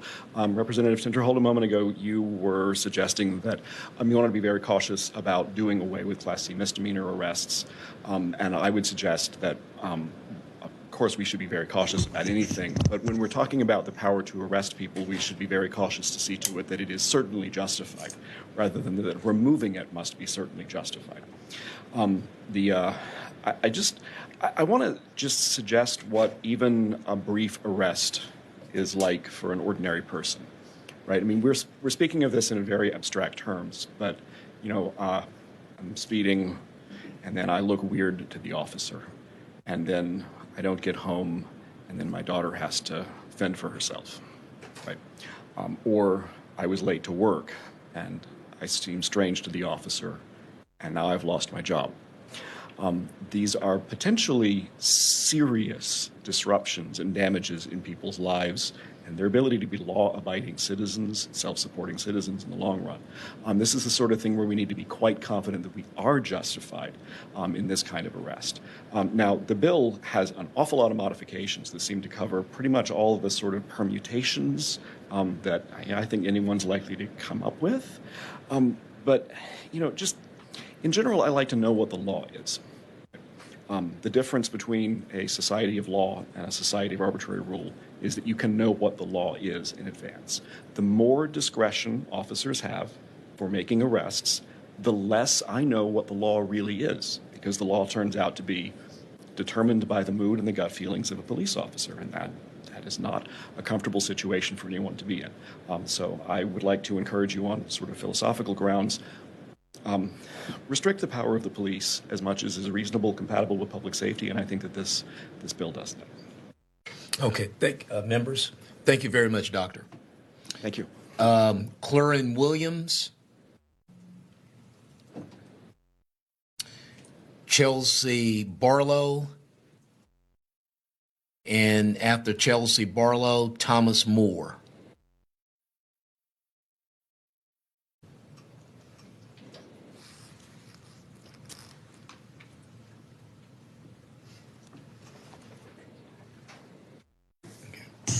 Chairman White, and committee members, my name is Chelsea Barlow. I am a wife and a mother of 5 children from Tarrant County, and I'm testifying as myself, and I'm in favor of HB 830. While I'm testifying as myself, the story is about my husband, a man of integrity, who's been an amazing husband to me for 24 years and a loving father to our 5 children. 23 years ago, the Dallas Police Department officers arrested him, assaulted him, and changed our lives forever. Our first son was just 5 months old when I got a call from my husband saying he was in jail. When I picked him up, I couldn't believe what I saw or what he told me. He said that he had been pulled over for an expired inspection sticker, which he had apparently missed a court date and was arrested for the warrant. But he wasn't just arrested. The officers ridiculed him, called him horrible names, and then said, "Block the cameras," and forcefully lifted up his handcuffed hands that were behind his back, which tore his rotator cuff. And then they threw him into a padded cell, chin first, onto the floor. My husband, who had never harmed anybody, was severely harmed to the point of needing a rotator cuff surgery. Soreness and bruiseness lasted over a week. When we sought out an investigation, no one would touch the case. I never thought this was possible. I believed in the goodness of all police officers and believed that they were there to help people, not harm them. 6 years later, officers arrested my husband again, this time for just an expired inspection sticker in Dalworthington Gardens. We call it the Devil's Test Market. I cannot imagine how terrified he must have been to relive this previous experience, all over a Class C misdemeanor. He was minding his own business, literally, and again, had not harmed anyone. The terror he felt when dealing with police was passed on to me and now our 5 children. I do support our law enforcement and do want them to have the tools they need to do their jobs. And I believe this bill will support our law enforcement by protecting our rights to due process and by restoring trust between officers and the communities they serve and protect. And you, the legislators, are in a position to help restore that trust and protect our precious God-given rights. Thank you. Thank you so much. Members, thank you so much. Chair, thank you. Chair recognizes Thomas Moore. After Thomas Moore, we will try to go back to Marco Puente as a virtual witness. So Thomas Moore. Okay. Thomas Moore hasn't presented himself yet, so let's go to Marco Puente on virtual. After Marco Puente on virtual, we'll go to Faith Bussey. How you doing there, Mr. Puente? Hi there, I'm back. Okay. Could you help us by you stating your name, who you're representing, and the position on the bill, and then go into your testimony? Okay. My name is Marco Puente, and I support the Sandra Bland bill. What was the other question? Yeah, who are you representing? The chairman, White. No, I mean, are you representing yourself? Oh yeah, I'm representing. Okay, yeah. Thank you. Okay. My name is Marco Puente. I'm testifying for myself and on behalf of my son, Dylan. Okay. It wasn't long ago that my son and I were in Keller, Texas, where my son got pulled over, and we were in separate vehicles, by the way, and he got pulled over, and I was coming to exactly where he was anyways, and when I pulled up to a scene of the officer and my son was in handcuffs already. And what my son had told me was the officer, he rolled up his window on the officer, not rolled it up all the way, but, cracked it a little bit. And the officer got agitated with him and told him to step out of the vehicle. My son complied. officer asked why my son, was acting nervous or suspicious, and my son says, "I'm not acting anyway. I'm just scared." So he's pulled him out of the vehicle and, put him in handcuffs, and then that's when I pull up to the scene, and I start filming from across the street in my vehicle. The officer told me to get out of here, and I said, "No, sir, I'm not leaving." And he says, "You're going to be arrested for blocking the roadway." So I backed up and parked in front of a residential home, which happened to be my wife's grandparents' home. I parked in front of their house, walked down the sidewalk, and began filming my son's arrest. And second officer pulls up, and the officer was instructed to arrest me. And I said, "Arrest me for what?" And he said, "For blocking the roadway." And at that point, the officer, I'm talking with the officer who's trying to arrest me, saying, "I'm not blocking any roadway. My truck is parked. There's no reason for this." And so the original officer comes over and assists him in taking me down, and they do so. And while I'm on the ground, they mace me. I'm in handcuffs. They mace me, and so on and so forth, and take me on to jail. But going back to my son, he was pulled over for making a wide right turn, which he went to jail for. Mr. Puente, did they take your son down to the jail as well? They did. And they took you down as well? They did the whole nine. They impounded his car, the whole nine. Okay, and it was for a wide turn. A wide right turn is what he went to jail for. Yes, sir. Okay, and I think I remember seeing that video from your local media. Members, you have any questions or comments from Mr. Puente? Okay. Thank you very much for your perspective. You've lived this experience, and which has informed your thoughts on this. So thank you very much. Okay, thank you. Thank you. Bye. Bye. Okay, we'll have the chair now calls Faith Bussey. After Faith Bussey, we'll have Antonio Harris and then Lawrence Parrish.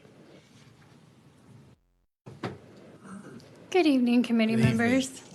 My name is Faith Bussey. I am with Just Liberty, but this is me speaking for myself in favor of HB 830 and also 1911, since I'm not going to stick around for that. Well, we can only show on the record. Right. HB I'm only 830. speaking for so 830. you're speaking for HB Yes. 830. Thank you. So I grew up in a home that loved, respected, and thanked our law enforcement officers at every opportunity.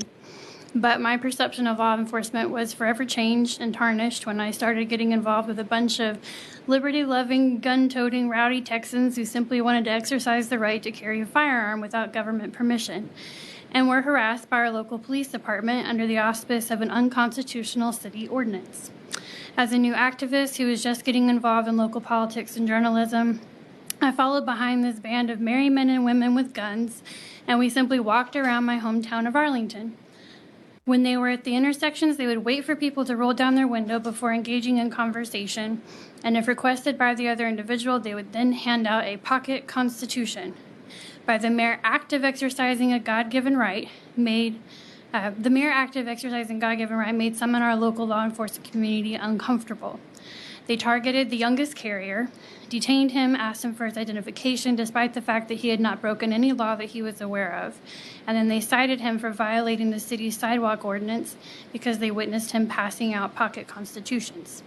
And a few other carriers were cited for the same violation. Under our current state statute, those folks could have been arrested for that Class C violation. And tensions, which were already high, could have escalated to a dangerous level. Thank goodness they were not. And thank goodness the court found that ordinance to be the unconstitutional piece of garbage we all knew it was. So I never thought law enforcement would be used against citizens exercising their rights. I thought they would always protect and preserve those liberties. But the truth is that being a political activist has led me to meeting many people, many who look like me, some who even work with me in the Republican Party, who have been victimized by police for the mere fact that they thought they had rights and chose to exercise them. So yes, it's past time to pass constitutional carry. Well, And pass the Sandra I want to Bland stay. bill. I want to stay on the. I want to stay on the bill real quickly. I want to go back to your one experience on the public. You were in the public easement. The public Yes, what? it was a You were public passing sidewalk. outside. What do you call these? Pocket constitutions. Pocket constitutions. Were you given a warning, or was it just immediately you're in the sidewalk, you're in the public way? Let's go. How did that really play out? If I remember it correctly, and Tony was there, some of us, so you can correct me if I'm wrong. Officers were just kind of like following along, just like watching what was happening. And so I don't think there were any warnings given. I think they just went up to the youngest one and kind of shook him down a little bit. Chair recognizes Representative Tinnerholt. Thank you, Mr. Chairman. You're a constituent of mine, and your time's expired, so I want to make sure you don't have any additional stuff to just close out real quick with, because I know he's going to cut you off. So is there any additional stuff? I respect you a lot, and you do a lot in our community, so is there anything else you have to say about this real brief? I just want y'all to pass the Sandra Bland bill. Okay. That's all. Thank you you. so much. Thank you so much. Did you have anything? You're just waving. Okay. All right. The chair calls Antonio Harris. Chair calls Antonio Harris. The chair calls Lawrence Parrish. The chair calls Derek Cohen. Okay, let's go to the next three. The chair calls Bertha. The chair calls Bertha Rendon Delgado. Well, hold on. Bertha Rendon Delgado. The chair calls Dr. Cohen.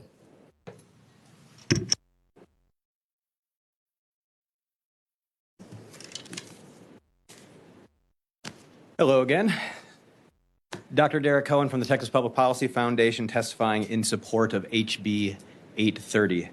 I would just like to point out, in addition to the testimony that's already been received, what we're talking about here is simply Class Cs. And with the exemptions that Chairwoman Thompson has graciously offered up in this committee substitute, every single eventuality that has been played out here today, from the Oklahoma City case, which is, again, as Randy Peterson has entered into record before, not exactly applicable, but every other parade of horrible things would be covered by these exemptions. And even if not, we still have the ability to arrest for resisting arrest without an underlying criminal offense.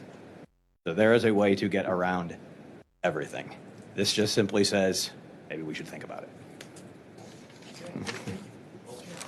Thank you very much, Doctor. Thank you, sir.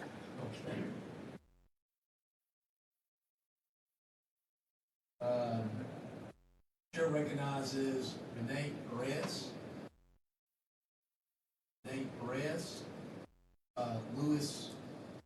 Chair recognizes Renee Perez.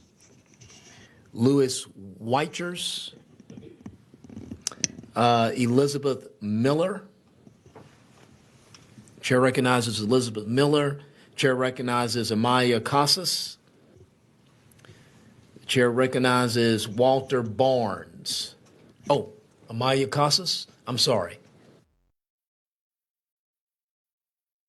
Good afternoon. Good afternoon, or evening. Yes, evening, that's right, yes. My name is Amelia Casas. I'm with the Texas Fair Defense Project, and we strongly support HB 830. Class C misdemeanors are intended to be charged by fine only, no jail time. These include minor traffic violations, and you've already heard that they are still continuing to arrest folks for these very basic traffic offenses, such as a failure to signal. An arrest for a minor traffic violation can instantly change one's life trajectory. When arrested at a traffic stop, an individual is likely unable to then take off work, which you've heard, which can then lead to a job loss, hinders their way to make a living and then support their family. In addition, as you've heard, cars can be impounded, and you know how expensive that can be to get your car back. And when you can't afford it, you can lose your transportation in total. If suddenly jailed at the beginning of the month or up towards the end, You can miss rent payments, which then, by the time of your release, you can face an eviction. And the impact on children can be quite profound when their primary caretaker is taken away, even for a very brief period. Finally, in the most heartbreaking cases, these unnecessary arrests can lead to a death, as it was for Sandra Bland. Furthermore, all these tickets are non-jailable offenses, so it's just outrageous that anybody is being arrested and taken to jail, when legally, jail is not really on the table. Arrests for Class C misdemeanors take officers away from very much more important things. Texas is safer when people aren't arrested for minor fine-only offenses. I urge you to please support HB 830. Thank you.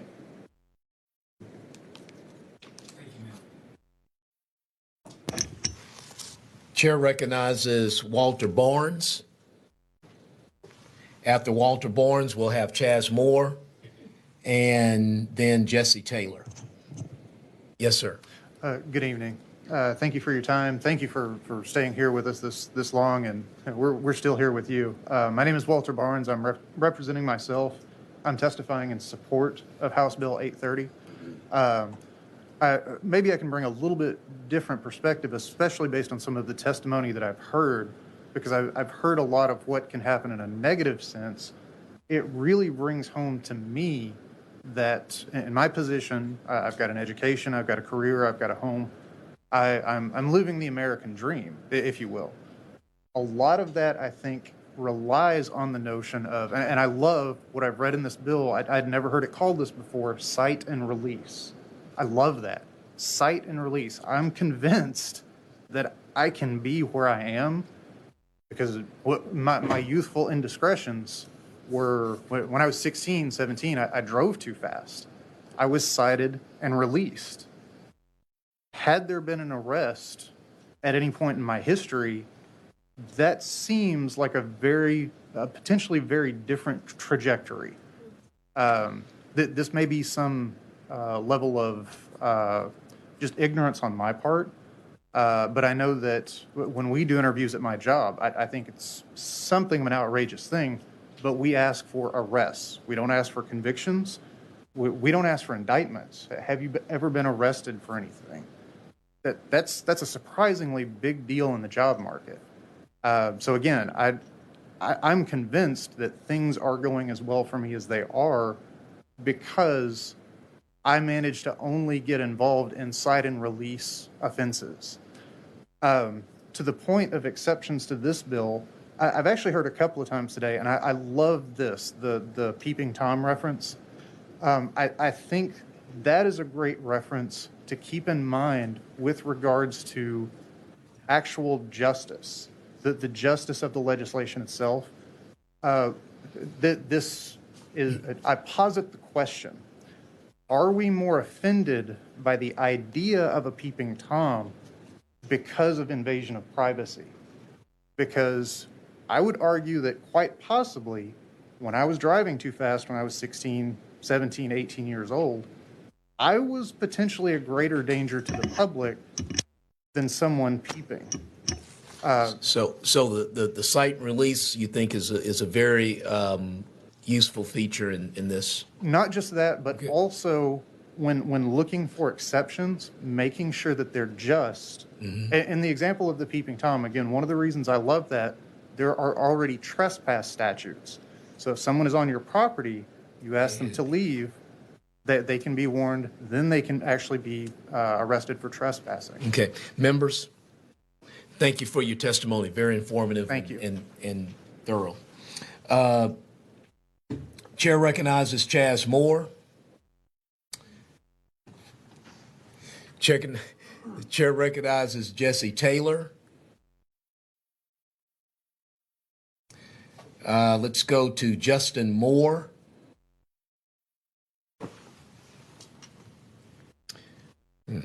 Let's go to Amanda Marzullo. Righty. Eric Schaefer.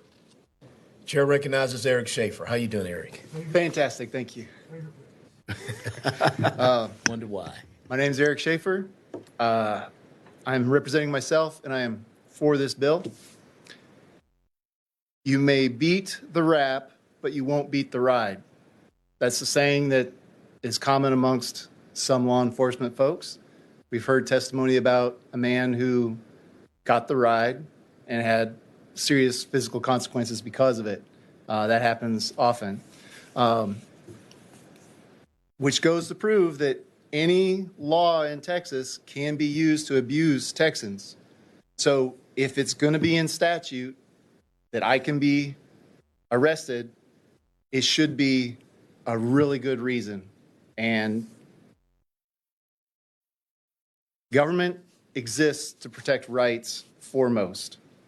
Our safety is my responsibility. If the government can help me with that, then great. My safety is my own responsibility. The government's primary role should be to protect my rights, and law enforcement, by definition, exists to enforce laws. So if they're enforcing laws that protect my rights, great. If they're enforcing laws that put me in danger, that's a problem. So if given the opportunity to choose between dangerous freedom and safe tyranny, then always default to freedom. And then in the event that some arrest is necessary, that person's life is in the hands of the government. Whoever has you captive, your life is in their hands. If I'm cuffed and I fall off a boat, this has happened. A man who was cuffed, I don't remember where, but he fell off, he drowned. You know, that's a big deal. So as soon as government puts you in custody, your life is in their hands. So we need to be more careful about why we put people in a cage. Thank you, Eric. Thank you, sir. Thank you. The chair recognizes Amanda Marzullo. Thank you, Mr. Chairman. My name is Amanda Marzullo. I'm a criminal defense attorney, and I'm here to testify on my own behalf in support of House Bill 830. The big issue that I want to cover is just how Class C arrests are often used as a mechanism for further investigation. And I know that the chairman mentioned that your gut sometimes is an important thing for law enforcement, but I'd argue that that shouldn't be the case. Everybody has their own biases that they bring to their work and how they see people and their perceptions. And if we're going to be depriving people of their liberty, it should be based on objective criteria. Now, Mr. Puente wasn't able to get to this point in his case or in his son's case, but the body camera footage from that case actually shows the arresting officer talking about how he was arresting Dylan Puente, his son, not for the wide right-hand turn, but because he was convinced, absolutely convinced, that Dylan Puente had narcotics in his vehicle. And that was actually his third theory of what was in Dylan's vehicle that would be cause for an arrest. So basically what we're seeing is that Class C arrests sometimes are an end run around the Fourth Amendment. They're arresting people so they could have a search incident to arrest, or they're arresting people so they can impound their vehicle and then inventory the arrest, which isn't the purpose of our Bill of Rights. Our Bill of Rights was supposed to establish a floor for our privacy and not to go around it. So I really hope that the approach that you take with this bill is to carve out those exceptions where an arrest might be founded or necessary, and otherwise have the default be to let people be free. And with that, I conclude my testimony. Okay. Thank you. Thank you for your testimony, members. I hear no questions. Thank you so much for your testimony. The chair calls now Joseph Rowe.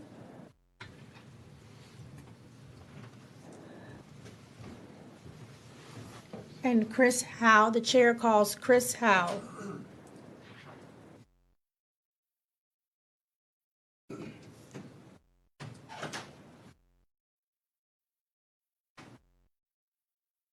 Good evening. My name is Chris Howe. I am speaking on behalf of myself. I'm in favor of HB 830. Thank you. Members of the committee, on March 2nd, 2010, I was placed under arrest and jailed because the chief of police of Watauga, Texas, had probable cause to believe that I had violated a municipal ordinance. On that day, I did something that each of you on the dais have done a few times yourselves. I was electioneering outside a polling location. On that day, election day, a peace officer told the wife of then State's Representative Kelly Hancock, myself, and half dozen other people that a municipal ordinance prohibited us from holding political signs on public property. On that election day, the other people who were with me in the parking lot of the polling location outside the 100-foot marker put their signs down, and I refused. The officer contacted the city attorney, and after several hours of me continuing to hold my sign, the chief of police came out and gave me one last chance to put my sign down. I told him that he should do what he thought he should do, but that I would continue to exercise my speech and support the candidate of my choice. He then directed an officer to place me under arrest and take me to the municipal jail. The charges against me were dismissed by the municipal court judge. On my behalf, Liberty Institute filed a civil case against the city. We offered to settle the case if the city admitted that their ordinance was unconstitutional, required the officers to undergo training on the First Amendment, and a token $100 settlement, and pay attorney's fees. The city refused that offer and countered to settle the case for $40,000. As others have pointed out, HB 830 is common sense. But what has not yet been pointed out is that HB 830 does not prevent an officer from arresting someone for violating an ordinance or other Class C misdemeanors. It merely requires them to have a magistrate agree that the arrest is warranted. This is a reasonable check on a power that could be easily abused. Had HB 830 been in the law in 2010, my liberty would have been protected, and the taxpayers of Watauga would have been protected. Thank you. Thank you, Mr. Howe. You're right on time. Thank you so much for your testimony. Thank you for coming to your Texas Capitol. And the chair now calls D. Chambliss. And then we have Rick Briscoe.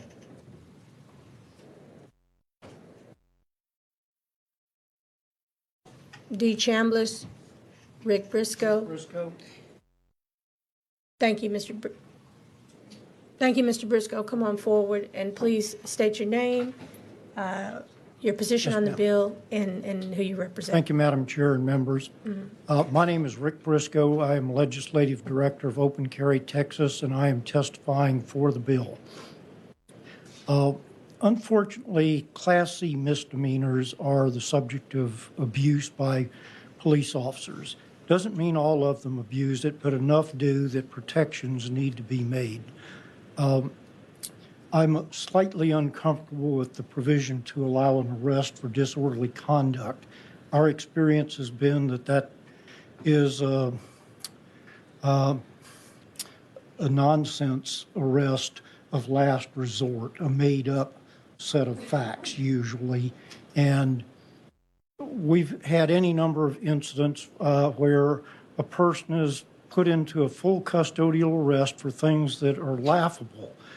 In Rosenberg, southwest of Houston, a couple of years ago, man was arrested, full custodial arrest, for failure to use a turn signal, right turn signal, exiting a parking lot. Well, video evidence from the officer's patrol vehicle a year later demonstrated it was physically impossible for him to have even seen the turn signal. But nonetheless, he was arrested, had to bail himself out. His car was towed, impounded. That cost him money. He was hunting for a lawyer. Lawyers were hard to find in Rosenberg. After missing several days of work, he just paid the fine. It was less expensive. We were later to discover that that officer was no longer in the employ of the department, which was to their credit. But nevertheless, my understanding of the law at present is that a person may be placed in a full custodial arrest except for two offenses: an open container, which that's kind of a puzzle to me, but the other is speeding less than 25 miles an hour over the posted speed limit. And there are other incidents. There was a man recently put into a full custodial arrest for not walking on the sidewalk down in the valley. There was interesting testimony the last time Madam Chair presented this bill by fiscal conservatives that it cost $800 to $1,200 through magistration for a $500 fine-only offense. And they were saying this doesn't make good sense. And, you know, we make it up on volume. But if the individual can't make bail, he then sits in jail and the cash register keeps clicking up, and frequently the individual loses his job, winds up on public assistance. It just goes downhill from there.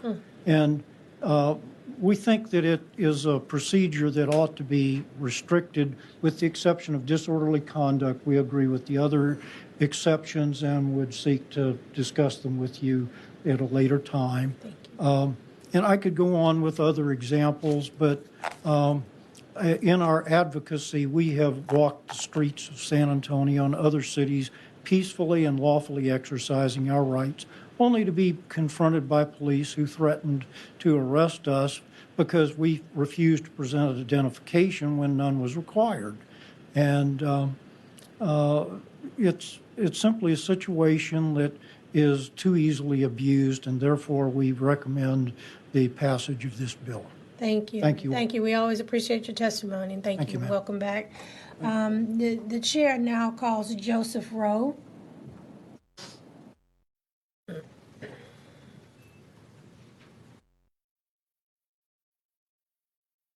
Good evening. I'm Joseph Rowe, and I'm in support of the bill. And And who do you represent? me, myself, and I. All right. Okay, right now I stand here as a man of one of the people. Now, the way I look at this is one simple thing. If there is no victim, there's no prison. It's that simple. They brought up earlier about peeping Toms. But if I'm walking on a public easement and somebody's got the windows open, sorry, you had your windows open. So that shouldn't be in the category of peeping Tom within that guidelines of a misdemeanor or anything like that. So we got to define a little bit clearer on some of these things. Some things is other people's responsibility, and some things is my responsibility. And y'all's job is to protect both of our rights. And this qualified immunity gives them this little edge of retaliation, and I have been retaliated against. So with qualified immunity, it does not help our cases to even get to such a small deal to scare us by going ahead and putting us in jail.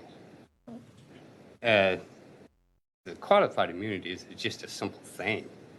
The state of Texas passes a law saying you sign this contract, if you work for us, you relinquish your qualified immunity, or at least put some type of positions in there within reason.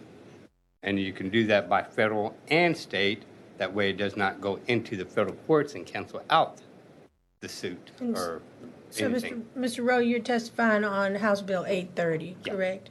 Okay, and you are for the bill. I'm for the bill. Wonderful. Thank you so very much for coming to your Texas Capitol and testifying today. Thank you for having me. Sure. The chair calls now Clint Polar.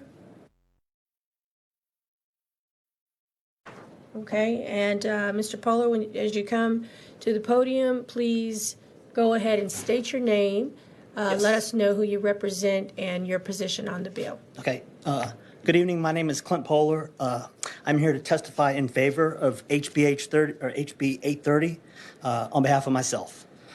This is actually my first time testifying on anything, so if I step out of line, just throw something at me.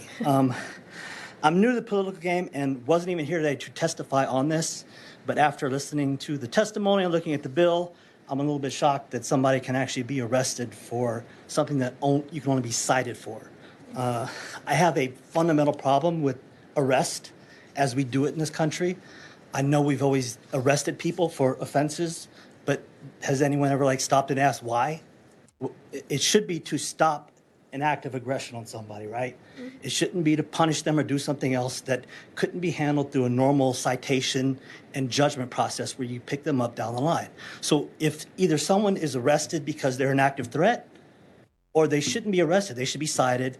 If they should be given a court date. If they don't show up, then they should be then they can be arrested because they're outside of the system. So as far as this bill stands, this seems like a good step in that direction. So that's pretty much all I wanted to add. Well, thank you so much for adding that, and we appreciate you coming out to testify and staying as long as you have. Thank you. I'll be here for a few more. Okay, thank you.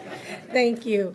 Is there anyone else that wishes to testify on, for, or against House Bill 830? The chair recognizes Chairwoman Thompson. Thank you, Chairwoman Thompson. I'm glad to support you on this bill.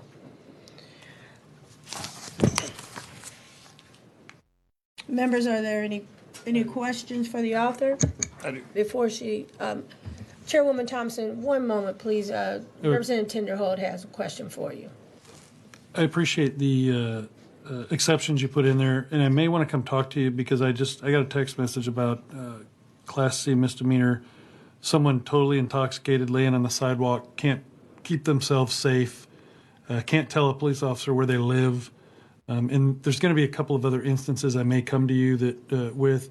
You may or may disagree, but I'd sure like to bring those to you before this moves, just to protect the individual. Right. So I just wanted to bring that up to you because I think there may be a couple of things to protect the individual from themselves. But thank you, ma'am. Okay. Yeah.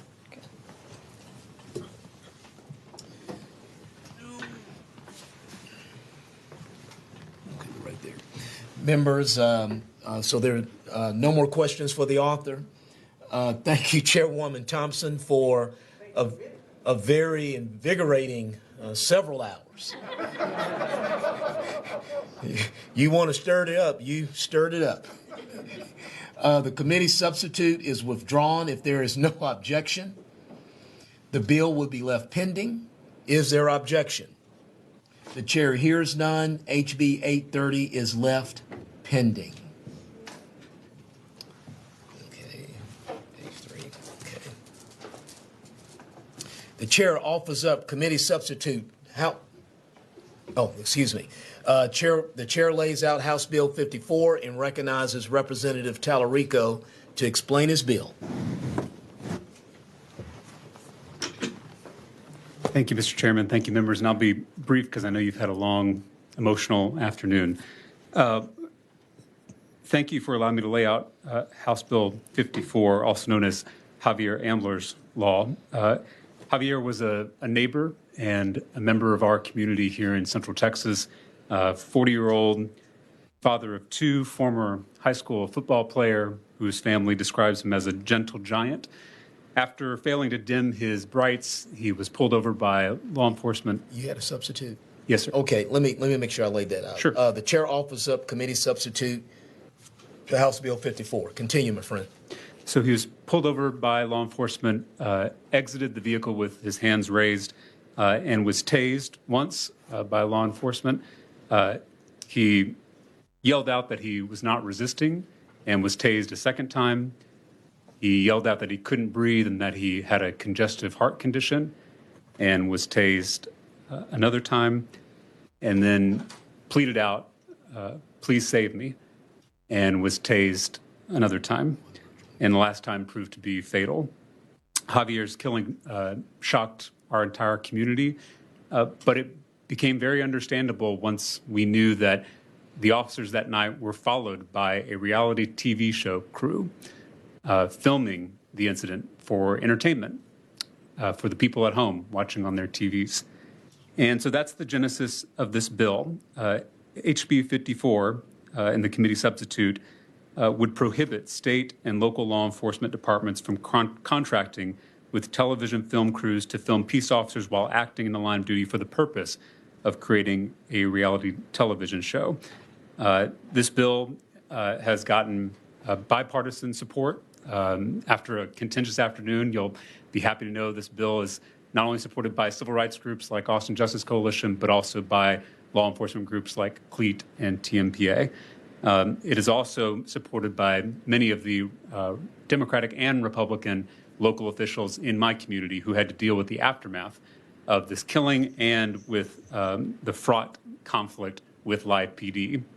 Some of them are not able to testify today because of ongoing litigation, because of this reality TV show. That probably speaks more to this issue than them being here.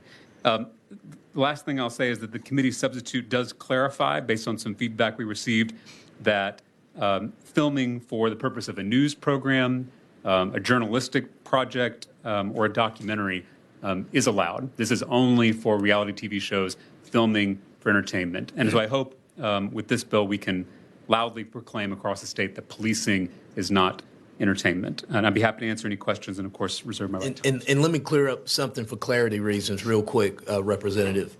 This does not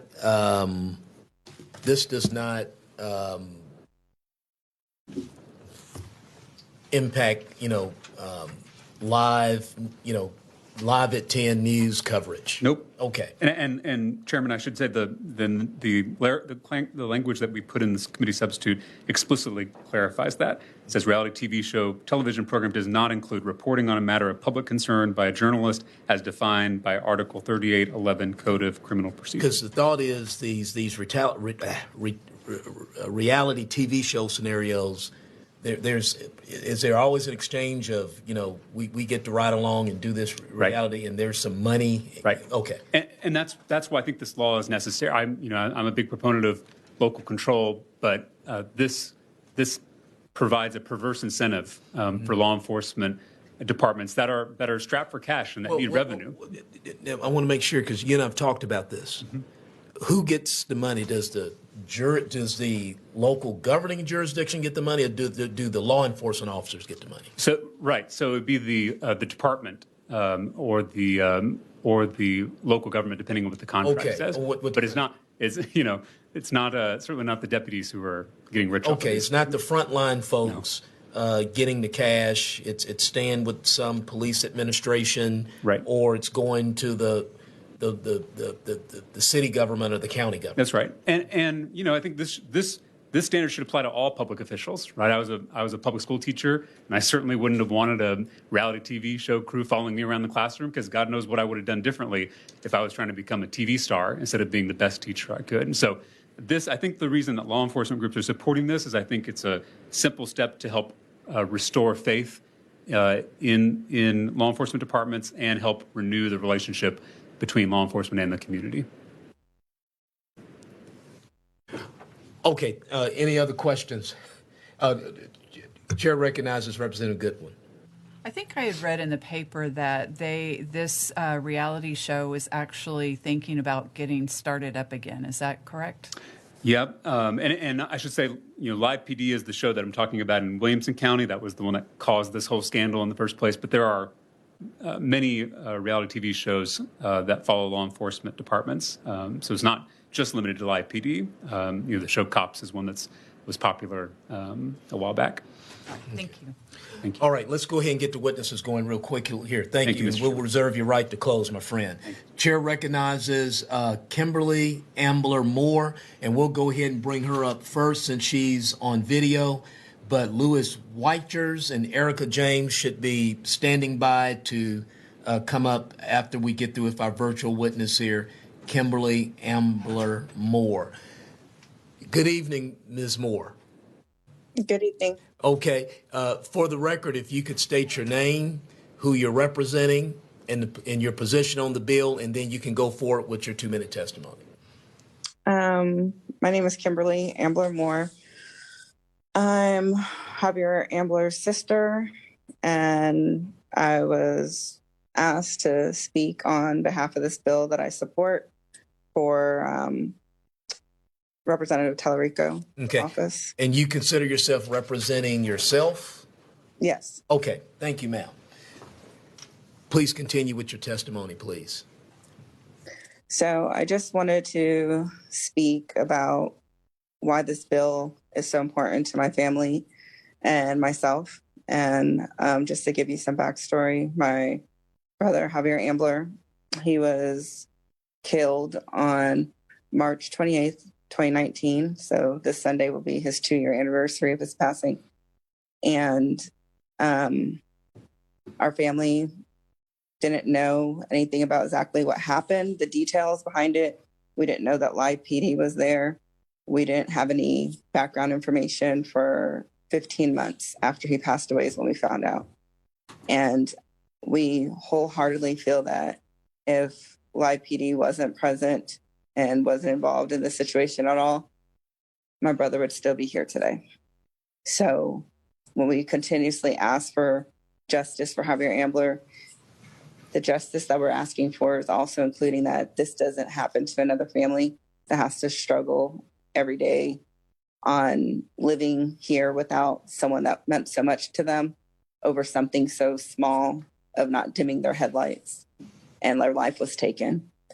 So we're hoping that this bill will get passed so that reality TV and law enforcement don't go hand in hand, because it doesn't work out, obviously.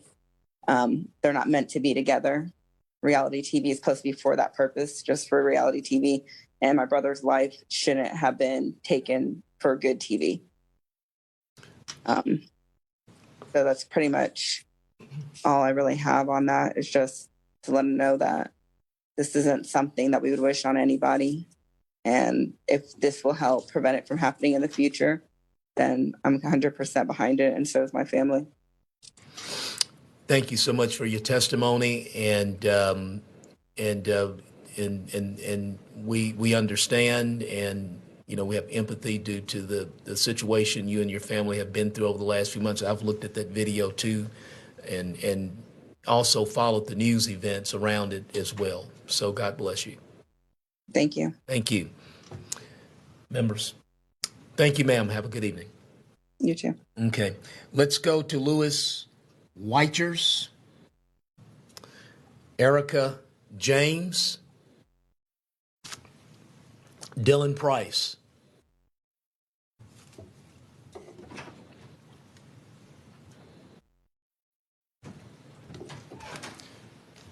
Good evening.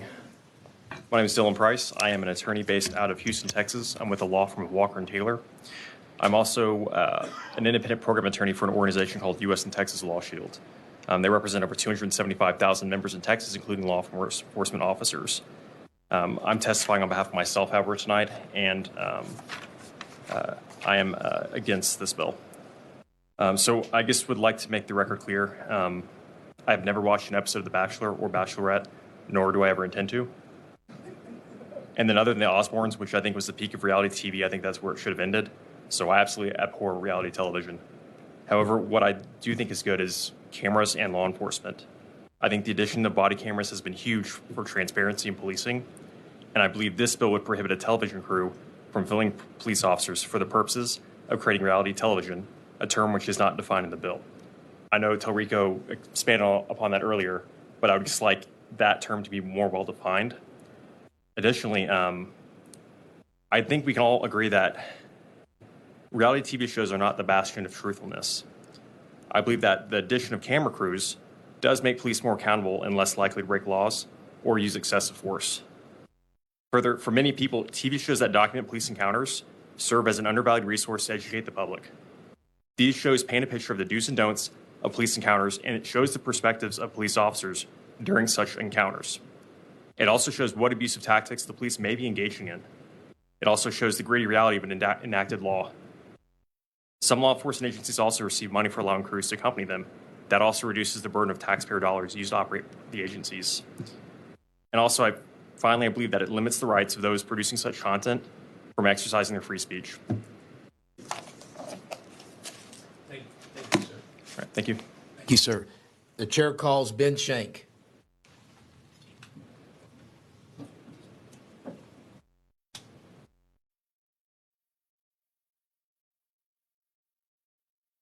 Okay. Chair calls Eric Schaefer. Here we go. My name is Eric Schaefer. I'm representing myself, and I am for this bill. I agree that cameras on police officers is a good thing. However, I do believe that people will put on a show. And it's very likely that that was a factor in the instance a couple years ago when a fellow was killed here in Austin after a unfortunate situation. But Anyway, I believe this to be true because I've been on a ride along. I've been on a couple, but one in particular, the officer told me that he actually went forward with an arrest on somebody just so I would have the experience of going to the jail and seeing what that was like. And I don't believe that's the right reason to arrest somebody. I believe the right reason is because that person needs to be in there for everyone else's safety. So that's just one instance, but it's an example that supports the idea that, sorry about that, one example of how people can make the wrong choice to put on a show. So those are my thoughts on that. Thank you, sir. Thank you. Chair recognizes Linda Nuno. After Linda Nuno, okay, this is the last. Okay, Linda Nuno. As you're approaching, let me make this one announcement here. If there's anyone else wishing to testify on, for, against House Bill 54, you may need to come up here and register. Go ahead, ma'am. Thank you so much. I really don't know what to think about this bill. I think that free press is You're also neutral, right? Is also a right. I do not believe, however, that the police department should profit from those services. Just like it shouldn't be profiting from pressing their services as a glorified security guard for a private enterprise like Walmart or H-E-B. This is pure fascism, and you guys are allowing it, promoting it, and typically defending this kind of harassment against us. I believe that it is true. A camera holds them accountable. They make them think twice, but they shouldn't profit from it, just like they shouldn't be exempted from tax property, like the bill that you guys passed. The union, CLIT, is well known for this type of side contracts, just to put a little flamboyant colors on how the oppression and fascism is taking place here in Texas. That's all I have to say about that. Also, I need to be very clear that I have been constantly harassed by police around my property, and even the city of Austin police and code enforcement and all that, although my property is perfect. So I need you to please think twice about this bill, how important it is to hold these people accountable and stop the dark policy of money fueling your campaigns from whatever contracts you have or whoever allow giving money to your campaigns. You work for us, for all the people, not just a specific group of people. Thank you. Thank you so much.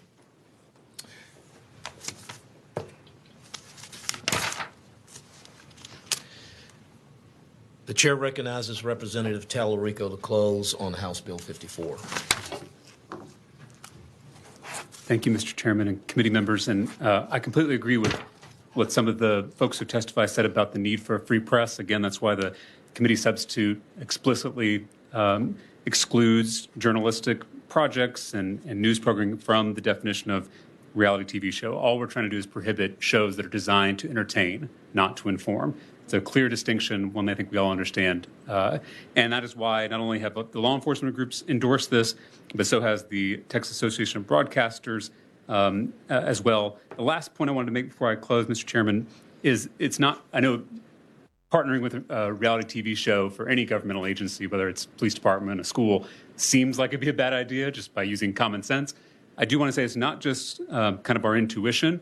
There's also clear data here in our community in Central Texas. The Austin American Statesman, our paper of record, found that violent encounters between Williamson County Sheriff deputies and civilians nearly doubled in the year after live PD cameras began following deputies. So there is data to support this dangerous and toxic mix of reality TV and law enforcement. I'd love to answer any questions. Chair recognizes Representative Schaefer. What's the difference between a documentary and a reality? Yeah, so I think the difference, which I just explained, is one is designed to entertain and one is designed to inform. You know, and I think But you've just now used two more definitions that now we're going to have to ask you the definition of inform and entertain, because something that's informative can also be entertaining. So I think the gentleman that testified earlier, the attorney, said we don't really have any definitions here. I can see a documentary being something useful for police accountability and transparency, and a documentary often isn't any good unless it has reality in it. Right. Yeah. Well, I mean, if folks feel like we need a further clarification or definition, happy to add that.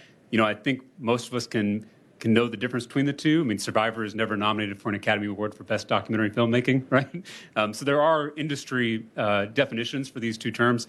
Happy to add that if we feel like we need it. Of course, we don't always define terms in statute that we feel like are pretty clear. But if there is confusion about the terms, or folks are unclear about the difference between a documentary and a reality TV show, happy to add that. Okay. Any other questions for the representative? Okay. Thank you, Representative Tallarico. Thank you, Mr. Chairman. The committee substitute is withdrawn, and if there is no objection, the bill will left pending. Is there objection? The chair hears none. HB 54 is left pending.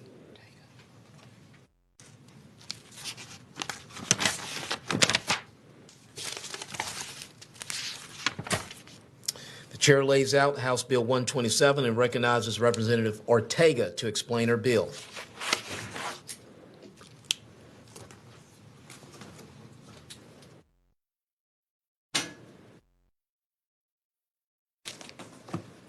Good evening. I recognize that this has been a heck of a long day.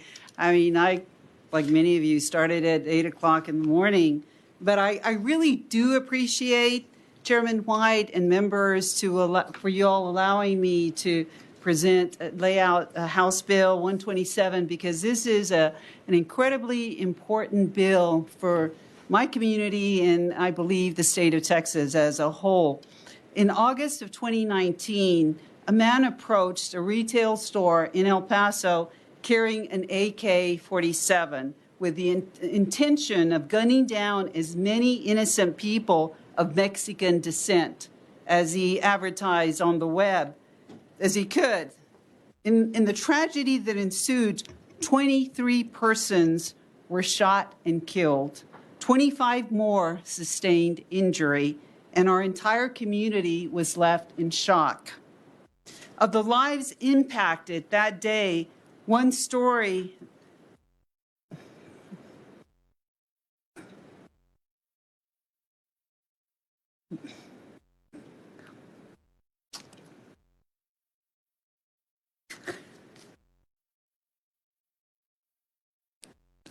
I'm sorry.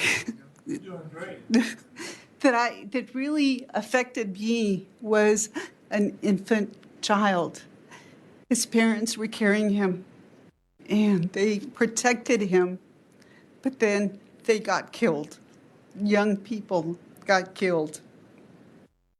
The baby survived because of that protective parents, but what was taken away from him can never be replaced or returned. This man purchased an assault weapon style rifle designed for military combat. He drove across the state for the express purpose of murdering as many innocent people in my community as he could.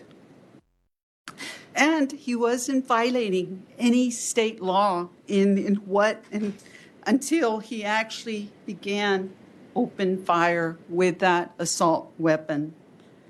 Under Texas law, there is no prohibition on carrying these weapons, which leaves law enforcement helpless to intervene before innocent people are injured or killed. Even when in my opinion, there is really no lawful reason for carrying a long gun in a public place.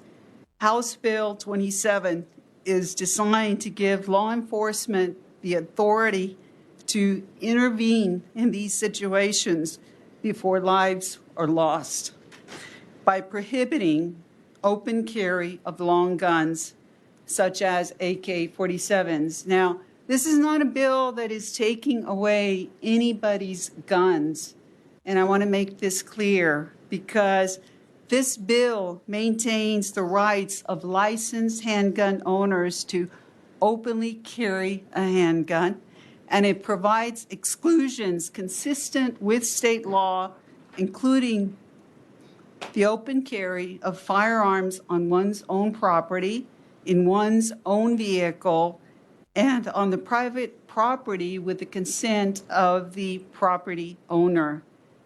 Sadly, this event is not the first mass shooting in Texas that was committed with a weapon designed for military combat. And unfortunately, it's not going to be the last if we allow this to continue to happen. Thankfully, in El Paso, when this happened, law enforcement arrived on the scene quickly that day, and they apprehended this criminal, this murderer, who's now facing numerous state and federal charges that right now are still pending. The fast response to a mass shooting is critical, but we must take action to prevent these incidences before lives are lost.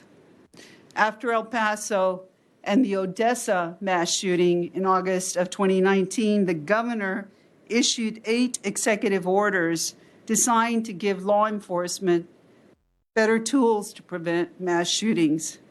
This is the purpose of this bill as well, to give law enforcement an effective tool to prevent future tragedies in communities across the state. I'm happy to answer any questions, and I reserve my right to close.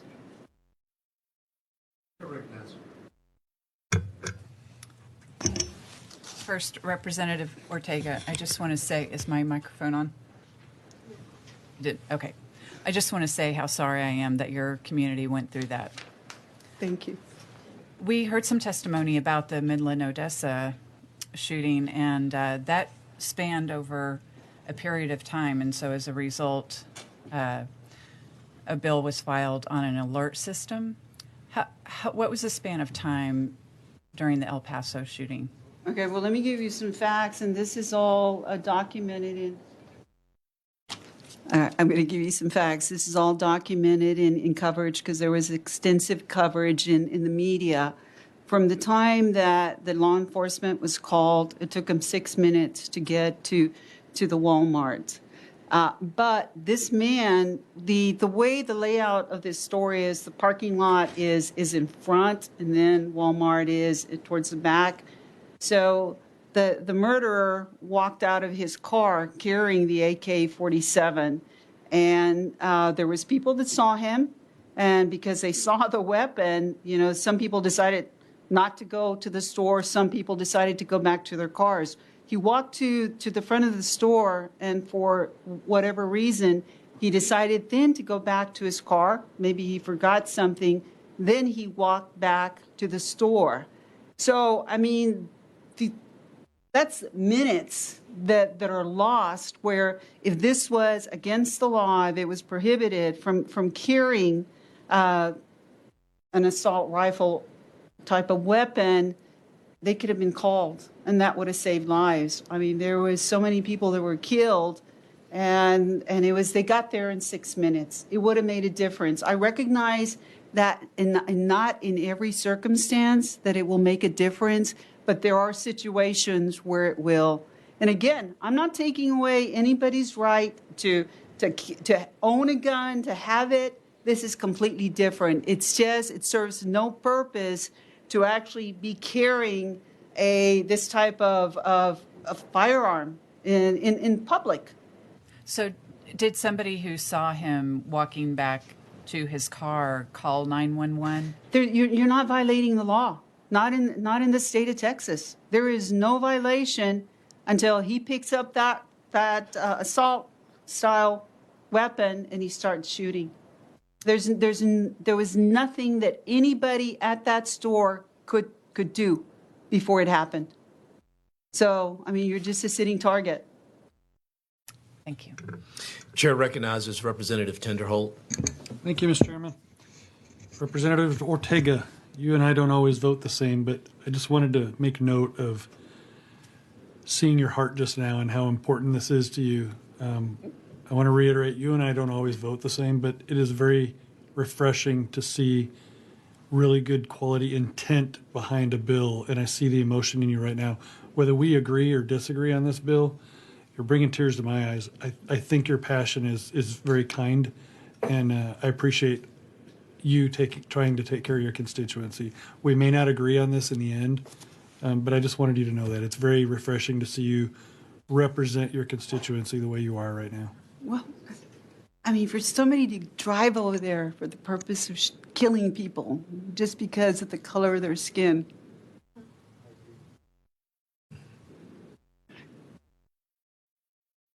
Members? Okay, we'll reserve your right to close, Representative Ortega. Okay, we'll start bringing witnesses up. Our first four here: Mark Phillip, David Stout, Gary Zimmerman, Alexei Swirsky. So we'll start with Mr. Phillip, Mark Phillip. And we'll have David Stout, Gary Zimmerman, and Alexei Swirsky next.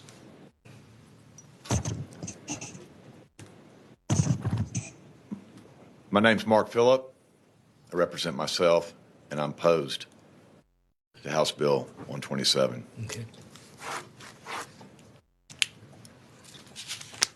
When I first read this bill, I thought of my grandfather, the rifle he used to carry, plain view, carried it to protect himself and his livestock. I remember as a boy working on that farm during the summers, watching through binoculars with my grandmother one time where after calling the sheriff, he went out and confronted two men. They were trying to steal one of his calves. They had pulled the trailer up alongside the property and were out there on the far end trying to get it. Well, he went out and confronted them and was able to stop them. By the time the sheriff arrived, well, they had already taken off. Cattle rustling is a real thing here in Texas. It's a very real issue. 2009, Texas House of Representatives, the Senate passed that Senate Bill 1163 to increase penalties for cattle rustling. Our farmers and ranchers are faced with the potential for violence by a real threat. Carrying a rifle, a long gun, in plain view, and then trying to comply with this, it's not practical. It essentially makes the long gun useless in terms of a tool to protect oneself or livestock. Thank you. Members, thank you. Gary Zimmerman. No, excuse me, David Stout. I'm sorry. Then Gary Zimmerman, Alexei Swirsky. Good evening, Mr. Chairman and Homeland Security Committee. My name is David Stout. I'm a county commissioner in El Paso. And I just want to thank you all for the opportunity to speak in support of this bill that's being proposed by my state representative, Lena Ortega. I want to thank Representative Ortega for showing the wisdom and courage to file this bill. And thank you, Chairman White, for giving it a hearing. I want to start by asking, how many of y'all represent a community that's suffered an attack such as the one that occurred in El Paso in 2019? I would venture to say that probably not many. I also want to ask how many of you have felt the terror of somebody targeting you for no fault of your own, no reason at all, and deciding that your life should end? Probably not many. I haven't either. But I also ask how many of you have had to look into the eyes of your constituents and see the pain and the suffering, the very palpable suffering that they're going through as they patiently wait to hear the news that they already know to be true, which is that their loved one is no longer around. But they still hold on to the hope, because hope is what dies last. I guarantee that if you all had gone through what many of my constituents have gone through, and if you'd spent a moment in their shoes, or if you were a leader that they looked to for answers and for help, you saw what I saw, and you felt what I felt, you wouldn't think twice about doing everything possible to make sure that no other person's mother or father or brother or sister had to pass this way, or their family members had to endure the pain and suffering that those people that lost their loved ones did in this racist massacre that occurred in the Walmart that's located in the precinct that I represent in El Paso. And that's why I'm here today, because passing this bill, though it may not be everything that we can do to keep what happened in El Paso, what happened in Atlanta and Boulder most recently from happening again, it is something, and it's part of that everything. In 2007, according to the ATF, gun manufacturers produced 3.9 million firearms. That jumped to 5.6 million by 2009. In 2015, it was 11.5 million, including 4 million rifles. Commissioner. More than a total number of... Commissioner, Yes. Commissioner, Yes, and sir. thank you for coming so far. The support, Sure. State Representative Ortega she's a great member, and I agree. I understand why you probably came out this far to get the 2 minutes to support her, and we want to thank you for your service. Thank you. At the county level. In my district, counties are everything. Thank you, Mr. Chairman. I've just got very small cities, but I have county government and everything. So thank you. I want to see if the members have anything here for you. Okay, thank you for supporting Representative Ortega, your representative, and thank you for your service to the state of Texas. Thank you all for the All right. opportunity. Now, Gary Zimmerman. Then Alexei Swirsky, then Dan Chandler, then Heather Hill. Gary Zimmerman against the bill for myself, my family, and the Vista Ridge HOA. I am against this bill. As I have said in prior testimony here, I was a paramedic that worked a mass casualty scene, the Oklahoma City bombing in 1994. As a paramedic that had very strong, gave me strong feelings, I had a lot to deal with afterwards. Like most medics or police officers that dealt with 9/11, the Oklahoma City bombing. So I know what it's like to work a mass casualty scene. It's horrible, horrible, horrible. So I sympathize with Representative Ortega and everybody else who's ever been in any kind of mass casualty situation, whether they were the ones being shot at or the police, paramedics, fire. Very sympathetic to that. But what we all tend to forget is individuals like this that commit mass murder are hell-bent on committing mass murder. Whether they get a gun or not, they will commit mass murder. They will use a car, they will use a bomb, they will use some other gun. So even if this gentleman, we pass this law and he says, okay, fine, I can't use a rifle, he'll use a sidearm. He'll use a bomb, he'll use a car. There are people who have driven cars into crowds and killed many people. Gas, like that was used, sarin gas in Japan, or an airplane into a building. Somebody who wants to commit mass murder will do so and find a way to do it. It's sad, it's horrible, but there's other ways that we can deal with those type of individuals. My belief is better mental health care. Limiting long guns or any other kind of guns ain't going to solve the problem. Thank you. Thank you. Chair recognizes Alexei Swirsky.